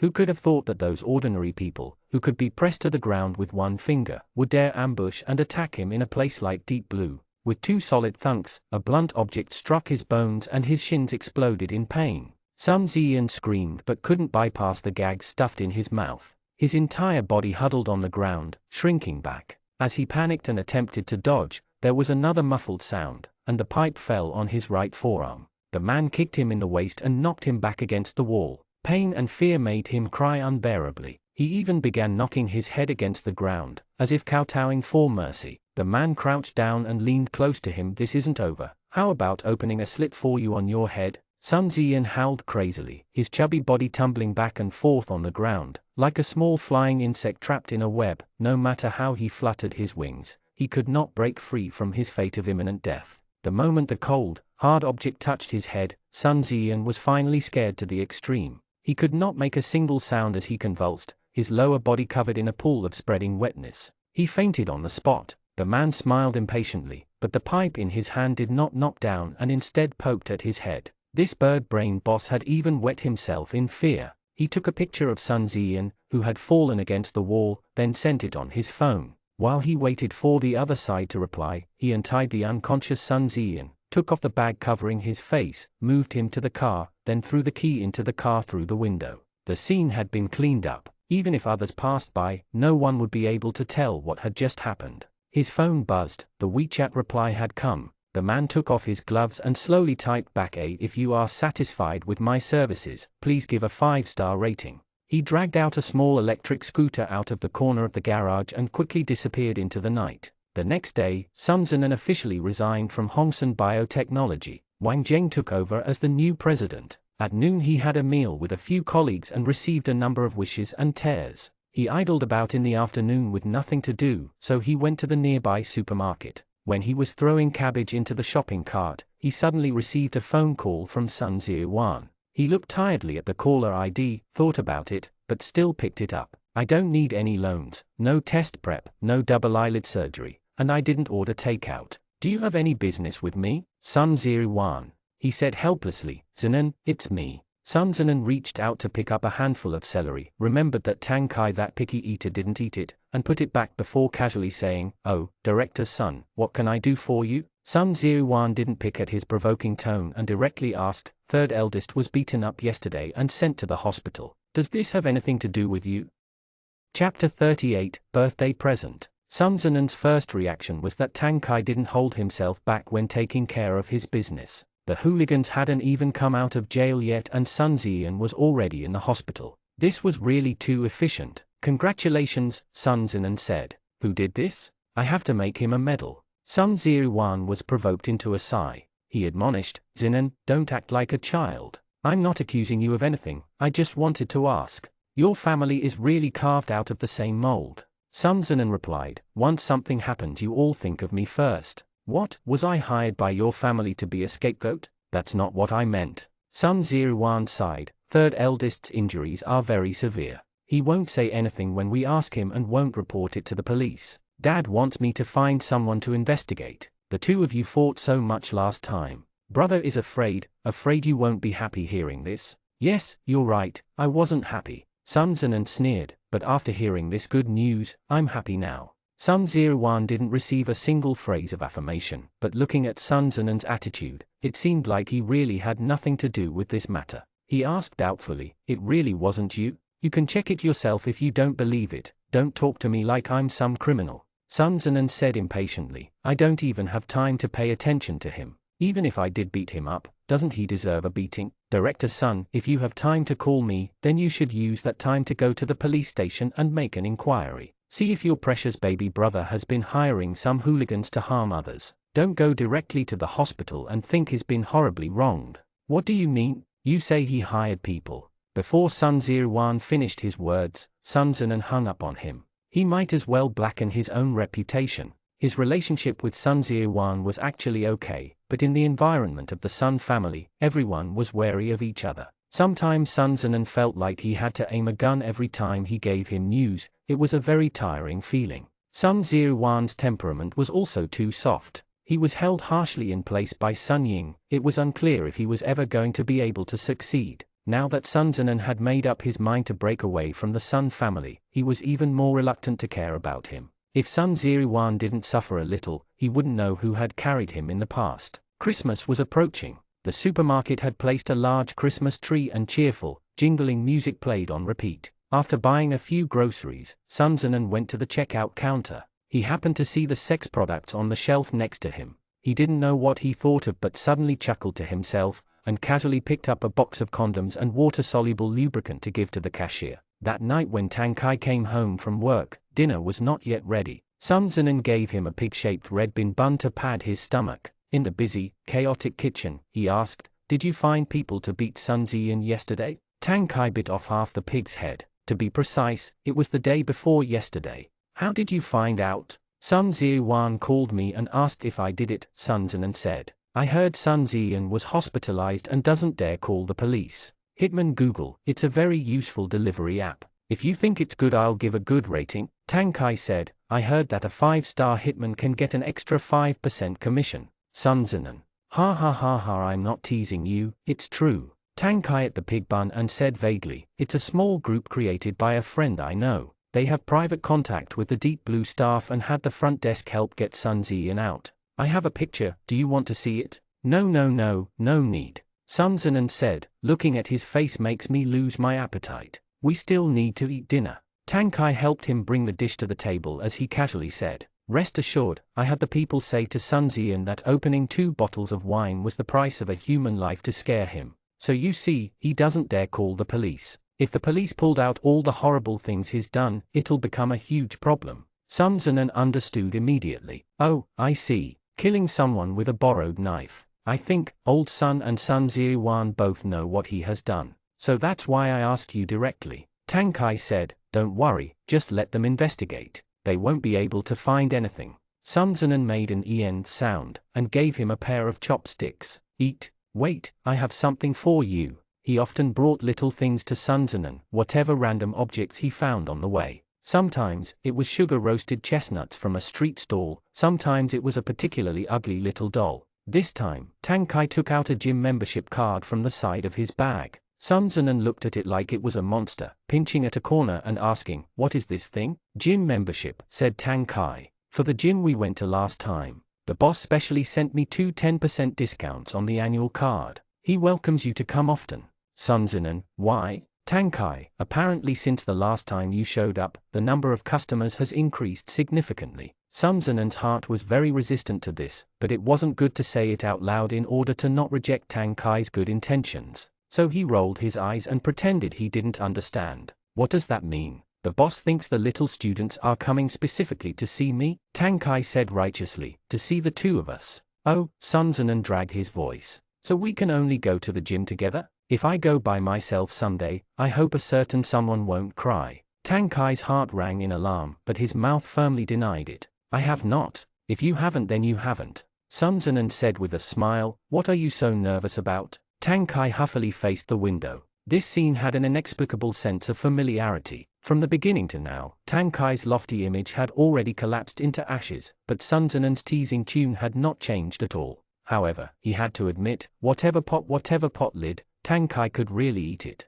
Sun Zinan curled up the corner of his mouth, leisurely picking up his soup bowl. To hide the reddening tips of his ears, he drank half a bowl of his bamboo shoot and shrimp meatball soup. Now that there was nothing stopping him, did that mean he could go deeper into this intimate relationship, to personally build himself a small family that belonged only to him? Tang Kai's birthday happened to be on Christmas Day. Although it was still a workday, Sun Zinan was leisurely staying at home. He had plenty of time to finally treat him well. He began with a bowl of longevity noodles in the morning. It was followed by a love bento delivery at noon, then a candlelight and rose-covered dinner after he opened the door when he got home from work that evening. Tang Kai had been fed all day by Sun Zinan to satisfaction. He was in an extremely good mood. Because of this, he was looking more and more forward to Sun Zinan's birthday gift. Before going to work that morning, he had seen a square box in the corner of the wardrobe. The package was quite exquisite. Sun Zinan had presumably prepared it early and was just waiting for dinner to give him the biggest surprise.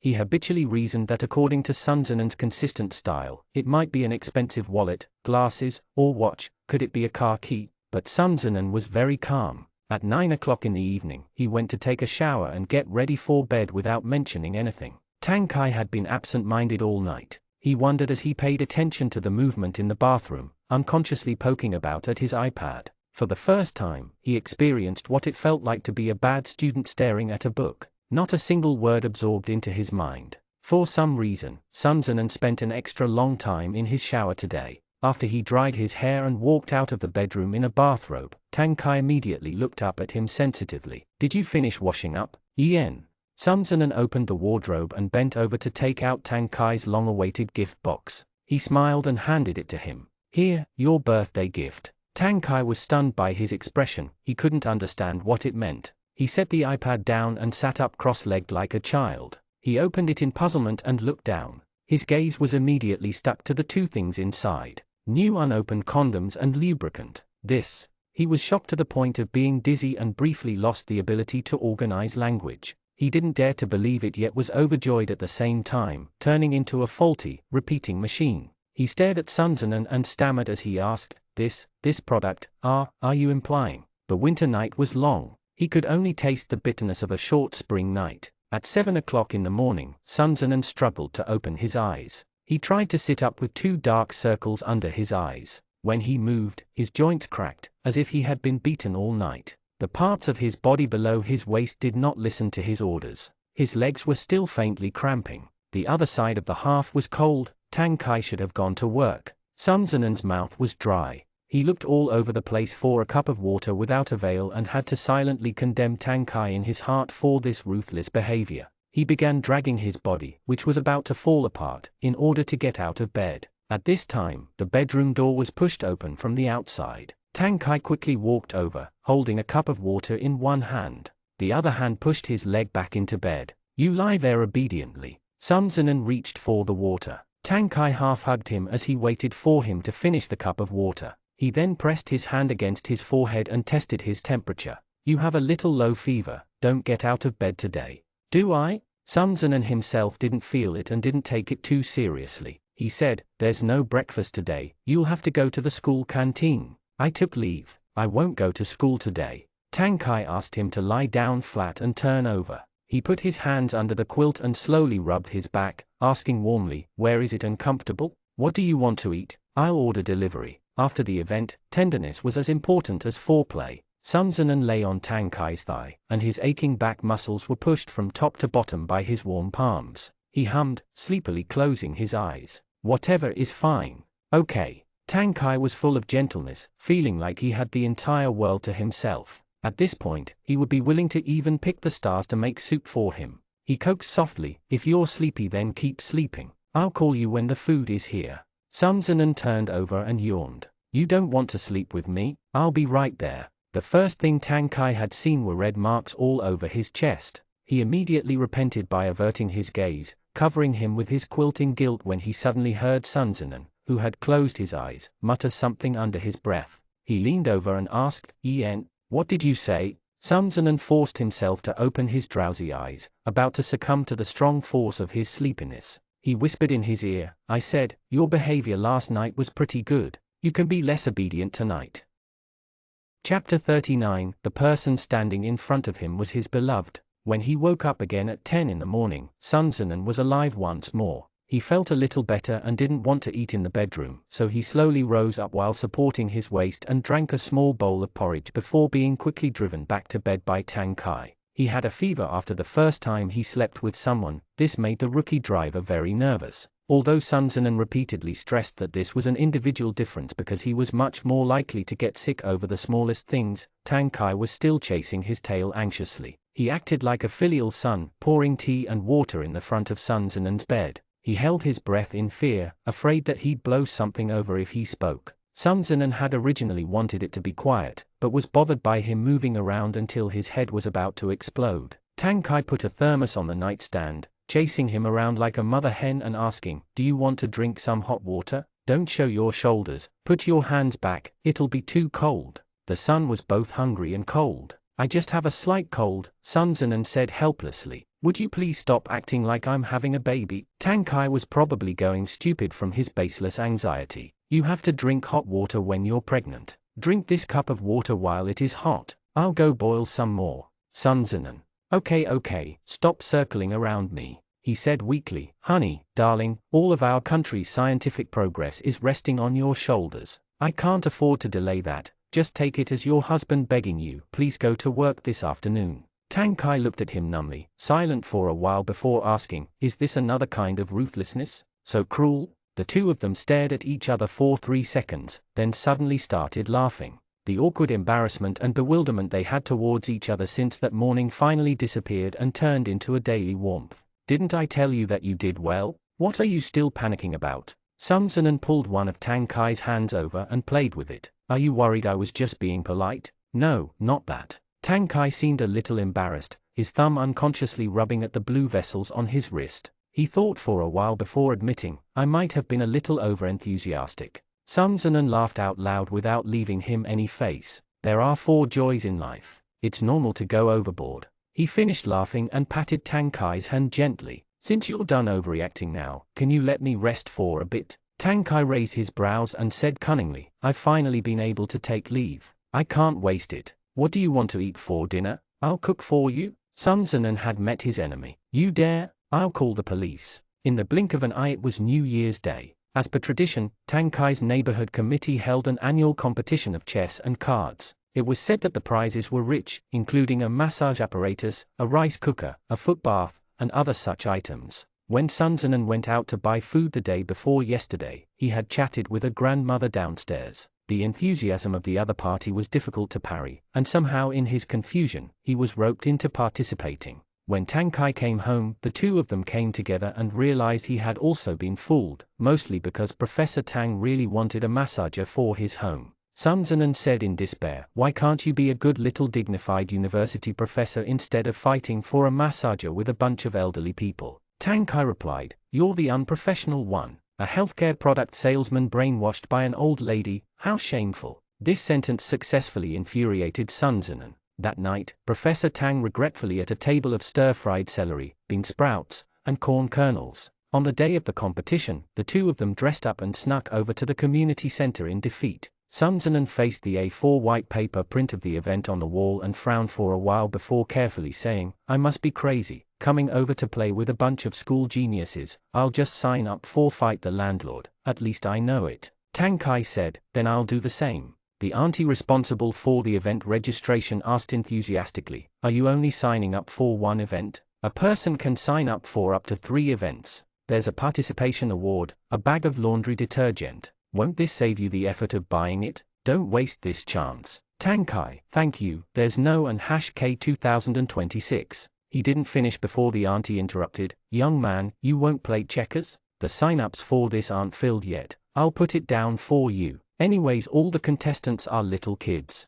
You can win top 3 with your eyes closed. Sun Zinan looked at Tang Kai's pinched look and was very amused. He couldn't restrain his laughter. Tang Kai wasn't satisfied with being the only person rolling in the mud. He had to pull Sun Zinan into the water with him and immediately dragged him over to the aunt. "This is my partner, please take a look. What event should he participate in?" Sun Zinan secretly elbowed him. "Then how about this, fun puzzles, okay?" The auntie wrote Sun Zinan's name neatly into the sign-up sheet. "Both of you can register for one more event." "No, 2 is enough," Sun Zinan said sincerely. "Thank you, elder sister. We don't lack any laundry detergent. We should leave that opportunity to the people after us." The auntie was teased into smiling and complimented how sweet and handsome he was. Sun Zinan's self-rescue was successful and he stealthily pulled Tang Kai away. The Fight the Landlord match was a single elimination system. There were 3 people at each table and each match had 3 rounds. Everyone had an initial score of 10 points and the score was recalculated at the end of every round.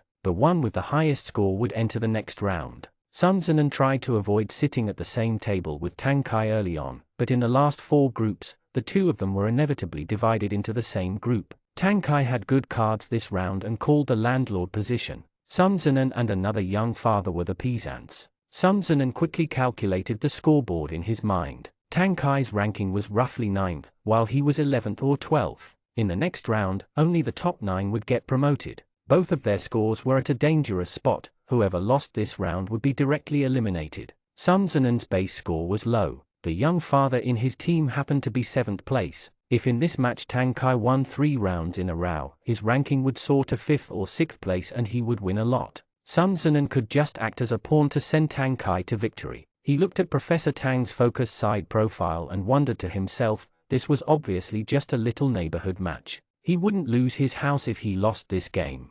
How did it come to such self-sacrifice tactics? But winning or losing was not within his consideration. He just wanted to coax Tang Kai into happiness by helping him achieve his desired massager. After this round, Tang Kai was promoted and Sun Zinan was eliminated. While the tables were being changed, Tang Kai leaned over and whispered, "Did you lose on purpose?" Sun Zinan glanced at him faintly and said as if nothing had happened, "With your advanced skills, do you still need others to lose on purpose?" "That's true." Tang Kai patted him on the shoulder and said solemnly, "Don't be sad, wait for me to win that massager for you." Sun Zinan looked baffled. "What do I have to be sad about? What use do I have for it?" Tang Kai said righteously, "To give you a massage. Ah, don't you often feel back pain?" Sun Zinan. "Damn, what a sore spot." He rolled up the paper tube in his hand and bitterly knocked on Tang Kai's forehead as he gritted his teeth and said, "Who's to blame for that? You still have the face to say." Although Director Sun had devoted his life to love, it was a pity Professor Tang's skills did not live up to expectations. Eventually, with a very small margin, he became runner-up and won a small rice cooker. In front of others, he had always seemed aloof and refused to take a group picture with the rice cooker. He could only hold it in one hand and stand there with a cold gaze, letting the staff take an individual picture of himself. After taking a look at the photo, the background didn't even need to be mentioned. That ethereal temperament, that out-of-body expression, it was like a tall male model carrying a Louis Vuitton rice cooker. Sun Zinan posted the photo to his WeChat moments and came up to him contentedly. "A rice pot with a rice scooper. Congrats, I'll use it to make rice for you today." Tang Kai took the 2 bags of laundry detergent from his hands and the 2 walked home slowly together. "You cheapskate, we could have won a massager." Sun Zinan squinted at him. "Why not have me have a try? Afterwards I'll buy you a massager." "It's too hard. How could I let you do any labor?" Tang Kai immediately said, "You better lie there and just enjoy it." As they spoke, the 2 of them entered his apartment. The weather had not been good since that morning. Even until now, the sky was overcast like it was about to snow. The room was dim, it was brighter closer to the window, but the other parts were shrouded in the darkness of the approaching night. Tang Kai carried the rice cooker into the kitchen and readily turned the lights on to unpack it. He turned back to ask Sun Zinan, "Darling, where should I put this pot?" Since Sun Zinan moved in, the small kitchen had become his territory. The originally empty counter now held a lot of things. In accordance with the Virgo standard, they were all lined up in a legion of bottles and cans. Tang Kai didn't dare touch anything in the fear of messing it up. He had to temporarily put the rice cooker in the only open space and beckoned Sun Zinan over to see. The kitchen was very old and small. There was only one light bulb on the ceiling. At this moment, it suddenly flickered unstably several times. Sun Zinan rolled his sleeves up and entered the kitchen. "Let me do it, you." The sound of his words didn't even land before a bang sounded above, as if something had exploded on the ceiling.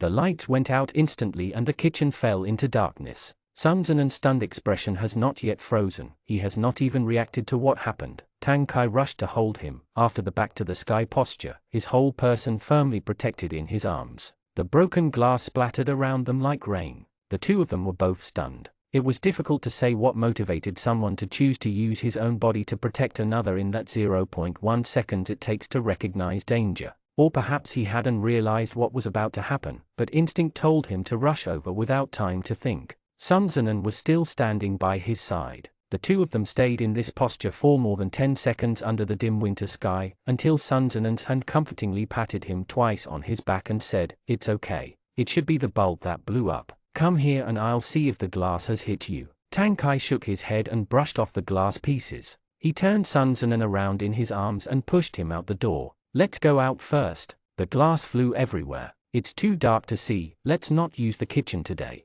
Sun Zenon looked back at him almost in a daze. His lips moved, as if he had something to say, but he remained silent. In the brightly lit living room, Sun Zenon placed Tang Kai on the sofa and poked around his collar, carefully checking again. Only until after he had confirmed there were no scratches did he stop feeling uneasy. He sat down next to him and asked, "What were you thinking?" "It was just a light bulb today, but it could be an explosion next time." But just from listening to that sound, who could tell whether it was a light bulb or a gas explosion? Love desperation was usually used to describe a state of full-hearted commitment, a love that extended beyond life and death, but love was an illusory thing while life was the real deal. Tang Kai replied very succinctly, "I didn't think of anything." He used to be suspicious, thinking himself some kind of Sherlock Holmes, and had thought that one day he would fall for someone else, or even throw his reason aside to use his back to block an explosion or his chest to block a gun. But what could he do? The person standing in front of him at that moment was his beloved. The hero saved a beauty. He deserves a reward. "I think someone should kiss me right now." Tang Kai changed the topic and poked Sun Zenon. Take the initiative. I've been waiting here for a long time." Sun Zenon stared at him for a long time. "You," he sighed, then got up from the couch. He placed his hands around Tang Kai's shoulder and kissed him. The first snow of the winter finally fell slowly from the dark sky. The cold wind whistled outside the window, and on the narrow sofa in the living room, the two of them entangled together, warm almost to the point of sweating. "Did it scare you?" "No." "Do you particularly love me now?" "Yes." "What if there's no dinner today? You can eat me."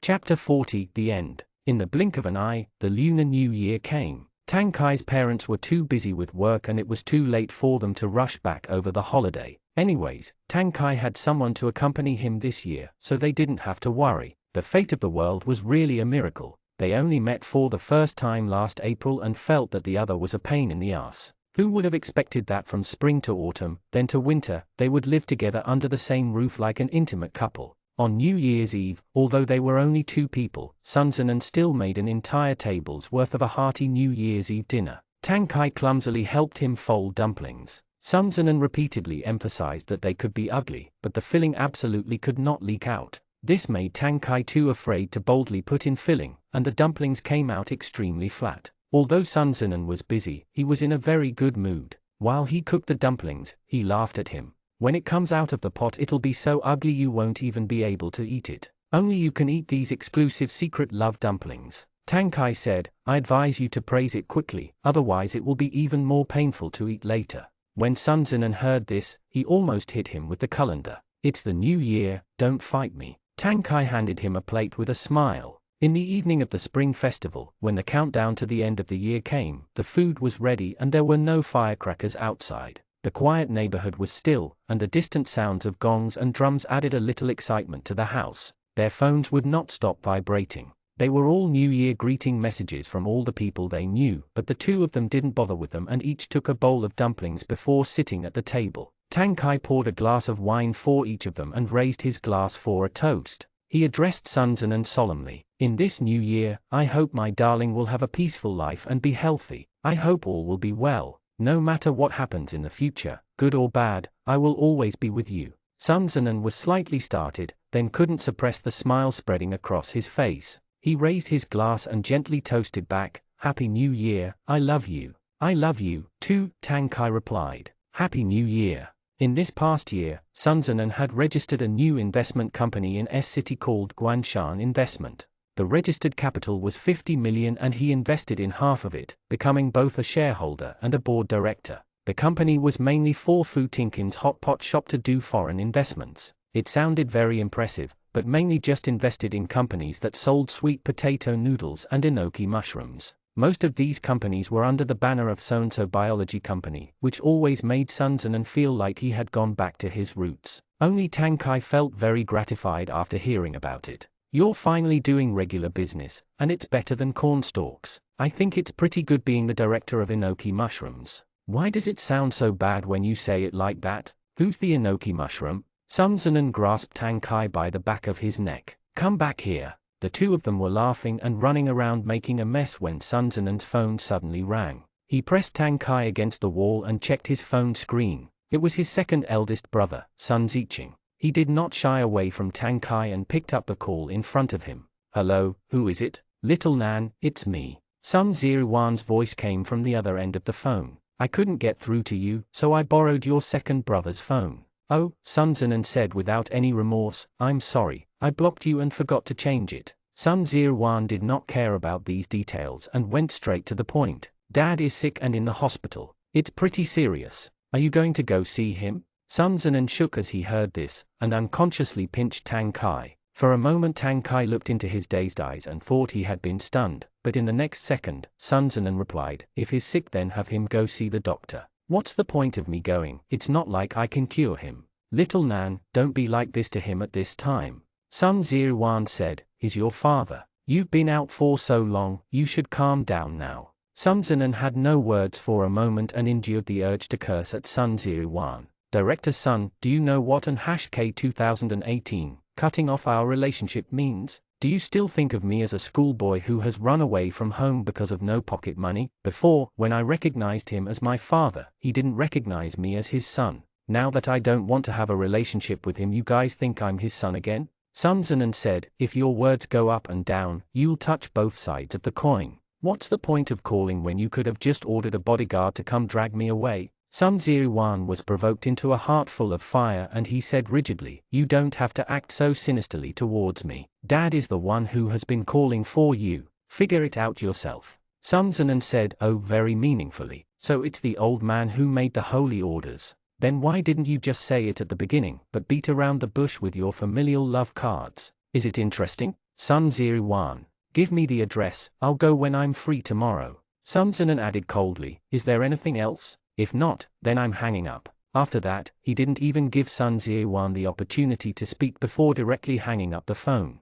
Tang Kai looked at his sudden, dark expression and took the initiative to hold him into his arms. He bowed his head and asked, should I accompany you tomorrow? Yen. Sun Zinan reached around his waist and said, what do you think he's up to this time? Tang Kai joked, he's not going to give you 5 million to make you leave me, right? Sun Zinan did not make a sound for a while. Tang Kai's heart thumped. Darling, are you considering it? Go to hell. Sun Zinan was angered into laughing. He squeezed his waist slightly. 5 million is too cheap. Can you please have some shame? Is that so? Tang Kai bowed slightly and suddenly swept his feet off the ground as he said reluctantly, shouldn't your answer be you won't leave me no matter how much money you get? Yes, yes, yes. Sun Zinan said coaxingly, this strong man, can you put me down? If you tickle me again, I'll divorce you for 5 million. The topic turned 800 meters away, like a brief breeze blowing away the fog in his heart. In fact, Sun Zinan was not actually willing to maliciously speculate Sun Ying's motivations. It was like grabbing a blade with an empty hand to hurt someone, it would only end up hurting everyone involved, including himself. He sometimes felt that he had already let go of everything, but feelings were not something that could be cut out like pork at a butcher's. Cutting off a few kilograms wouldn't just cut off a few kilograms, his blood would still flow out. The next day was a holiday. Tang Kai drove Sun Zinan to the hospital entrance, but did not intend to accompany him up. It seemed like he was just the role of a driver all in the end. Your father probably won't want to see me. Go, I'll wait for you here.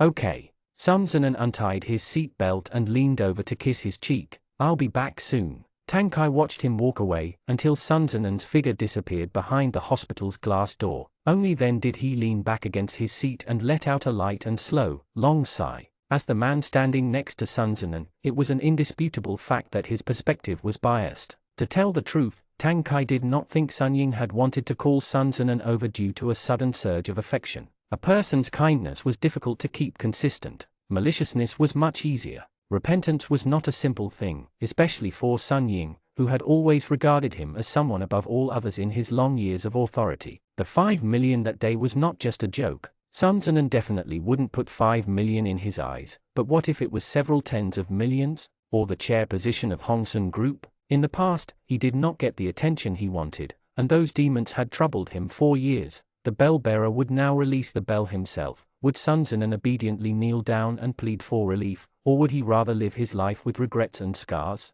Tang Kai did not dare to guess anymore. He opened a small gap in the window. The March wind, wrapped in the scent of moist dirt, scattered into the car. The message of spring seemed to fleetingly pass his ear, still confined within the not yet dissipated winter chill. Sun Ying was staying in a 3-room special ward. Sun Zinan waited for the other side to sign him in before going up the elevator and arriving at the ward on the 5th floor. He put his phone in his pocket and raised his hand to ring the doorbell. The electronic lock automatically clicked open. Sun Ying's voice rang from the inside. "Come in." Sun Zinan went through the door and found that Secretary Wang Tian, Sun Ying, and a man in a suit and tie who was holding a folder and a voice recorder in his hand were all present in the room. Seeing him come over, the man took the initiative to nod at him. "Hello, Mr. Sun. I am a lawyer commissioned by older Mr. Sun. My last name is Cao." "Hello, Lawyer Cao." Sun Zinan nodded at him, then turned to Sun Ying. "What are you looking for me for?" Sun Ying had grown a lot older in the few months he hadn't seen him.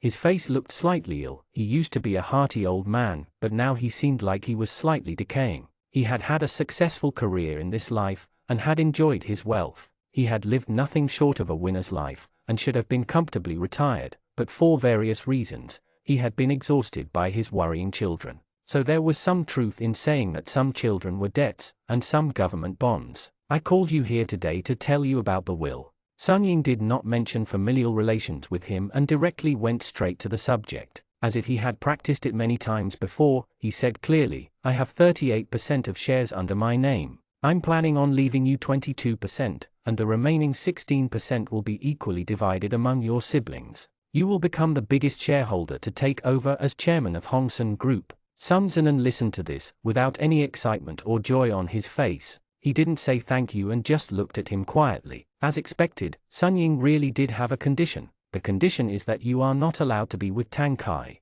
"Oh?" Sun Zinan's brows raised, finally showing a different expression. He asked with interest, "How can you guarantee that I will be obedient and won't take your money to support Tang Kai?" Mr. Cao coughed gently next to him, signaling that he wasn't just standing there to be a coat hanger. "The will has additional conditions. Once it is found that you and Tang Kai have a de facto marriage relationship, the execution will be immediately suspended and you won't get a single penny." Sun Ying said, "Zinan, in front of you is not 50,000 or a million, it's nearly $10 billion from the group. You might not even be able to earn this much even if you struggled for an entire lifetime. Tang Kai is good to you, but he is also a poor teacher. Can love be eaten? Can you guarantee that he will never change his heart? Shares are real money. If I give you them, others cannot take them away. Consider your choice carefully." As his voice landed, the entire ward fell into a frozen silence. Lawyer Cao and Wang Tian, the two outsiders, were so nervous that their hearts were racing, holding their breath as the two people facing each other did not move. At this moment, the father and son looked exactly the same, like they had been carved out of the same mold. After a long time, Sun Zinan finally couldn't keep his expression neutral anymore and started laughing. "What luck, I've learned the questions before the exam." Although the other three were stunned, he didn't explain what he meant. Sun Zinan continued, "Chairman Sun, didn't your elementary school teacher teach you that money can't buy friendship or love?" Sun Ying, "When I left, I already told you to do whatever you want with the inheritance. I didn't come up to you to ask for it, so why do you have to act so undignified, splitting the shares and even hiring a lawyer? Will the world end if you don't give them to me? I used to listen to you and was willing to be threatened by your inheritance because I wanted you to look at me and recognize me, to think of me as your flesh and blood son. But you only thought of me as a paid catfish." Sun Zinan said, "Now that I don't want anything and am ready to start a new life, you want to try to force me to turn back. Let's not beat around the bush. Why did you suddenly figure out that you wanted me back to pick up your work? Did you finally decide I was your son?" Sun Ying's body was stiff, fighting back his rising anger as he nodded. Bullshit. Sun Zinan mercilessly debunked him. You just felt like the authority of the head of the family had been challenged, and wanted to put me back under your control. If you use force as bait, I'll break up with Tang Kai. Without the Tang family backing me, I'll have to live off of you. Isn't that how it is? You're even pretending to be a fatherly figure, Dad. Sun Ying was speechless. Sun Zinan had exposed the truth. He wanted to yell, to exhaust all the bad words in his vocabulary to accuse this bastard, but he was really too old. Saying a few words took up his breath and left him no strength to continue cursing. What was more was that he was the first to suggest that Sun Zinan should break up with Tang Kai for the inheritance. Others were at the scene, and would definitely think he was blackmailing him. Get out! Sun Ying took in a forceful breath, quivering as he pointed at the door and shouted, I don't have a son like you, get out. Okay, I'm leaving now. Sun Zinan promised him in a very relaxed manner, then put his hand back into his pocket to take out his phone for everyone to see. The screen that should have been automatically locked was actually on, showing an ongoing WeChat call. Wang Tian took in a cold breath. Wait a minute, let me recite the answer I should have said earlier. Sun Zinan smiled at Sun Ying and said politely, thank you for your love, Chairman, but I will never leave Tang Kai, no matter how much money you give me. Thank you. Sun Ying. Professor Tang, who had been clutching at his phone and listening to the conversation the entire time, sprawled himself over the steering wheel and covered his hot face with his hands. Sun Zinan finished the dog food without any burden and prepared himself to listen to his father's words one last time before going out.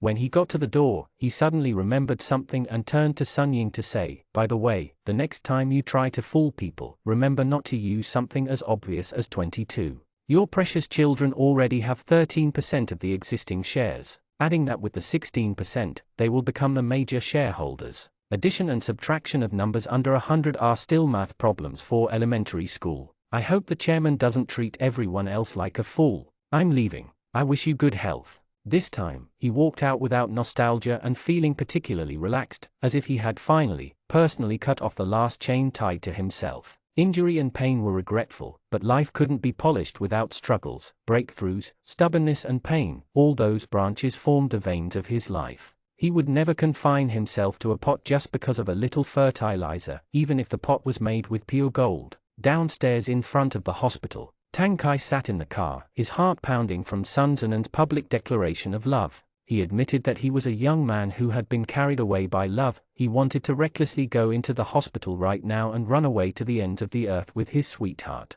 As he was in this trance, the sound of 2 knocks came from the car window. Tang Kai suddenly woke up from his fantasy and readily pulled the window down. He saw Sun Zinan standing outside, well dressed as he supported himself with one hand against the car roof. He leaned down and asked solemnly, Master, do you want to go to the Civil Affairs Bureau? On this clear and sunny day, the hint of a breeze seemed to become warmer as it brushed past the smile on his lips. Spring had finally come. Chapter 41 Extra Proposal. One day in May, 5 minutes to 9 p.m. When Sun Zinan came out of the shower, he noticed his phone vibrating. He glanced and saw that the caller was Tang Kai, so casually picked it up. Hello? A hesitant female voice came across. Hello, Sun Zinan? The voice stumbled, sounding very unnatural as if it was struggling to fight back a laugh. Excuse me, are you Professor Tang's, sweetheart baby fruit? Sun Zinan. Tang Kai, this shameless sand sculpture. Forget about him secretly giving him this shameful nickname, he even put it in other people's hands. If Sun Zinan hadn't known what kind of person he was, he would have labeled him some kind of internet troll. I'm Tang Kai's boyfriend. Sun Zinan forced himself to push away this page from the past and feigned calmness as he said, why is his phone with you? Oh, the woman said hurriedly, it's like this. Our colleagues had dinner outside tonight at a hotel and the male employees all had a little too much to drink. We don't know where he lives, could you come pick him up? Sun Zinan gave a small sigh. Okay, I got it. Give me the address and I'll be right there. We've troubled you. The female teacher hung up the phone and locked it before giving it back to Tang Kai, who was so drunk he couldn't even open his eyes. With a helpless face, she continued to call the family members of the next male professor. Tang Kai clutched his phone and stumbled against the back of his chair to sleep for a while. Maybe because he was uncomfortable, it wasn't very practical to sleep. He shook his head irritatedly and squinted his drunk eyes. He tapped away at his phone and somehow magically managed to hit Sun Zinan's name in the call records. Hello? Sun Zinan's voice came from the handset. Tang Kai dizzily held up the phone in front of him like it was a video call. Nan, Ian, where are you? I'm driving, said Sun Zinan. Did you drink too much? Wait a moment, I'll come pick you up. Professor Tang had a strong sense of safety procedures. If you're driving, don't drink. If you're drinking, don't drive. Darling, stay there obediently, don't drive. Your husband will come pick you up. Sun Zinan. He had to admit that although Professor Tang was quite dumb at the moment, when he was drunk, he lowered his voice until it was even more magnetic and deep. It had quite the killer strength, even the hairs on the back of Sun Zinan's neck were standing up. Fortunately, the hotel was not too far from their home and it was only a short drive away. Sun Zinan went directly into the private room. This group of people really seemed like they had drunk too much. Some were lying down while others were sprawled all over. The only person sitting upright in this entire scene was his family's Professor Tang. Sun Zinan walked over, bent down, and put a finger up in front of him and shook it. He smiled. Can you still recognize who I am? Tang Kai lifted his eyelids and looked at him, seemingly recognizing who he was. Without saying anything, he opened his arms and hugged him into his embrace, murmuring, "Don't be afraid, don't bother with them. I'll take you home." Sun Zinan almost fell over on him. He steadied himself against the back of the chair with a great amount of effort. "I shouldn't tease you, let's go, can you stand up?" Tang Kai was very obedient. His drunken reactions weren't slow and he stood up dazedly. He was pulled out of the room like a small child. He could walk normally, his legs functioning properly, but he couldn't walk in a straight line. Sun Zinan guided him by his waist to correct the direction he was walking in, and the two of them walked out of the elevator and went to the parking lot outside the hotel. Sun Zinan pulled out a coat from the back seat and threw it into his arms, pushing Tang Kai into the shotgun seat. "Put some clothes on, don't catch a cold." There was the hint of perfume on the coat. The two of them had lived together for a long time. The clothes in their closet had been tinted with the same scent and it was difficult to distinguish between their clothing. Tang Kai held the coat and intently stared at Sun Zinan as he concentrated on driving, as if he were using his eyes to trace the site of a rare treasure. This directness made Sun Zinan uncomfortable, and he couldn't help but ask, "Why are you looking at me?" Tang Kai said honestly, "You're attractive." Sun Zinan, "You're not allowed to look, shut your eyes." Tang Kai, "What, does it cost money to look at you?" "It doesn't cost money for you." Sun Zinan turned the steering wheel and couldn't resist smiling as he said, "But you're distracting me from driving, so you're not allowed to look." Tang Kai hmphed gently and turned his head to mutter to himself, "Why am I not allowed to look at my wife?" Sun Zinan didn't hear him clearly. "What?" Tang Kai shut his eyes childishly and ignored him. The car drove into the small garden. Sun Zinan woke up the drunkard and took him back into the apartment. The two of them had moved places at the beginning of the year. Wisteria Road number 22 was a single-family garden villa. It wasn't as close as the original little neighborhood, but it was only half an hour's drive from both Tianhai University and Sun Zinan's new company. Sun Zinan had wanted this house for a while. The renovations were complete, and they had just moved in this May. There was a large bathroom in the new house. Tang Kai was stripped clean and left soaking in the bathtub. Sun Zinan was afraid he would accidentally fall in and drown, so accompanied him with a towel to wipe his back. The heat was dense, the bathroom warm. Tang Kai's muscular, strong upper body was exposed,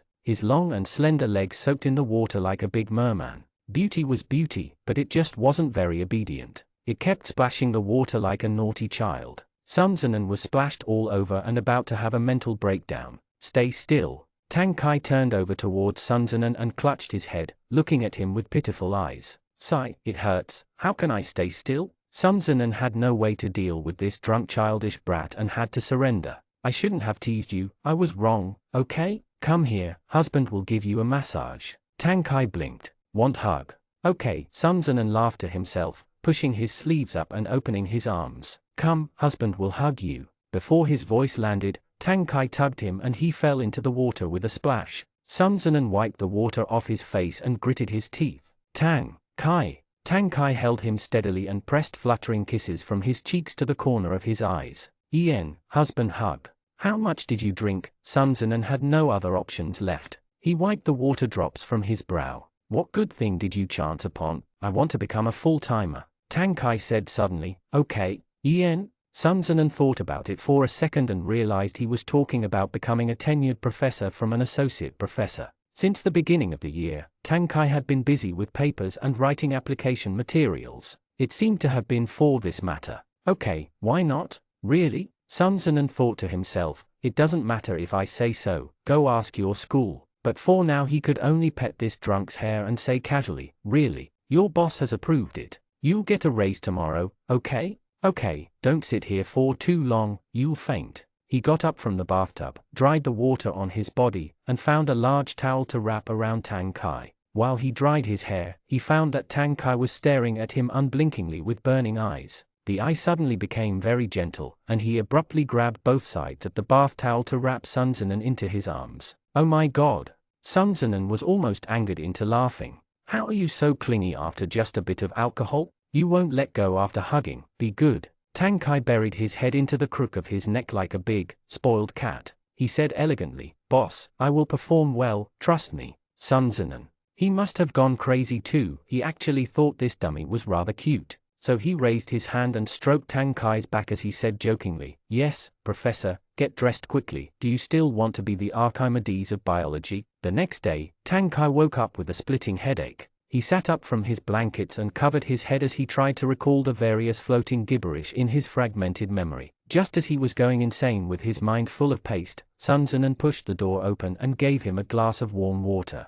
You're awake, Yen. Tang Kai took the cup and drank half the water. Last night. Yes, it's exactly what you think. Sun Zinan said with a serious expression, isn't this scene very familiar? Wait for me to light a cigarette while you stay in bed. Tang Kai suddenly seemed like he had been struck by lightning and issued an incredulous sound. Ah, Sun Zinan, ha ha ha ha ha. Tang Kai feebly fell back into bed. I knew it, you've been plotting against me for a long time. Boss, give me a score. How did I do yesterday? Sun Zinan had laughed enough. Actually your alcohol tolerance is okay. You didn't go crazy, but you pulled me around all night talking about full-time. Tang Kai was puzzled. What? Full-time? You said it yourself. You were as excited as a middle schooler. Sun Zinan suddenly bowed his head and leaned over, repressing his voice and saying, but when you become a tenured professor, if you act like your colleagues did last night, I will end you. Tang Kai tried to argue. I don't. Sun Zinan feigned a sinister expression and asked aggressively, remember? Tang Kai was shocked by this big brother's vitality and immediately bowed his head and said obediently, I remember. Summer came quietly, imperceptibly. One evening, Sun Zinan received a phone call from Tang Kai on his way home from work. He asked him to help him find a book in the study, which was one of the most important materials for his tenure. Sun Zinan, afraid of delaying his business, went straight to the study and pushed the door open, but was overwhelmed by a large pile of rose petals blowing towards him. Tang Kai was dressed in a formal suit and wearing golden-rimmed glasses. He looked like he was attending an international academic conference. He got up from the chair behind his desk and walked through the rose-covered red carpet. He took Sun Zinan's hand and led him to a tall bookshelf. Sun Zinan was faintly aware of what Tang Kai was going to do, but he was caught off guard by the theatrics, and turned his head a little dazedly to look at him. There's a very important book here. Tang Kai stood behind him, one hand around Sun Zinan's waist, one hand passing by the books. He tapped a book with a light grey cover. Would you like to see it? Sun Zinan stretched his hand over and pulled the book out. It was called I Basic Theory and Application. The book was not flat, it seemed to have something in between its pages. Tang Kai took Sun Zinan's hand and turned to the first page. He said slowly behind him, this book is a compilation of some of my previous papers by a publishing house. This is my first published book. They sent me a sample today. They wanted me to write a postscript, but I asked the editor if I could write a thank you note at the beginning. They agreed. Sun Zinan heard the words and looked down at the page of white paper, which had a note written neatly with a fountain pen. Dedicated to my partner Mr. Sun Zinan. You are my world outside of this world. Tang Kai said, I didn't drink, so now I have the courage to ask you while I'm sober. Are you okay with your name being written in this thank you note? This proposal really fit Professor Tang's personality. Sun Zinan stroked the line of writing through the back of the paper, thinking of the spring breeze not long ago and that intoxicated night. He suddenly realized that Tang Kai's full-time wasn't just some drunken mumblings, but this meaning. He continued to flip through the pages of the book, and 2 platinum rings fell into his palm. One of the rings was smooth, and the other ring was embedded with a small diamond, engraved with their initials, T.K and S.Z.N. The last piece of the domino finally fell, and it happened so naturally. He seemed to have been waiting for many years. His heart had met many sour emotions, but at this moment, the marriage proposal became a cocoon protecting him from the wind, dust, ice and snow, revealing a new heaven.